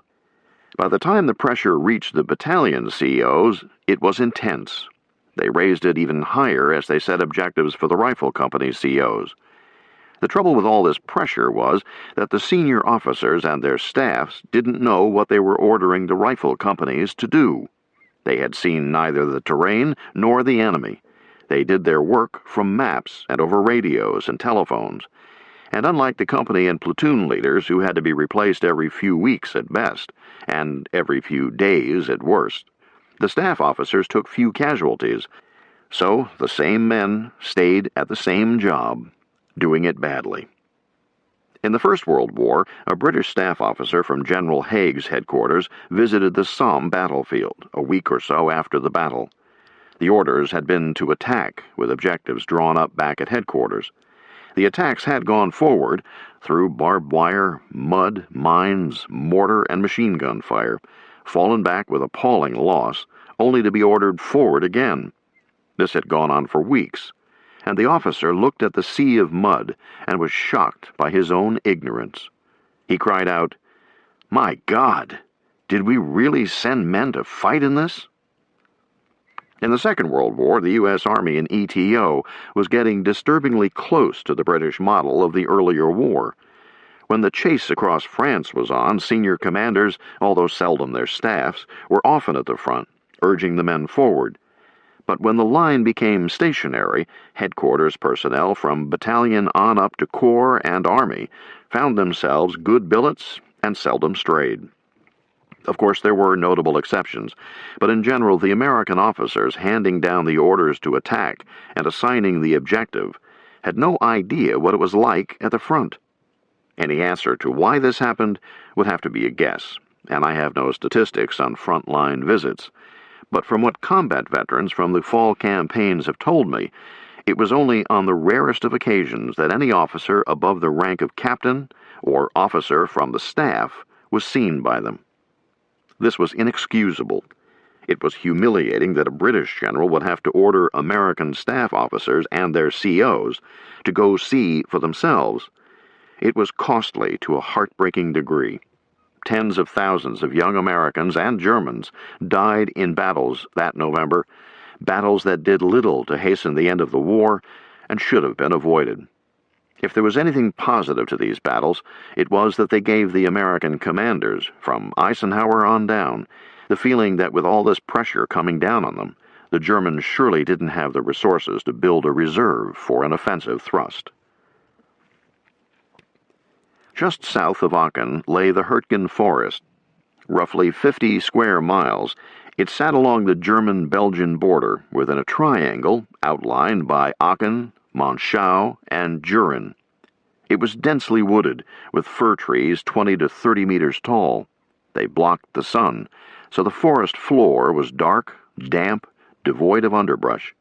The firs interlocked their lower limbs at less than 2 meters, so everyone had to stoop all the time. It was like a green cave, always dripping water, low-roofed, and forbidding. The terrain is rugged, a series of ridges and deep gorges formed by the numerous streams and rivers. The Ruhr River ran along the eastern edge of the Hurtgen. Beyond it was the Rhine. First Army wanted to close to the Rhine, which General Hodges decided required driving the Germans out of the forest. Neither he nor his staff noted the obvious point that the Germans controlled the dams upstream on the Ruhr. If the Americans ever got down into the river valley, the Germans could release the dammed-up water and flood the valley. The forest could have been bypassed to the south, with the dams as the objective. The forest without the dams was worthless. The dams without the forest were priceless. But the generals got it backward and went for the forest. Thus did the Battle of Hurtgen get started on the basis of a plan that was grossly, even criminally, stupid. It was fought under conditions as bad as American soldiers ever had to face, even including the wilderness and the Meuse-Argonne. Sergeant George Morgan of the 4th Division described it. The forest was a hell of a eerie place to fight. You can't get protection. You can't see. You can't get fields of fire. Artillery slashes the trees like a scythe. Everything is tangled. You can scarcely walk. Everybody is cold and wet, and the mixture of cold rain and sleet keeps falling. They jump off again, and soon there is only a handful of the old men left. On September 19th, the 3rd Armored Division and the 9th Infantry Division began the attack. The lieutenants and captains quickly learned that control of formations larger than platoons was nearly impossible. Troops more than a few feet apart couldn't see each other. There were no clearings, only narrow fire breaks and trails. Maps were almost useless. When the Germans, secure in their bunkers, saw the GIs coming forward, they called down pre-sighted artillery fire, using shells with fuses designed to explode on contact with the treetops. When men dove to the ground for cover, as they had been trained to do, and as instinct dictated, they exposed themselves to a rain of hot metal and wood splinters. They learned that to survive a shelling in the Hurtgen, hug a tree. That way they exposed only their steel helmets. Tanks could barely move on the few roads, as they were too muddy, too heavily mined, too narrow. The tanks could not move at all off the roads. Airplanes couldn't fly. The artillery could shoot, but not very effectively, as FOs couldn't see 10 meters to the front. The Americans could not use their assets: air, artillery, mobility. They were committed to a fight of mud and mines, carried out by infantry skirmish lines plunging ever deeper into the forest, with machine guns and light mortars their only support. For the Germans, it was equally horrible. One enemy commander, General Hans Schmidt of the 275th Infantry Division, called the forest a weird and wild place, where the dark pine trees and the dense treetops give the forest, even in the daytime, a somber appearance, which is apt to cast gloom upon sensitive people. General Paul Malman, commanding the 353rd Infantry Division, said his troops, "We're fighting in deplorable conditions, exposed to incessant enemy fire, fighting daily without relief, receiving little support from their own artillery, drenched by frequent rain, and without the possibility of changing clothes." He went on, "Forsaken as they were, they had no choice but to hold out in hopeless resignation." For the GIs, it was a calamity. In their September action, the 9th and 2nd Armored lost up to 80% of their frontline troops and gained almost nothing. In October, the 9th, reinforced, tried again, but by mid-month it was dead in the water and had suffered terribly. Casualties were around 4,500 for an advance of 3,000 meters. German losses were somewhat less, around 3,300. Staff officers were learning, if slowly. On the last day of October, the staff of the 9th Division issued a 5-page report, Notes on Woods Fighting. Troops already in the line and still alive knew what the lessons were, but the report was valuable to new units and replacements being fed into the forest. It urged training in forest fighting prior to commitment, said to press against a tree when the shelling began, advised that night operations were physically impossible, suggested never traveling in the woods without a compass, and advised never sending reinforcements forward in the midst of a battle or shelling. Call it off. That's what the GIs wanted to tell the generals, but the generals shook their heads and said, attack. On November 2nd, the 28th Infantry Division took it up. Major General Norman Cota, one of the heroes of D-Day, was the CO. The 28th was the Pennsylvania National Guard and was called the Keystone Division. Referring to the red Keystone shoulder patch, the Germans took to calling it the Bloody Bucket Division. It tried to move forward, but it was like walking into hell. From their bunkers, the Germans set forth a hail of machine gun and rifle fire and mortars. The GIs were caught in thick minefields. Everything was mud and fir trees. The attack stalled. The days were so terrible that I would pray for darkness, Private Clarence Blakesley recalled, and the nights were so bad I would pray for daylight. Lieutenant John Forsell, K Company, 110th Infantry, 28th Division, had a macabre day-night experience. He was outside the village of Schmid, which was no man's land. Daily we would check the houses, he explained. The Germans patrolled the same town at night. And one morning our patrol came into town and found a GI hung on the crucifixion cross. We cut him down. We stayed in town and hid in a few houses, waiting for the Germans. A German patrol came in. We had a gunfight. They were caught by surprise. A few of the patrol got away, but we took 3 Germans and hung them on 3 crosses. That ended that little fanfare for both sides in Schmid. For 2 weeks, the 28th kept attacking, as ordered. On November 5th, Division sent down orders to move tanks down a road called the Kahl Trail. But no staff officer had gone forward to assess the situation in person, and, in fact, the trail was all mud, and anyway blocked by felled trees and disabled tanks. The attack led only to loss. There were men who broke under the strain, and there were heroes. On November 5th, the Germans counterattacked. An unknown GI dashed out of his foxhole, took a bazooka from a dead soldier, and engaged 2 German tanks.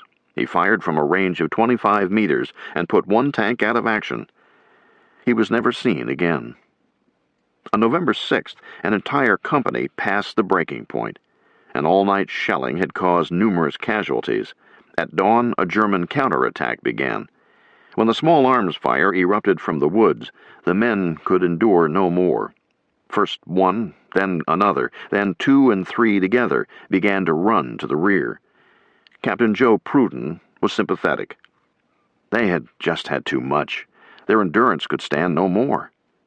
But he knew he had to stop them, get them to turn and face the enemy. Along with other officers at the CP, he tried. But the men were pushing, shoving, throwing away equipment, trying to outrun the artillery and each other in a frantic effort to escape. They were all scared. He saw badly wounded men lying where they fell, crying out for medics, being ignored. The 28th lieutenants kept leading.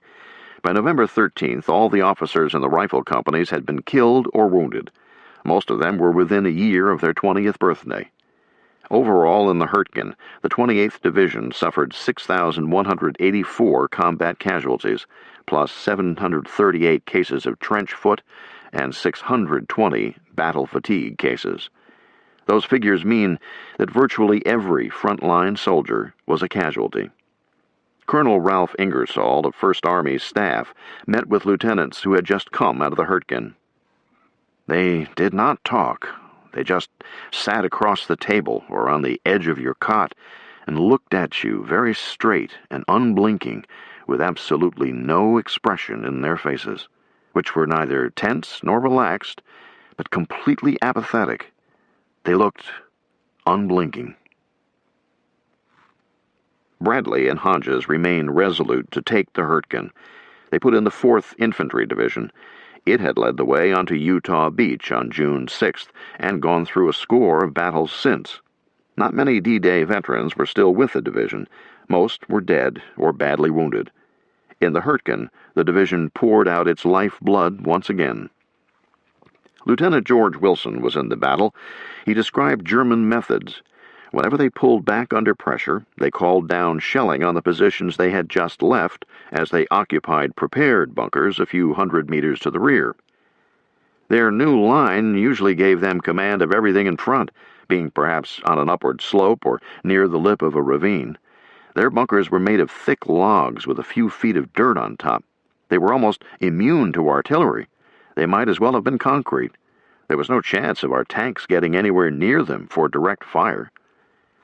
Therefore, Wilson realized the infantry had to take them the hard way, going in after them one at a time, through barbed wire. Lieutenant Wilson had become company's CO through attrition. His orders were to attack. He tried. His men managed to knock out a machine gun. Then he got on the radio to talk to Lieutenant Colonel Thomas Kennan at Battalion. Wilson carefully explained his situation. All his officers were gone. He had many wounded who needed evacuation. His ammunition was almost gone. I said I didn't see how we could continue in this condition against such a formidable enemy defense. It seemed to me I was completely objective, simply listing the plain facts, and that my assessment was correct. Colonel Kennan replied, "Wilson, ammo is on the way over now. I know what you're up against, and I know you can and will continue to advance and take that line of defense." And hung up. The ammo arrived. Wilson attacked. His company managed to advance about 500 meters. The Germans fell back to their next MLR. Wilson commented, "It was extremely costly yardage, possibly the most expensive real estate in the world, and we never could have gone the other 1,500 yards to the original objective." Set by Kennan. Between November 7th and December 3rd, the 4th Division lost over 7,000 men, or about 10 per company per day. Replacements flowed in to compensate for the losses, Michael Debler comments. But the Hurtgen's voracious appetite for casualties was greater than the Army's ability to provide new troops. Lieutenant Wilson recorded his company losses at 167% for enlisted men. We had started with a full company of about 162 men and had lost about 287. Sergeant Mac Morris was there with the 4th. Hurtgen had its fire breaks only wide enough to allow 2 jeeps to pass, and they were mined and interdicted by machine gun fire. There was a teller mine every 8 paces for about 3 miles. Hurtgen's roads were blocked. The Germans cut roadblocks from trees. They cut them down so they interlocked as they fell. Then they mined and booby-trapped them. Finally, they registered their artillery on them and the mortars, and at the sound of men clearing them, they opened fire. Their strong points were constructed carefully, and inside them were neat bunks built of forest wood, and the walls of the bunkers were paneled with wood. These sheltered the defenders. Outside the bunkers were their defensive positions. 1st Army put the 8th Infantry Division into the attack. On November 27th, it closed to the town of Hurtgen, the original objective of the offensive when it began in mid-September. It fell to Lieutenant Paul Bosch, Company G, 121st Infantry, to take the town. At dawn on November 28th, Bosch put one of his lieutenants to the left side of the road leading to town, while he took the other platoon to the other side. Bosch ran from man to man, explaining what the company was about to do. When he gave the signal, they charged. It was sheer pandemonium, he recalled. Once out of that damned forest, the men went mad with battle lust. Bosch described it as a wild, terrible, awe-inspiring thing. We dashed, struggled from one building to another, shooting, bayoneting, clubbing. Hand grenades roared, fires cracked, buildings to the left and right burned with acrid smoke. Dust, smoke, and powder filled our lungs, making us cough, spit. Automatic weapons chattered, while heavier throats of mortars and artillery disgorged deafening explosions. The wounded and dead, men in the uniforms of both sides, lay in grotesque positions at every turn. American tanks supported Bosch's company. He remembered that they would first spray the buildings with their .50 calibers, then use their .75s to blow holes for use by the infantry. We hurled ourselves through the holes, or through windows or splintered doors. Then it became a battle from floor to floor, from room to room. The company took nearly 300 prisoners. As the battle sputtered to a close, Bosch started to shake, and it wasn't the cold. I realized that I had not been afraid during that whole day. Not once did I feel afraid. I was busy as hell, and that occupied my mind. But when I shook, visibly on that floor with a roof at least 2 feet thick over my head, I was hoping that I would not forget to be afraid, because that was the best way to stay alive, to not make careless moves. He was wounded later that night by a German shell and was sent to a hospital in the States. The 8th Division didn't get far beyond Hurtgen. By December 3rd, it was used up. A staff officer from regiment was shocked when he visited the front that day. He reported, "The men of this battalion are physically exhausted. The spirit and will to fight are there. The ability to continue is gone. These men have been fighting without rest or sleep for 4 days, and last night had to lie unprotected from the weather in an open field. They are shivering with cold, and their hands are so numb that they have to help one another on with their equipment. I firmly believe that every man up there should be evacuated through medical channels." Many had trench foot. All had bad colds or worse, plus diarrhea. In late November, the 2nd Ranger Battalion entered the forest. Following its heavy losses at Pointe du Hoc and Omaha Beach on D-Day, and an equally costly campaign in Normandy, the battalion had gone to Brest, then back to northern France. It had been attached to various divisions and corps as needed. Although the battalion had taken more than 100% casualties, the core of the force that Lieutenant Colonel James Earl Rudder had led ashore on June 6th was still there. Captain Sidney Solomon, who had led a platoon onto Omaha Beach, was now CO of B Company. Lieutenant Len Lommel, who had destroyed the big guns at Pointe du Hoc at 0830 on D-Day, had been given a battlefield commission, the first Ranger to be so honored. Lieutenant James Eichner, who used a World War I signal lamp on D-Day to direct naval fire, was in charge of Rudder's communications. Sergeant Leo Lisco, who had operated the lamp and is today the Ranger historian, was there. Altogether, the battalion had 485 enlisted men and 27 officers, less than half the size of a full-strength infantry battalion. The battalion was assigned to the 28th Division in the Hurtgen. Rudder, Eichner, and the others were disappointed. Eichner explained, "We were a very specialized unit, all volunteers, highly trained in special missions. Putting us out on a front line in a defensive position wasn't utilizing our skills and capabilities. The attrition, not only from the shelling, but also from the weather, the trench foot, just sitting there in those foxholes making a furor every now and then, and a little scrap now and then. And we were very disappointed about this." As the battalion moved into the line, it took casualties from mines and artillery. Then the men sat in foxholes and took a pounding. This wasn't the Rangers' idea of war at all. On December 6th, opportunity arrived. Hill 400, named after its height in meters, was on the eastern edge of the forest, and therefore was the ultimate objective of the campaign. It was the highest point in the area and provided excellent observation of the Roar River less than a kilometer to the east, and of the mixed farmland and forest around it. The Germans had utilized it so effectively that neither GIs nor vehicles moved during the day. As the Rangers replaced a battalion of the 28th around midnight, they were warned that the slightest movement in the daytime would bring down 88s and mortars. The village of Bergstein huddled at the base of the hill. First Army had thrown 4 divisions at Hill 400, concentrated artillery fire, and when the weather was suitable, fighter-bomber attacks preceded each attempt to drive the Germans off the hill. In every instance, the Germans had come up out of their bunkers, manned their weapons, and stopped the slowly advancing line of American skirmishers. Then artillery and mortar fire began exploding among the prostrate GIs, who fell back.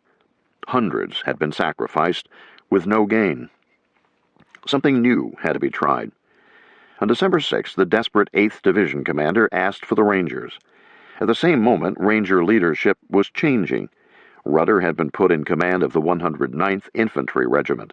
His executive officer, Captain George Williams, was at division headquarters, where the CO had just told him to attack the hill at 0300, December 7th. Williams convinced the CO to wait until dawn. The CO wanted to lay in an artillery barrage. Williams indicated that the Rangers would rather have surprise than explosives. He explained that the Rangers had trained to do things a bit differently. As Lieutenant Lomel put it, "Our Ranger tactics seem to be needed. Stealthful and speedy infiltration and surprise assaults where they were not expected at first light. The bigger outfits were too visible. We could sneak into the line." When he returned to Ranger HQ, Williams learned that Rudder was leaving. Rudder promoted him to major, talked to him about the upcoming attack, and went on to his new duties. Shortly after midnight, the Rangers marched to Bergstein. They were shelled by harassing fire on the road.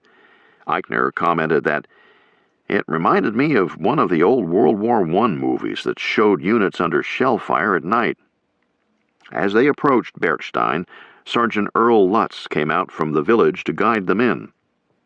"I was told to go to a certain road," Lutz recalled. "I got to the road, but there was nothing to be seen. No sound, not even a cricket. I guess I swore a little, and the Rangers raised up all around me." In town, the Rangers replaced the 47th Armored Infantry Battalion, 8th Division. There was no ceremony. 3 Ranger lieutenants showed up at the 47th CP. They asked for enemy positions and the road to take, said they were ready to go. We talked the situation over.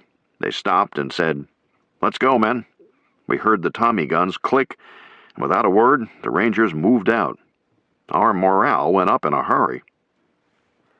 By 0300, 3 companies of Rangers, A, B, and C, had dug in on the edge of a wood near the base of the hill.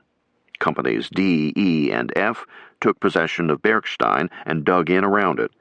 The companies near the hill prepared to charge it at first light.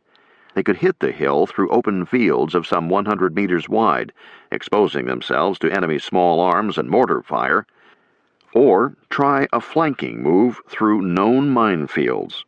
Major Williams chose the open field. The men fixed bayonets.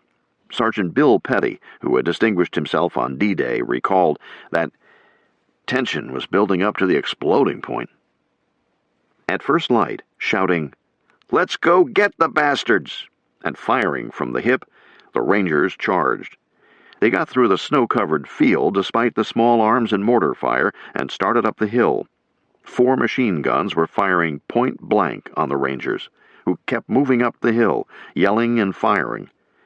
Sergeant Bud Potratz remembered hollering, "Hi-oh, Silver!" Those who were at Ponduac on D-Day recall Hill 400 as worse. It was not as precipitous, but it was rocky shale with frost and snow on it, and they had no grappling hooks or ropes. It was hand over hand, using the third hand to keep up a stream of fire. The Germans were caught by surprise. They had good troops on the hill, but not good enough. Rangers' small arms fire kept them pinned down, while other Rangers tossed grenades into the bunkers. Months later, Sergeant Forrest Pogue of the Historical Section interviewed Williams. It was March 21, 1945, in Germany on the far side of the Rhine. Pogue noted that Williams's statements were hurried because he was preparing for a night problem. Those Rangers never stopped training. Williams told Pogue how it was done. "We took the hill by rushing it.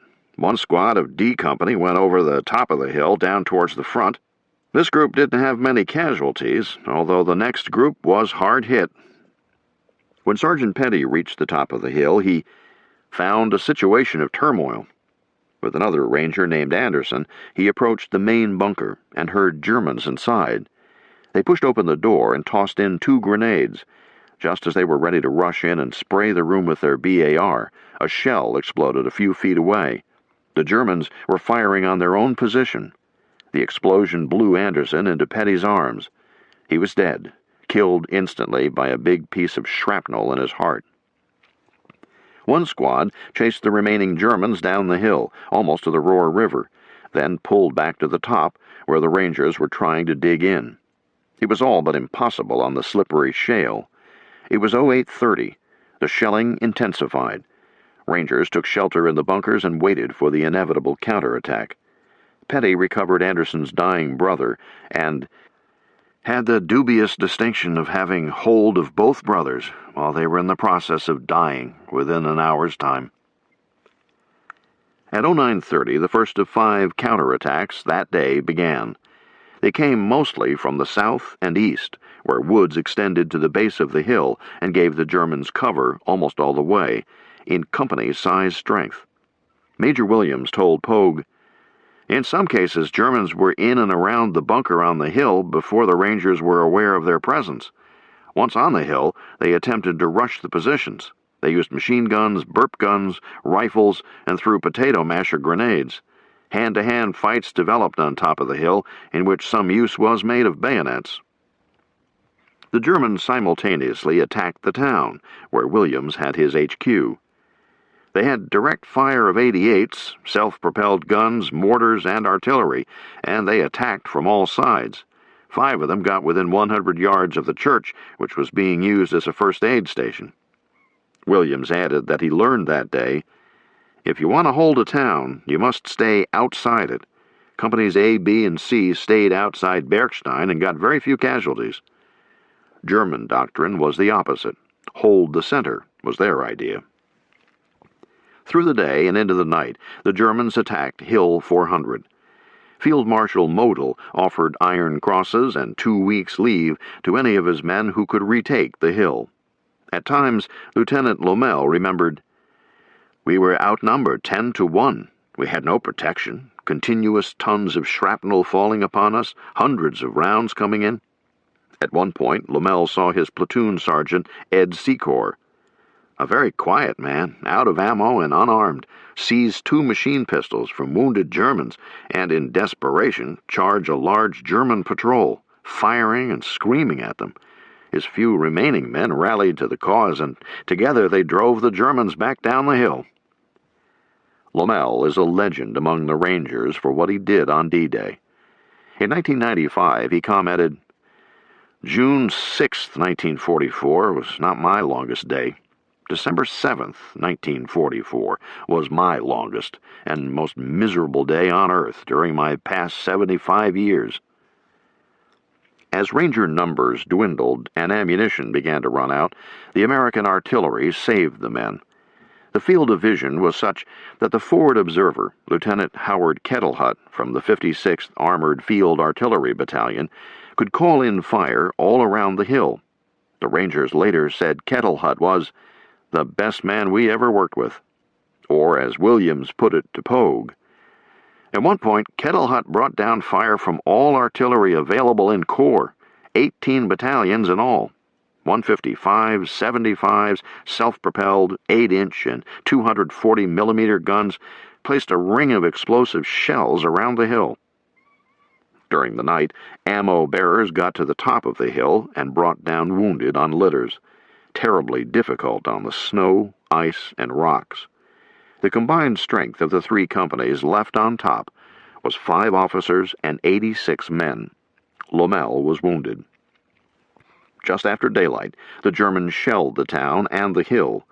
On the hill, it was of such intensity that one explosion would cover the sound of the next approaching shell.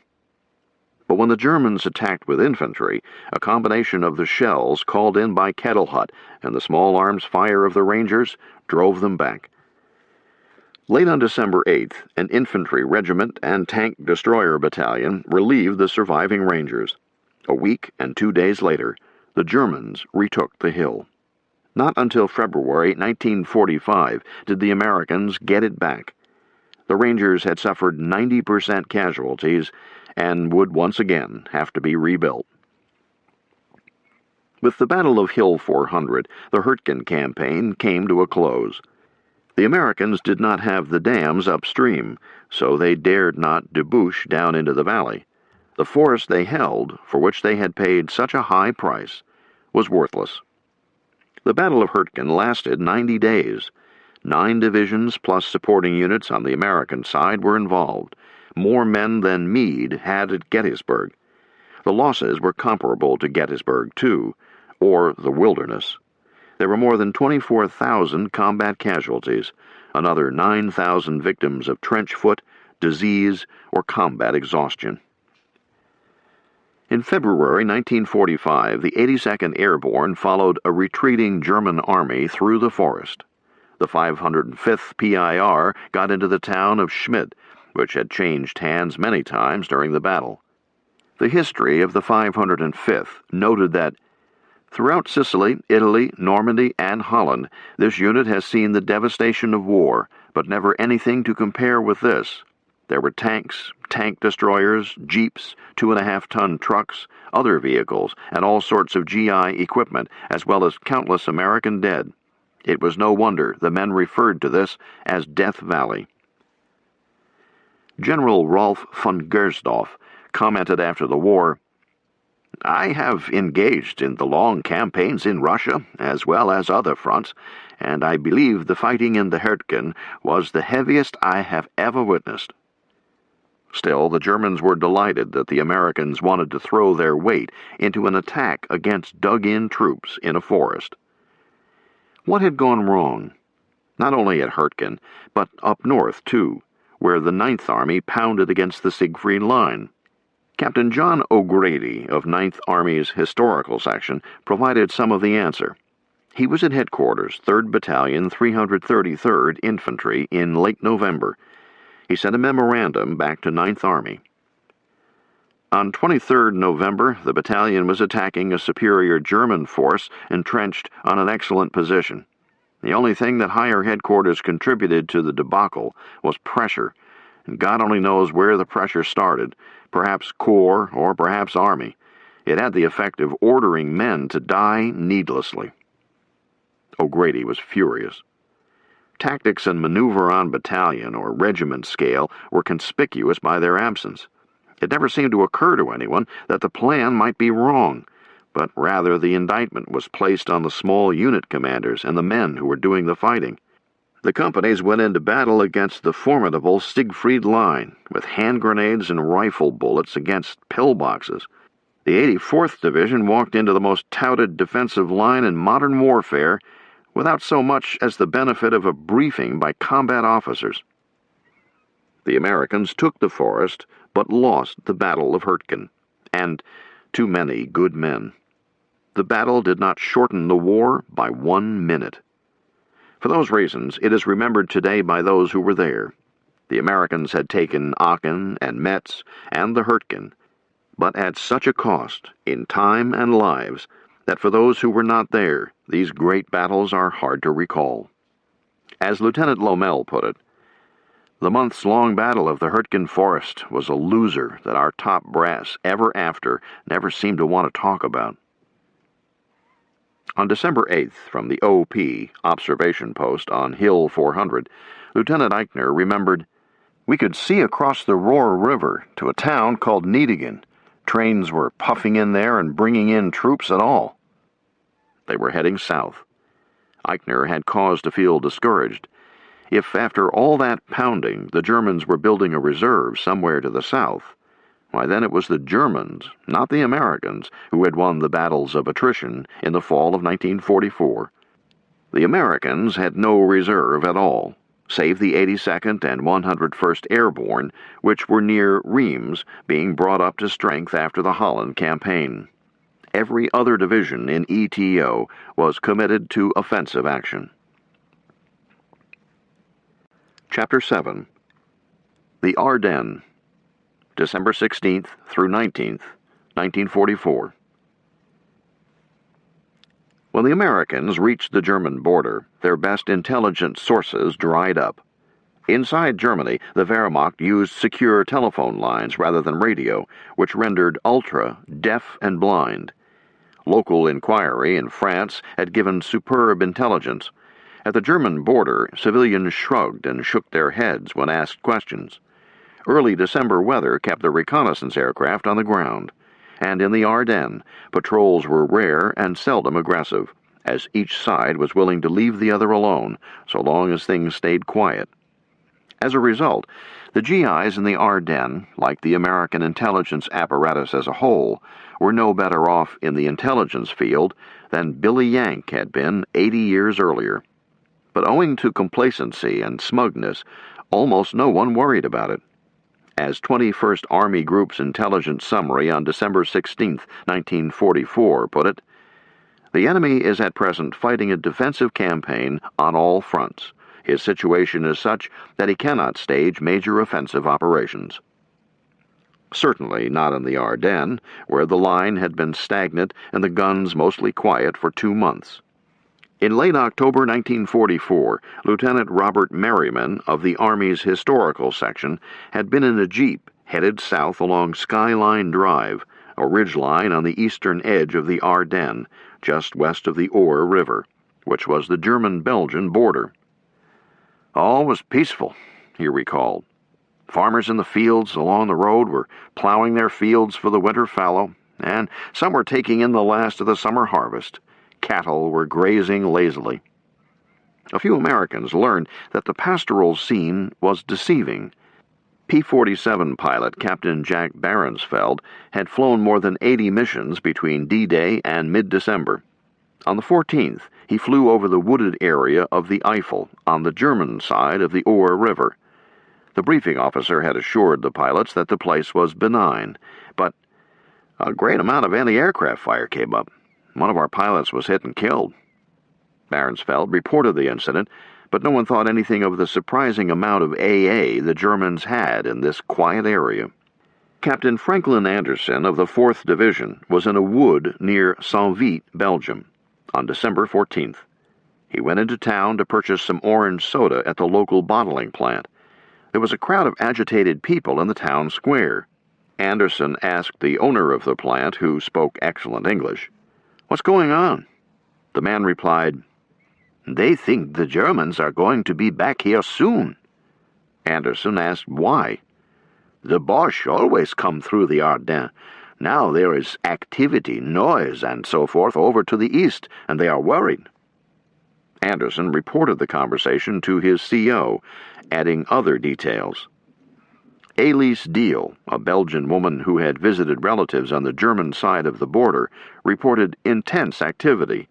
She saw rubber boats, bridging equipment, and more. A patrol brought in a Polish soldier who had been conscripted into the German army, who warned of an impending attack. Anderson's CO sent the information on to battalion, who passed it along to division intelligence. There it died. Human intelligence made little impression on these 20th century warriors, who had signal intelligence to keep them apprised of the enemy's order of battle. Intelligence makes no decisions. The mindset of the people receiving the information is more important than the intelligence itself. In early December, Eisenhower reviewed the situation on the Western Front with Bradley. His overwhelming goal was to strengthen U.S. 1st and 9th Armies to continue the winter offensive north of Aachen. He was preparing to strip divisions from Patton's 3rd Army to send north. Turning to the center of his line, he and Bradley discussed the weakness in the Ardennes. 4 divisions, 2 green, 2 so worn down by Hurtgen fighting that they had been withdrawn and sent to this rest area to refit and take in replacements, spread over a 150-kilometer front, seemed to invite a counterattack. Bradley said it would be unprofitable to the Germans to make such an attack. Of course, the generals were aware of how the Germans had sliced right through the area in May 1940, but that was against almost no opposition in good weather. Further, they determined that the newly formed Volksgrenadier divisions were hardly capable of offensive action in winter conditions, and that the Germans could not supply a major thrust through the Ardennes on winter roads. Finally, they agreed that the Germans could take no significant strategic spot within the Ardennes, and that the weight of the counterattack the Americans could bring to bear on any German salient would be decisive. So they told each other that an Ardennes attack would be a strategic mistake for the enemy. Eisenhower's and Bradley's strategic thinking was straightforward and logical. Every senior general in the German army agreed with them. Nevertheless, they were dead wrong, because they had failed to leap into the mind of the enemy commander. Had they looked at the situation from Hitler's point of view, they would have come to a much different conclusion. Hitler knew Germany would never win the war by defending the Siegfried Line and then the Rhine River. His only chance was to win a lightning victory in the West. It was almost certainly an unattainable objective, but if surprise could be achieved, it might work. Nothing else would. As early as September 25th, Hitler had told his generals he intended to launch a counteroffensive through the Ardennes to cross the Meuse River and drive on to Antwerp. He knew it was a desperate gamble, but recalled Clausewitz's principle. He who is hard-pressed will regard the greatest daring as the greatest wisdom. His generals objected, making the points Eisenhower and Bradley had made. Hitler brushed them aside. When they asked about fuel, he said the tanks could drive forward on captured American gasoline. He promised new divisions with new equipment, and the biggest gathering of the Luftwaffe in 3 years. Hitler said the German onslaught would divide the British and American forces.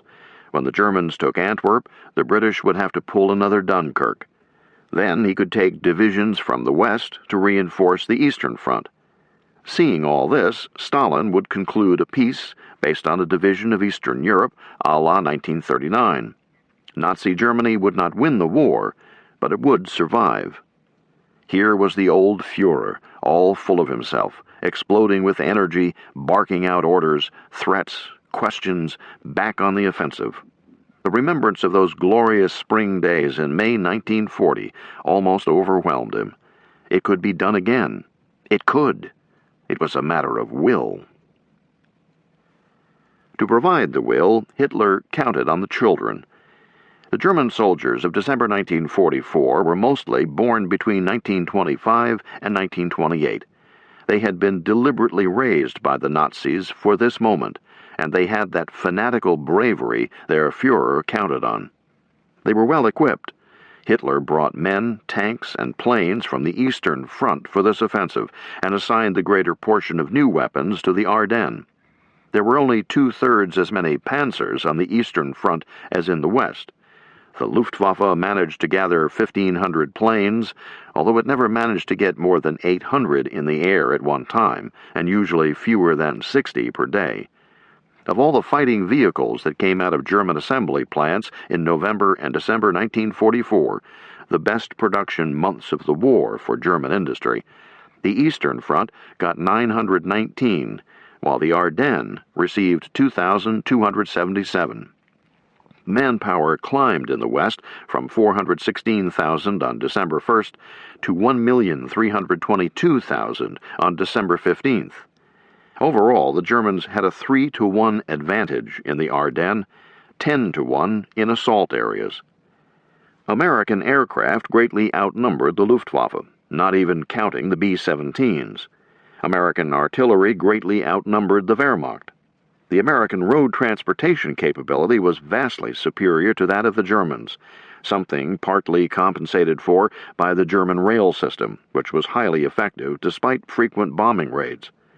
Impressive though the German buildup in the Eifel was, it was not a force capable of reaching its objectives on its own resources.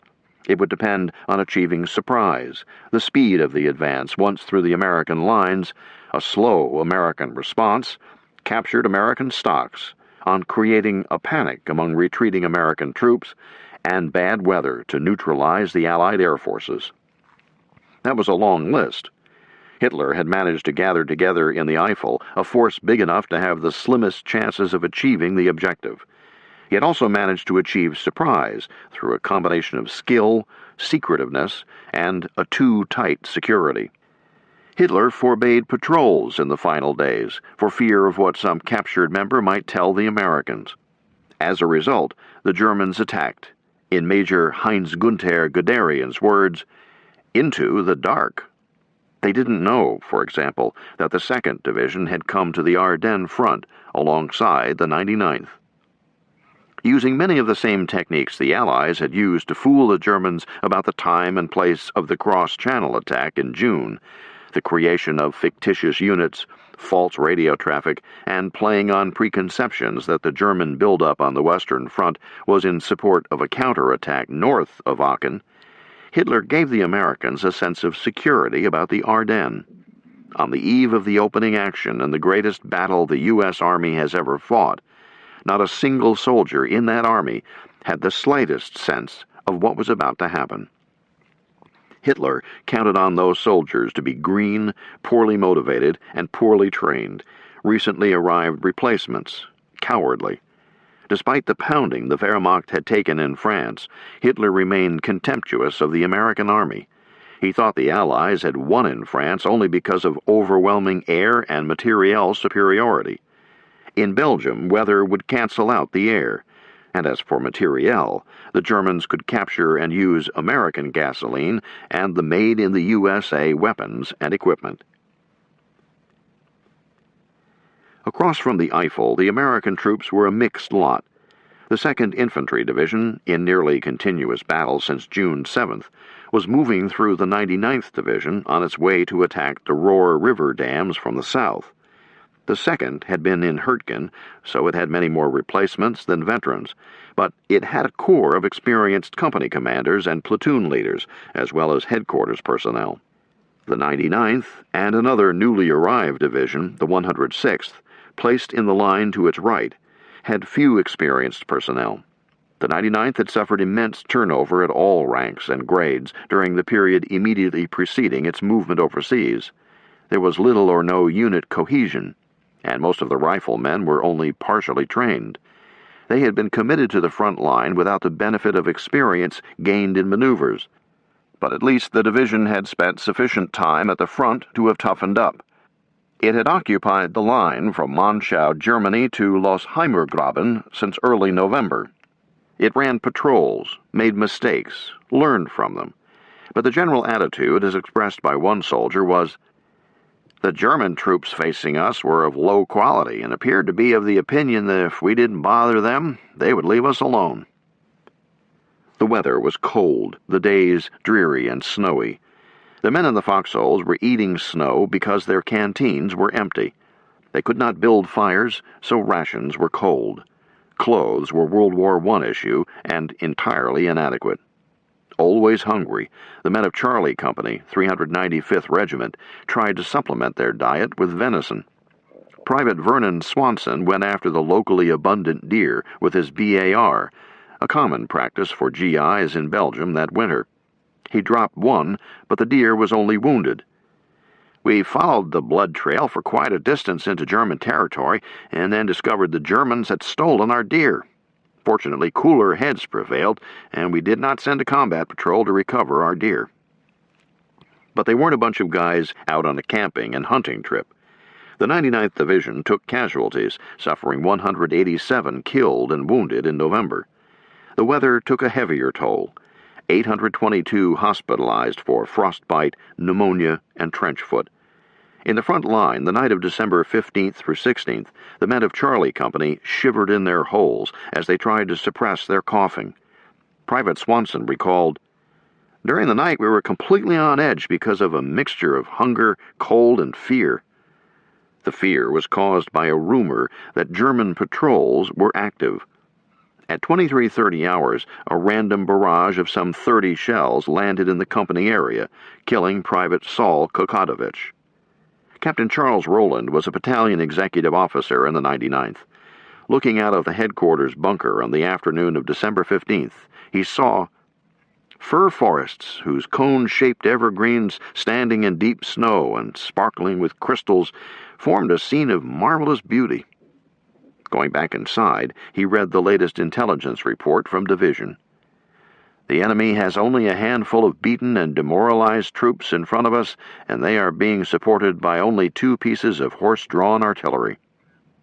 In fact, the 394th Regiment was facing the 1st SS Panzer Corps, hidden in those beautiful firs. This was an intelligence failure of the first magnitude. As darkness fell over the Eifel on December 15th, a kilometer or so east of Captain Rowland, a private in the Waffen-SS wrote his daily letter to his sister Ruth. "I write during one of the great hours before an attack, full of unrest, full of expectation for what the next days will bring. Everyone who has been here the last 2 days, and nights, especially nights, who has witnessed hour after hour the assembly of our cracked divisions, who has heard the constant rattling of panzers, knows that something is up, and we are looking forward to a clear order to reduce the tension. Some believe in big wonders, but that may be short-sighted. It is enough to know we attack and will throw the enemy from our homeland." Later, just before dawn, he added, "Overhead is the terrific noise of V1, of artillery, the voice of war. So long now, wish me luck and think of me." He sealed the envelope and was about to hand it in when he added a scribble on the back. "Ruth, Ruth, Ruth, we march!" The private was in the van of the 1st SS Panzer Division and had cause to feel elated, for he was part of a powerful, reinforced armored regiment commanded by Lieutenant Colonel Joachim Peiper. Highly regarded in the German army, Peiper was a veteran of many battles on the Eastern Front. Aggressive and admired, he had no patience with incompetence and was single-minded in his pursuit of victory. When U.S. Army historian Major Ken Heckler interviewed him in September 1945, Peiper struck Heckler as a very arrogant, typical SS man. Hitler counted on him to lead the dash to the Meuse. The Waffen-SS had a mixed reception within the German army. Many veterans say they were always glad to have one of the SS units on their flank. Others resented them because they got first pick on new equipment and recruits. By this stage of the war, the Waffen-SS was no longer a strictly volunteer force. Professional officers were sometimes brutal in their remarks. One German division commander said of the SS, "These units, unduly boastful and arrogant anyway, with their total lack of discipline so typical for them, their well-known, unreserved ruthlessness paired with a considerable lack of reason, had a downright devastating effect and in all cases proved a handicap for any systematic conduct of fighting." Although designated a regiment, Peiper's force contained some 22,000 men and 250 tanks, many of them right off the assembly line and including 60 Tigers, 5 anti-aircraft half-tracks, a battalion of 20mm guns, 25 self-propelled guns, a battalion of 105 howitzers, and 2 companies of engineers. As soon as the infantry opened the roads, Peiper's force would speed west toward the Meuse. Major Otto Skorzeny, the most daring commando in the German army, world famous for his exploits, was accompanying Peiper, along with the 500 men of the 150th Panzer Brigade. They were wearing American and British uniforms. All of them spoke English. Most of them had lived for some time in Britain or the United States. They had dog tags taken from corpses and POWs. They had 20 Sherman tanks and 30 deuce-and-a-half trucks. Once a breakthrough had been achieved, they were to drive west as fast as possible. Their mission was twofold. One group would dash ahead to the Meuse to seize bridges, while the other fanned out behind American lines to spread rumors, change signposts, in general, accelerate the panic that hits rear echelon forces when they hear that the front line is broken. Peiper was excited by the preparations for the attack and proud to have command of such a force. But he had too many worries for the man who would spearhead the greatest German army offensive since 1943. He had only learned of the attack on December 14th. He was told he would make 80 kilometers the first day, all the way to the Meuse River. To find out if a tank could make that distance through rough terrain in a day, he made a test run through the Eifel that night. He covered the 80 kilometers, but as he ruefully told Heckler, "Of course, with an entire division, that is a different matter." Gasoline had been promised, but not delivered.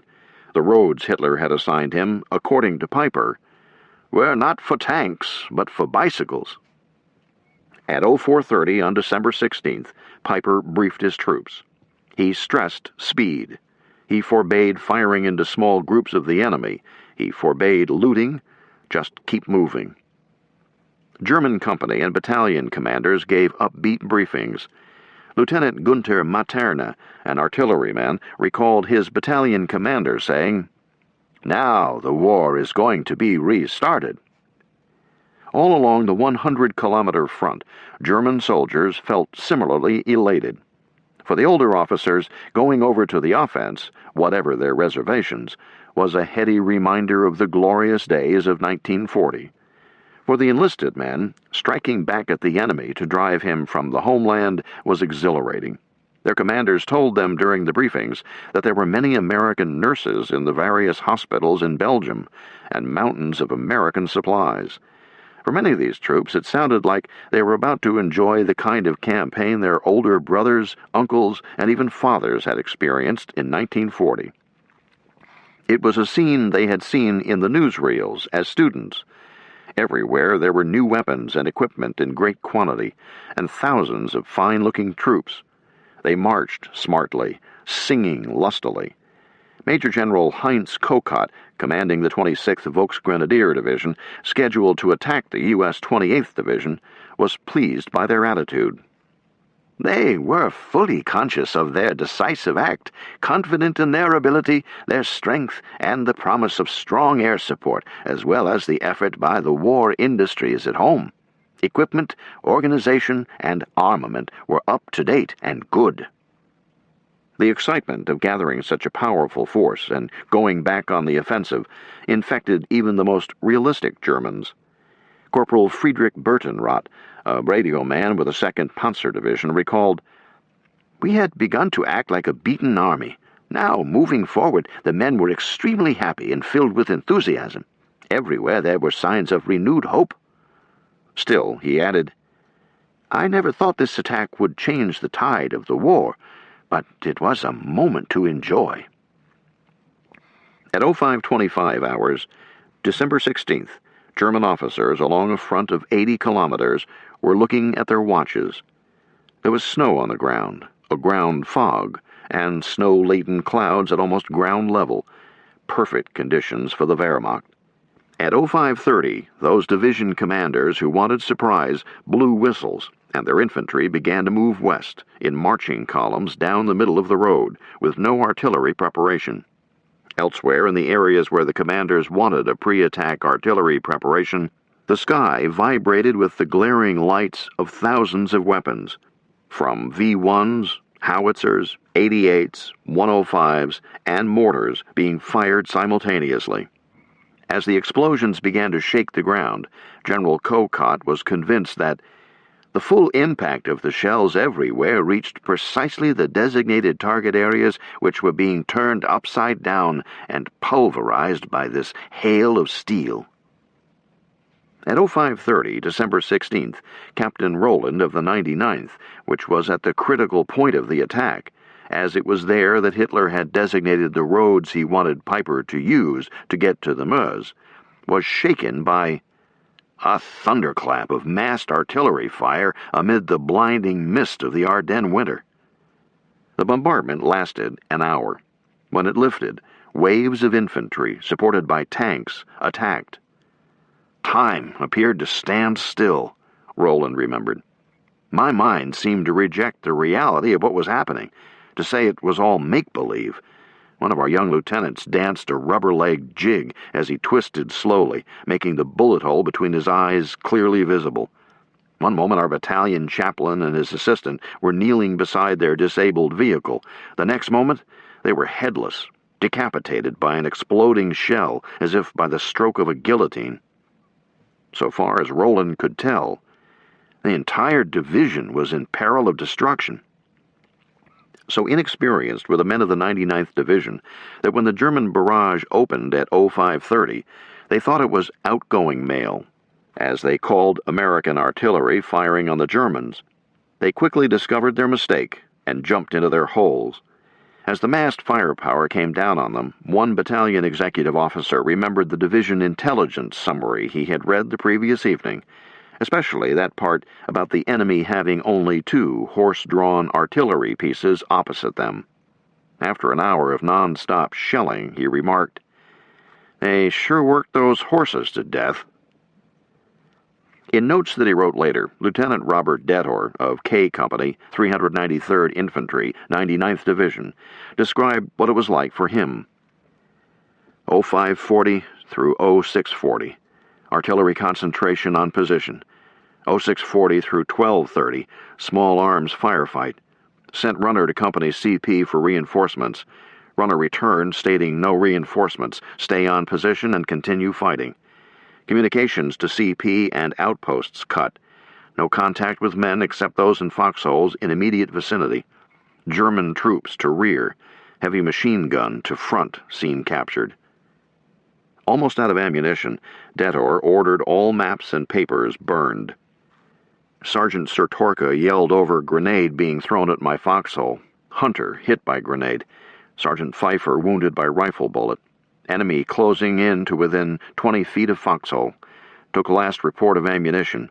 Sergeant Pfeiffer had 1 clip left. I had 4 rounds. Burp gun to my left rear firing at my foxhole, hitting Hunter. Hunter dead. At approximately 12:30, position overrun.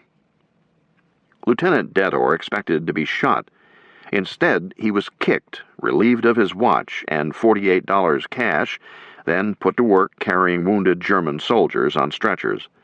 He got to see the German army on the move from the inside and described it vividly. Germans do a great deal of yelling during battle. At least 1 out of 3 Germans had automatic weapons, carried a great deal of equipment, wore camouflage suits. Had excellent chance to see other side of Siegfried Line. Dragon teeth booby-trapped. Enemy had excellent prepared covered routes of approach. Pillboxes very well built. Could not understand German form of attack. Men came line upon line through open field on left, making them an easy target for flanking fire. Many SS troops in vicinity, pushed around by SS officer. Beautiful observation from enemy position. Firing still going on. Men being ushered into attack. Roads filled with vehicles, ammunition, staff cars, horse and wagons. Staff cars carrying German officer and ammunition trucks draped with large red crosses to disguise them as ambulances. Snow on ground. Windy. The Germans took Detor's coat, gloves, and shoes, leaving him his overshoes, and put him in a column of POWs marching east. Roads filled with heavy equipment coming to the front, Detor noted. Felt extremely depressed after seeing size of the attack. Then he began to cheer up as he observed German motor vehicles very poor. Much larger than American trucks, but not as well built. Many vehicles broken down. Lieutenant Lyle Book commanded the Intelligence and Reconnaissance I&R platoon of the 394th Regiment, 99th Division. He had enlisted before the war, lying about his age. He was commissioned a second lieutenant at age 18. Informal in manner, he was sharp, incisive, determined, a leader. The only man younger than he in the platoon was Private William James. The platoon was near Lanzarote. Book kept his men up all night, sensing that something was stirring somewhere. Shortly before dawn, December 16th, the sleepy-eyed men saw the sky lit up from the muzzle flashes of 100 pieces of German artillery. In the light of those flashes, Book could see great numbers of tanks, self-propelled guns, and other vehicles on the German skyline. He and his men were in deep covered foxholes, so they survived the hour-long shelling without casualties. Buch sent a patrol forward to Lanzarote, with orders to climb to a second story and observe. The men came back to report a German infantry column coming toward the village. Buch tried to telephone battalion headquarters, but the lines had been cut by the shelling. He got through on the radio. When he reported, the officer at the other end was incredulous. "Damn it," Buch hollered. "Don't tell me what I don't see. I have 20/20 vision. Bring down some artillery, all the artillery you can, on the road south of Lanzarote. There's a Kraut column coming from that direction." No artillery came. A couple of tanks that had been supporting the INR platoon had pulled out when the shelling began. The men told Buch it was time for them to retreat. After all, they had gathered and reported the intelligence, which was their job. Buch said no. He started pushing men into their foxholes. Including Buch, there were 18 of them. They were on the edge of a wood, looking down on the road leading into Lanzarote. Buch, Sergeant Bill Slape, and Private James had their foxhole on the edge of the village. They were in a perfect position to ambush the enemy, and they had plenty of firepower. A couple of 30 caliber machine guns, a 50 caliber on the Jeep, a half-dozen BARs, and a number of submachine guns. The German columns came marching on, one on each side of the road, in close order, weapons slung. No security on either flank. They were teenage paratroopers. The men of the INR platoon were fingering the triggers of their weapons. Sergeant Slape took aim on the lead German. "Your mother's going to get a telegram for Christmas," he mumbled. Buch knocked the rifle aside. "Maybe they don't send telegrams," he said. Then he explained that he wanted to let the lead units pass so as to spring the ambush on the main body. He waited until about 300 men had passed his position and gone into the village. Then he saw his target. Separated from the others, 3 officers came along, carrying maps and binoculars, with a radio man just behind, obviously the battalion CO and his staff. James rested his M1 on the edge of his foxhole and took careful aim. A little blonde girl dashed out of the house just down the street. She made a vivid impression on James. Later he recalled the red ribbons in her hair, and he held his fire. The girl pointed quickly at the INR position and ran back inside. James tightened his finger on the trigger. In that split second, the German officer shouted an order and dove into the ditch. So did his men on each side of the road. The ambush ruined, the firefight began. Buch's men had the Germans pinned down. Through the morning they fired their weapons, including the 50 caliber mounted on the Jeep. Without armored support, the German infantry couldn't get at the Jeep, nor fire with much effect on the men in the foxholes. By noon, the INR had taken some casualties, but no fatalities. Private James kept screaming at Buch to bring in artillery with the new proximity fuse, a fuse that incorporated a tiny transceiver that emitted radio waves after firing, which exploded on the reflection back from the waves when the shell was near the target. Initially, it was used only for anti-aircraft fire, but by late 1944, it was being used for bombardment by artillery against Germans caught in the open. Buch, in turn, was screaming over the radio. Battalion replied that there were no guns available. "What shall we do, then?" Buch demanded. "Hold at all costs." A second later, a bullet hit and destroyed the radio Buch had been holding. He was unhurt and passed on the order to hold. Private James was amazed at the German tactics. Their paratroopers kept coming straight down the road, easy targets. "Whoever's ordering that attack," James said, "must be frantic. Nobody in his right mind would send troops into something like this without more fire support." He kept firing his BAR. The Germans kept coming. He felt a certain sickness as he cut down the tall, good-looking kids. The range was so close, James could see their faces. He tried to imagine himself firing at movement, not at men. As the Germans, despite their losses, threatened to overrun the position, James dashed to the Jeep and got behind the 50 caliber. 3 Germans crawled up close enough to toss grenades at Private Risto Milosevic, who was firing his 30 caliber at men in front of him. Unable to swing the 50 caliber fast enough, James brought up the submachine gun he had slung around his neck and cut the 3 Germans down.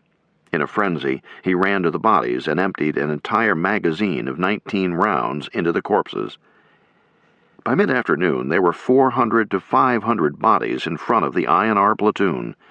Only one American had been killed, although half the 18 men of the platoon were wounded. There was a lull. Book said to James, "I want you to take the men who want to go and get out." "Are you coming?" "No, I have orders to hold at all costs. I'm staying." "Then we'll all stay." An hour later, they were both wounded, the platoon out of ammunition. They surrendered and were taken into a cafe set up as a first aid post. James thought he was dying. He thought of the mothers of the boys he had mowed down, and of his own mother. He passed out and was treated by a German doctor. When he came to, a German officer tried to interrogate him but gave it up, leaned over James's stretcher, and whispered in English, "Ami, you and your comrades are brave men." At midnight, the cuckoo clock in the cafe struck. Lieutenant Lyle Book, on his stretcher on the floor, had turned 21 years old. "What a hell of a way to become a man," he mumbled to himself. The action of the INR platoon, 394th Infantry, John Eisenhower wrote in The Bitter Woods, his penetrating study of command in the Ardennes, was remarkable for the contribution that a handful of men was able to make on December 16th. Book and his men had successfully blocked the Lanzarote road against a full-strength German battalion for a day, inflicting catastrophic casualties of more than 50%. Book's heroism and combat effectiveness could not be surpassed. Like Lieutenant Ray on June 7th, what he had accomplished could hardly be equaled and seldom approached. But in many ways, the INR platoon's experience was typical. In the 99th Division alone, there were any number of junior officers, NCOs, and enlisted men who, although new to combat and inadequately trained, stood to their guns, to the dismay of the Germans. At Losheimergraben Railroad Station, Captain Neil Brown's Company L, 394th Infantry, held through the day. Lieutenant Dewey Plankers and his rifle platoon beat off attacks from what should have been an overwhelming force. At one point, when a Tiger tank appeared, Plankers ran up to it and launched an anti-tank grenade up the bore of the cannon before it could fire. These and scores of unrecorded actions were taken independently, as communications between platoons was poor, between companies and regimental headquarters non-existent. All along the extended American front, from Monschau in the north down to Echternach in the south, platoons were surprised on the morning of December 16th by German attacks that passed through the extensive gaps in the line and surrounded the American positions. But although surrounded, the Americans in many cases fought back with every weapon available to them, usually just small arms. They stacked up German bodies and held the crossroads, preventing the German tanks from bursting through on their way to the Meuse River. The German decision to hold the tanks back until the infantry broke through was a major tactical error. With the few German units in which tanks accompanied the infantry, the Americans had much less success. Private Roger Feringer of the artillery was attached to the 99th, billeted on the outskirts of Beulingen, Belgium. At 0700 on December 16th, he was put to work carrying a case of grenades up a hill to a machine gun pit. With two others, he got started. We were not to the point where we could see over the hill when down on us came a German Tiger tank. Feringer jumped into a row of bushes along the road. He lost his rifle and helmet and tore his field jacket, but was untouched by the tank's machine gun bursts. It moved on, to be followed by another, then a half-track with infantry loaded in the back. There is no feeling like being alone, being unarmed, and not knowing what to do, Feringer recalled. Instinct told him to get back to where he came from, the farmhouse on the edge of Beulingen. He took off across country and made it after almost getting blasted by a bazooka round. He found the guy who had fired at one of the German tanks and missed, and helped him reload. Another shot, but too high again. The tank began to swing its cannon at their position. Feringer and his buddy ran for the farmhouse. They found 2 carbines and went up to the second floor, where they broke the windows and began firing at German troops spread across the field. "It was real easy shooting," Feringer said, "until we heard the rumble of a tank." As it began to fire, Feringer ran down to the cellar, where he found a dozen or so GIs, no officers. The men were destroying their weapons. The tank shoved its cannon through the basement window, and a voice yelled, "Raus! Raus!" Feringer and the others gave up. They were marched east. In Honsfeld, Feringer saw stark evidence of the kind of fight others in the 99th had put up. In the cemetery, there were frozen corpses behind headstones. You could see that they had fought, one guy at a headstone, another behind a headstone, and there they were, frozen, just as they had been shot. But in the road, there were uncountable German bodies, uncountable because so many tanks and trucks had run over them. They were like pancakes. We tried to detour around them, but the guards made us march over them. Major attacks with intense firefights in one area, quiet in another. That was how it was on December 16th for the 99th. In one regiment, men were hardly aware that anything unusual was happening. In the 1st Battalion of the 395th, not until late afternoon did the GIs learn that the firing to their right and left was something more than a local counterattack. Mainly, however, the story of December 16th was one of thwarted German plans. Although they had infiltrated throughout the American line, nowhere had they taken the crossroads that would allow their tanks to roam free behind the American lines. As night fell, Hitler's timetable was already falling apart, thanks to an unknown squad of GIs here, a platoon over there, fighting although surrounded, and fighting until their ammunition gave out. To the south, in the center of the German attacking line, the situation was similar. The 106th Division was penetrated in numerous places, as was the 28th. The Germans achieved surprise, but not a breakthrough, while taking heavy casualties and failing to reach objectives. General Hasso von Manteuffel, commander of the 5th Panzer Army, later told interviewers that the GIs put up a tenacious and brave resistance with skillfully fought combat tactics. The roadblocks were the most essential reasons for the slowing up of the attack. The Army's official historian and author of the classic book Company Commander, Charles MacDonald, writes of one regiment of the 28th Division. With only 2 battalions supported for part of the day by 2 companies of medium tanks, the 110th Infantry had held off 4 German regiments and had nowhere been routed. That was around 2,000 men versus at least 10,000. That sentence encompasses hundreds of stories of heroism, most of which will never be known. MacDonald gives the highest praise to the 110th. Considering the odds, nowhere on the first day of the German offensive was there a more remarkable achievement by the American soldier. General Cocott, whose 26th Division was attacking the U.S. 28th Division, agreed with MacDonald. He told interviewers, "What had not been expected to such an extent was the way the remnants of the beaten units of the 28th did not give up the battle. They stayed put and continued to block the road, fighting a delaying battle. Individual groups time and again confronted our assault detachments from dominating heights, defiles on both sides of gullies and on forest paths.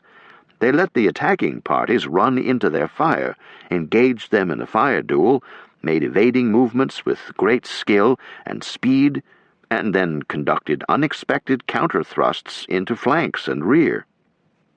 Cocott paid the 28th a fine tribute.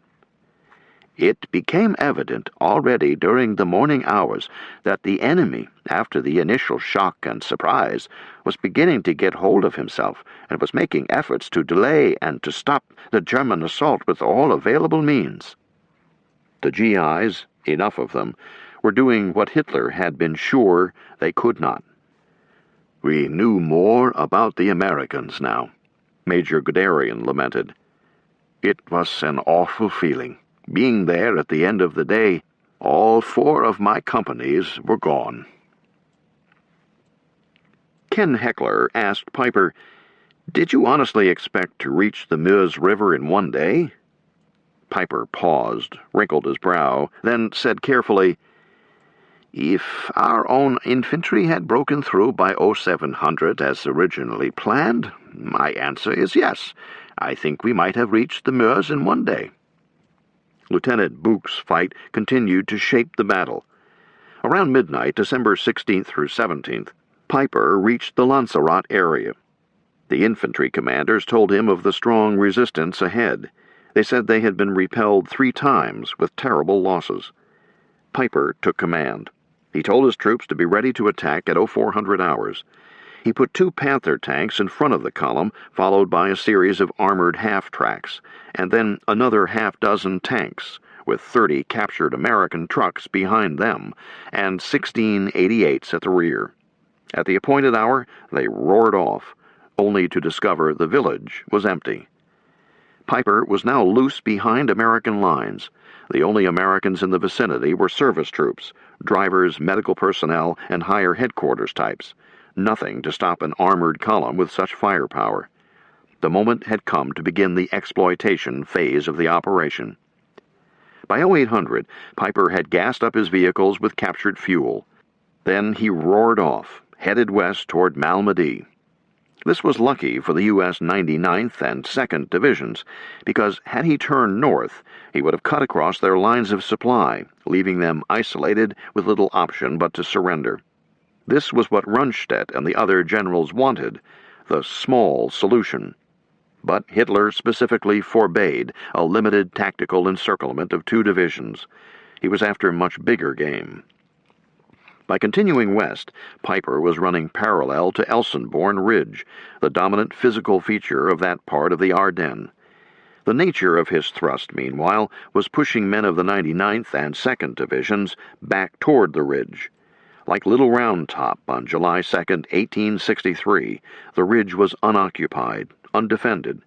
Whoever got there first would have the high ground, and thus the decisive advantage.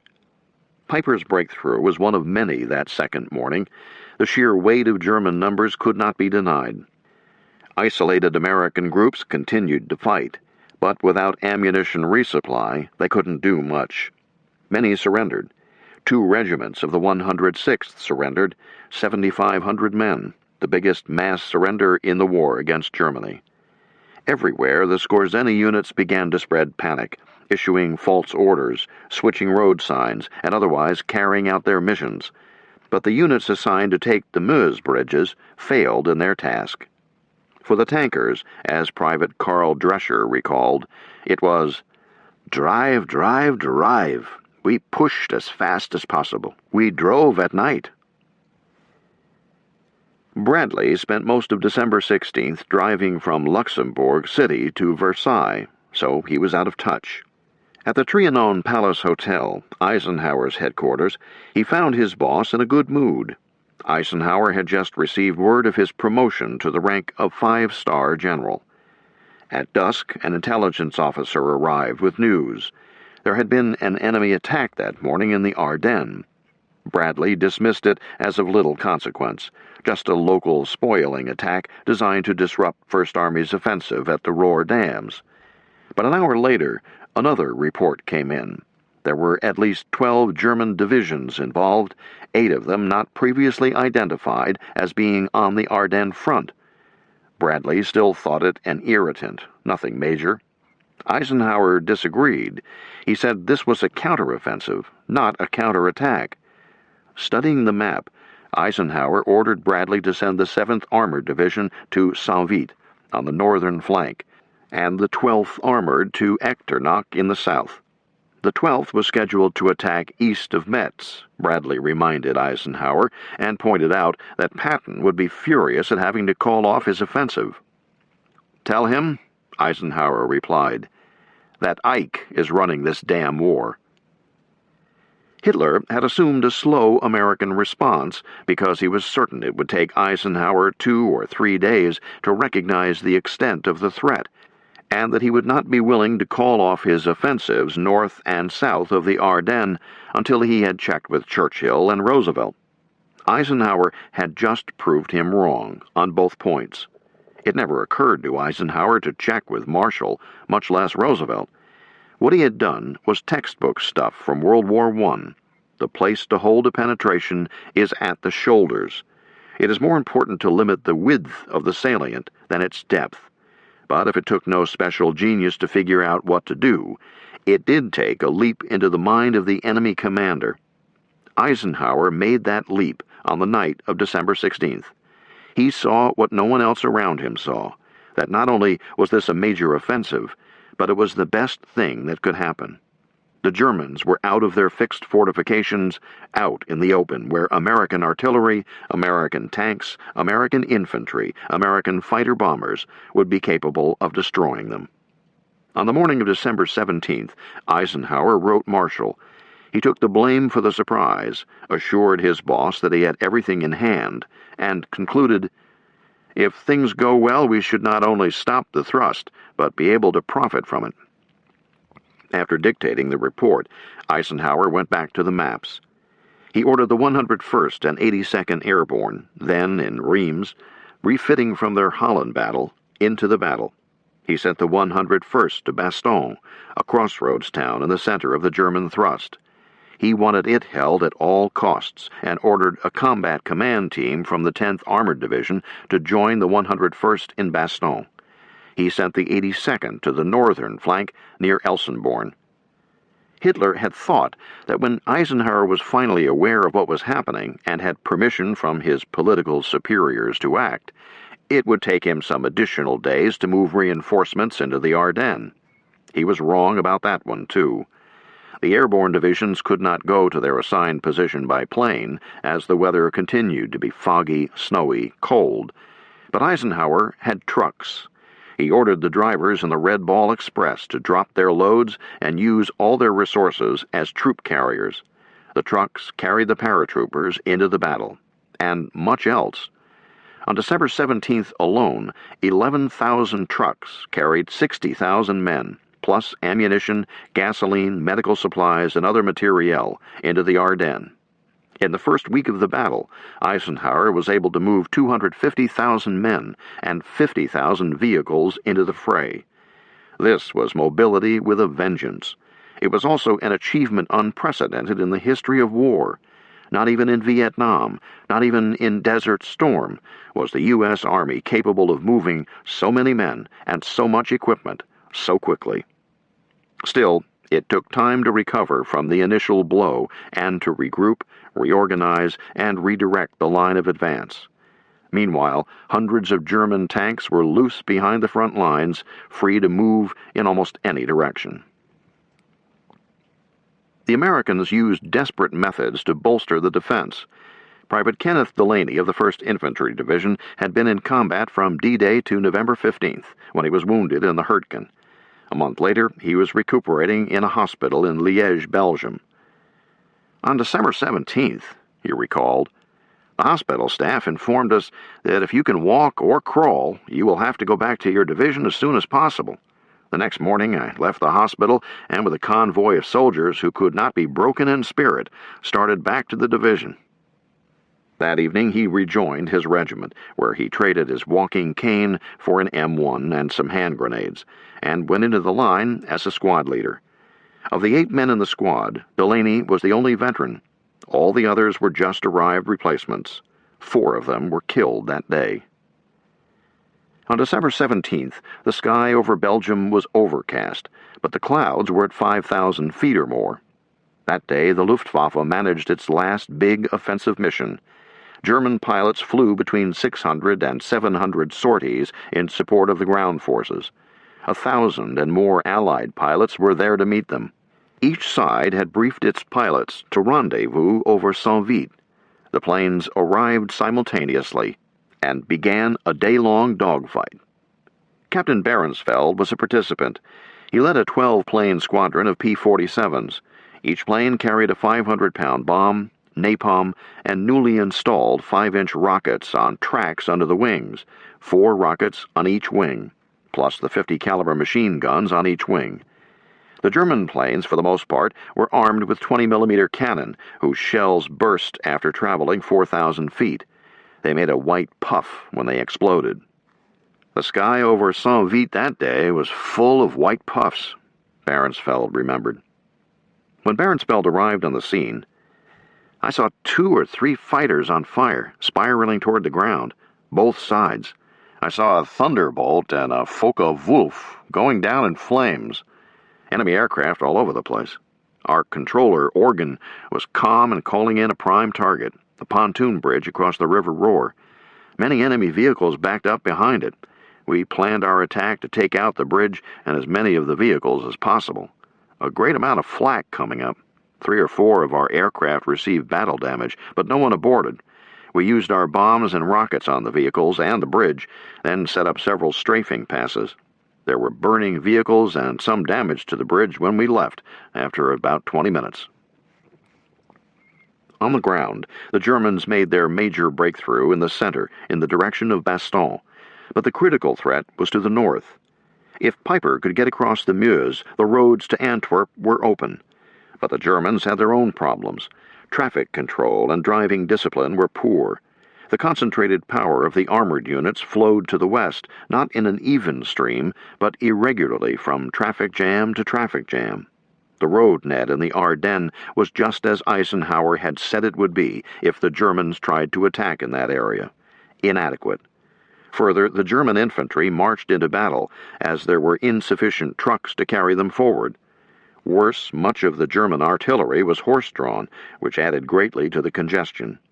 In the villages, troops milled around, waiting for their officers to get organized, for the roads to clear.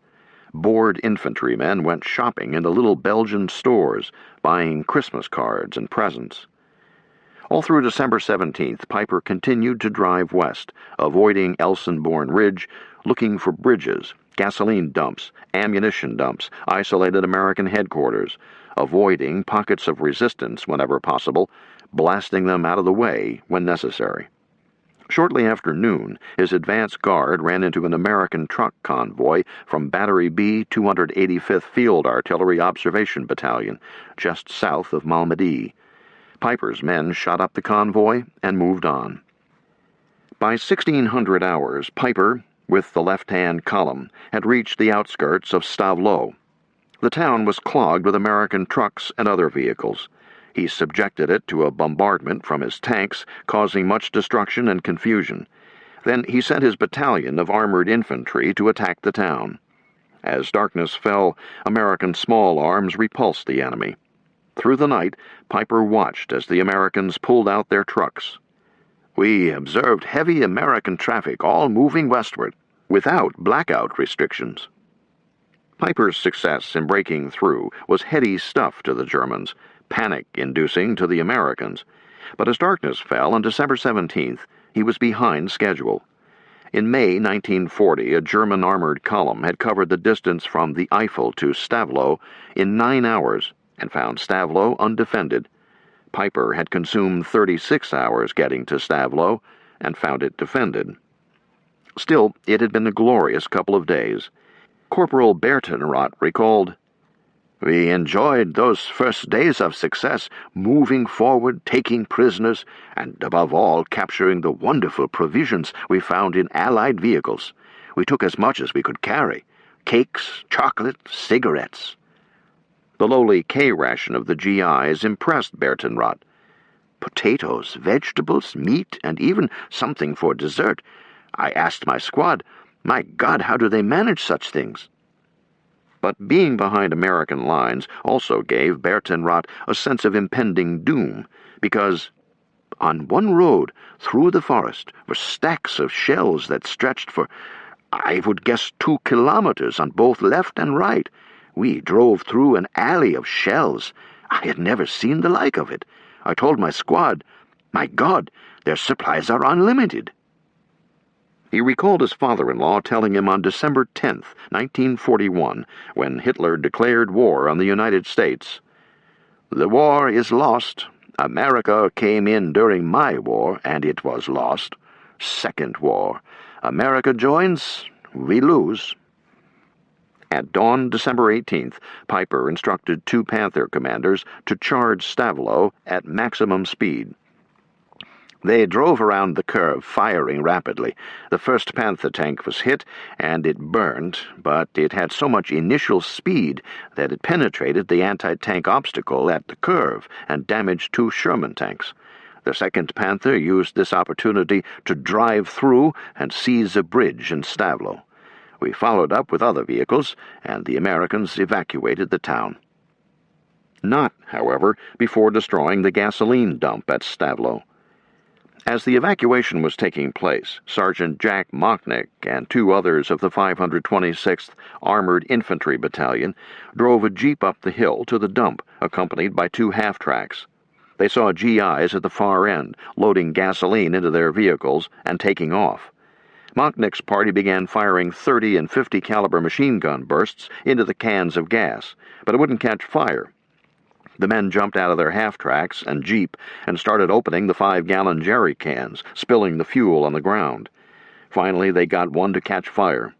As they scrambled away, "The darndest fire you ever saw flared up," Mocknick recalled. "The cans would explode and fly through the air like rockets, trailing fire and smoke."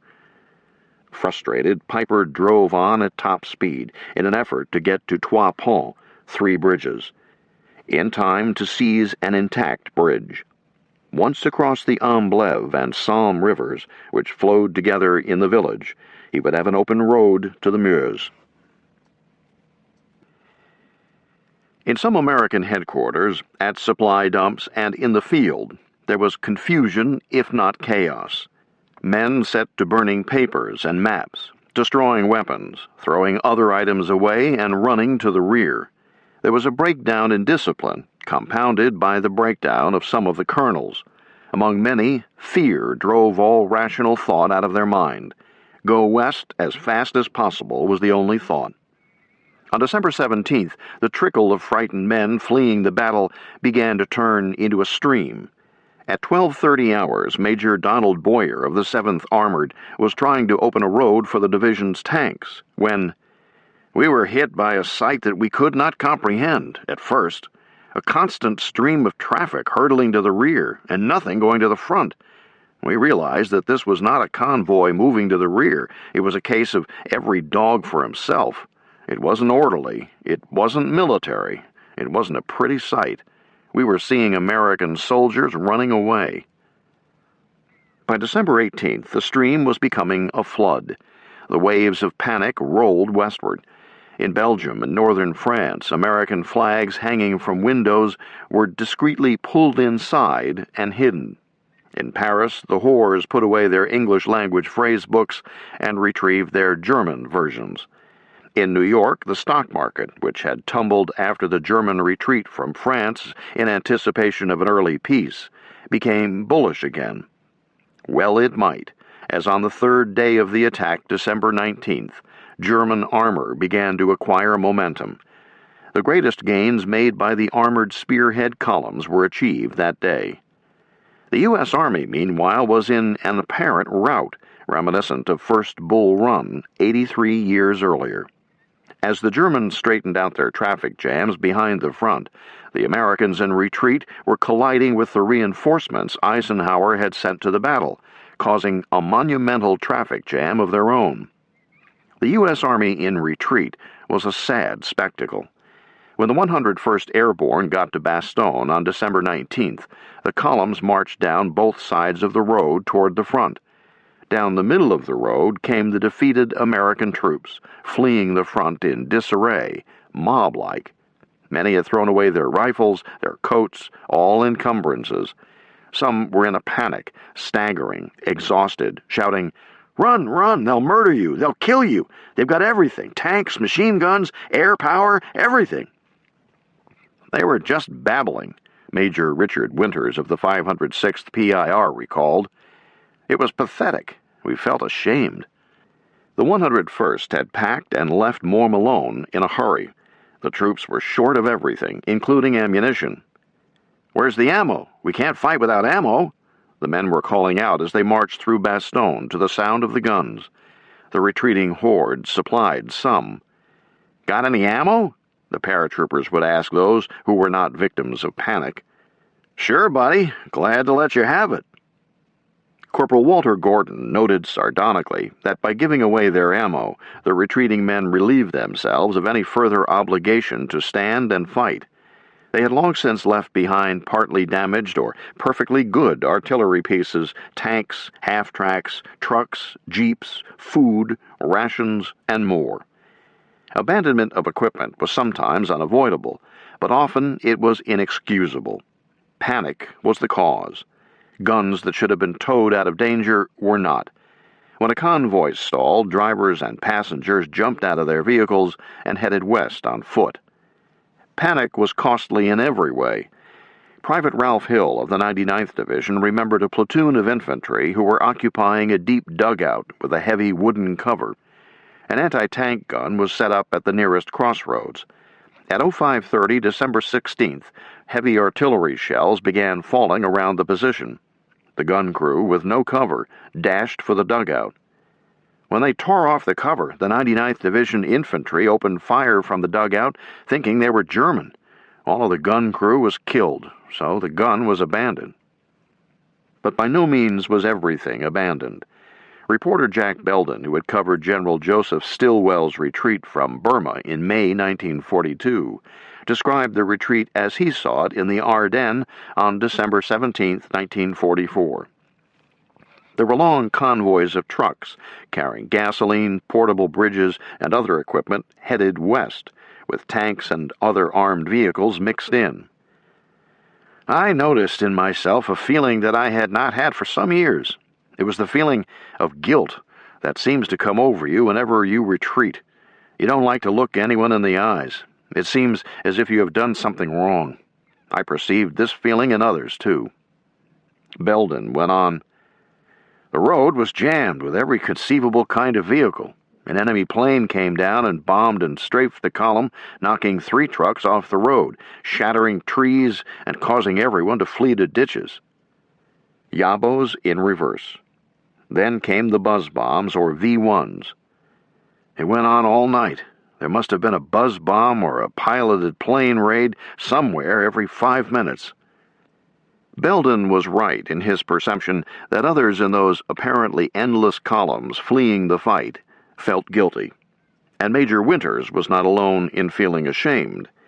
Private Kurt Vonnegut was a recently arrived replacement in the 106th Division. He was caught up in the retreat before he could be assigned. To his eyes, it was just rout, pure and simple. His unit surrendered. Vonnegut decided he would take his chances and bolted into the woods without a rifle or rations or proper winter clothing. He hooked up with 3 others who wouldn't surrender and set off, hoping to find American lines.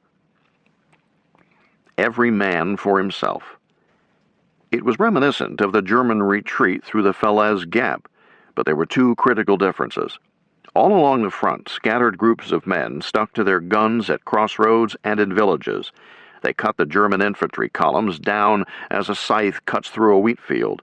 German losses were catastrophic. The GIs were appalled at how the enemy infantry came on, marching down the middle of a road, their weapons slung, without outposts or reconnaissance of any sort, without armor support, with no idea of where the American strong points were located. The German soldiers scarcely knew how to march or fire their weapons, and knew nothing of infantry tactics. In launching an offensive, the German army in the first year of the Great War had been better than the German army in the last year of the Second World War. What was happening at the front was exactly what Eisenhower had predicted. The Volksgrenadier divisions were not capable of effective action outside their bunkers. In far too many cases, however, they were attacking 18- and 19-year-old barely trained Americans. Both sides had been forced to turn to their children to fight the war to a conclusion. In this last winter of World War II, neither army could be said to be a veteran army. Another difference between the German retreat in August and the American retreat in December was that as the beaten, terrified GIs fled west down the middle of the roads, there were combat troops on each side headed east, reinforcements marching to the sound of the guns. In May 1940, when German armor drove through the Ardennes, the French High Command had thrown up its hands and surrendered, even though the bulk of the French army had yet to even see, much less fire at, a German soldier. In December 1944, when German armor drove through the Ardennes, Eisenhower saw his chance. At dawn on December 19th, as German tanks prepared to surround Bastogne and the 101st marched into the town, Eisenhower met with his senior commanders in a cold, damp squad room in a barracks at Verdun, the site of the greatest battle ever fought. There was but one lone pot-bellied stove to ease the bitter cold. Eisenhower's lieutenants entered the room glum, depressed, embarrassed, as they should have been, given the magnitude of the intelligence failure and the faulty dispositions of their troops, in order to maintain hopeless offensives north and south of the Ardennes. They kept their faces bent over the coffee cups. Eisenhower walked in, looked disapprovingly at the downcast generals, and boldly declared, "The present situation is to be regarded as one of opportunity for us and not of disaster. There will be only cheerful faces at this conference table." Patton quickly picked up the theme. "Hell, let's have the guts to let the bastards go all the way to Paris," he said. "Then we'll really cut 'em off and chew 'em up." He had already seen the obvious. The Germans were putting their heads in a noose. By attacking the southern shoulder of the salient with the Third Army, Patton could cut the enemy supply lines, isolate the tanks inside what was already being called the Bulge, and destroy them. Before leaving Metz for Verdun, he had told his staff to begin the preparations for switching his attack line from east to north. Thus, when Eisenhower asked him how long it would take for Third Army to turn two corps facing east to facing north, and then attack the German southern flank, Patton boldly replied, 2 days. The other generals laughed, but in fact, Patton was already halfway into the movement. Eisenhower's decisiveness and Patton's boldness were electrifying. Their mood quickly spread through the system. Dispirited men were energized. For those who most needed help, the men on the front line, help was coming, in the form of men like Dick Winters. Ed Cunningham was a reporter for Yank magazine. He was in a village where the retreating troops were on one side of the road, the advancing units of an armored column on the other. The civilians on the westbound side were silent, their eyes full of reproach and dread. Those on the eastbound side are young girls waving and laughing with the Americans in the tanks and half-tracks. Older men and women smile behind their fears and give the V salute to the men in crash helmets. From the supreme commander down to the lowliest private, men pulled up their socks and went forth to do their duty. It simplifies, but not by much, to say that here, there, everywhere, from top to bottom, the men of the U.S. Army in Northwest Europe shook themselves and made this a defining moment in their own lives and in the history of the Army. They didn't like retreating. They didn't like getting kicked around. And as individuals, squads, and companies, as well as at SHAEF, they decided they were going to make the enemy pay. That they had the time to adjust and prepare to pound the Germans was thanks to a relatively small number of front-line GIs. The first days of the Battle of the Bulge were a triumph of the soldiers of democracy, marked by innumerable examples of men seizing the initiative, making decisions, leading. Captain Rowland of the 99th put it best. Our accomplishments in this action were largely the result of small, virtually independent and isolated units fighting desperately for survival. They present an almost unprecedented example of courage, resourcefulness, and tenacity on the part of the enlisted men, non-commissioned officers, and junior-grade commissioned officers of the line companies. Chapter 8. The Ardennes, December 20th through 23rd, 1944. By midday, December 20th, Charlie Company, 395th Infantry Regiment, 99th Division, had been retreating for 3.5 days, mostly without sleep and water and not enough food, through daytime mud, That was knee-deep, so deep that men carrying heavy weapons frequently mired in mud, so others had to take their weapons and pull them out.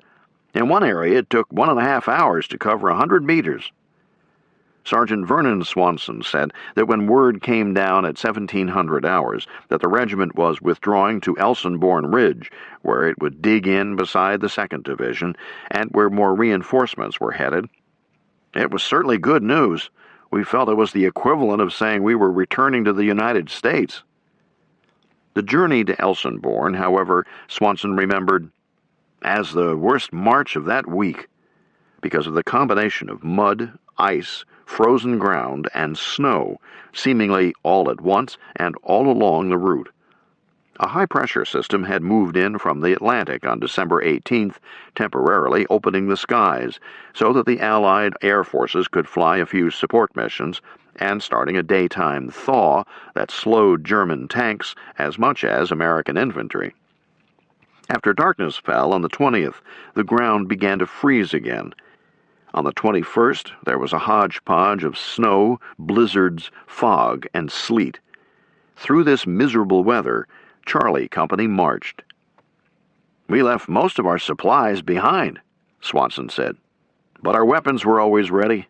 Throughout this entire journey, our men made their way, cold, tired, miserable, stumbling, cursing the army, the weather, and the Germans.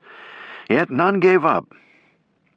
They arrived on the ridge around midnight, and although we were beyond exhaustion, the men dug in. A good thing, because at dawn a German artillery shelling came down on them. Too late, the Germans had realized the critical importance of Elsenborn. Swanson's company was well dug in, but nevertheless took 7 casualties. 4 of them were sergeants, which opened up the field for promotions. One of those hit was Swanson, who got wounded in the neck by shrapnel. "I couldn't make a sound because blood was pouring down my throat." Litter bearers brought him to an aid station where a chaplain bent over him. "I could dimly make out his collar ornament, which was a Star of David. He, in turn, misread my dog tag, thought I was a Catholic, and gave me last rites. I remember thinking that I really had all bases covered." As noted, Elsenborn was the little round top of the Battle of the Bulge. Piper could have taken it without difficulty on the 17th or 18th, but he stuck with Hitler's orders and moved west rather than north once through the American line. The low ridge lay across the direct line from the Eifel to Antwerp and should have been the main objective of the Germans on the northern flank. But the Americans got there first and dug in. Only a direct frontal assault could oust them from the position. The Germans tried. "The first night at Elsenborn is unforgettable," Captain Rowland of the 99th wrote 50 years later. "The flash and roar of exploding shells was incessant. In all directions the landscape was a Dante's Inferno of burning towns and villages." The men of his regiment, the 394th Infantry, dug furiously throughout the night. "We distributed ammunition and field rations, cleaned and oiled weapons, dug foxholes and gun emplacements in the frozen earth, planted anti-tank mines, strung barbed wire, studied maps and aerial photographs by shielded flashlights, plotted fire zones for machine guns, mortars, and artillery, put in field telephone lines to the various command posts, and set up an aid station to receive a fresh harvest of casualties.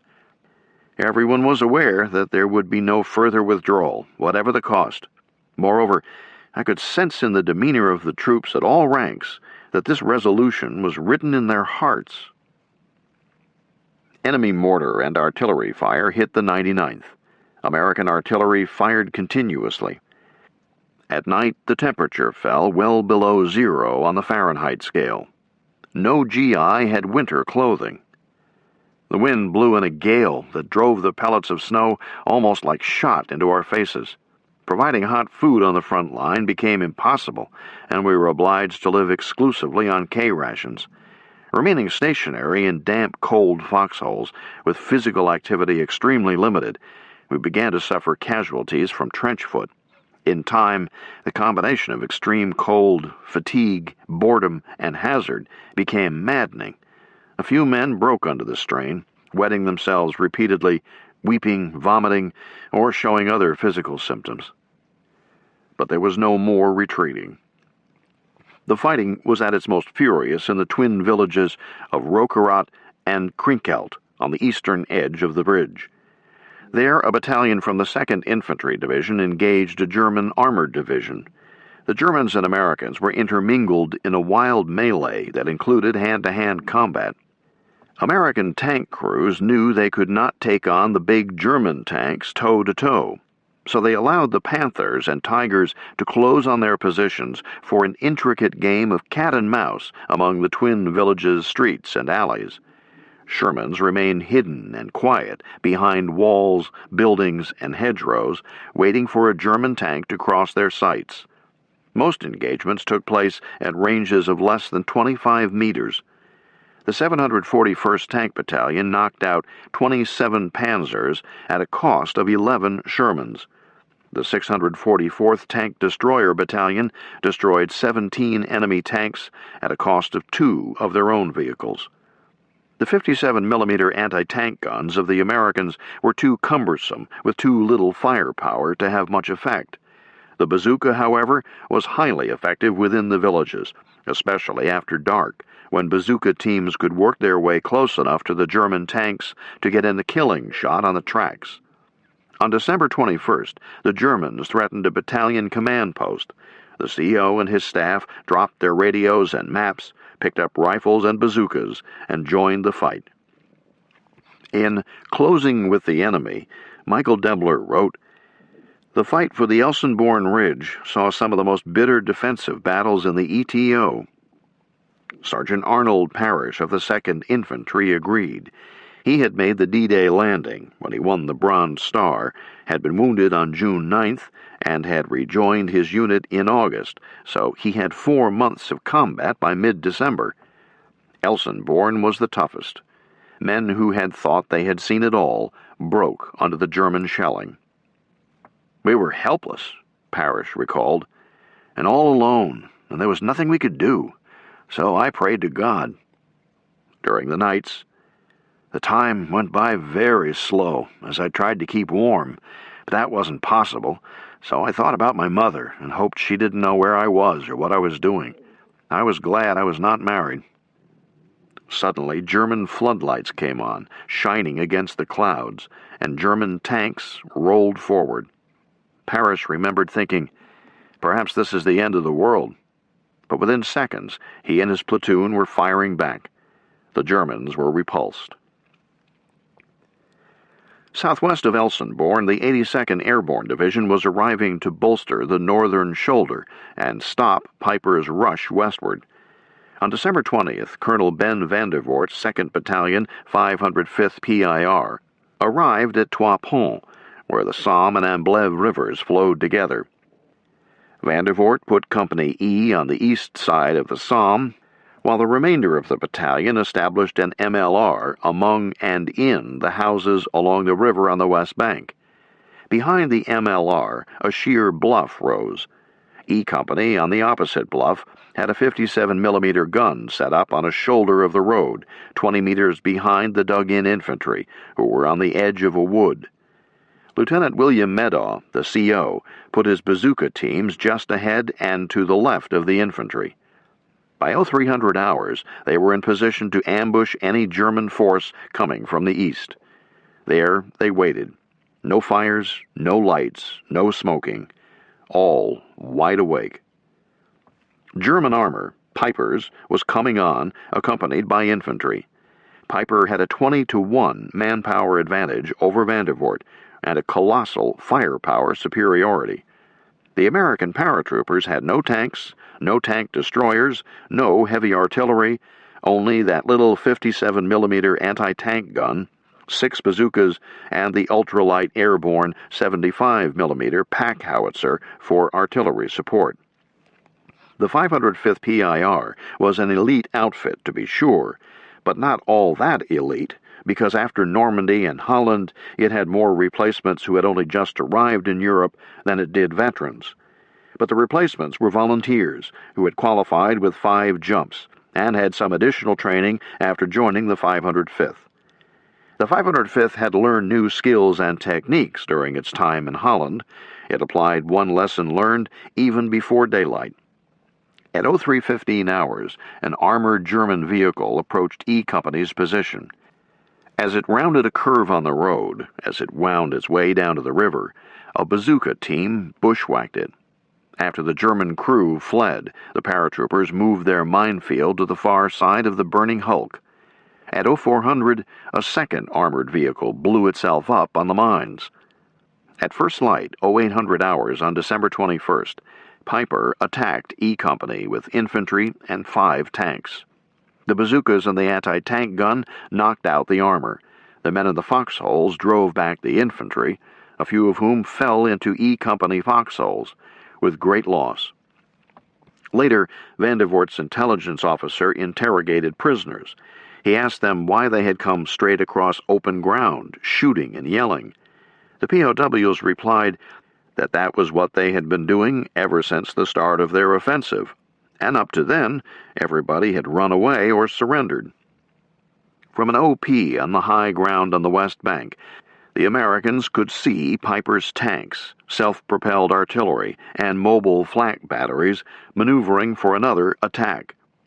Vandevoort sent F Company across the river to support E Company with a flank attack, but it had little effect on Piper's men and tanks, who were massing for a decisive attack. Vandevoort later remarked that with what amounted to an armored division about to attack an infantry company, disaster seemed imminent, but not one man of E Company left his fighting position. Vandevoort jumped into a jeep and had his driver take him over the bridge and climb to the bluff above the east bank. He arrived at Meadow's CP just as the first wave of German infantry attacked. They were supported by tanks firing their cannon and machine guns, spraying the American positions. Enough, Vandevoort decided. He jumped out of his jeep and ran to Meadow. "Pull out," he ordered. "And do it now!" As Meadow passed on the word, the Germans began to close in, one of them calling out in English, "Halt, Americans! You are surrounded!"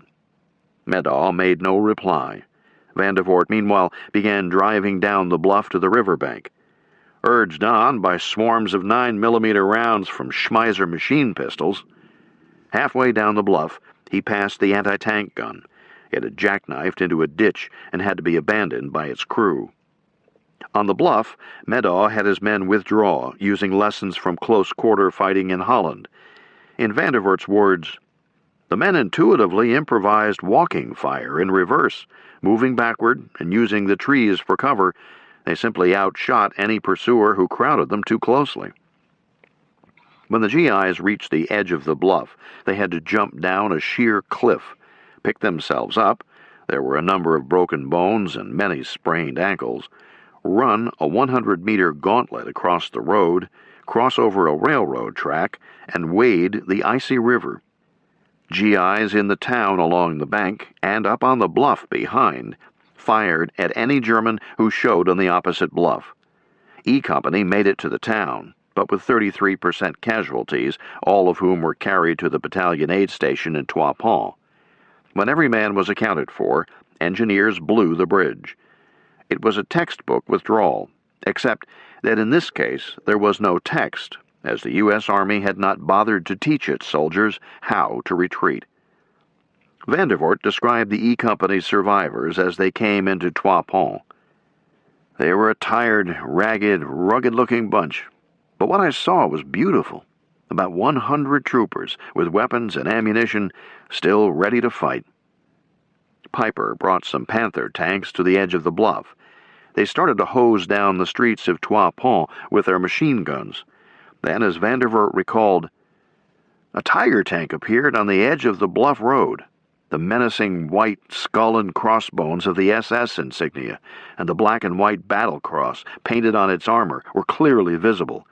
It depressed its long-barreled, bulbous muzzle and began firing point-blank down into our houses. A couple of bazooka rounds hit the Tiger, but only bounced off. Vandevoort called for the mortar platoon to go after the tank. The men selected white phosphorus to reduce German visibility. With amazing accuracy, Vandervoort said. The first round hit the Tiger right in front of the turret. Searing phosphorus globules arched in all directions. Enemy infantry soldiers near the tank scattered like quail. The driver slapped the now not-so-menacing monster into reverse and accelerated back into the concealment of the woods. Now another member of the team could go to work. The division artillery observer could spot the German vehicles as they regrouped back from the bluff. He called in fire that forced the enemy to take to the wood, there to spend the remainder of the daylight hours.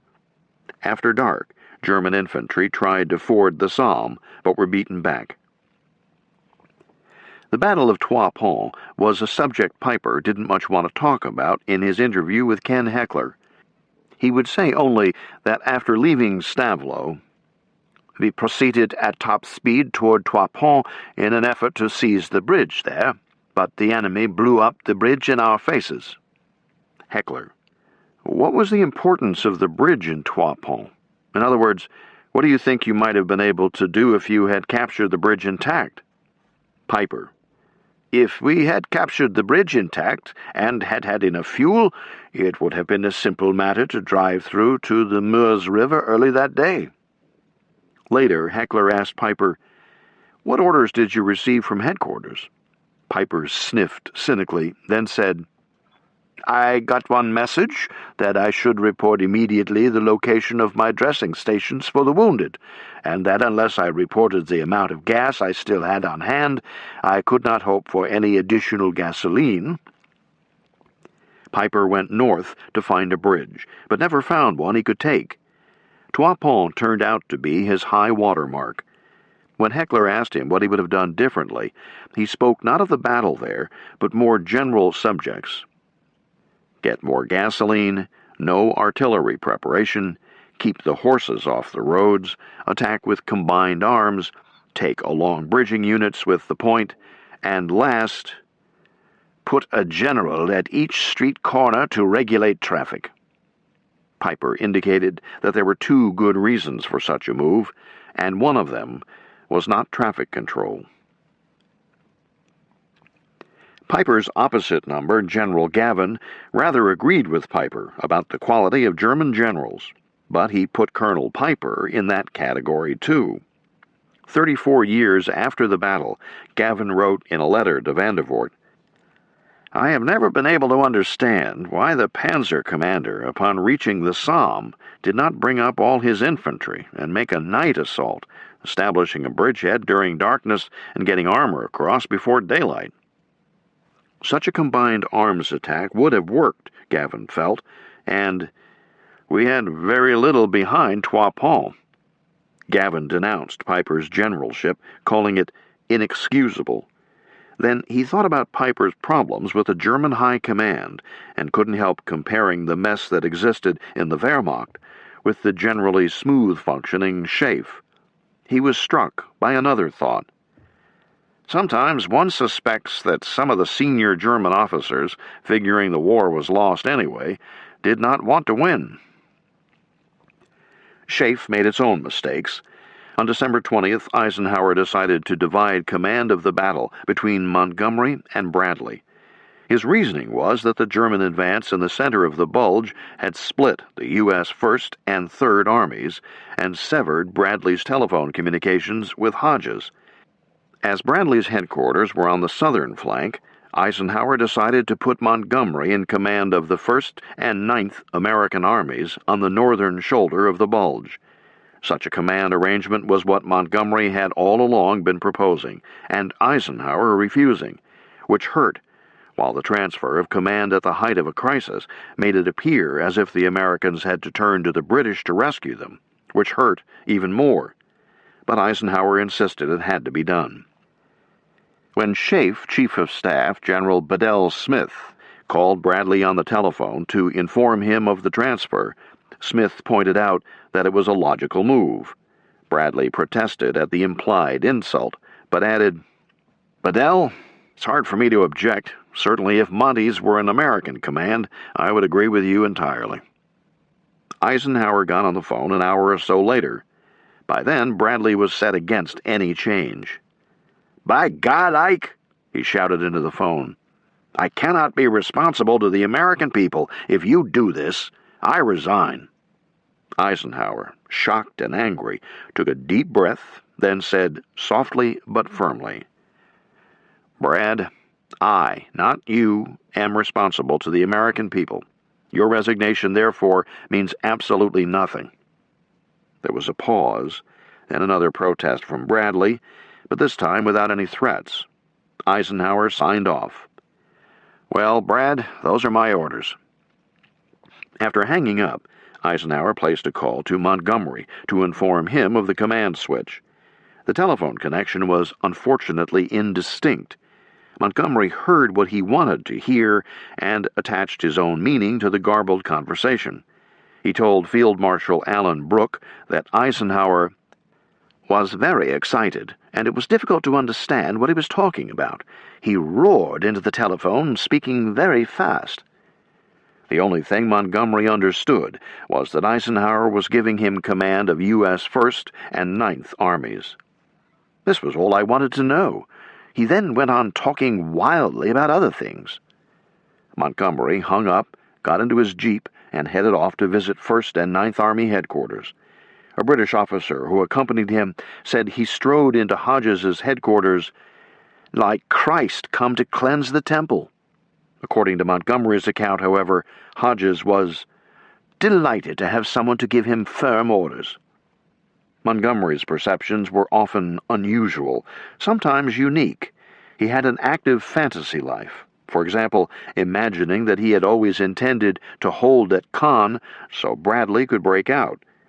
His fantasies were fed by the adulation of the British public, exacerbated by his sense of how unfair it was that Ike, not he, was the supreme commander, topped by his realization that Britain was now a junior partner whose contributions to the AEF were shrinking while those of the Americans were swelling. His attitude as he met with the American Army commanders was, "Well, here you have these magnificently equipped men and such mountains of equipment, and you've gone and botched it terribly. I predicted all this, but Ike wouldn't listen, so now I'll have to straighten out this mess." But that, too, was all fantasy. He had not predicted the German counteroffensive, indeed was preparing to go home for Christmas when the blow was struck. Nor did he take control of the battle, as he imagined himself doing. No one did. Once Eisenhower set the broad objectives to hold firm along Elsenborn Ridge, to stop the Germans short of the Meuse, and to prepare a coordinated counterattack against the shoulders of the Bulge, this was not a general's battle. At Bastogne, at Elsenborn, at Saint-Vite, at Trois Ponts, it was a battalion commander's battle, or the company commanders, or the squad leaders. Putting Monty in command on the northern flank had no effect on the battle, but it was threatening to have a bad effect on the amity of the British-American alliance. If Hitler made his biggest investment in Piper, he made his best in Otto Skorzeny's battalion, which had spread out in Piper's wake. Throughout the Bulge, those 500 or so volunteers in American uniforms were having an impact beyond their numbers. They turned signposts, causing great confusion. They spread panic. Once it was known that the Skorzeny battalion was behind the lines, the word went out with amazing speed. Trust no one. The GIs, especially the MPs, questioned everyone, right up to Bradley. Who plays center field for the Yankees? Who is Mickey Mouse's wife? What is the capital of Illinois? General Bradley was detained for answering Springfield to the last question. The MP insisted it was Chicago. One general was arrested and held for a few hours because he put the Chicago Cubs in the American League. By December 21st, however, a number of Skorzeny's men had been captured. Most of them were shot, and the remainder were trying to get back inside German lines. Sergeant Edgar Lauritsen of the 82nd Airborne had a typical experience. While a German tank was shelling his CP, 2 jeep loads of soldiers in American uniforms, a captain and 8 enlisted men, pulled up in front, got out, and started walking around the other side of the house toward the German lines. Lauritsen hollered to them that they were going the wrong way, but they ignored him. His suspicions aroused, he demanded to know their outfit. 99th, the captain called over his shoulder. What outfit in the 99th? Headquarters, said the captain. But the word tested his English. It came out slightly guttural. Halt, Lauritsen bellowed. The captain and his men started running. Lauritsen shot the captain in the back, but his companions grabbed him and dragged him to the German lines. Another German in an American officer's uniform drove a jeep to a roadblock, where he was interrogated by a battalion staff officer. The German's speech and identification papers were flawless. Too flawless, it turned out. The authentic Adjutant General's office identification card, carried by all GIs, had printed at the top, "Not a pass, for identification only." With Teutonic exactness, the German forger had corrected the spelling, so that the forged card read, "Identification." That missing N cost the German officer his life. One MP at Headquarters 84th Infantry Division had a bright idea. He asked men he stopped at roadblocks their shirt size, on the assumption that Germans accustomed to the metric system would have trouble remembering a 14.5/32 shirt wouldn't fit a big man. Overall, the GIs spent an inordinate amount of time checking on each other. Meanwhile, a rumor started by captured members of Skorzeni's battalion was widely and rapidly circulated. It was that the main mission was to assassinate Eisenhower. Thus, everyone at SHAEF became super security conscious. Insistent guards sealed Eisenhower into his headquarters at the Trianon Palace. Guards with machine guns took up places all around the palace, and when Eisenhower went to Verdun or elsewhere for a meeting, he was led and followed by armed guards in jeeps. That kind of security, commonplace around the world a half-century later, was so unusual for SHAEF in 1944 that it left an impression of panic. Stories to that effect were what Montgomery had in mind when he described Eisenhower's telephone conversation to Brooke. But Eisenhower was far from panicked. On December 21st, he expressed his mood and perception in a rare order of the day. "We cannot be content with his mere repulse," he said of the Germans. "By rushing out from his fixed defenses, the enemy may give us the chance to turn his great gamble into his worst defeat. Let everyone hold before him a single thought: to destroy the enemy on the ground, in the air, everywhere. Destroy him." His confidence was great because his basic situation was so good. He was rushing reinforcements to the battle to take advantage of the German audacity, men and equipment in great numbers. Major John Harrison at 1st Army Headquarters wrote his wife on December 22nd. "There is something quite thrilling about seeing all of the troops and armor moving in on the Kraut. There has been a steady stream for days, and though the Belgians are mighty worried, I am sure they are amazed at the sights they see. The armor moves about 25 miles an hour, in and out of towns, and to see and hear a tank roar through a fair-sized town, turn on one tread, and never slow down, is quite a sight. The Belgians still line the streets, and though they are not as joyous as when we first moved in, they still wave and show their appreciation." In the middle of the Bulge, the Germans had made better progress than Piper had managed, but they had been unable to exploit the breakthrough because the 101st Airborne and elements of the 10th Armored Division got to Bastogne before they did. Although the Germans surrounded the Americans, they were denied the use of the roads, and flowing around Bastogne was time-consuming. So from December 19th on, they tried to overrun the place, with apparently overwhelming strength. Altogether, they launched 15 divisions at Bastogne, 4 of them armored, supported by heavy artillery. Inside the perimeter, casualties piled up in the aid stations. Most went untreated, because on December 19th, a German party had captured the division's medical supplies and doctors. Nevertheless, spirits stayed strong. Corporal Gordon Carson took some shrapnel in his leg and was brought into town. At the aid station, "I looked around and never saw so many wounded men. I called a medic over and said, "Hey, how come you got so many wounded people around here? Aren't we evacuating anybody?" "Haven't you heard?" the medic replied. "I haven't heard a damn thing. They've got us surrounded, the poor bastards." As the battle for Bastogne raged, it caught the attention of the world. The inherent drama, the circled wagons image, the heroic resistance, the daily front-page maps showing Bastogne surrounded, the early identification of the division by PR men in the War Department, combined to make the 101st the most famous American division of the war. As the division history put it, the legend of the 101st was aided by those maps showing one spot holding out inside the rolling tide of the worst American military debacle of modern times. But the 101st was not alone inside Bastogne. A combat command team of the 10th Armored was there, along with supporting units from the combat engineers, anti-aircraft units, and more. What stands out about the defense of Bastogne was not so much infantrymen in foxholes holding off the German tanks as the combined arms approach the GIs used. It was something to learn for the paratroopers who had in Normandy and Holland fought pretty much on their own. Now they had tanks around them, but no advanced knowledge of the techniques of infantry fighting with tanks.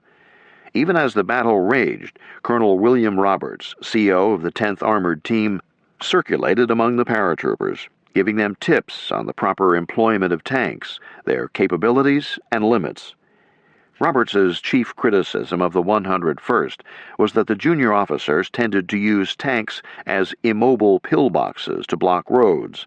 Roberts told them to keep the tanks moving and to use them as a mobile reserve. Inside the 30-kilometer perimeter encompassing Bastogne, Lieutenant Colonel Harry Kennard, the 101st's operation officer, organized the 4 infantry regiments into a combined arms team, each with its permanent attachment of tanks, TDs, tank destroyers, and anti-tank guns.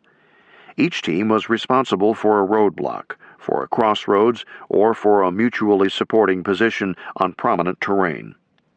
Corporal Robert Bowen, 401st Glider Infantry, 101st, a wounded veteran of Normandy and Holland, was a squad leader on the western sector of the perimeter. At dawn on December 21st, following a below-zero night, with ankle-deep snow on the ground, Bowen's CO told him the enemy had slipped through and had established a roadblock between the 101st and Bastogne. "That roadblock has to be taken out, Bowen," the CO said. He gave Bowen 2 squads and told them to get at it. "Short, sweet, and scary," Bowen characterized the order. He wished the regiment had an officer to put in charge, but it didn't. He met with his men, discussed the situation, and agreed that there had to be a better way than just charging. At that moment, a tank appeared. "The colonel told me to run down this road and shoot the shit out of those houses," the sergeant in command of the tank said, in a cocky way. Bowen informed him that the Germans in the houses had Panzerfausts. "His mood suddenly changed," Bowen remarked, as he had run into Panzerfausts before. "What do you got in mind, then?" Bowen proposed that he send his squads down each side of the road, with support from enfilading fire from a squad to the left. But he lamented, "I don't think we've got enough firepower to drive them out." "Suppose I take care of the houses with my cannon?" the tanker asked. "My 50 cal can rake those foxholes dug in around them. Okay?" "Okay," Bowen replied. "Man, you've just come from heaven." They went at it. The tank began to fire, cannon and machine gun. The squad on the left laid down more fire. Bowen's squads moved down the road using marching fire. Within less than a half hour, some of the Germans were fleeing while others threw up their hands. "It was a textbook attack," Bowen said, "working better than anything we had ever done in practice." At the roadblock there were a dozen dead Germans, another score of wounded. I noted how young they were, nothing but teenaged boys. The tank sergeant was euphoric. He told Bowen, "I've been in this shit since D+12 and seen a lot of things. but I never saw anything like this. You guys are tops in my book." The threat met and defeated, Bowen went back to his original position. That night the thermometer plunged again. "The night passed like a horrible dream," Bowen remembered. "Nothing I could do to keep me warm. I begged for dawn to come." When it did, a heavy ground fog reduced visibility to near zero. Germans used the cover to move in on the American positions. Their white camouflage cover helped hide them. As Bowen put it, they were opaque figures in snowsuits emerging from nowhere. A fierce firefight ensued. Bowen looked for the tank that had been so helpful the previous day. He found it badly damaged. The sergeant had been firing the .50 caliber when an anti-tank shell hit the turret just under him. His face was horribly cut by shrapnel. Bowen got him to an aid station, then returned to the original position. Things couldn't have been much worse. Germans were scattered in a semicircle around him, firing at his men in their holes. There were 11 German tanks supporting the infantry. Bowen could do nothing about them, because the 57mm anti-tank gun assigned to his team was useless. Its wheels were frozen solid in the ground, and it could not be moved. A TD from the 10th Armored had a frozen turret and had no way to thaw it. But at the critical moment, a second TD appeared. Sergeant Chester Sequinski was in command. He held the enemy tanks at bay, rising from a sunken courtyard to fire at the enemy, then backing down to escape the counterfire. Other members of the team were becoming fully involved. The heavy weapons platoon sent 81mm mortar fire on the enemy. A forward observer directed artillery. But there wasn't much because of a severe shell shortage in Bastogne. A half-track pulled up, bringing a squad of fighting men forward. Bowen checked his line. Some of their wounded lay in the snow, one babbling incoherently, and the other screaming. German dead were sprawled in contorted positions. But his own casualties were mounting. An NCO who had been in jail in Reims on December 16th and volunteered to rejoin the company got killed. Bowen picked up a bazooka and 3 shells from a half-track, took careful aim at a Tiger 200 meters distant, fired, and grazed the turret. The Tiger turned its 88mm cannon on Bowen's position. He decided he had better save the remaining 2 rounds and disappeared into his foxhole. But a mortar shell found him. He was badly wounded and shortly thereafter captured. The German doctors treated him, then sent him east to a POW camp. So it went for the armored troopers and airborne infantry in Bastogne. Lieutenant Helmut Henke was an aide to General Fritz Bayerlein, CO of the Panzerlehr Division, which had been reconstituted after the pounding it had taken in France in the fall.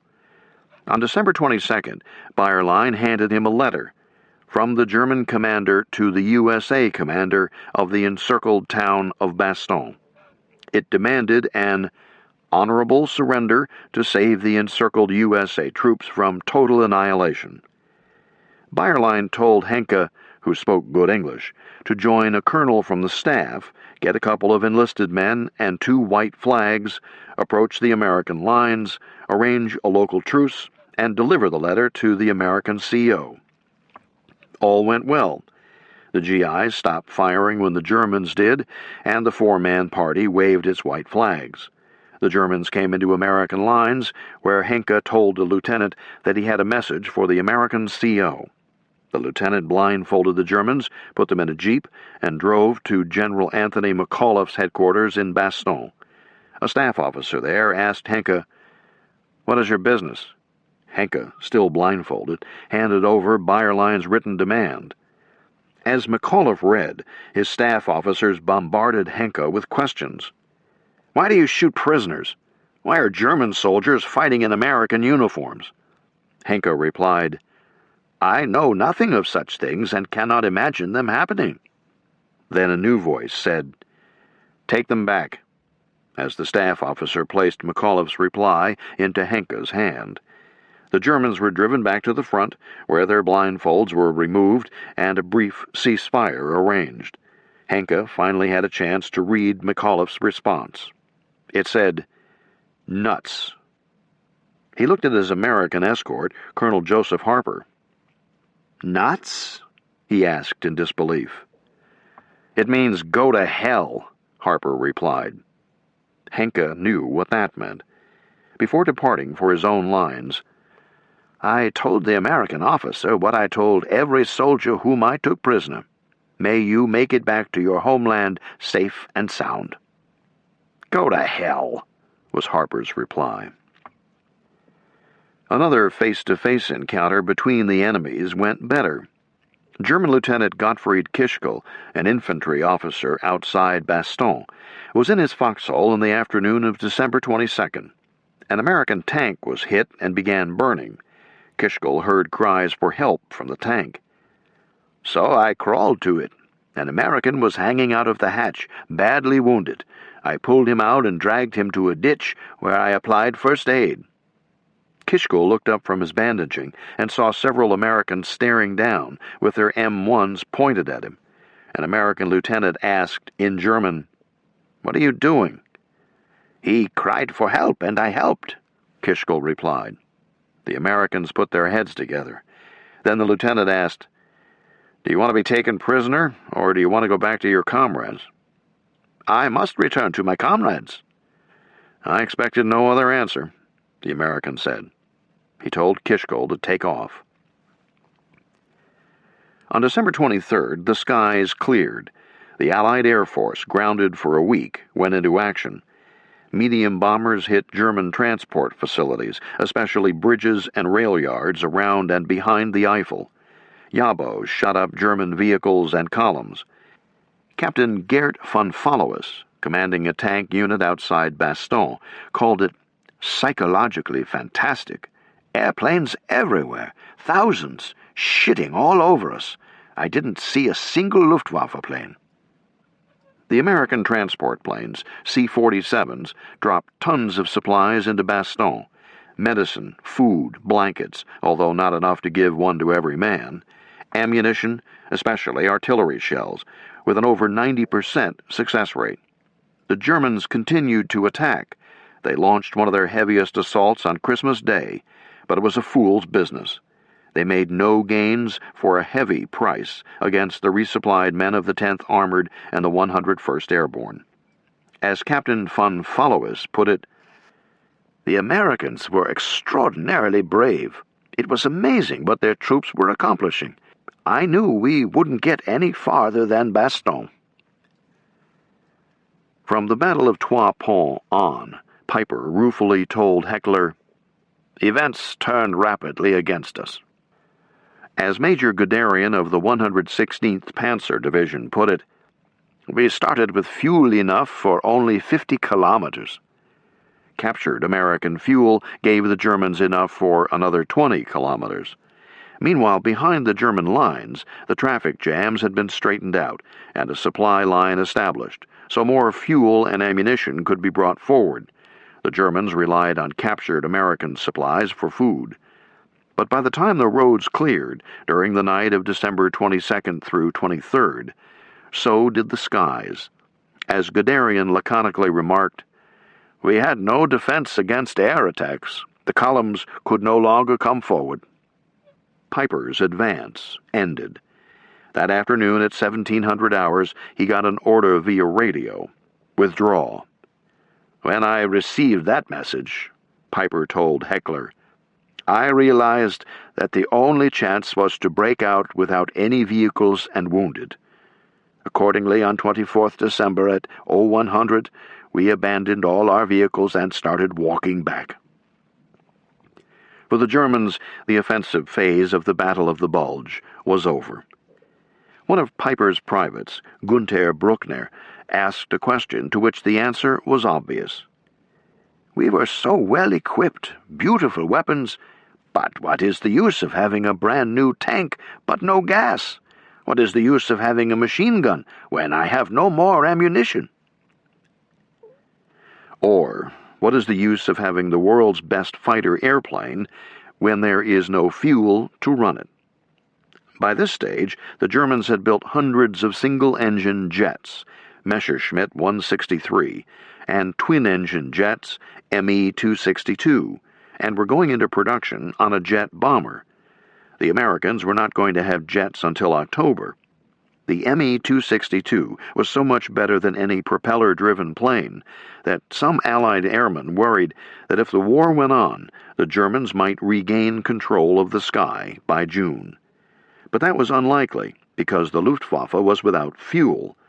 The all-out strategic bomber assault on German refineries and other oil-related targets had a cumulative effect that was devastating to the German Army and Air Force. Except for December 17th, there was no air war in the first week of the Bulge. But on the 23rd in some areas, the 24th in others, the day broke clear.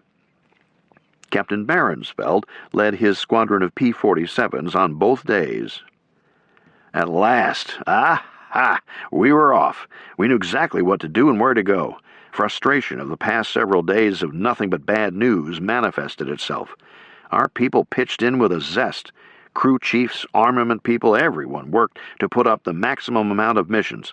We ran almost a shuttle operation to the battle area. There was very little Luftwaffe opposition.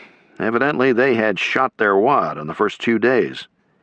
Targets all over the place. Our air controllers zeroed us in on hundreds of fat targets. We caught them out of fuel and exhausted. Hundreds and hundreds of vehicles, tank trucks lined up on the road as in a traffic jam. But the next day brought the frustration of being shut down. That was typical. In the 30 days between mid-December 1944 and mid-January 1945, only 8 were sufficiently clear to allow missions to be flown. For the Wehrmacht, almost everything had gone wrong, all of it predictable. Indeed, exactly what Eisenhower had predicted would happen if the Germans launched an offensive in the Ardennes did happen. It had been madness to attack in the Ardennes, an area with the most difficult terrain and least adequate road system in all of Western Europe, with insufficient fuel. Of course, Eisenhower had tried to continue the Allied offensive in September and October, when his troops had insufficient fuel. But by December, the Allied supply lines were bringing forward fuel and ammunition in great quantity. The Allies had fuel dumps scattered throughout Belgium and Luxembourg. Piper's supply officer had a map of the American fuel dumps, but this did Piper little good, either because GIs defended the dumps successfully or because they evacuated the dumps. American supply troops successfully removed over 3 million gallons of gasoline from the Spa-Stavelot area on the northern flank, or because they burned the fuel before Piper could get to it. The biggest American loss to the enemy was a 400,000-gallon gasoline dump, destroyed on December 17th by a V-1 strike at Liège. Now it was the Germans' turn to retreat, abandoning their vehicles and heavy weapons in disarray. Their week of glory was over. Chapter 9. The Holiday Season. December 24th through 31st, 1944. During Christmas season of 1944, there were some 4 million young soldiers on the Western Front, the great majority of them Protestants or Catholics. They said the same prayers when they were being shelled, directed to the same God. They joined in denouncing godless communism, which was one side's ally and the other side's enemy. In World War II, no hatred matched that felt by Americans against Japanese or Russians against Germans, and vice versa. But in Northwest Europe, there was little racial hatred between the Americans and the Germans. How could there be, when cousins were fighting cousins? About 1/3 of the U.S. Army and ETO were German-American in origin. The Christmas season highlighted the closeness of the foes. Americans and Germans alike put up Christmas trees and used the debris of war, chaff, the tinfoil dropped by bombers to fool radar, to decorate them. Men who would never do such a thing at any other time prepared gifts for other men. On Christmas Eve and Christmas Day, the men on both sides of the line had an image of a manger in Bethlehem in their minds. They sang the same carols. The universal favorite was Silent Night. but they were there to kill each other. There was no stand down for Christmas. This chapter contains a series of snapshots of life at the front during the Christmas season. Except for their thoughts, for most of the men, Christmas wasn't any different from any other day, so that the snapshots provide a glimpse into the time, place, and living conditions as they were, not just in the holidays, but throughout the winter campaign. The scenery was like a Christmas card. It drew ohs and ahs from even the most hardened warrior. One lieutenant said later, "If it hadn't been for the fighting, that would have been the most beautiful Christmas. The rolling hills, the snow-covered fields and mountains, and the tall, majestic pines and firs really made it a Christmas I'll never forget, in spite of the fighting." The towns evoke memories. In Arlon, Belgium, on December 20th, Sergeant Bruce Egger of the 26th was amazed. This area seemed to be untouched by the war, as the city and stores were bedecked with decorations and Christmas trees. Lieutenant Lee Otts, who was with Egger, remarked that the streets were crowded with shoppers and people going home from work. Everything had a holiday look about it. It really made us homesick.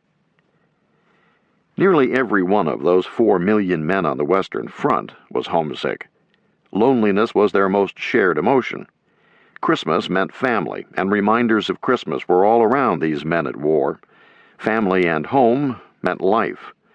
The yearning for home was overpowering. Beyond thinking of loved ones, the men in the holes thought of the most ordinary day-to-day activities of civilian life. Being able to flick a switch to light a room, no need for blackout curtains, able to smoke at night, hot food on dishes served at a table, cold beer, and a bed. Clean sheets, regular showers, changes of clothes, nobody shooting at you. They thought of these things and could have cried for missing them. One of the loneliest GIs on the Western Front on Christmas Day was Private Donald Chumley, a replacement assigned to the 90th Division. "I was 19, just out of high school, a farm boy with little experience in anything." He was led to his one-man foxhole and told to get in and watch for Germans. Chumley didn't catch the sergeant's name. He couldn't see the men to his right and left.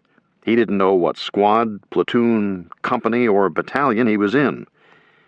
For Private Bill Butler of the 106th, it was a day of fog, rain, snow, freezing sleet, combined with someone trying to kill you. I was in a foxhole alone. I had no one to wish me a Merry Christmas. For Private Wesley Payton of the 99th Division, it was a turning point day. He was on Elsonbourne Ridge. Christmas Day dawned clear, bright, and cold. American planes were in the air. Hot food came forward, along with ammunition and replacements. I began to believe I might celebrate my 20th birthday after all. A single German fighter plane, an Me-109, came over at treetop level. American machine gunners set his engine on fire. The pilot turned straight up, using his momentum to grab altitude. Then he rolled the plane onto its back and bailed out. Along the ridge, the men of the 99th broke out with roars of approval and admiration. But as the pilot came swinging down in his parachute, the damn fool unholstered his pistol and began firing at us. By the time he hit the ground, there was hardly enough of him to bury. We had been through too much to take a sporting view of the odds. He shot first, we shot last. For Payton, the scene brought him the certainty that we would win the war and I would survive it. He reasoned that the pilot knew Germany was beaten and didn't want to live. Payton suddenly realized that I wanted very much to live, and this suicidal German had just told me I would. He was finished because we weren't. There would be an end. Payton could go home to take up the dream life of an American teenager. He had just passed through a critical moment for combat soldiers. He could think about the future. And above all else, as Christmas season reminded him and all others at the front, the future meant home. They couldn't go home just yet, however, so the GIs and the Germans did what they could to make where they were look like home. During the first 2 weeks of December, there was relatively little activity on many parts of the front, so the men were able to improve and even decorate their accommodations. But even during the battle, when there was little time to reflect, much less decorate, the impulse to honor the birth of Christ was strong. The Belgians were surprised to have the Germans back in their villages, but made the most of it. Teenage Private Herbert Meyer, a radio man with a Panzer outfit, spent Christmas Day in a half-destroyed village north of Bastogne. He bought a Christmas card to send home to his parents in Bavaria. One of the saddest events of that Christmas season came when General Cotta, commanding the 28th Division by this time, ordered the Christmas mail burned so that it would not fall into the hands of the Germans.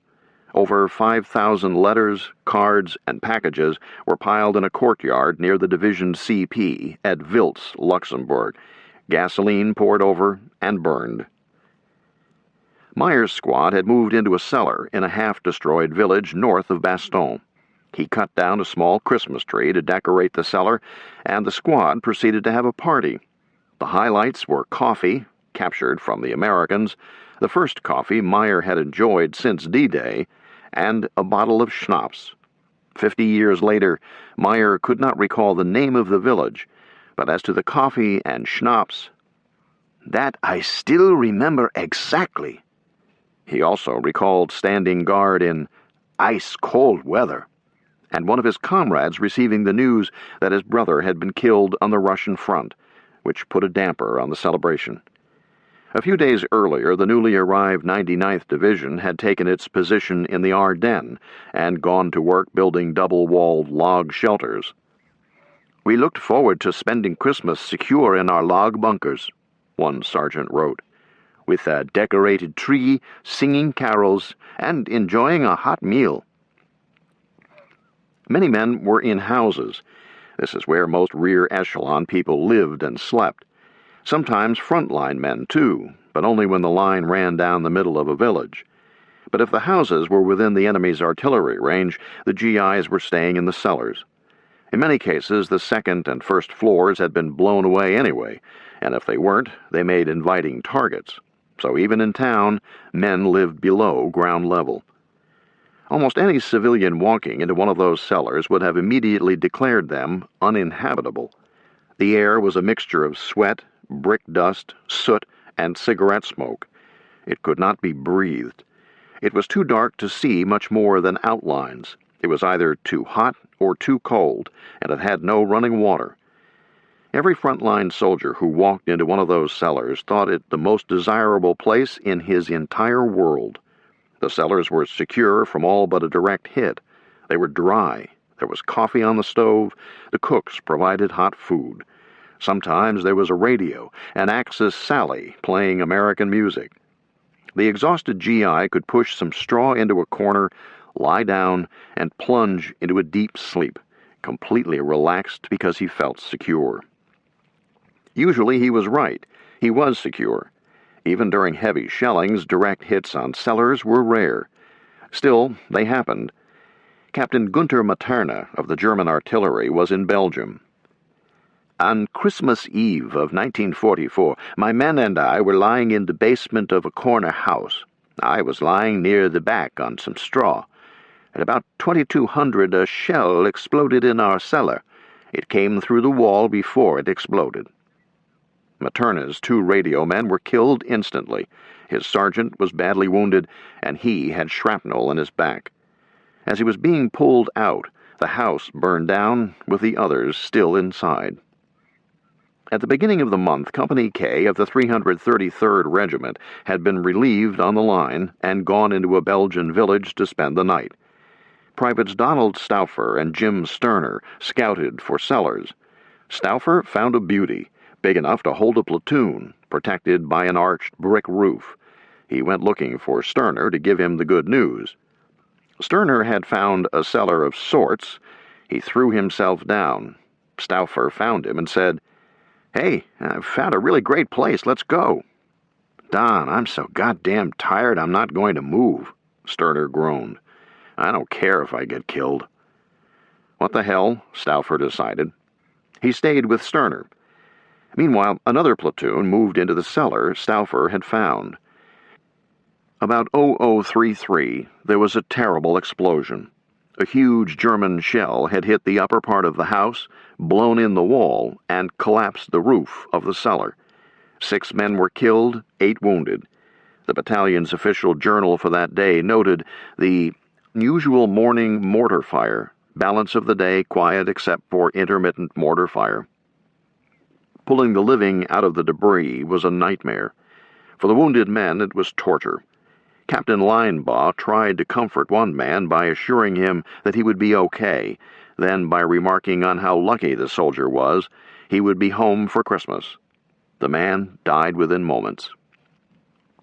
If the village was under observation, as it almost always was, men didn't dare go outside during the day. Usually the water was off and the sewers were clogged, so the toilets were soon overflowing. Private Jean Amici confessed, "To tell you the goddamn truth, I never took a crap outside. I don't believe anybody else did either. We were in the cellars, and we'd shit on the floor upstairs, in the parlor. But as we advanced, Division HQ moved up, and they were finally where we had been in the combat zone. But now it was quiet back there. No need for them to be in the cellars. They could sit in the living room. So they put out a written order. There'll be no more shitting in the houses. God damn it, use the latrine." If a village had been or was the scene of a battle, its civilian population was usually gone. The first men into a village got first crack at looting, but they couldn't carry much silver or any paintings or furniture. Besides, the family took its best portable items with it when it fled.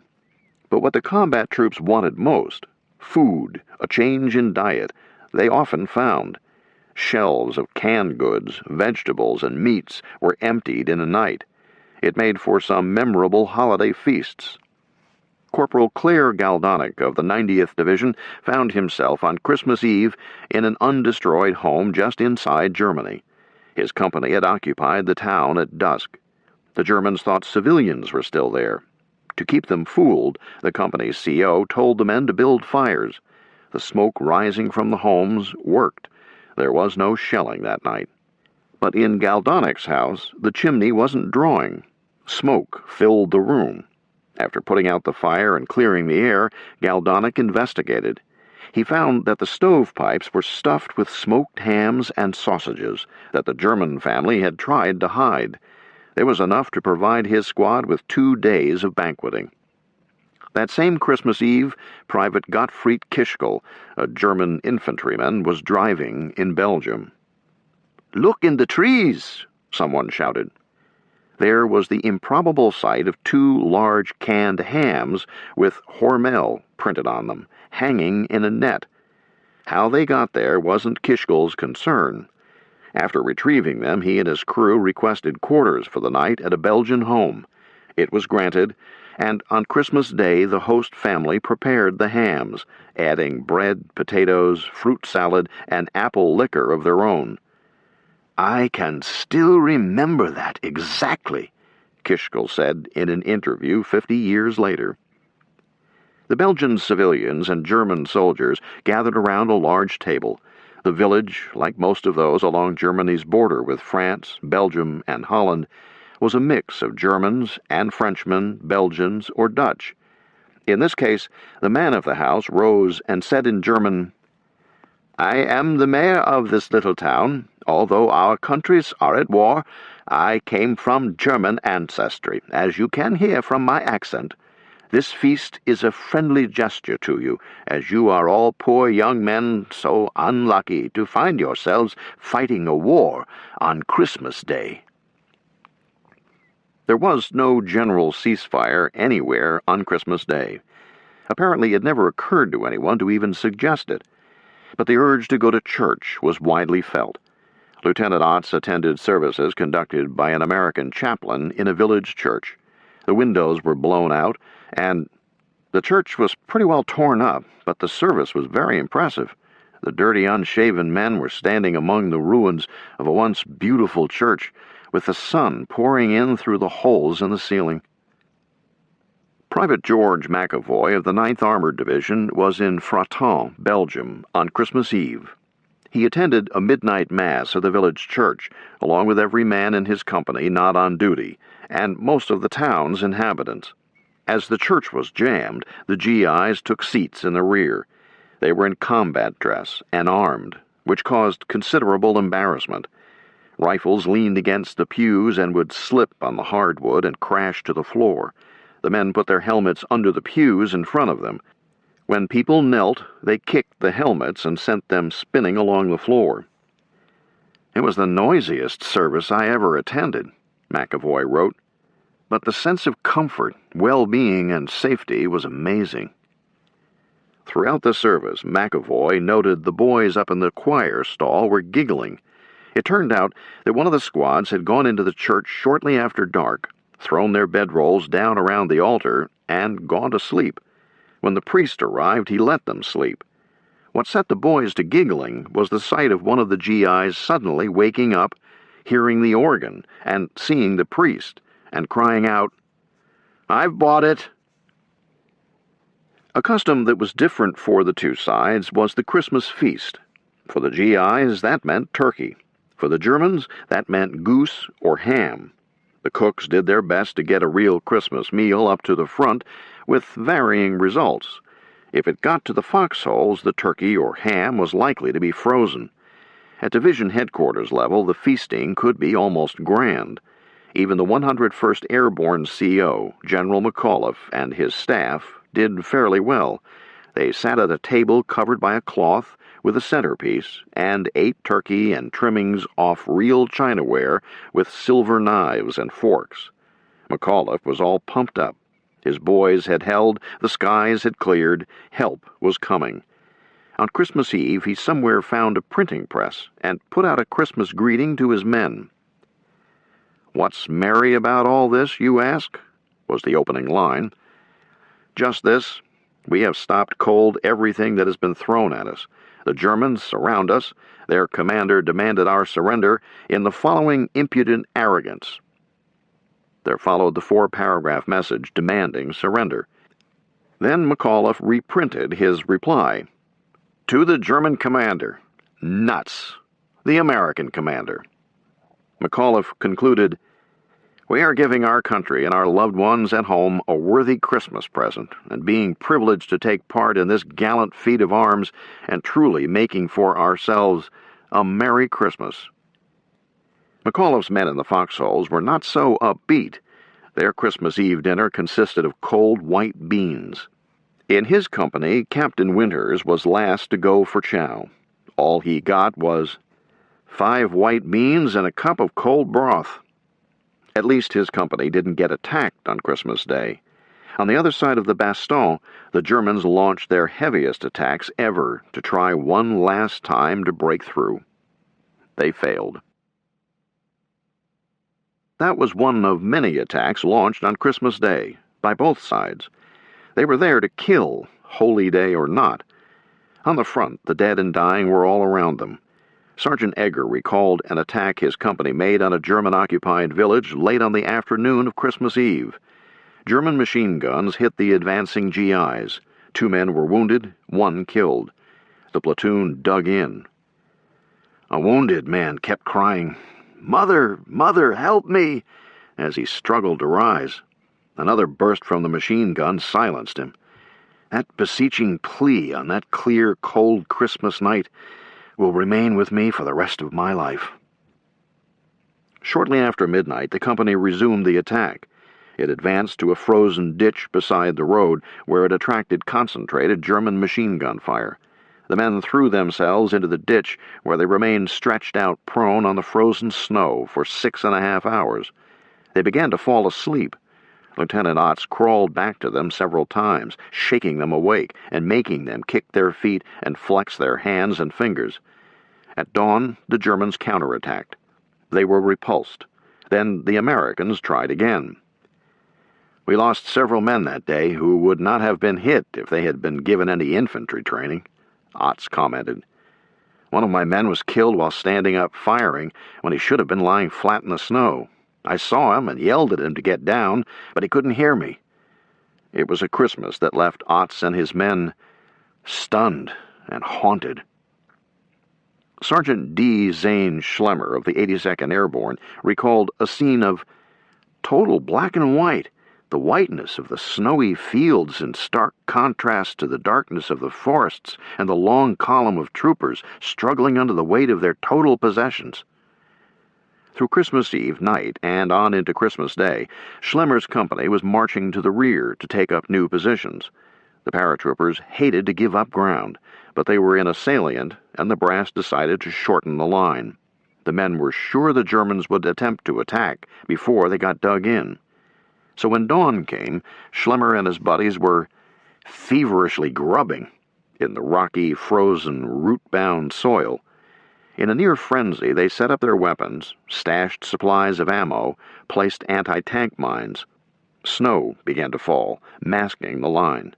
Canteens of water froze. The troopers sat in their holes, straining to hear and see. Darkness came around 1630. The outposts reported that a large force of Germans was approaching. Then, in Schlemmer's words, "Out of the night, through the falling snow, came the German columns trudging in their heavy coats, rifles slung over their shoulders along the road. Some talking, some smoking, all completely oblivious to the paratroopers dug in mere yards away. The wait for the signal to open fire seemed endless. When it came, the firefight was intense and devastating. The falling snow mercifully covered the remains of the 2 German battalions that in that short time ceased to exist." The American paratroopers went out into the field the next day to retrieve usable weapons. They found a wicker basket carried on a pole between 2 German soldiers. It contained a tub of butter. When they returned to their lines, they found that the cooks had brought up some ice-cold coffee and sliced roast turkey, solidly frozen. Their Christmas meal had arrived a day late. They used the butter to heat the turkey over small fires at the bottoms of their foxholes. "No finer Christmas dinner has ever been," Sergeant Schlemmer remarked. On December 21st, Lieutenant Colonel Samuel Hogan's task force of 17 tanks, 2 half-tracks, and about 400 men had been cut off in the village of Marcourès on the northern shoulder of the Bulge. It was a pocket-sized bastion. Hogan's parent division, the 3rd Armored, was too hard-pressed to attempt to rescue. Ammunition, rations, medical supplies were short or gone. An attempt to shoot in plasma using artillery shells didn't work. Hogan's men had to endure without fresh supplies or reinforcements for the next 2 days. At noon on Christmas Eve, a German jeep approached Marcourès under a white flag. A lieutenant speaking English demanded that Hogan surrender. He said resistance was useless as 3 panzer divisions surrounded the village, and added that he was authorized to take an American officer on a tour of the German positions. Hogan replied, "We have orders to hold out to the end. Tell your commander to go to hell." That afternoon, 7 C-47 aircraft tried to drop supplies to Task Force Hogan, which by now had caught the reporters' attention and was being called in the newspapers Hogan's 400. German 88s got 6 of the 7, and the supplies that were dropped came down outside the village. The beneficiaries were the Germans and the farmers. The following day, just as Hogan was finishing his Christmas dinner of cold K-rations, Major General Maurice Rose, the much-admired and loved CO of the 3rd Armored, radioed orders to Hogan to destroy his heavy weapons and vehicles and get out on foot. The men set to draining the oil from the engines, then running them until they froze up, putting sugar in the gasoline, and dropping breech blocks into a well. Captain Louis Spiegelman, the surgeon, and several of his medics volunteered to stay with the wounded. The less seriously wounded guarded the German prisoners, knowing that roles would reverse when the German force moved in. At 1630, small groups began to move out. Hogan was with the last group to leave, at 1830. The American lines were 10 miles away on a straight line. Hogan was wearing fleece-lined British flying boots, not made for walking through snow.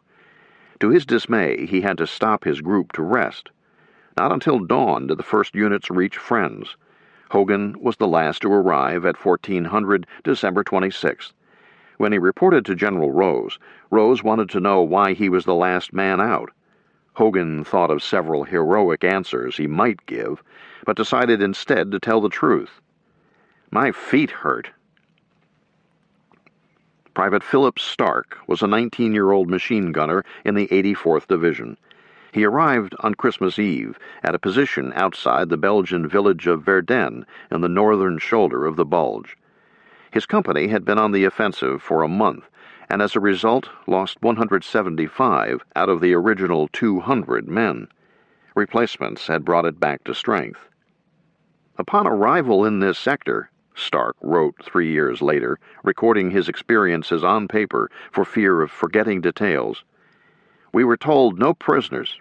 They didn't say, 'Shoot any German who surrenders,' but there was no alternative. Our forces were spread thin. We had no one to take care of those who surrendered or were wounded. Few people back home were aware of or could understand the necessity of the thing." At twilight, the German troops in Verdun began to celebrate. Sounds and songs carried well across the cold, clear air. Too well for Stark's safety. Officers at regimental level heard the songs and decided to give the Germans a reminder of Washington crossing the Delaware to attack the Hessian troops on Christmas Eve, 1776. Stark's platoon was ordered to attack and drive the Germans from the town. That meant going up a hill. In the dark, the company got to the top, only to be shelled by American artillery. Stark and his buddy WWII tried to dig in, but below the frozen earth there was rock. They were digging from the prone position, and despite frantic efforts, when dawn came, our hole was only about a foot deep and 6 feet long. WWII was 6'2", and I'm 6'6", but at least we were able to keep ourselves below the all-important ground level. This is how we spent Christmas Eve in 1944. Christmas morning, Stark got to talking to WWII about the stories he had heard or read from the First World War, when on Christmas the frontline soldiers would declare a truce. We longed for a lull, for a day of peace and safety. Instead, they got a German barrage, intended to cover the retreat of German vehicles from Verdun. Stark began cutting down fleeing enemy infantry. Only on this Christmas Day did I ever find combat to be as pictured in the movies. We blazed away ruthlessly. This action could not be understood or accepted by persons not having combat experience. At dawn the following day, German infantry and tanks counterattacked. The remainder of the platoon retreated, but Stark stayed with his machine gun, even when WWII took a bullet in the middle of his forehead. Now I was alone, and for the first time I was sure that I was going to die. But I kept on firing, hoping to keep them off. By now 3 enemy tanks were very close and firing their machine guns and cannon directly at my position. I was nearing the end of my second box of ammunition. A German bullet ricocheted off his machine gun, broke into bits, and slammed into his left cheek, blinding him in the left eye. He ran to the rear, only to bump up against a burning German tank, then over the hill and back to where he had started 3 days ago on Christmas Eve. He had lost an eye and won a Silver Star. In his sector, nothing had been gained by either side in this series of attacks and counterattacks. One thing about life in a foxhole: you had a front-row seat for the sensory pleasure of seeing the enemy get pounded by American artillery and airplanes. The sights of war are spectacular. Shells bursting, buildings blazing, tracers filling the sky. There is nothing in civilian life to compare. The infantry were in the front row for aerial battles as well, which could also be spectacular and could catch up the emotions as nothing else. Air battles over the front lines had something of a football game atmosphere, the Germans on the far side cheering their boys overhead, the Americans on their side doing the same. But of course, it was not a game. On Christmas Day, Captain Cooper witnessed considerable air action. It began shortly after dawn. The sky was crystal clear. He could see flight after flight of B-17s flying at 20,000 feet, headed for the enemy rear. It was indeed a welcome sight. It was Saint-Lô all over again. The lead squadron was trailing those long contrails like a series of diamond necklaces in the sky. German fighters appeared. They went for the lead plane. Cooper was holding his breath. My fascination turned to horror as suddenly the lead plane literally exploded in midair. The Germans were armed with rockets. They could stay just far enough behind their target to be out of range of the .50 caliber machine guns of the tail gunner. Cooper thought, the accuracy of these rocket-firing German fighters, amazing. Another plane got hit. A bomb in the bay exploded, cutting the plane in half. A third plane lost an entire wing. Two others had engines set on fire and started spiraling like wounded birds struck with flaming arrows. These spirals became tighter and tighter as the planes plunged headlong down to earth. Cooper didn't want to watch, but the sight was magnetic. 5 out of 12 planes were shot down. All across the sky, parachutes began popping open. Cooper counted 25. Debris plummeted downward. Landing gears, engines, pieces of wing, parts of the fuselage, and of course, the bombs. Even though unarmed, some of the bombs exploded on impact. One B-17, more or less intact, crashed into the ground. The explosion was unbelievable as the gasoline in the 6-ton bomb load went off. A column of flame and debris erupted some 1,000 feet into the air, scattering parts in all directions. Cooper and others noted a piece of broken wing descending on a parachutist some 500 feet from the ground. The men on the ground screamed and waved frantically to get him to slip his chute to one side, but without luck. The wing sheared the parachute in half and dropped the airman to his death. Another parachutist was headed straight for Cooper's position. A German Me-109 dove at him, his machine guns wide open. Again, the guys on the ground screamed and hollered and waved their arms. He saw them, and by kicking violently, slipped his chute to one side, and the pilot missed him. The pilot made a wide turn and came back for another pass. By this time, the parachutist was much lower, and the pilot was so intent on killing him that he misjudged and crashed into the side of a quarry, killing himself with a terrible explosion. The medics brought in the parachutist. He was a bombardier and was uninjured, except for a frozen foot. He had kicked off his flying boot when he was slipping his chute. On Christmas Eve, Private Joe Tatman of the 9th Armored found himself with his squad hiding in a hayloft outside Bastogne, well within German lines. They had been trapped there 5 days and had run out of food. But we talked about Christmas and home, never giving up our hopes. At 1600, the Germans found Tatman's group and forced it to surrender. A captain took charge. He had been a lawyer in New York. He explained that he had returned to his homeland to settle his father's estate and got caught up in the war. He took the prisoners into the kitchen of the farmhouse. His cooks were preparing for a Christmas party. He gave the GIs milk and donuts. He talked and joked about the war. He hoped it would end soon so that everyone could go home. After they ate, the captain gave the Americans hot water, towels, and shaving materials. He told them to shave and wash up as he was inviting them to join the Christmas party.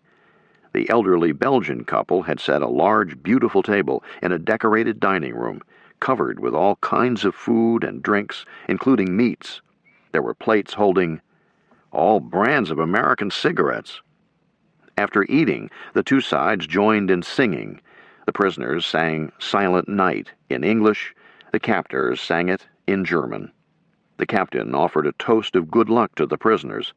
He explained that he and his men wanted to give the party because they realized that in the morning, Christmas Day, the GIs would begin their journey to hell. Hell was a German POW camp. By late December, they were growing rapidly as the GIs captured in the first days of the Bulge began to come in. The trip from Belgium to the camps in eastern Germany was purgatory. Private Vonnegut of the 106th had a typical experience. After his group was forced to surrender, the Germans marched the POWs 60 miles to Limburg. There was no water, food, or sleep. In Limburg, they were marched to the railroad yard and loaded onto 40 and 8s. French railway cars from World War I designed to hold 40 men or 8 horses. The Germans crowded 60 men into Vonnegut's car. Private Ian Morrison's car held 100 men. The cars were unventilated and unheated. There were no sanitary accommodations. In Vonnegut's car, half the men had to stand so the other half could lie down to sleep. In Morrison's car, no one could lie down. In every car, there were any number of men with severe dysentery. There they stayed for 4 days. Shortly after dark on Christmas Eve, in Morrison's car, the only sounds were the moaning of our comrades within our box and those fore and aft of us.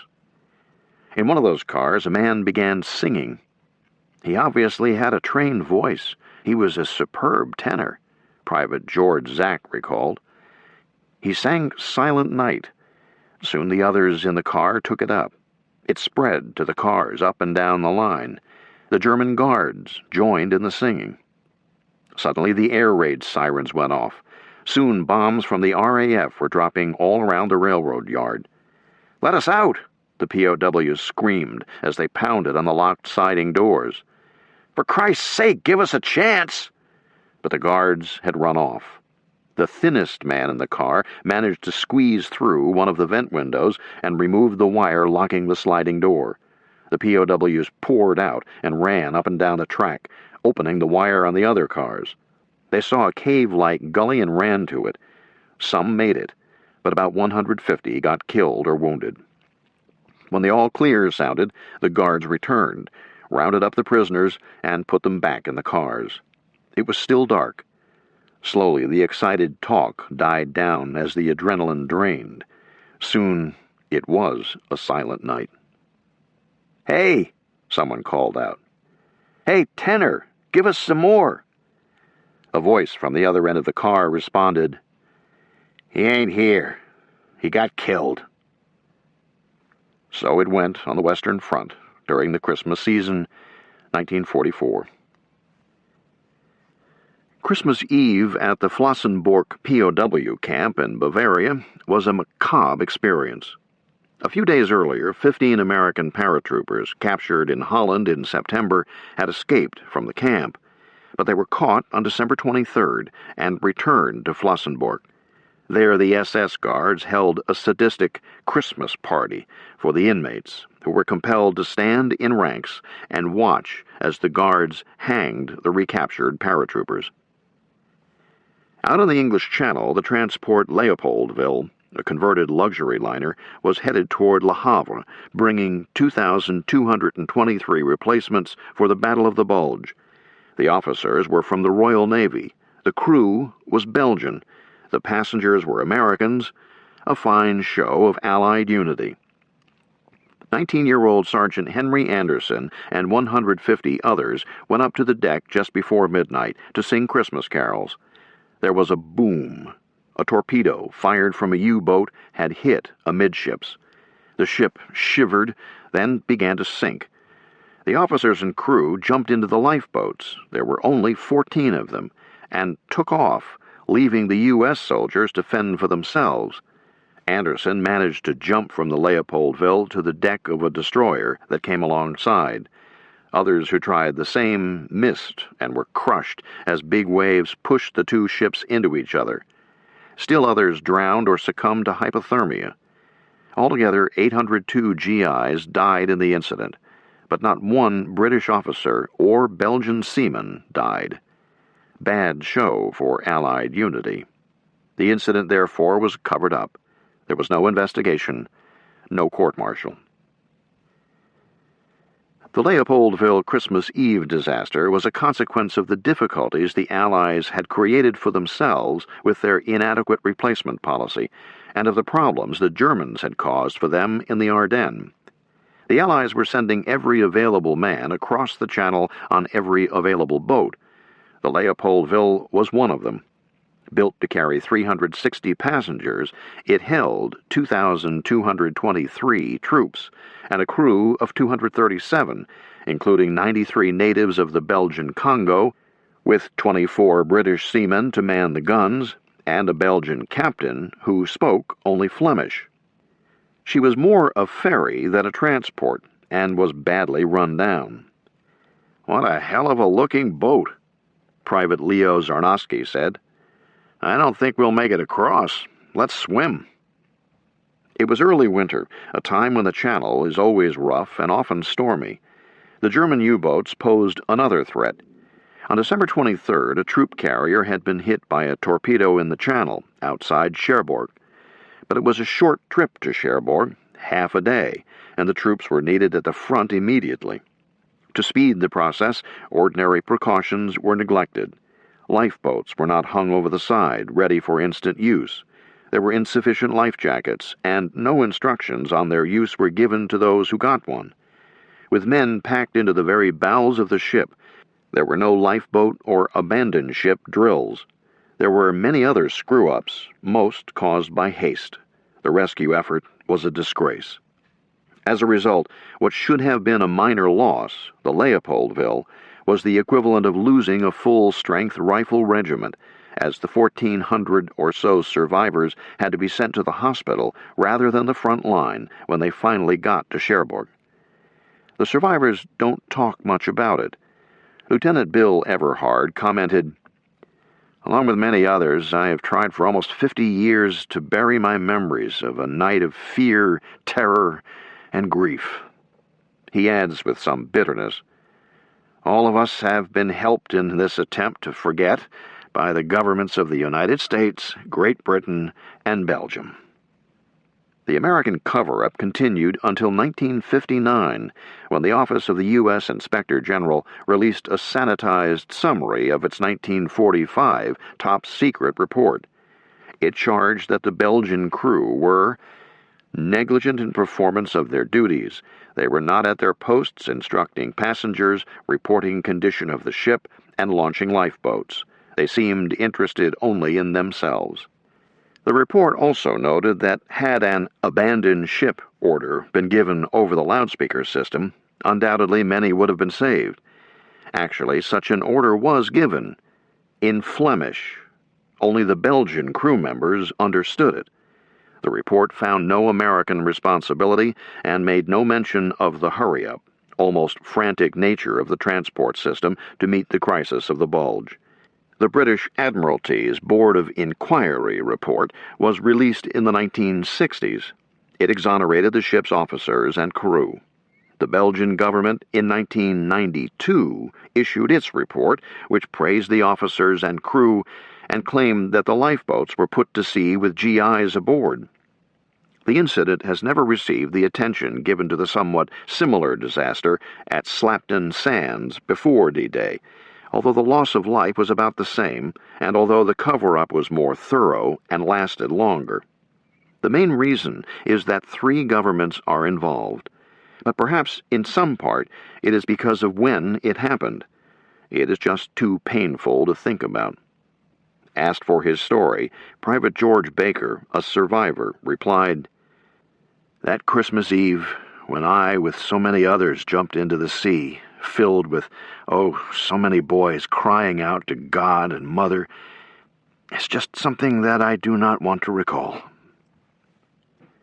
At the front, Lieutenant Charles Stockel, a forward artillery observer for the 2nd Division, had 2 unforgettable experiences on Christmas Day. He was at Elsenborn Ridge. Late on Christmas Eve, he was at a company HQ in a cellar. At about 23:45 hours, the firing died down. At the stroke of midnight, without an order or a request, dark figures emerged from the cellars. In the frosty gloom, voices were raised in the old familiar Christmas carols. The heavy snowflakes fell softly, covering the weapons and signs of war. The infantry in their front line positions could hear voices 200 yards away in the dark, joining them, in German, in the words to Silent Night. It was a time when all men could join in the holy and sacred memories of the story of the Christ child and renew a fervent prayer for peace, goodwill toward men. Within an hour, the shooting started. By daylight, it was going full blast. The company's position was easily spotted from the air because of panels on the ground at the crossroads, and the sky had cleared. Nevertheless, 2 P-47s came in on strafing runs. No one was hurt, but one pilot turned and made a second run, this time dropping his 100-pound bomb on the mess tent, where 100 men were eating. There were many casualties.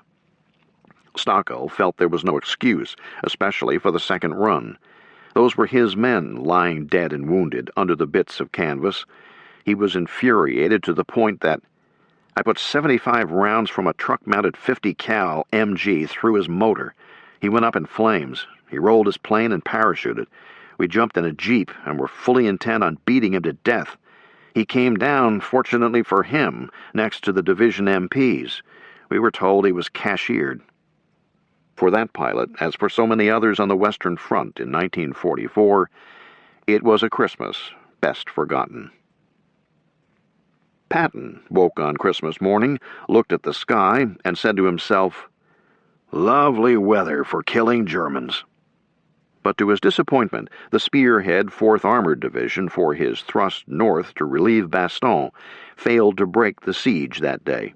That evening, Patton had Christmas dinner with Bradley at Bradley's headquarters in Luxembourg City. Bradley had spent the day with Montgomery, who had told him that Eisenhower's insistence on an immediate counterattack against the base of the German salient was impossible. It would take weeks for U.S. First Army to be able to reorganize itself and prepare an attack. Patton thought Montgomery's statements were disgusting. The next morning, 4th Armored moved out, with the 37th Tank Battalion, 20 Sherman strong, commanded by Lieutenant Colonel Creighton Abrams, in the lead. Yabos, P-47s, preceded them, laying bombs into the German lines only a couple of hundred meters ahead of the advancing tanks. Abrams's orders were to go this way, then that, to more or less sneak through the German lines encircling Bastogne. But he took it on himself to seize an opportunity and drive straight ahead. He felt a strong urgency because he could see C-47s dropping supplies into Bastogne, taking heavy flak from the German 88s around the circle. The P-47s hit the village in Abrams's path, finishing up their bombing run just as the first tanks came into the town. "Keep moving," Abrams ordered. They did, and at 1650, December 26th, Lieutenant Charles Boggess drove the first vehicle from 4th Armored into the lines of the 101st Airborne. He was followed by Captain William Dwight. "How are you, General?" Dwight asked General McAuliffe, who had driven out to the perimeter to greet him. "Gee, I'm mighty glad to see you," McAuliffe replied. With the siege of Bastogne broken, with Piper and the others in retreat, with the bad weather continuing, the week after Christmas was relatively quiet on the front. But to the rear, American trucks were rushing reinforcements and supplies forward, preparing for the counterattack. As 1944 drew to an end, the U.S. Army in ETO was getting ready to punish the Germans for coming out of their fortifications. The Army had come a long way in the second half of 1944, from the English Channel to the German border. Together with the British and Canadian armies, it had taken the beaches in the greatest amphibious assault in history. It had endured the stalemate and the hedgerow fighting, June and July in Normandy. It had swept through France in a lightning campaign in August. It had outstripped its supply and been forced to stop in September. It had engaged in a long, costly, unnecessary, and unsuccessful offensive through November on into December. It had been caught by surprise and pounded badly in the second half of December.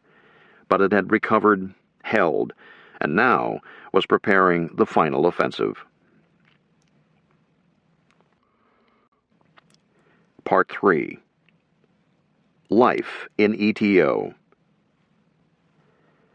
It is not possible to follow the campaign in Northwest Europe without understanding the conditions under which the GIs fought. As always in war, terrain, weather, and enemy firepower dominated the soldiers' lives, especially at night. These and other factors impacted on them throughout the campaign, whether before the breakout in Normandy or during the race to the German border, or while on the defensive in the Ardennes. These factors continued to have an impact through the 1945 fighting, and include such things as what it was like to spend a night in a foxhole, the universal praise of the GIs for the Army's medical corps, from medics in the field to the nurses and doctors in the tented hospitals, how bitterly the GIs resented the replacement and reinforcement policies, the terrors and triumphs of the men who fought the war in the skies, the cost paid by those who did their duty because of the ones who didn't, the experience of being a POW. These are themes that run from June 7, 1944 through May 8, 1945. Chapter 10. Night on the Line. In the winter camps of 1864 through 65, Civil War soldiers drilled, marched in closed ranks, built log shelters, repaired equipment, foraged for food. On outpost duty, they swapped tobacco, coffee, and insults with the enemy.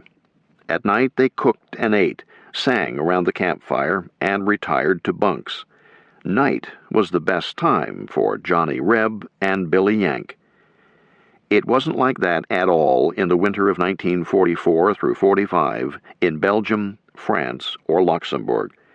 Night was the worst time. The difference between 1864 through 65 and 1944 through 45 came about because of technological improvements. Civil War cannon seldom, if ever, fired at night, as the main body of the enemy was out of range, and anyway, Civil War gunners could only fire at what they could see, and then inaccurately. World War II gunners could fire much farther, arching high-trajectory shells in with precise accuracy to hit targets on the other side of the ridge, using a variety of exploding shells. Civil War soldiers had only limited crude mortars. World War II soldiers had a variety of relatively accurate mortars, and their small arms were much more accurate, with much greater range and rate of fire. Civil War soldiers at night could light their pipes, cigars, or cigarettes and gather around a campfire with total security. World War II soldiers hardly dared to have even the smallest fire at the bottom of their foxhole, or smoke a cigarette. In the Civil War, communications between the front line and headquarters were by runner only. World War II communications were by handheld radio and, much better, telephone lines running from the front to the command post. Only the most primitive flares, and only a few of them, were available in the Civil War. In World War II, excellent flares and illuminating shells were readily available. In 1944, small handheld bombs, grenades, unavailable in any quantity or sophistication in the Civil War, could be thrown across no man's land, which was in most cases narrower in 1944 through 45 than in 1864 through 65. The internal combustion engine gave armies a nighttime mobility that was not possible with horses. Tanks and self-propelled artillery provided a nighttime firepower far in excess of anything possible 80 years earlier. Combined, the changes in weapons and equipment made World War II commanders far more aggressive at night than Civil War commanders. The people who paid the price for this aggressiveness were the frontline soldiers.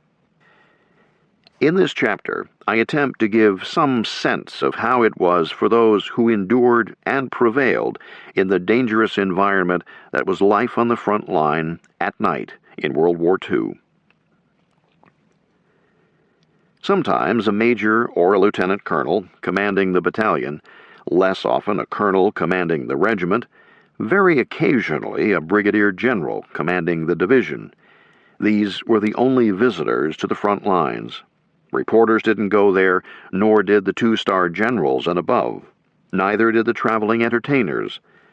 "I never saw a USO show," Private William Kraft of the 314th Regiment remarked. "I heard they were good, but they didn't come to the front where I was." The front line belonged to the men who worked there, riflemen and machine gunners, mortarmen, forward artillery observers, communications men, and medics. Its depth varied, depending on the terrain, but generally it was about 1/2 a kilometer. Company CPs were 250 meters or so back from the main line of foxholes and were not considered front line by the riflemen. Private J.A. Strawberry Craft of the 84th Division defined a member of the rear echelon as any son of a bitch behind my foxhole. Outposts were anywhere from 10 to 50 meters in front of the line of foxholes. The enemy outposts were sometimes almost within touching distance, more often up to 50 meters away. The friendly OPs were the edge of the known world. Lieutenant Otts remembered a time in March 1945 when his position was closer to the German foxholes than to his buddies in the holes to the left and right. He could hear the Germans talking so distinctly that he was able to take down their names. They were so close we could hear the clink of the metal and the gurgle of the water as they filled their canteens. Ordinarily, we placed 2 men to a hole, with one standing guard while the other slept. But here, with our foxholes so far apart and the Germans so close, we found it best to have 3 men in a hole so 2 men could be awake at the same time all night. Most of the time, the principal characteristic of the front line was how quiet it was. Artillery boomed in the distance, and the thump of mortars sounded sporadically. But otherwise, unless the enemy was shelling or attacking, there was little noise. Nor was there much movement. It was as if the earth had swallowed up all the human beings. As, indeed, it had, because on the front line, men lived most of the time below the surface. Life-threatening violence was always present. Thousands of eyes searched their perimeters. Thousands of fingers were ready to pull triggers.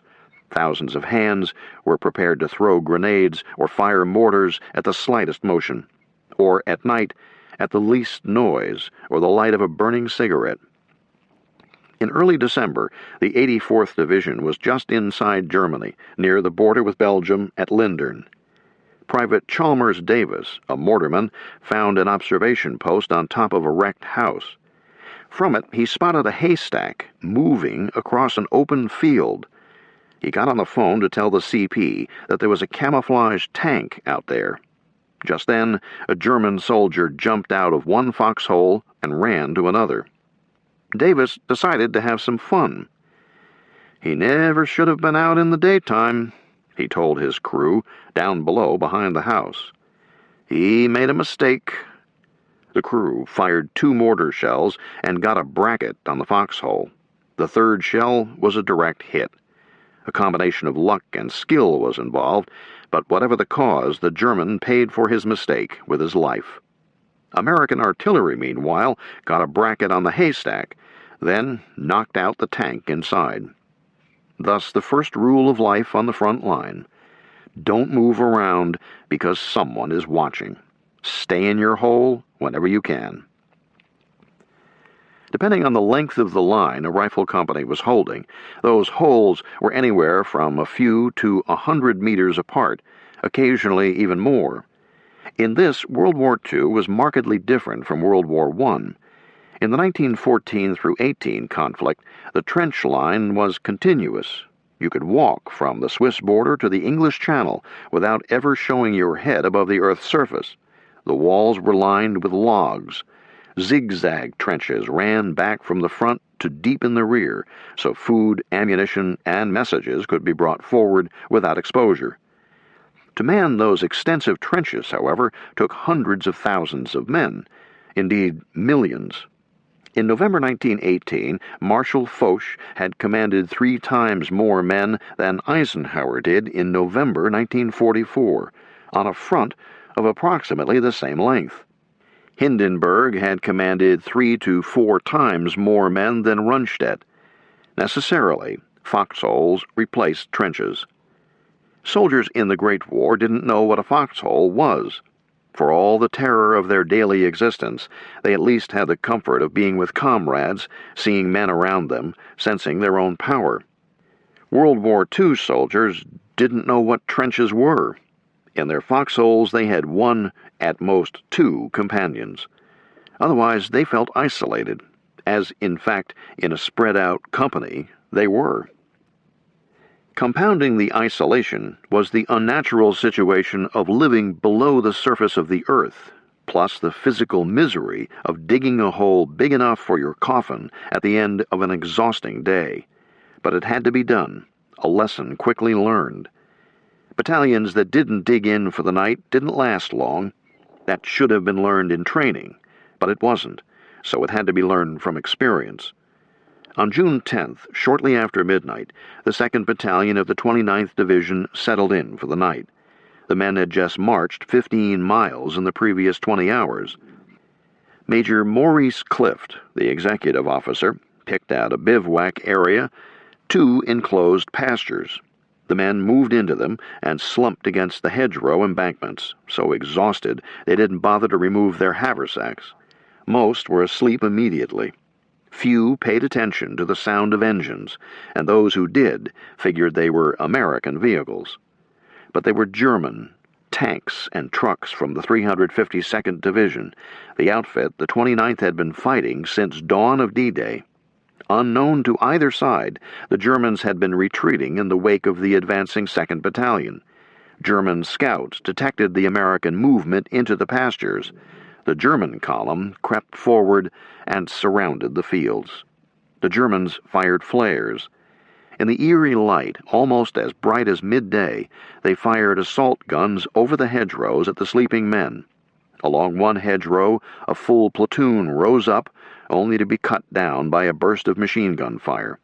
Other frantic Americans dashed to and fro, looking for an escape route. German riflemen cut them down. German mortar shells exploded all around the pastures.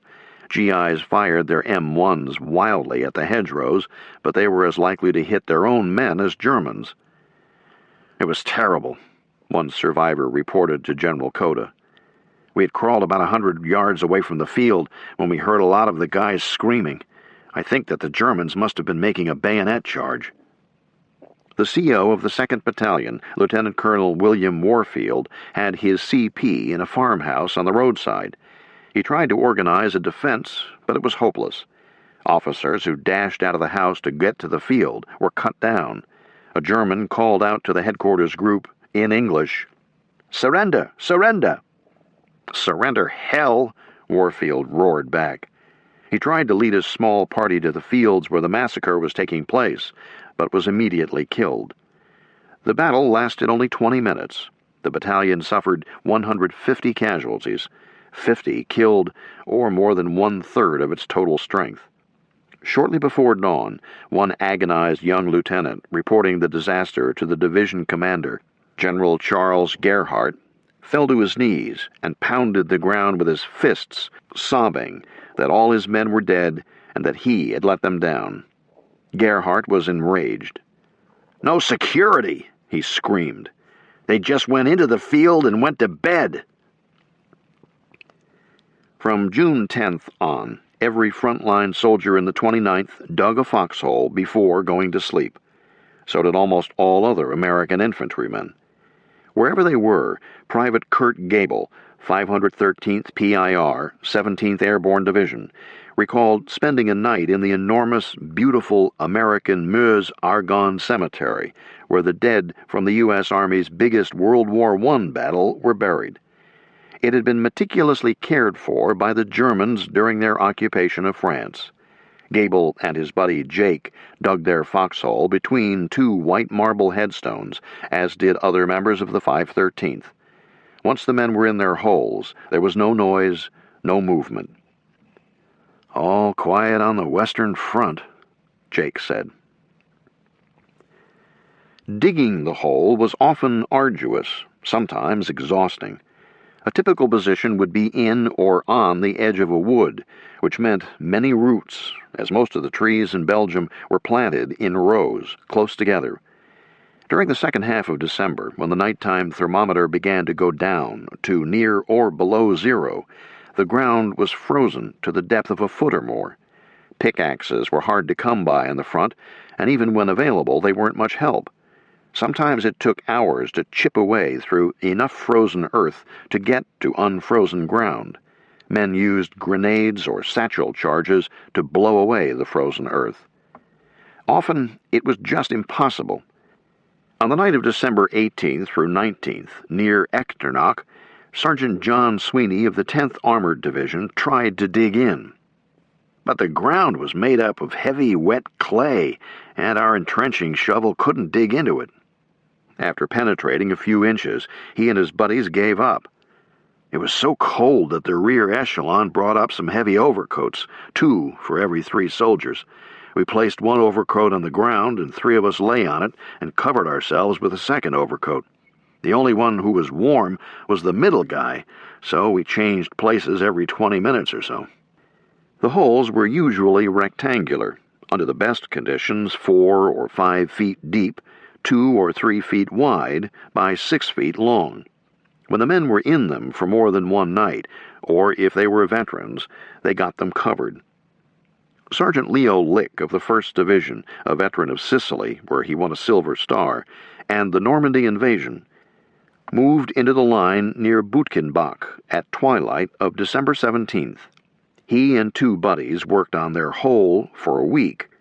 They got some logs, which we put over the hole and then put branches over the logs and then covered that layer with soil and camouflaged the top with snow. We also put 6 inches of evergreen needles on the bottom of the hole for comfortable sleeping.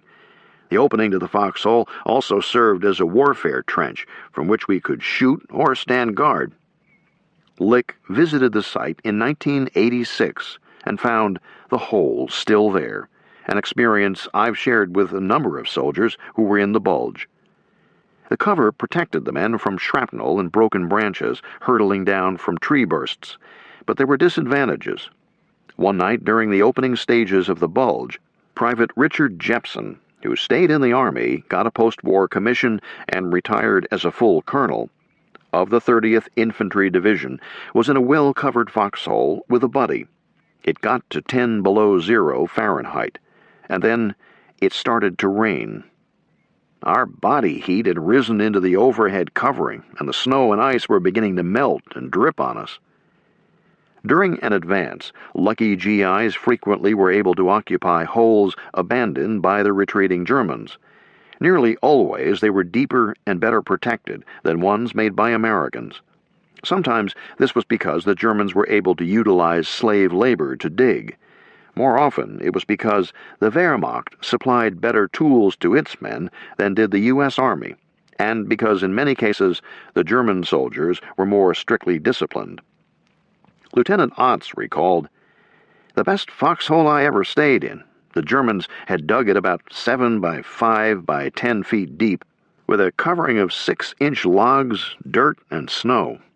It had a little gasoline stove, a candle, and a bottle gas lamp, so we really had most of the comforts of home." Once the holes were dug, the next task was to secure the area with booby traps, wires stretched across a path, or any opening in no man's land attached to grenades.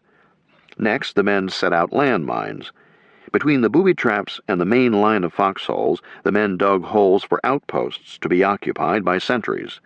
Then they set up communications, commo, which meant running telephone lines back to the CP.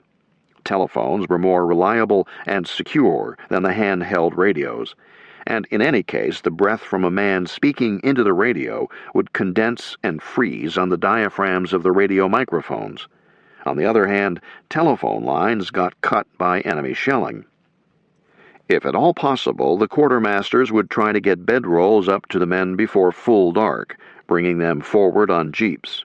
The bedrolls were one half a canvas pup tent, which then, buttoned to the other half, became a tent, although seldom did GIs set up a tent on the front, as it was far too conspicuous, wrapped around 2 wool blankets or a sleeping bag. The bag was much warmer, but more dangerous, because it was harder to get out of it if an enemy patrol or attack required instant action. The cooks would try to get a hot meal up to the front before dark. This could be extremely dangerous, however, especially when taking up a new position, because the enemy might have observation posts. During the 3rd week of December, Private Gable and the 513th PIR moved into the front line in Belgium. After the foxholes were dug, the booby traps set, and the communications lines strung, Gable was amazed by 2 things: how quiet it was, and the sudden unexpected appearance of the cooks with Marmite cans and hot food. The men grabbed their mess kits and got into a chow line. "Like all the other chow lines from Fort Benning to Neuchâtel," Gable noted. "Get those men spread out," a lieutenant yelled at his NCOs. But before anyone could move, there was an explosion, then another, and another. German 88s traveled faster than the speed of sound, so the GIs didn't hear the whoosh before the explosion. Cries of "Medic!" intermingled with the lieutenant's order. "Back to your holes! Take cover!" 4 more shells exploded before the men reached their holes. The 513th PIR got a quick, if expensive, lesson in the cost of bunching up when the Germans could be watching. Mostly, American soldiers stayed in their foxholes where they ate cold C and K rations. Germans had hard black bread and, if lucky, sausage and butter. Just one night in a foxhole in Belgium in December 1944 was memorable. 10, 20, 30 nights was hell. To begin with, night lasted so long in those northern latitudes. Dusk began to come on around 1600 or 1615. By 1645, it was full dark. First light didn't come up for 16 hours. It was bitterly cold, even for the GIs from Montana or North Dakota. It was frequently below zero and generally damp, with low clouds blowing in from the North Sea and a fog that penetrated everywhere, when it wasn't snowing. Then the wind blew like a gale, driving the pellets of snow into their faces. It was Northern Europe's coldest winter in 40 years. Colonel Ralph Ingersoll, the creator of the Talk of the Town for the New Yorker magazine, was an intelligence officer with First Army. He described the cold. "Riding in a jeep through the Ardennes, I wore woolen underwear, a woolen uniform, armored force combat overalls, a sweater, an armored force field jacket with elastic cuffs, a muffler, a heavy lined trench coat, 2 pairs of heavy woolen socks, and combat boots with galoshes over them. And I cannot remember ever being warm." Ingersoll was lucky. Although it was windy in the open jeep, it was dry, and he was much better dressed for the cold than any GI on the line. The infantrymen's clothing was woefully, even criminally, inadequate. As noted, this was because of a command decision General Bradley had made in September. He had decided to keep weapons, ammunition, food, and replacements moving forward at the expense of winter clothing, betting that the campaign would be over before December. As a consequence, the men in the holes had few of the items Ingersoll wore. Their footwear, leather combat boots, were almost worse than useless. Whenever the temperature went above freezing, they were standing in 2 to 20 inches of water, which the leather soaked up. There were good boots available in Europe, of the type made popular by L.L. Bean after the war, well insulated with leather uppers but rubber bottoms. But to the everlasting disgrace of the quartermasters and all other rear echelon personnel, who were nearly all wearing them by mid-December, not until late January did the boots get to where they were needed. Major General Paul Hawley, the chief surgeon for ETO, commented bluntly, "The plain truth is that the footwear furnished U.S. troops is lousy." 3 days before the bulge began, Colonel Ken Reimers of the 90th Division noted that every day more men are falling out due to trench foot. Some men are so bad they can't wear shoes and are wearing overshoes over their socks. These men can't walk and are being carried from sheltered pillbox positions at night to firing positions in the daytime. In place of boots, the men got directives on how to prevent trench foot. They were ordered to massage their feet and change their socks every day. Sergeant Lick recalled, "We would remove our wet socks, hang them around our neck to dry, massage our feet, and then put on the dry socks from around our neck that we had put there the day before. Then a directive came down stating that anyone getting trench foot would be tried by court-martial. Senior officers threatened court-martial to men who got trench foot, or took disciplinary action against junior officers whose units had a high incidence of the malady, because they suspected the foxhole dwellers were getting it deliberately. They thought it was almost the equivalent of a self-inflicted wound. The best way to avoid trench foot was to lace the boots lightly and take them off at night before climbing into the sleeping bag or covering yourself with a blanket. But Lick said, "We couldn't take our boots off when we slept because they would freeze solid and we couldn't get them on again in the morning." The obvious solution, quickly learned by thousands of men, was to take the boots off but keep them inside the sleeping bag. Still, there was another reason for keeping the boots on: the possible need for instant action. Men wrapped their feet in burlap sacks when available, but the burlap soaked up the snow, so the boots got soggy, the socks got wet. Sergeant Lick lost all his toenails, but through regular massages and a rotation of his socks, he avoided trench foot. Thousands of others got it.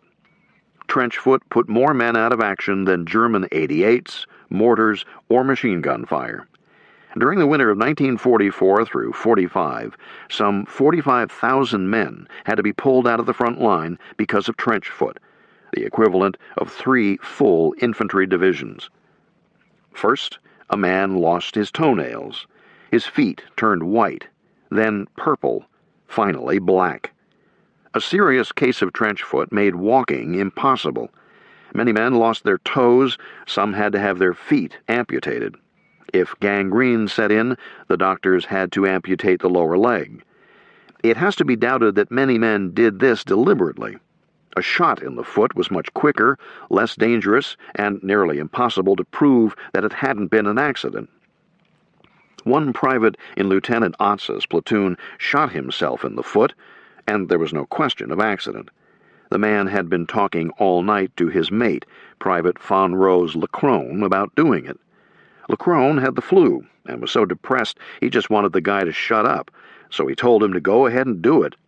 Egger commented, "It was 3 miles by trail to the aid station.